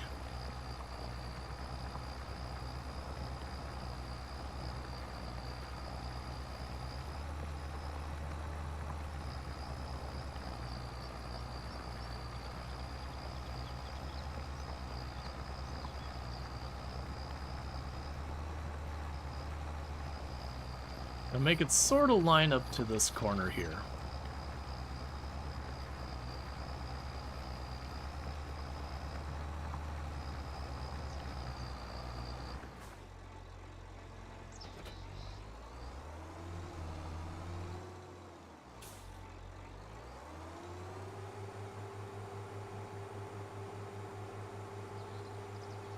There's also definitely some stuff that got silly in Star Trek sometimes, like the ship separating out and doing all that stuff.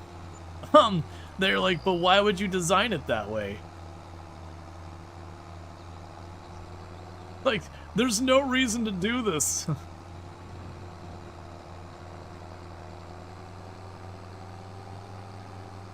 And the answer is, because we can use it to make a good story point.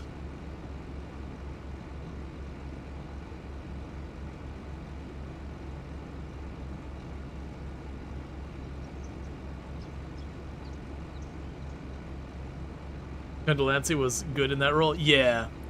You love that he basically reprised the role of Q in My Little Pony? I am unaware of this, and that sounds amazing. I also have a niece who's very into My Little... Well, I wouldn't... Actually, I don't know if she's still into My Little Pony, but has liked My Little Pony at different points. I actually don't know her current standings in My Little Pony. We are hitting the age where things like My Little Pony might be flipping from cool to uncool, you know, due to pressures of school. Well, I guess classmates more accurately.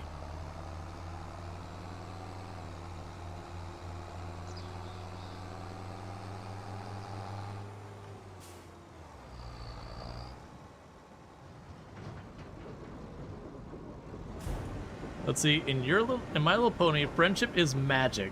There's a character called Discord, and he voices it, and it's very cute. And yeah, absolutely, with a name like Discord, that checks out.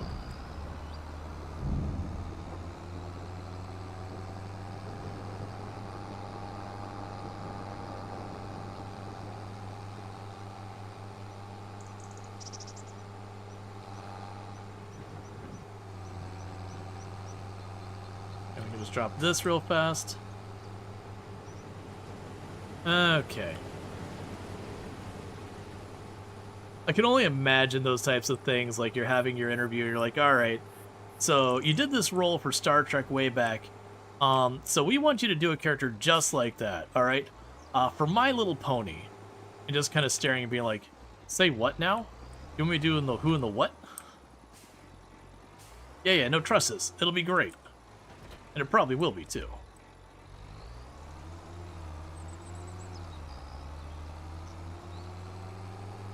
To be fair, though, like with, for example, Mark Hamill with all his voice acting stuff, some of the roles Mark Hamill has done have been pretty wild. Like, the idea is like, okay, so yeah, you're Luke Skywalker. Yeah, I did that role. How do you feel about the Joker? Would you want to be, like, the Joker? Not just any the Joker, but, like, the Joker. The Joker that when everyone is referring to the Joker, that's the Joker they're referring to, unless it's with disdain, then it's the other Joker.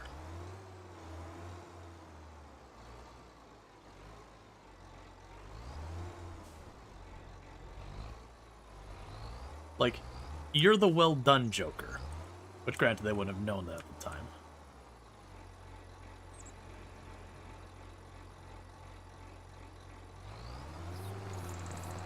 Not that the classic Jokers... Burning Sun, do you want a paycheck? Why, yes, I would love a paycheck. That's also fair.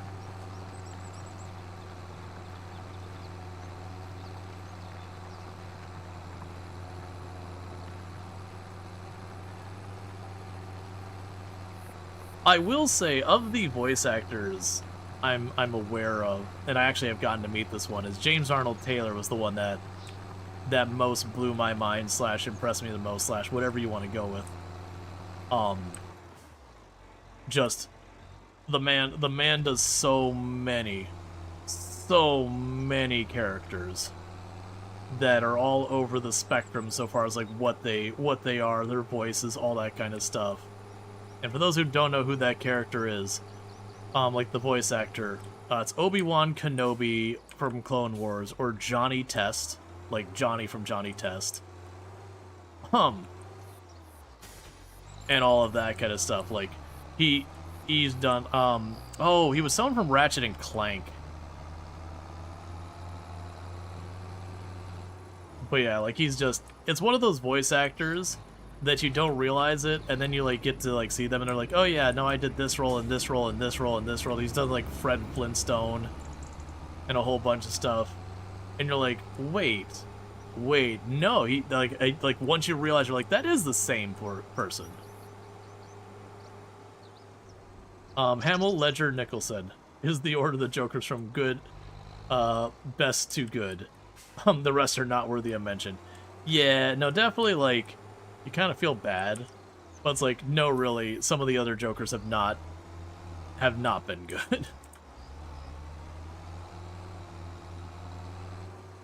Like, historically, Joker's always been, like, kind of silly, crazy, like, still dangerous, but kind of silly. When they went, like, full edgelord, like, whatever, it's like, okay, come on.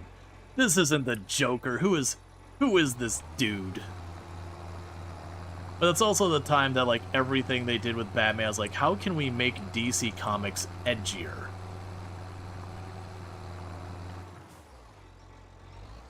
There was definitely that time frame that, like, everything DC Comics is doing is like, we need to make this edgier. How can we just really lay on the edge here?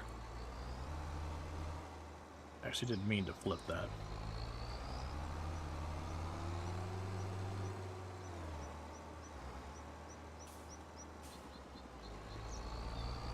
Like, we need it to be grittier than it's ever gridded. And to be fair, it wasn't only DC. Marvel had its share of that. Where Marvel was doing the same thing, where they were having a bunch of their superhero movies were getting a little grittier, a little edgier. And it's not even the ones that were, like, were historically that way. Like, you know, by all means, Punisher historically was, like, a very edgy set of things. He just maybe deserves an honorable mention. His acting was worthy, but you just don't understand what DC was thinking when they greenlit those movies. But then DC loves having multiple completely unrelated movie arcs with their characters, rather than building something successful and running with it. Yeah, no, and that's the thing. A lot of times when I make a lot of the comments, I'm usually not picking on the actor unless I'm very explicitly picking on the actor. A lot of times it's like, hey, the actor did the best they could with the way it was written. It's not their fault it was written the way it was. Like, a poorly written movie, you can only act your way to help it so much. And not that there haven't been movies that, like, objectively the writing was just bad, that did manage to get carried because the actor just did silly nonsense with it. Like, that makes me wonder, for those who don't know, the movie Snakes on a Plane, like, it was supposed to be way more serious than it ended up being. But then, you know, Samuel L. Jackson.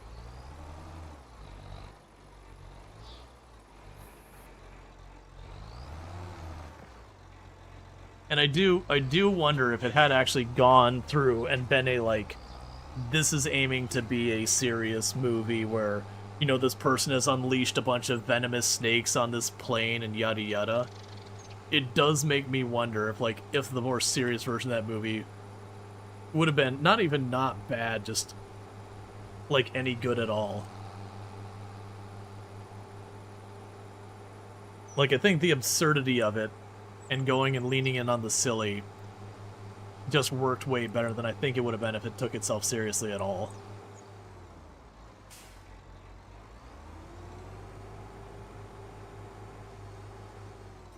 What are we planting on the field? I unfortunately rolled potatoes.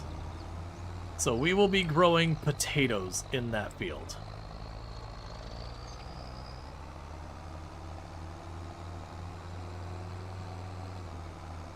Potatoes are really, really good money.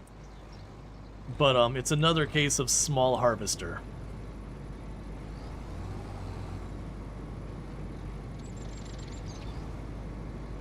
Oh, fine.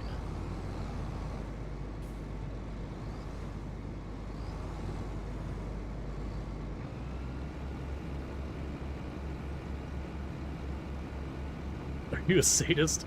The potatoes I feel, that's a... No, I'm definitely not a sadist. A masochist, maybe, but definitely not a sadist. I'm not hurting someone else.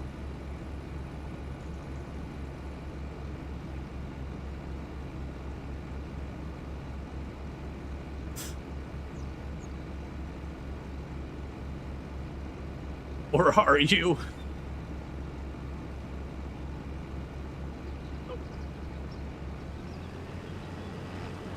That was the, I mean, that was the joke with the sugarcane when we rolled it. It's like, you know, I don't know what winning is, but we definitely lost. On the bright side, it'll be good money. For what it's worth, it will pay well. Like, that is one nice thing about some of those really awful crops like, sugar beets. Sugar beets are one of the absolute worst crops in the game to deal with. But they're also the best paying. And unfortunately, potatoes are pretty close.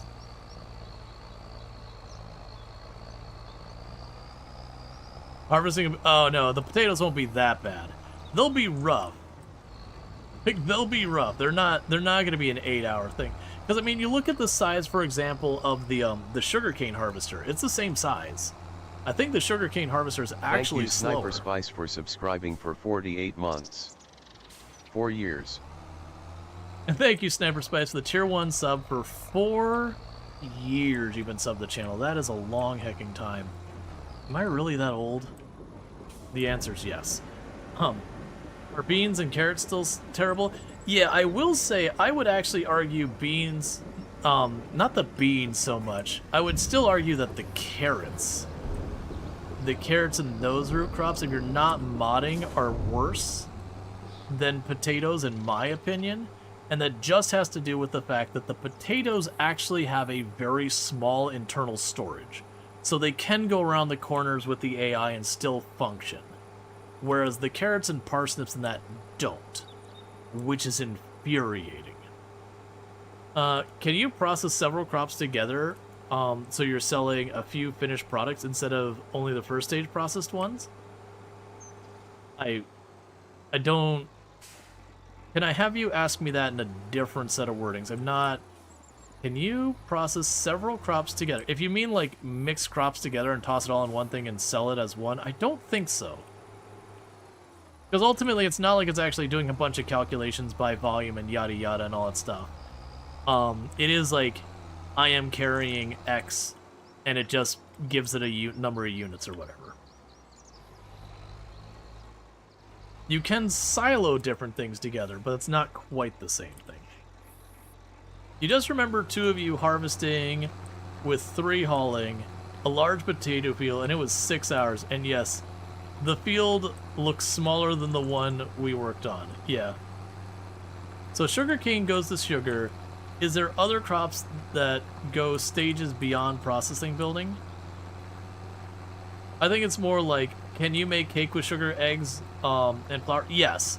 So I can actually take the sugar over to a to a bakery to make cake. And so you can have that over there. If that's what you're asking. Because I think it's the stage thing is that I'm getting caught on. But yeah, you do have production lines that have multiple stages to the production lines.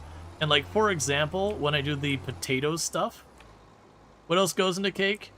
I think it was egg, milk, flour, sugar, strawberries.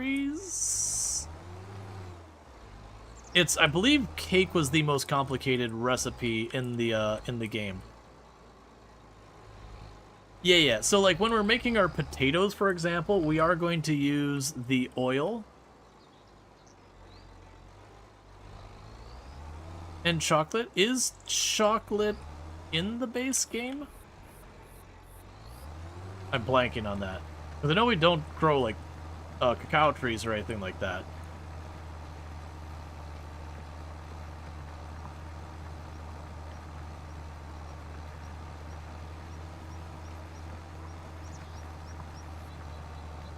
Chocolate's done at dairy?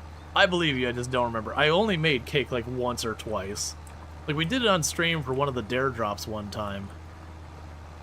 But I think I ended up just buying a lot of the stuff that were, like, involved processes and just shoving them in to call it a day. It ignores the lack of cacao. Hey, to be fair, with a lot of American chocolates, they also ignore the lack of cacao. You look at a lot of chocolate here, and it's like 0.05% cacao. And like, okay, so someone from across the room like flicked a little bit of cocoa powder across the entirety of the room, and then maybe a granule or two landed nearby it.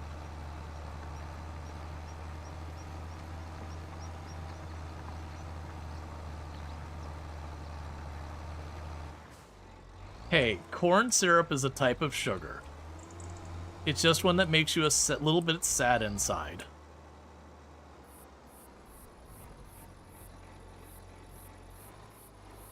And, you know, sometimes sad outside, too. But definitely sad inside. Well, I mean, if we're being technical, corn syrup is a type of sugar. Like, is made of a type of sugar. Like, because ultimately you look at other sugar and it's beets and, you know, sugar cane and all that. Like, you can process almost all fruits and veggies into sugar. And it is technically sugar. A lot of it's not going to be very appealing and you're not going to be very happy.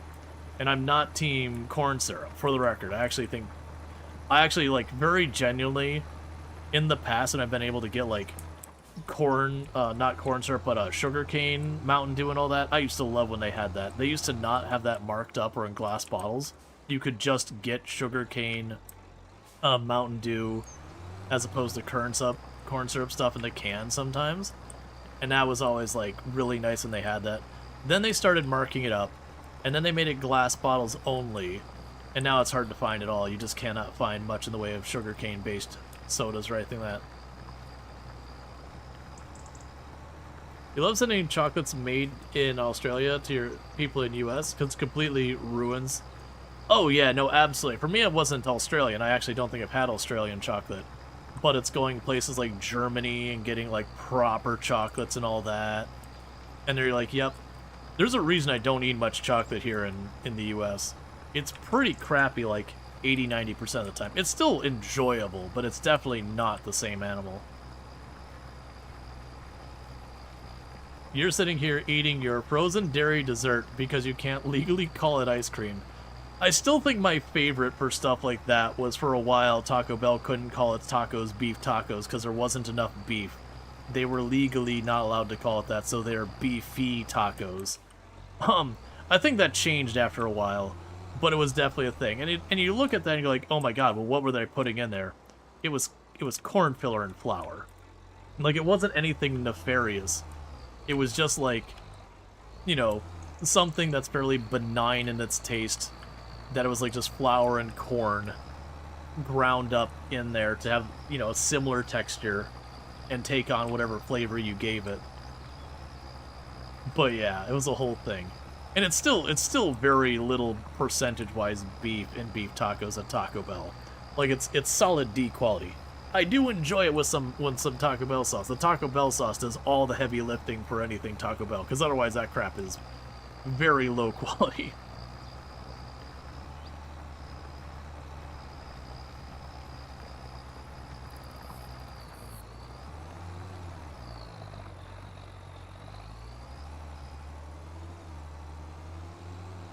Alright.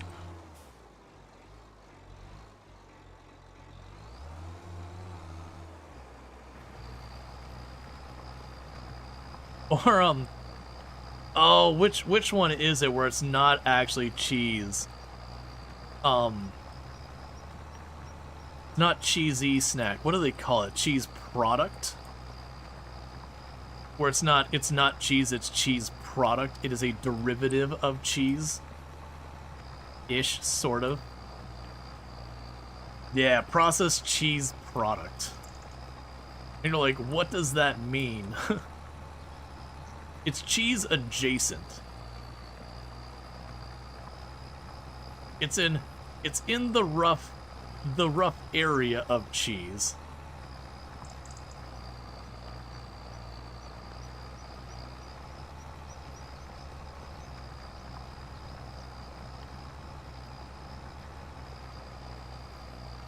It's just basically cheese with binder and water.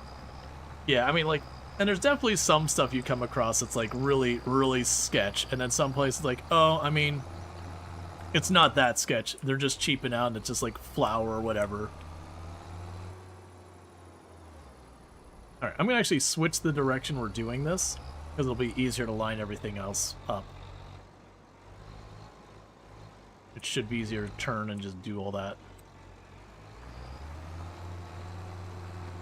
I just center my tractor on the previous run.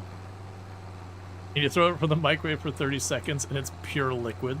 My favorite is, like, the grated cheese that, like, isn't like legit cheese, and you try and microwave it for like a full minute, and it gets a little soft, but it kind of just stays that way, and you're like, oh yeah, this is nightmare fuel. What am I eating? Because it turns into goopy plastic. Yup.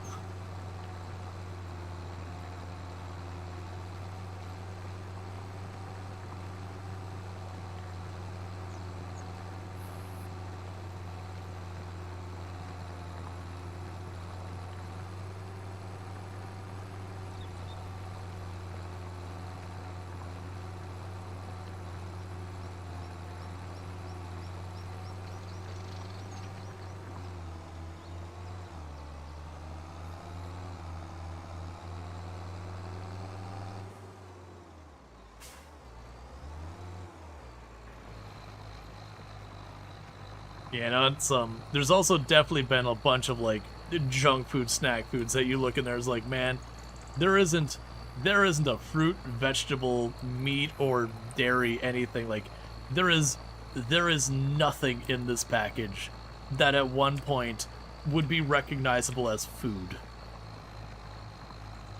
Like, this is more mineral than anything else. It's like your current frozen dairy dessert that you take a bite out of, and it's barely cold. It's like, how the hell is this? Like, what the hell is this plastic foam? Oh, yeah. That's, like, I like Magic Shell. I don't get it often, because there's no way that's not terrible for you.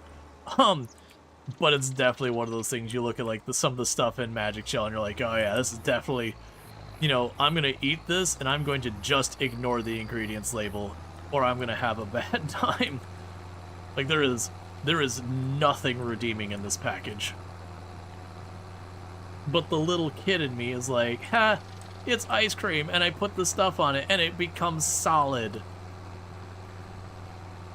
To be fair, I almost never have ice cream or frozen yogurt hardly at all anymore. Usually if I do, it's like, there's a Menchie's not super far from here, and once in a long while, like, Toon will just be like, you know what, I'm really in the mood for Menchie's. Like, alright, we're going to Menchie's. And anytime I go there, I'm gonna put the Magic Shell on there. But those, I'm not sure if that's like a US thing or that's a global thing. Magic Shell, it's basically like chocolate syrup, but whatever's in it, it makes it so when it gets cold, it hardens. And so the idea is, you know, you cover your ice cream with it and it hardens onto the outside. I think there's a whole nostalgia thing with me, because the ice cream place that I grew up with when I was like a kid, so before I got to Florida, we would go to Dairy Queen. And that was a big thing that Dairy Queen did, is that have like your vanilla ice cream cone, and it'd be like your soft serve, and they would just dunk it in the Magic Shell. You know, and you'd wait like 10, 20, 30 seconds or whatever. You have like that coated, you know, thing. And it was cool as a kid, because, you know, your ice cream would melt and it would get everyone. You'd miss it. With the Magic Shell, it would kind of like hold it. It would hold it in there until you bit into it or whatever. So, you know, you could eat and you didn't have to worry about nearly as much of it starting to try and run and melt it, like, you know, licking the sides of it to try and keep from losing the ice cream and becoming a sticky mess. You think it was called Ice Magic? Okay.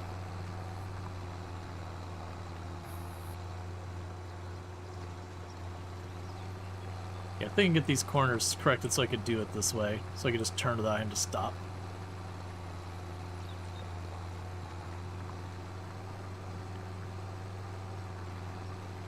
I'm trying to think of the cursed things that we eat here. I mean, there's the obvious stuff of like Twinkies and Debbie cake and zebra cake and all those, where again it's just sugar, something vaguely in the area of like a cakey foam stuff, and then icing. But like You wouldn't... Vienna sausage. I'm sure I've had it, but that's not ringing a bell for me. Vienna sausage. Is it like just a heavily processed sausage? I mean, you have just like hot dogs in general. Hot dogs in general are just a nightmare fuel in their own right. Especially if you're going like historic, you know, hot dogs before, you know, we started having any kind of meaningful FDA rules or anything. Some of the nightmare fuels you have with that. It's very similar to a hot dog sausage. Ah, I see. That's, little sod hop. Yeah, I probably had those. Oh, are they like the little hot dogs are like this long? They're like a little bit narrower than a regular hot dog. Kind of sometimes a little bit more on the like reddish side as opposed to like the weird whatever color you'd call a hot dog, like kind of pink. Am I thinking the right thing?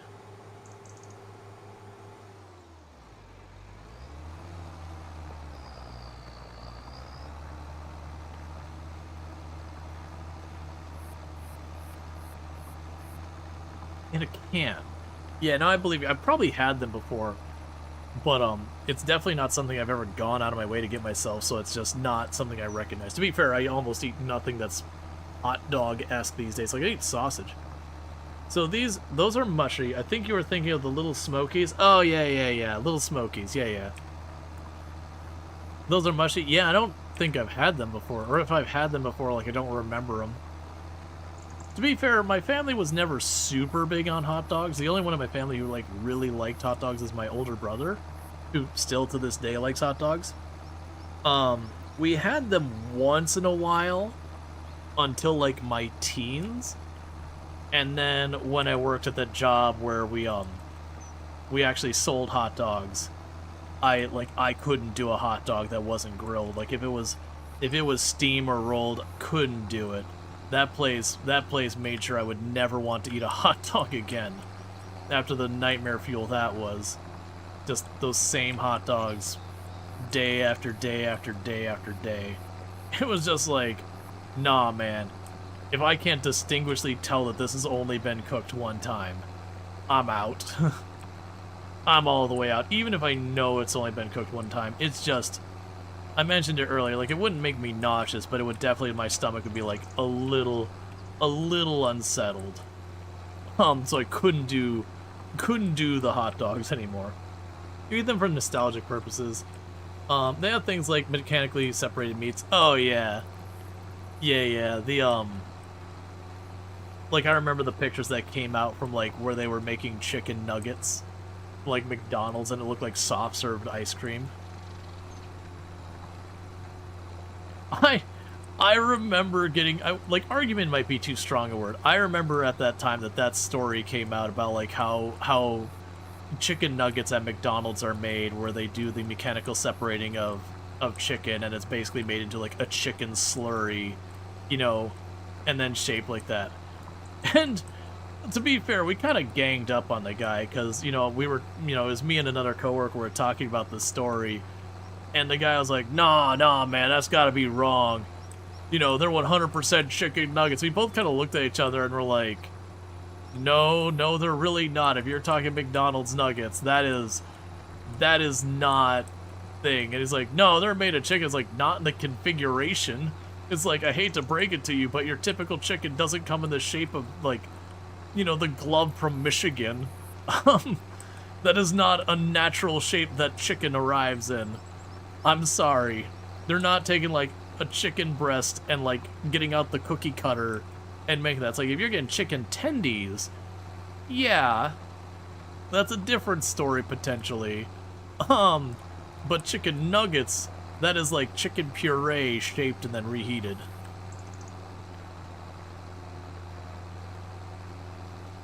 Let's see, the video of the little kids watching chicken nuggets being made and how disgusted they all were. Then afterwards, they were all asked if they wanted chicken nuggets, and they cheered. Yep. I mean, don't get me wrong. Like, if I'm stuck going to McDonald's, I'm still getting the chicken nuggets. I like a good burger, which means McDonald's doesn't do it for me. The thin patty that's, you know, it could be carbon dated and all that.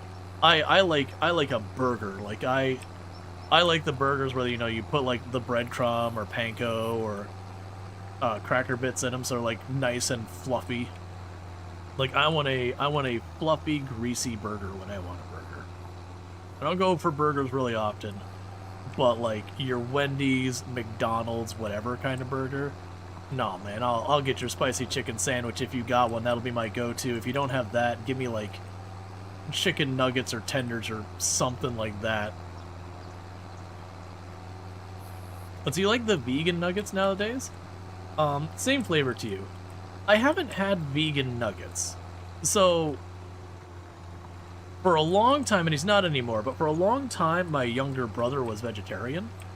Like, and he stuck to it for like 8 or 9 years or something. Like, it wasn't just some fleeting thing. Like, he spent a long time vegetarian, or at least mostly vegetarian.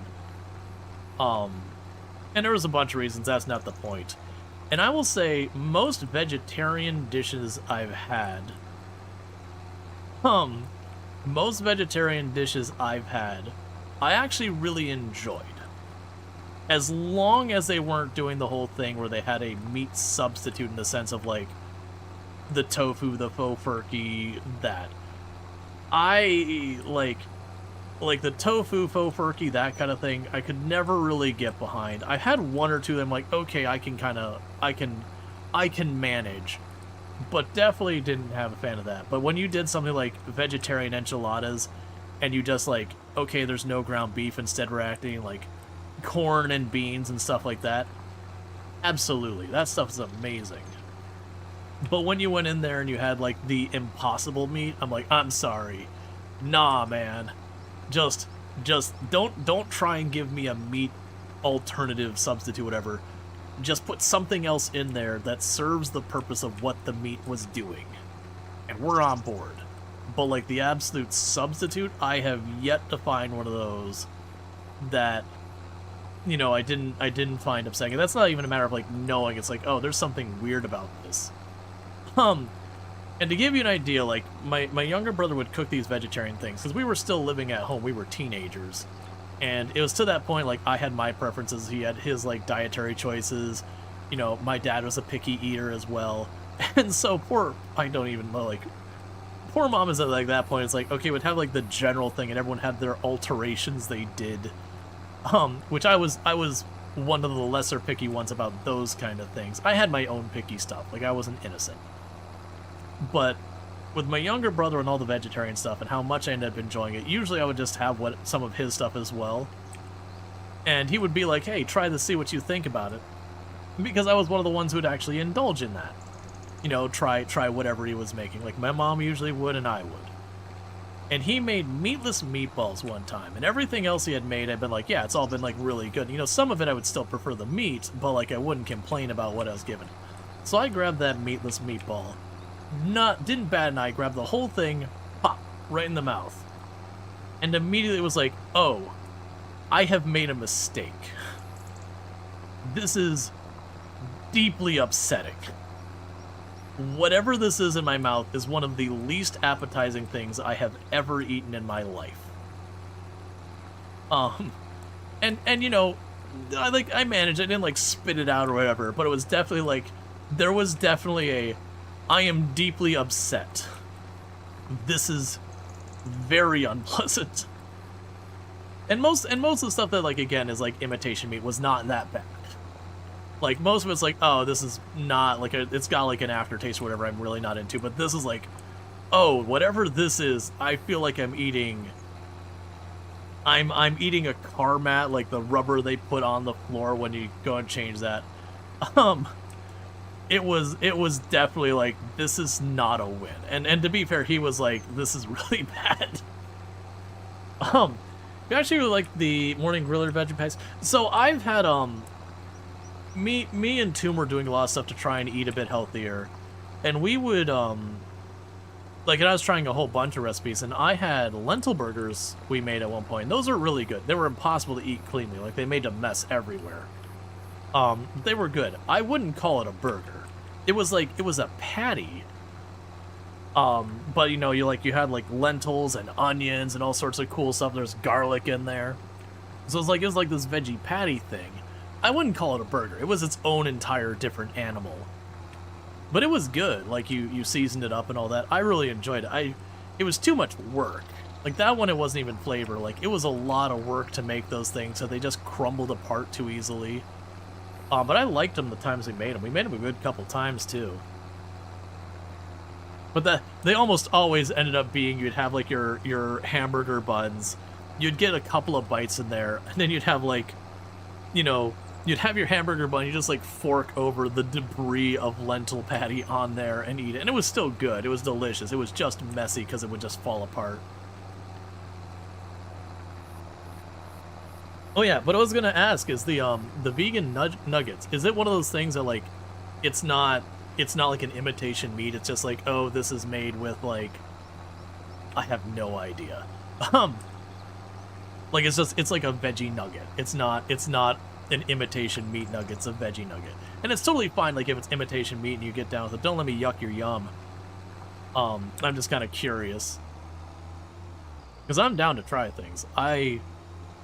I've talked about a couple of times that some of my favorite events to go to locally is sometimes I'll do, like, food and wine kind of things, that, like, the whole gimmick is I'll have food from all over the world there. And I love going to those events and just trying all sorts of stuff. And there's definitely stuff I get there that I'm like, you know what? I'm glad I tried that. Do I need to try it again? Nope. No, I don't. I can say with certainty I do not like that. But I'm glad I had the experience. And then there's a lot of new stuff that I find, like, cool, I really like this. It's a shame I can't get it here. But I guess that's the life we live, trying new things. Oh man, that's what me and Tomb did this past Thursday was kind of one of those things. And the food was all great. I don't think we had a single thing food-wise that we weren't like, this is excellent. You know, absolutely we get this again. The drinks, on the other hand, were a little bit all over the place. We had a bunch that we enjoyed. Like, I got it was a cider, but it was green apple. That was pretty good. It tastes pretty much exactly how you'd expect. There was a beer that was a strawberry shortcake beer that was made here in Florida. Shocker. We're known for our strawberries. That was fine.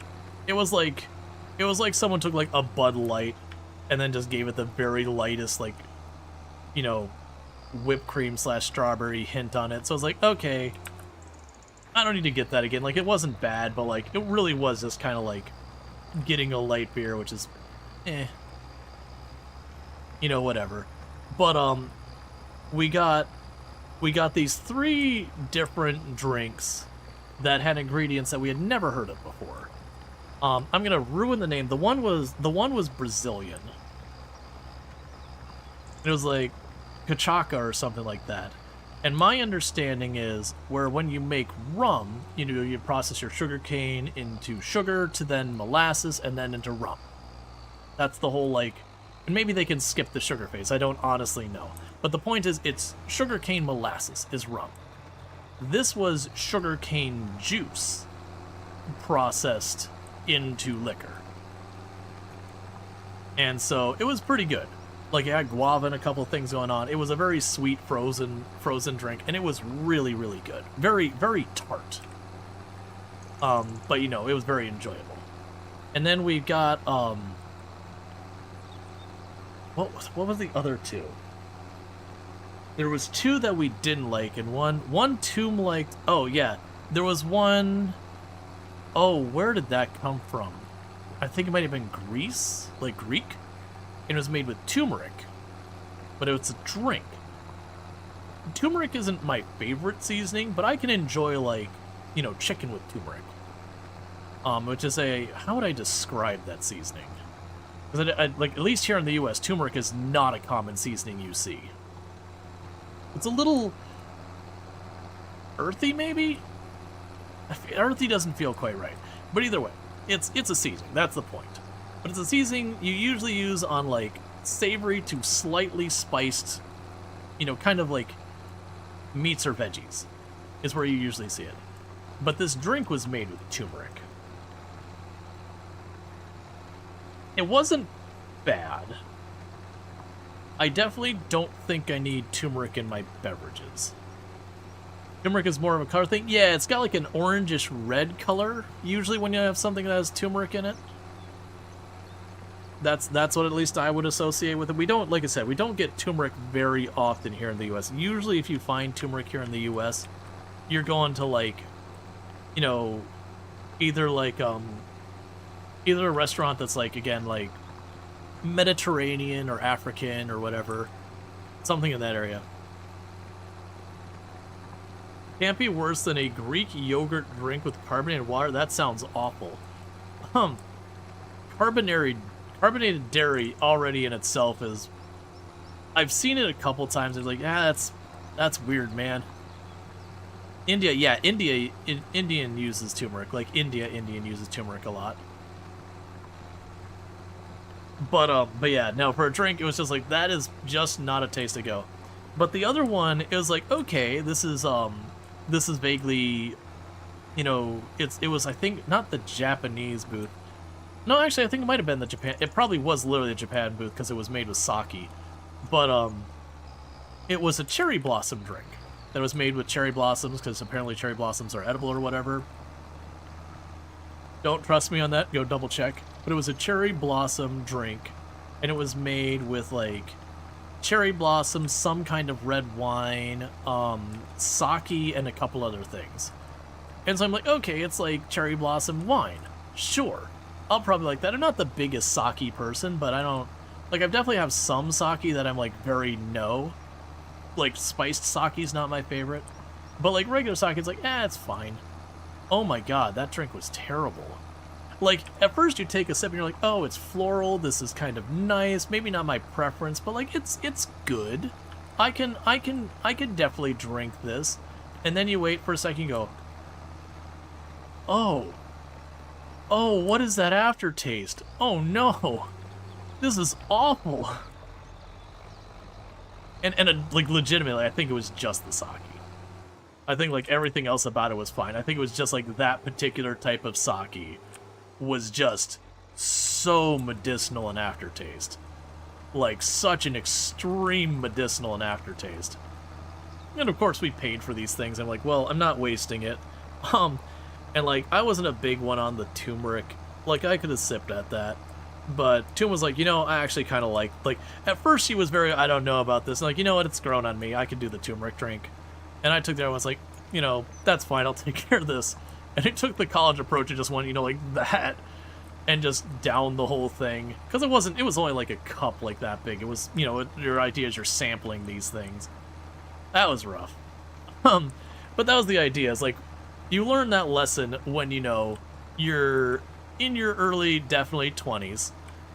Certainly not younger than that.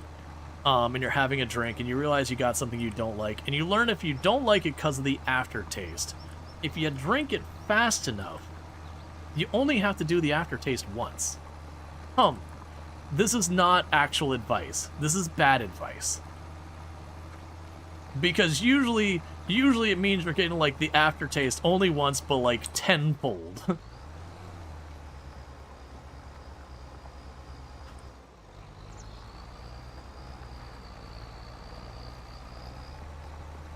We had a lot of fun. We had a lot of fun with that one. Got to see some wild Spoonville while we were there, so not like in captivity, just out and about. Been there, life choices. Oh man. My first experience drinking, which I was definitely of legal age. We will not be comparing notes on that. But it was definitely of legal age, consuming alcohol 100% legally and should not be questioned any farther than that. Was straight vodka. On the rocks. Because, you know, you had a bunch of people who didn't have a clue what they were doing, of legal age. It's legal somewhere, right? I mean, I guess at home with your parents it would be, which I definitely was certainly doing that, and not hanging out with friends and all that. Um, oh, it was so terrible.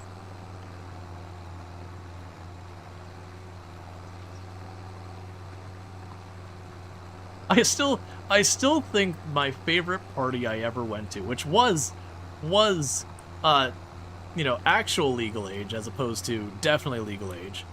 Um, we had all sorts of like stuff that people actually enjoy drinking, but when we went to the liquor store to get like, you know, some beer or whatever else, um, there was a handle of vodka that no one had ever heard of out of our group, and it was for $3. Not 30, not 13, 3. A full handle. And you can tell when you're buying a full handle of liquor and it's $3, you are definitely getting top shelf, excellent stuff that everyone is going to want to try. And so we had the rule, and this is, again, being young and stupid. We had the rule that anyone could drink whatever they wanted there, but you had to do one shot of that first. And there was a lot of people contemplating not drinking anything that night just from the smell of that thing. Like, it didn't smell like rancid or anything else. It smelled like rubbing alcohol. And honestly, it tasted about the same. Not that I've gone out of my way to, like, taste rubbing alcohol. It's, you know, you use it and, like, finger gets too close to your mouth, whatever, you're like, oh, crap. Interesting thing about regarding drinking age in the state of Australia, the wording of the law basically say it's illegal to supply alcohol to a minor. It's not illegal to consume it. Oh, I have no idea about the wording here. We have a lot of exemptions on a lot of that works under, like, religious standings and a bunch of stuff. So broadly speaking, in most of the US, and again, this is not legal advice. I am not a lawyer. Check your local laws. Also, maybe don't give alcohol to minors.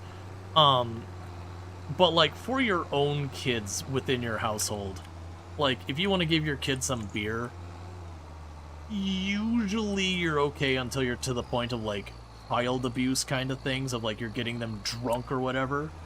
But just to try it, like, a sip of wine, a sip of beer, a sip of liquor's probably legal, ill-advised, I would assume. That's probably one of those ones that vary state to state. But I remember it's like a whole thing that I could have beer from, like, my parents at home if I wanted, which I did. That was, like, to kind of ruin the fun thing, that was kind of the stance my dad had, was like, hey, if you want to have a beer, you have it here. And he was more concerned about, like, you know, don't drink and drive, like, don't go out and do something you're gonna regret, like, that kind of thing. But, you know, hey, you want to have a beer, you have it here. And, you know, probably expecting none of me and my brothers to ever call his bluff. And I decided I was going to do it one day. You know, like, I don't know how old I was. I was a teenager. And I was like, okay, and I didn't say anything to him. I just walked in the fridge. I couldn't tell you what beer, like a Michelob Ultra or a Bud Light or who knows what it was. Just, you know, your regular, oh, no, it's probably not that. I don't even know what it was. The point is, it was a beer. I don't even know what kind of beer it was, but it was a beer. And so, you know, I popped the can, and my dad just kind of looks at me, like, pops his eyebrow up. And, you know, I take a big sip, and I'm like, this is terrible. Why do you drink this? It's like, all right, bring it over here. Like, he wasn't like an alcoholic or anything, but it's definitely one of those ones just like, so it was like, this is awful. Why do you drink this? And it was probably a pretty nothing beer that nowadays I wouldn't even think about or whatever. But just unprompted not having beer before, just like slamming back a swig is like, this is bitter. Why? Yeah, your mom was very much, here, I'll take you to the store and pick up what you want, but you're only getting X amount. Yeah, we didn't ever get to amounts or anything like that. It was just, you drink at home.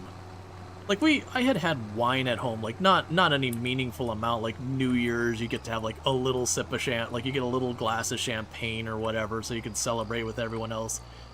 Which, you know, as kids, we much preferred. It was like the sparkling grape cider or whatever it is.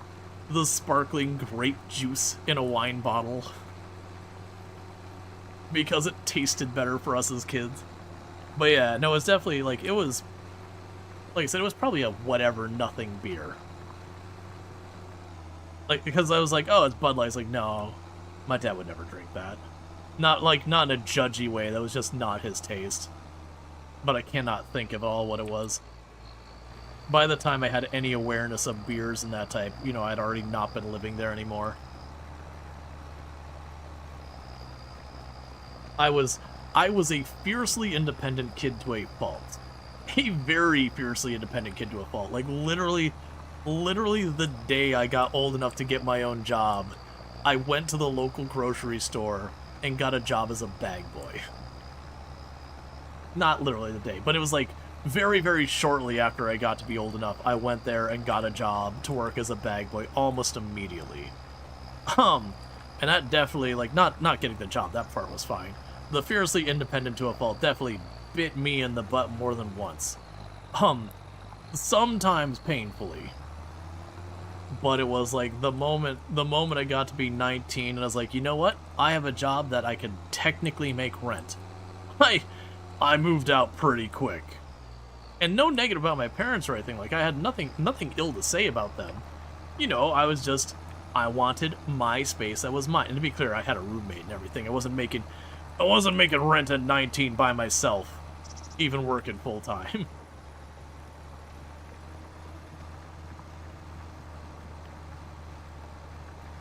But yeah, and that probably wasn't the wisest decision, but you know. There's pros and cons of having that level of independence. You remember being at your local liquor store called Botlow. Here in Australia, there was a young teen in the store by themselves, and they were buying 2 bottles of scotch. And this guy just started getting upset with me, and it didn't make sense to me at first. And they thought I was buying the kid that looked no older than 13. Ah.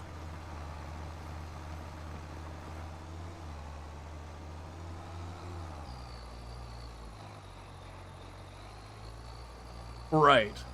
So it wasn't just that they were some random kid, they thought you were involved.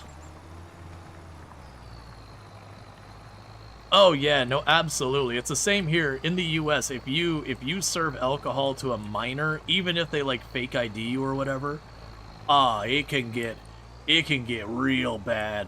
The rules are very strict about like serving alcohol to a minor. It's also like very genuinely, if you go to a restaurant and like, you know, you order a drink and then give it to your own kid right there, like even that is like big no-no at the restaurants and all that. Like, the kid sneaks a sip or whatever and no one's looking, that's whatever. But like, yeah, no, they have real strict rules about serving alcohol to a minor. You hear about people who work as bartenders, you know, sooner or later that happens to all of them, where again, some kid comes in with a fake ID, or, you know, it's really busy and one kid manages to sneak one by that, you know, they're 17 or whatever, and they manage to get like, you know, get them by kind of thing. But like, I remember, you know, for a while as like a broke college student, I used to go to the local bar and I'd bring my art pad, because at the time I was an art major, and I'd bring my sketch pad and I'd do sketches, and I could usually get a couple of people to buy a sketch a night. And we're not talking any big bucks, like $4 or $5, and all that. So, you know, again, broke college kid things. That was a little extra money, and some nights I made good money. There was one night that there's these 2 NASA engineers that, you know, they weren't drunk when they started, because at first, like, you know, I'm doing this, like, and he's like, hey, do you do commissions? Do you draw people? I was like, yeah, sure. And he slid $100. He's like, I'd like a drawing between me and my buddy here. We don't see each other often. I'm like, all right, F what I was doing. I'm working on this now. $100 right now, broke college kid? Hell yeah, we're doing this drawing right the hell now. And they proceeded to drink more and more as the night went on. And another $100 bill slipped across my way. Is like, yeah, keep going. You're doing good. And then he got to the guy's like, you know, I don't have another one. Hey, buddy, you like, give him more money. But yeah, no, it was a whole thing, like, and it was one of those things that, like, you know, they got, you know, I finished the drawing, I gave it to them, they left, and I immediately called my buddy, I'm like, I need you to come to the bar right now. That way the bartender can confirm my story, because you will not believe me if I don't do this. I will buy you a drink. I need the bartender to tell you right now what happened here. Because we were sitting there going, like, these dudes have paid me like $300 for this pencil sketch that I'm knocking out. And it probably took an hour. I don't know how long it took. I was just thinking, hell, this is more money than I make at work. The stupid for cigarettes, the law wording is sell to a minor. So it's completely legal to sell smokes to an adult who is purchasing them for a kid. But alcohol, it's illegal if we suspect we're giving it to a minor. Yeah. No, and that's that can get down to the wording that it can be always difficult. Man, I don't remember what the wording here is. I do know you do not give alcohol to minors, like out at the bar or the restaurant or whatever. You get big trouble for that.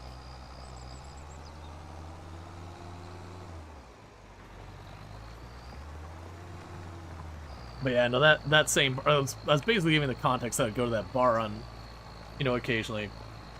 But I, you know, because I was going there doing these drawings all the time, you know, I got to know there was two of the bartenders were like a couple, and the one got duped by a fake ID or something and had served alcohol to a minor.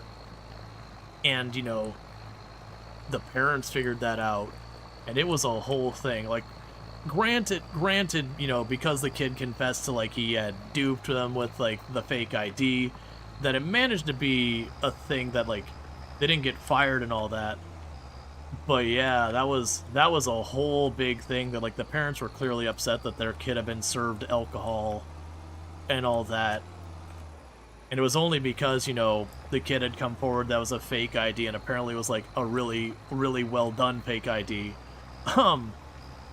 That, like, there was a good couple of days of the guy's like, I don't know if I'm gonna be in, like, some serious legal trouble, like, if I'm gonna have a job, like, you know, we're kind of waiting to see how this all shakes out.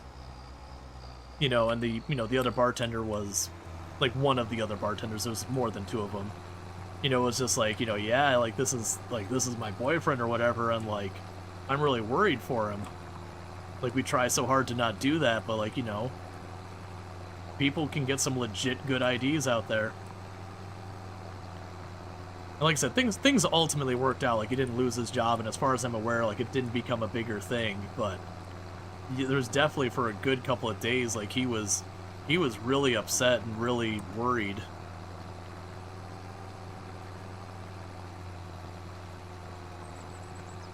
But yeah, no, we had a problem in that town that there was a teenager who was working at the DMV who worked with the printer they make the IDs on. And sometimes some extra IDs were made, if you're catching my drift, for a little bit of a side hustle. Now, nowadays, adult me probably would have been like, hey man, like, that needs to stop.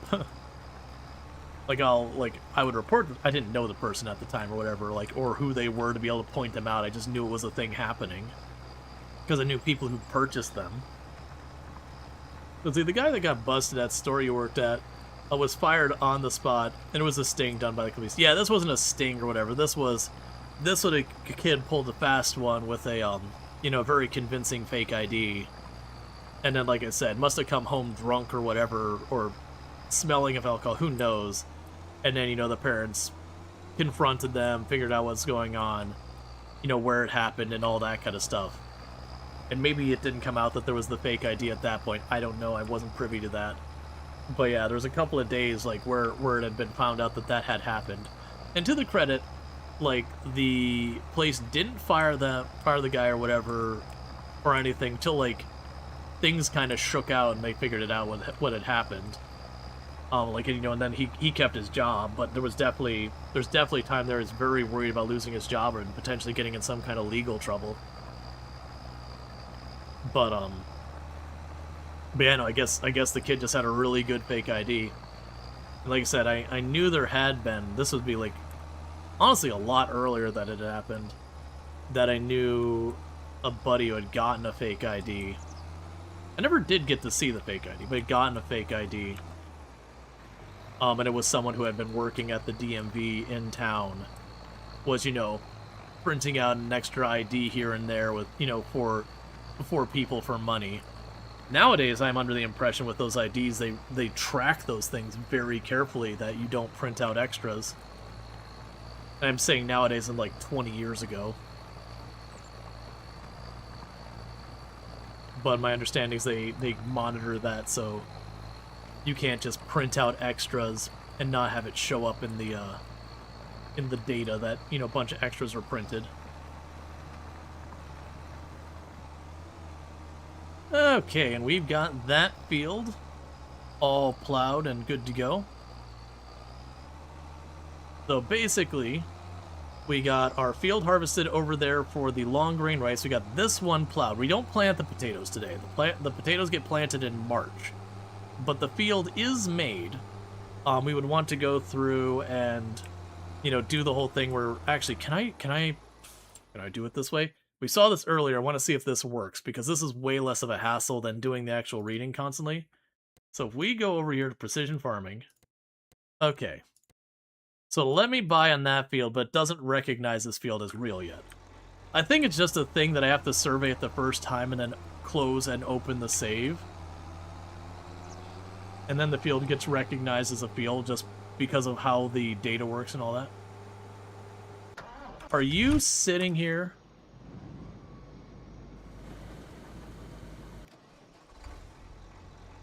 I've been paying that man this whole time to just sit there.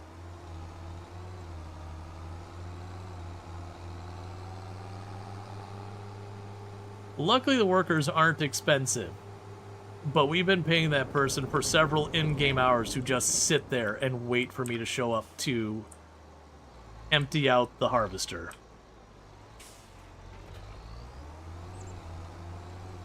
So probably be a couple of extra $100 to maybe $1,000 for effectively nothing. Not the end of the world, but on principle, that feels bad.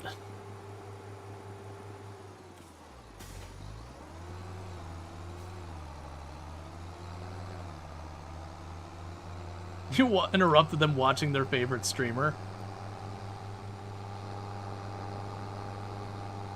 Alright.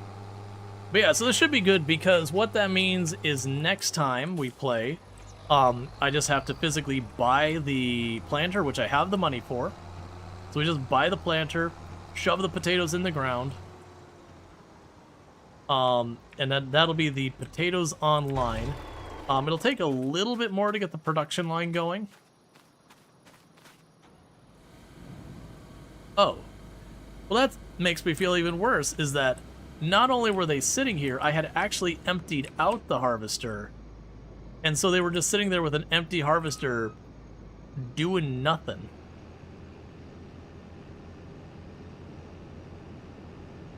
Like I said, it's not the end of the world.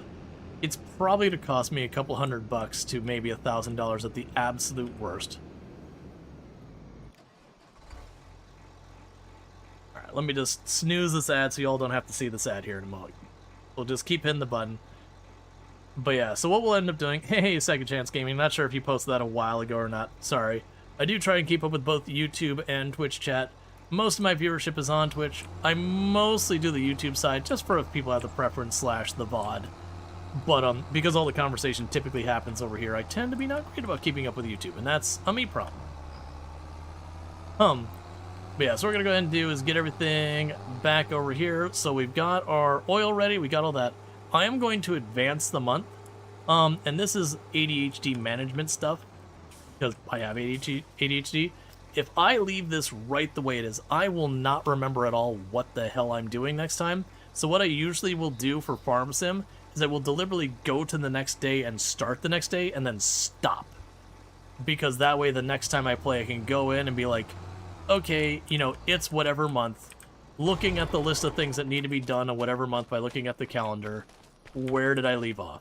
In the rare case that I do get stuck in a situation where, like, I have to get off the game in the middle of something, like it's just taking too long or whatever, usually I'll park, like, say I need to harvest that field in front of me, I will park the harvester on that field, or like right against the edge of it, where when I go in and I hit tab to cycle between my vehicles, I'm like, oh, I have a harvester on this field that needs harvesting. I understand.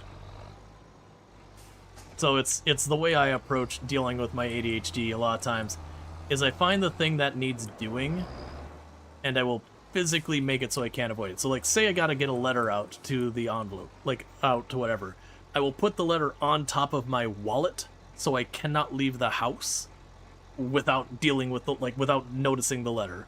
So it's kind of that thing. So what we're gonna do here is double check our sales. Nothing going on.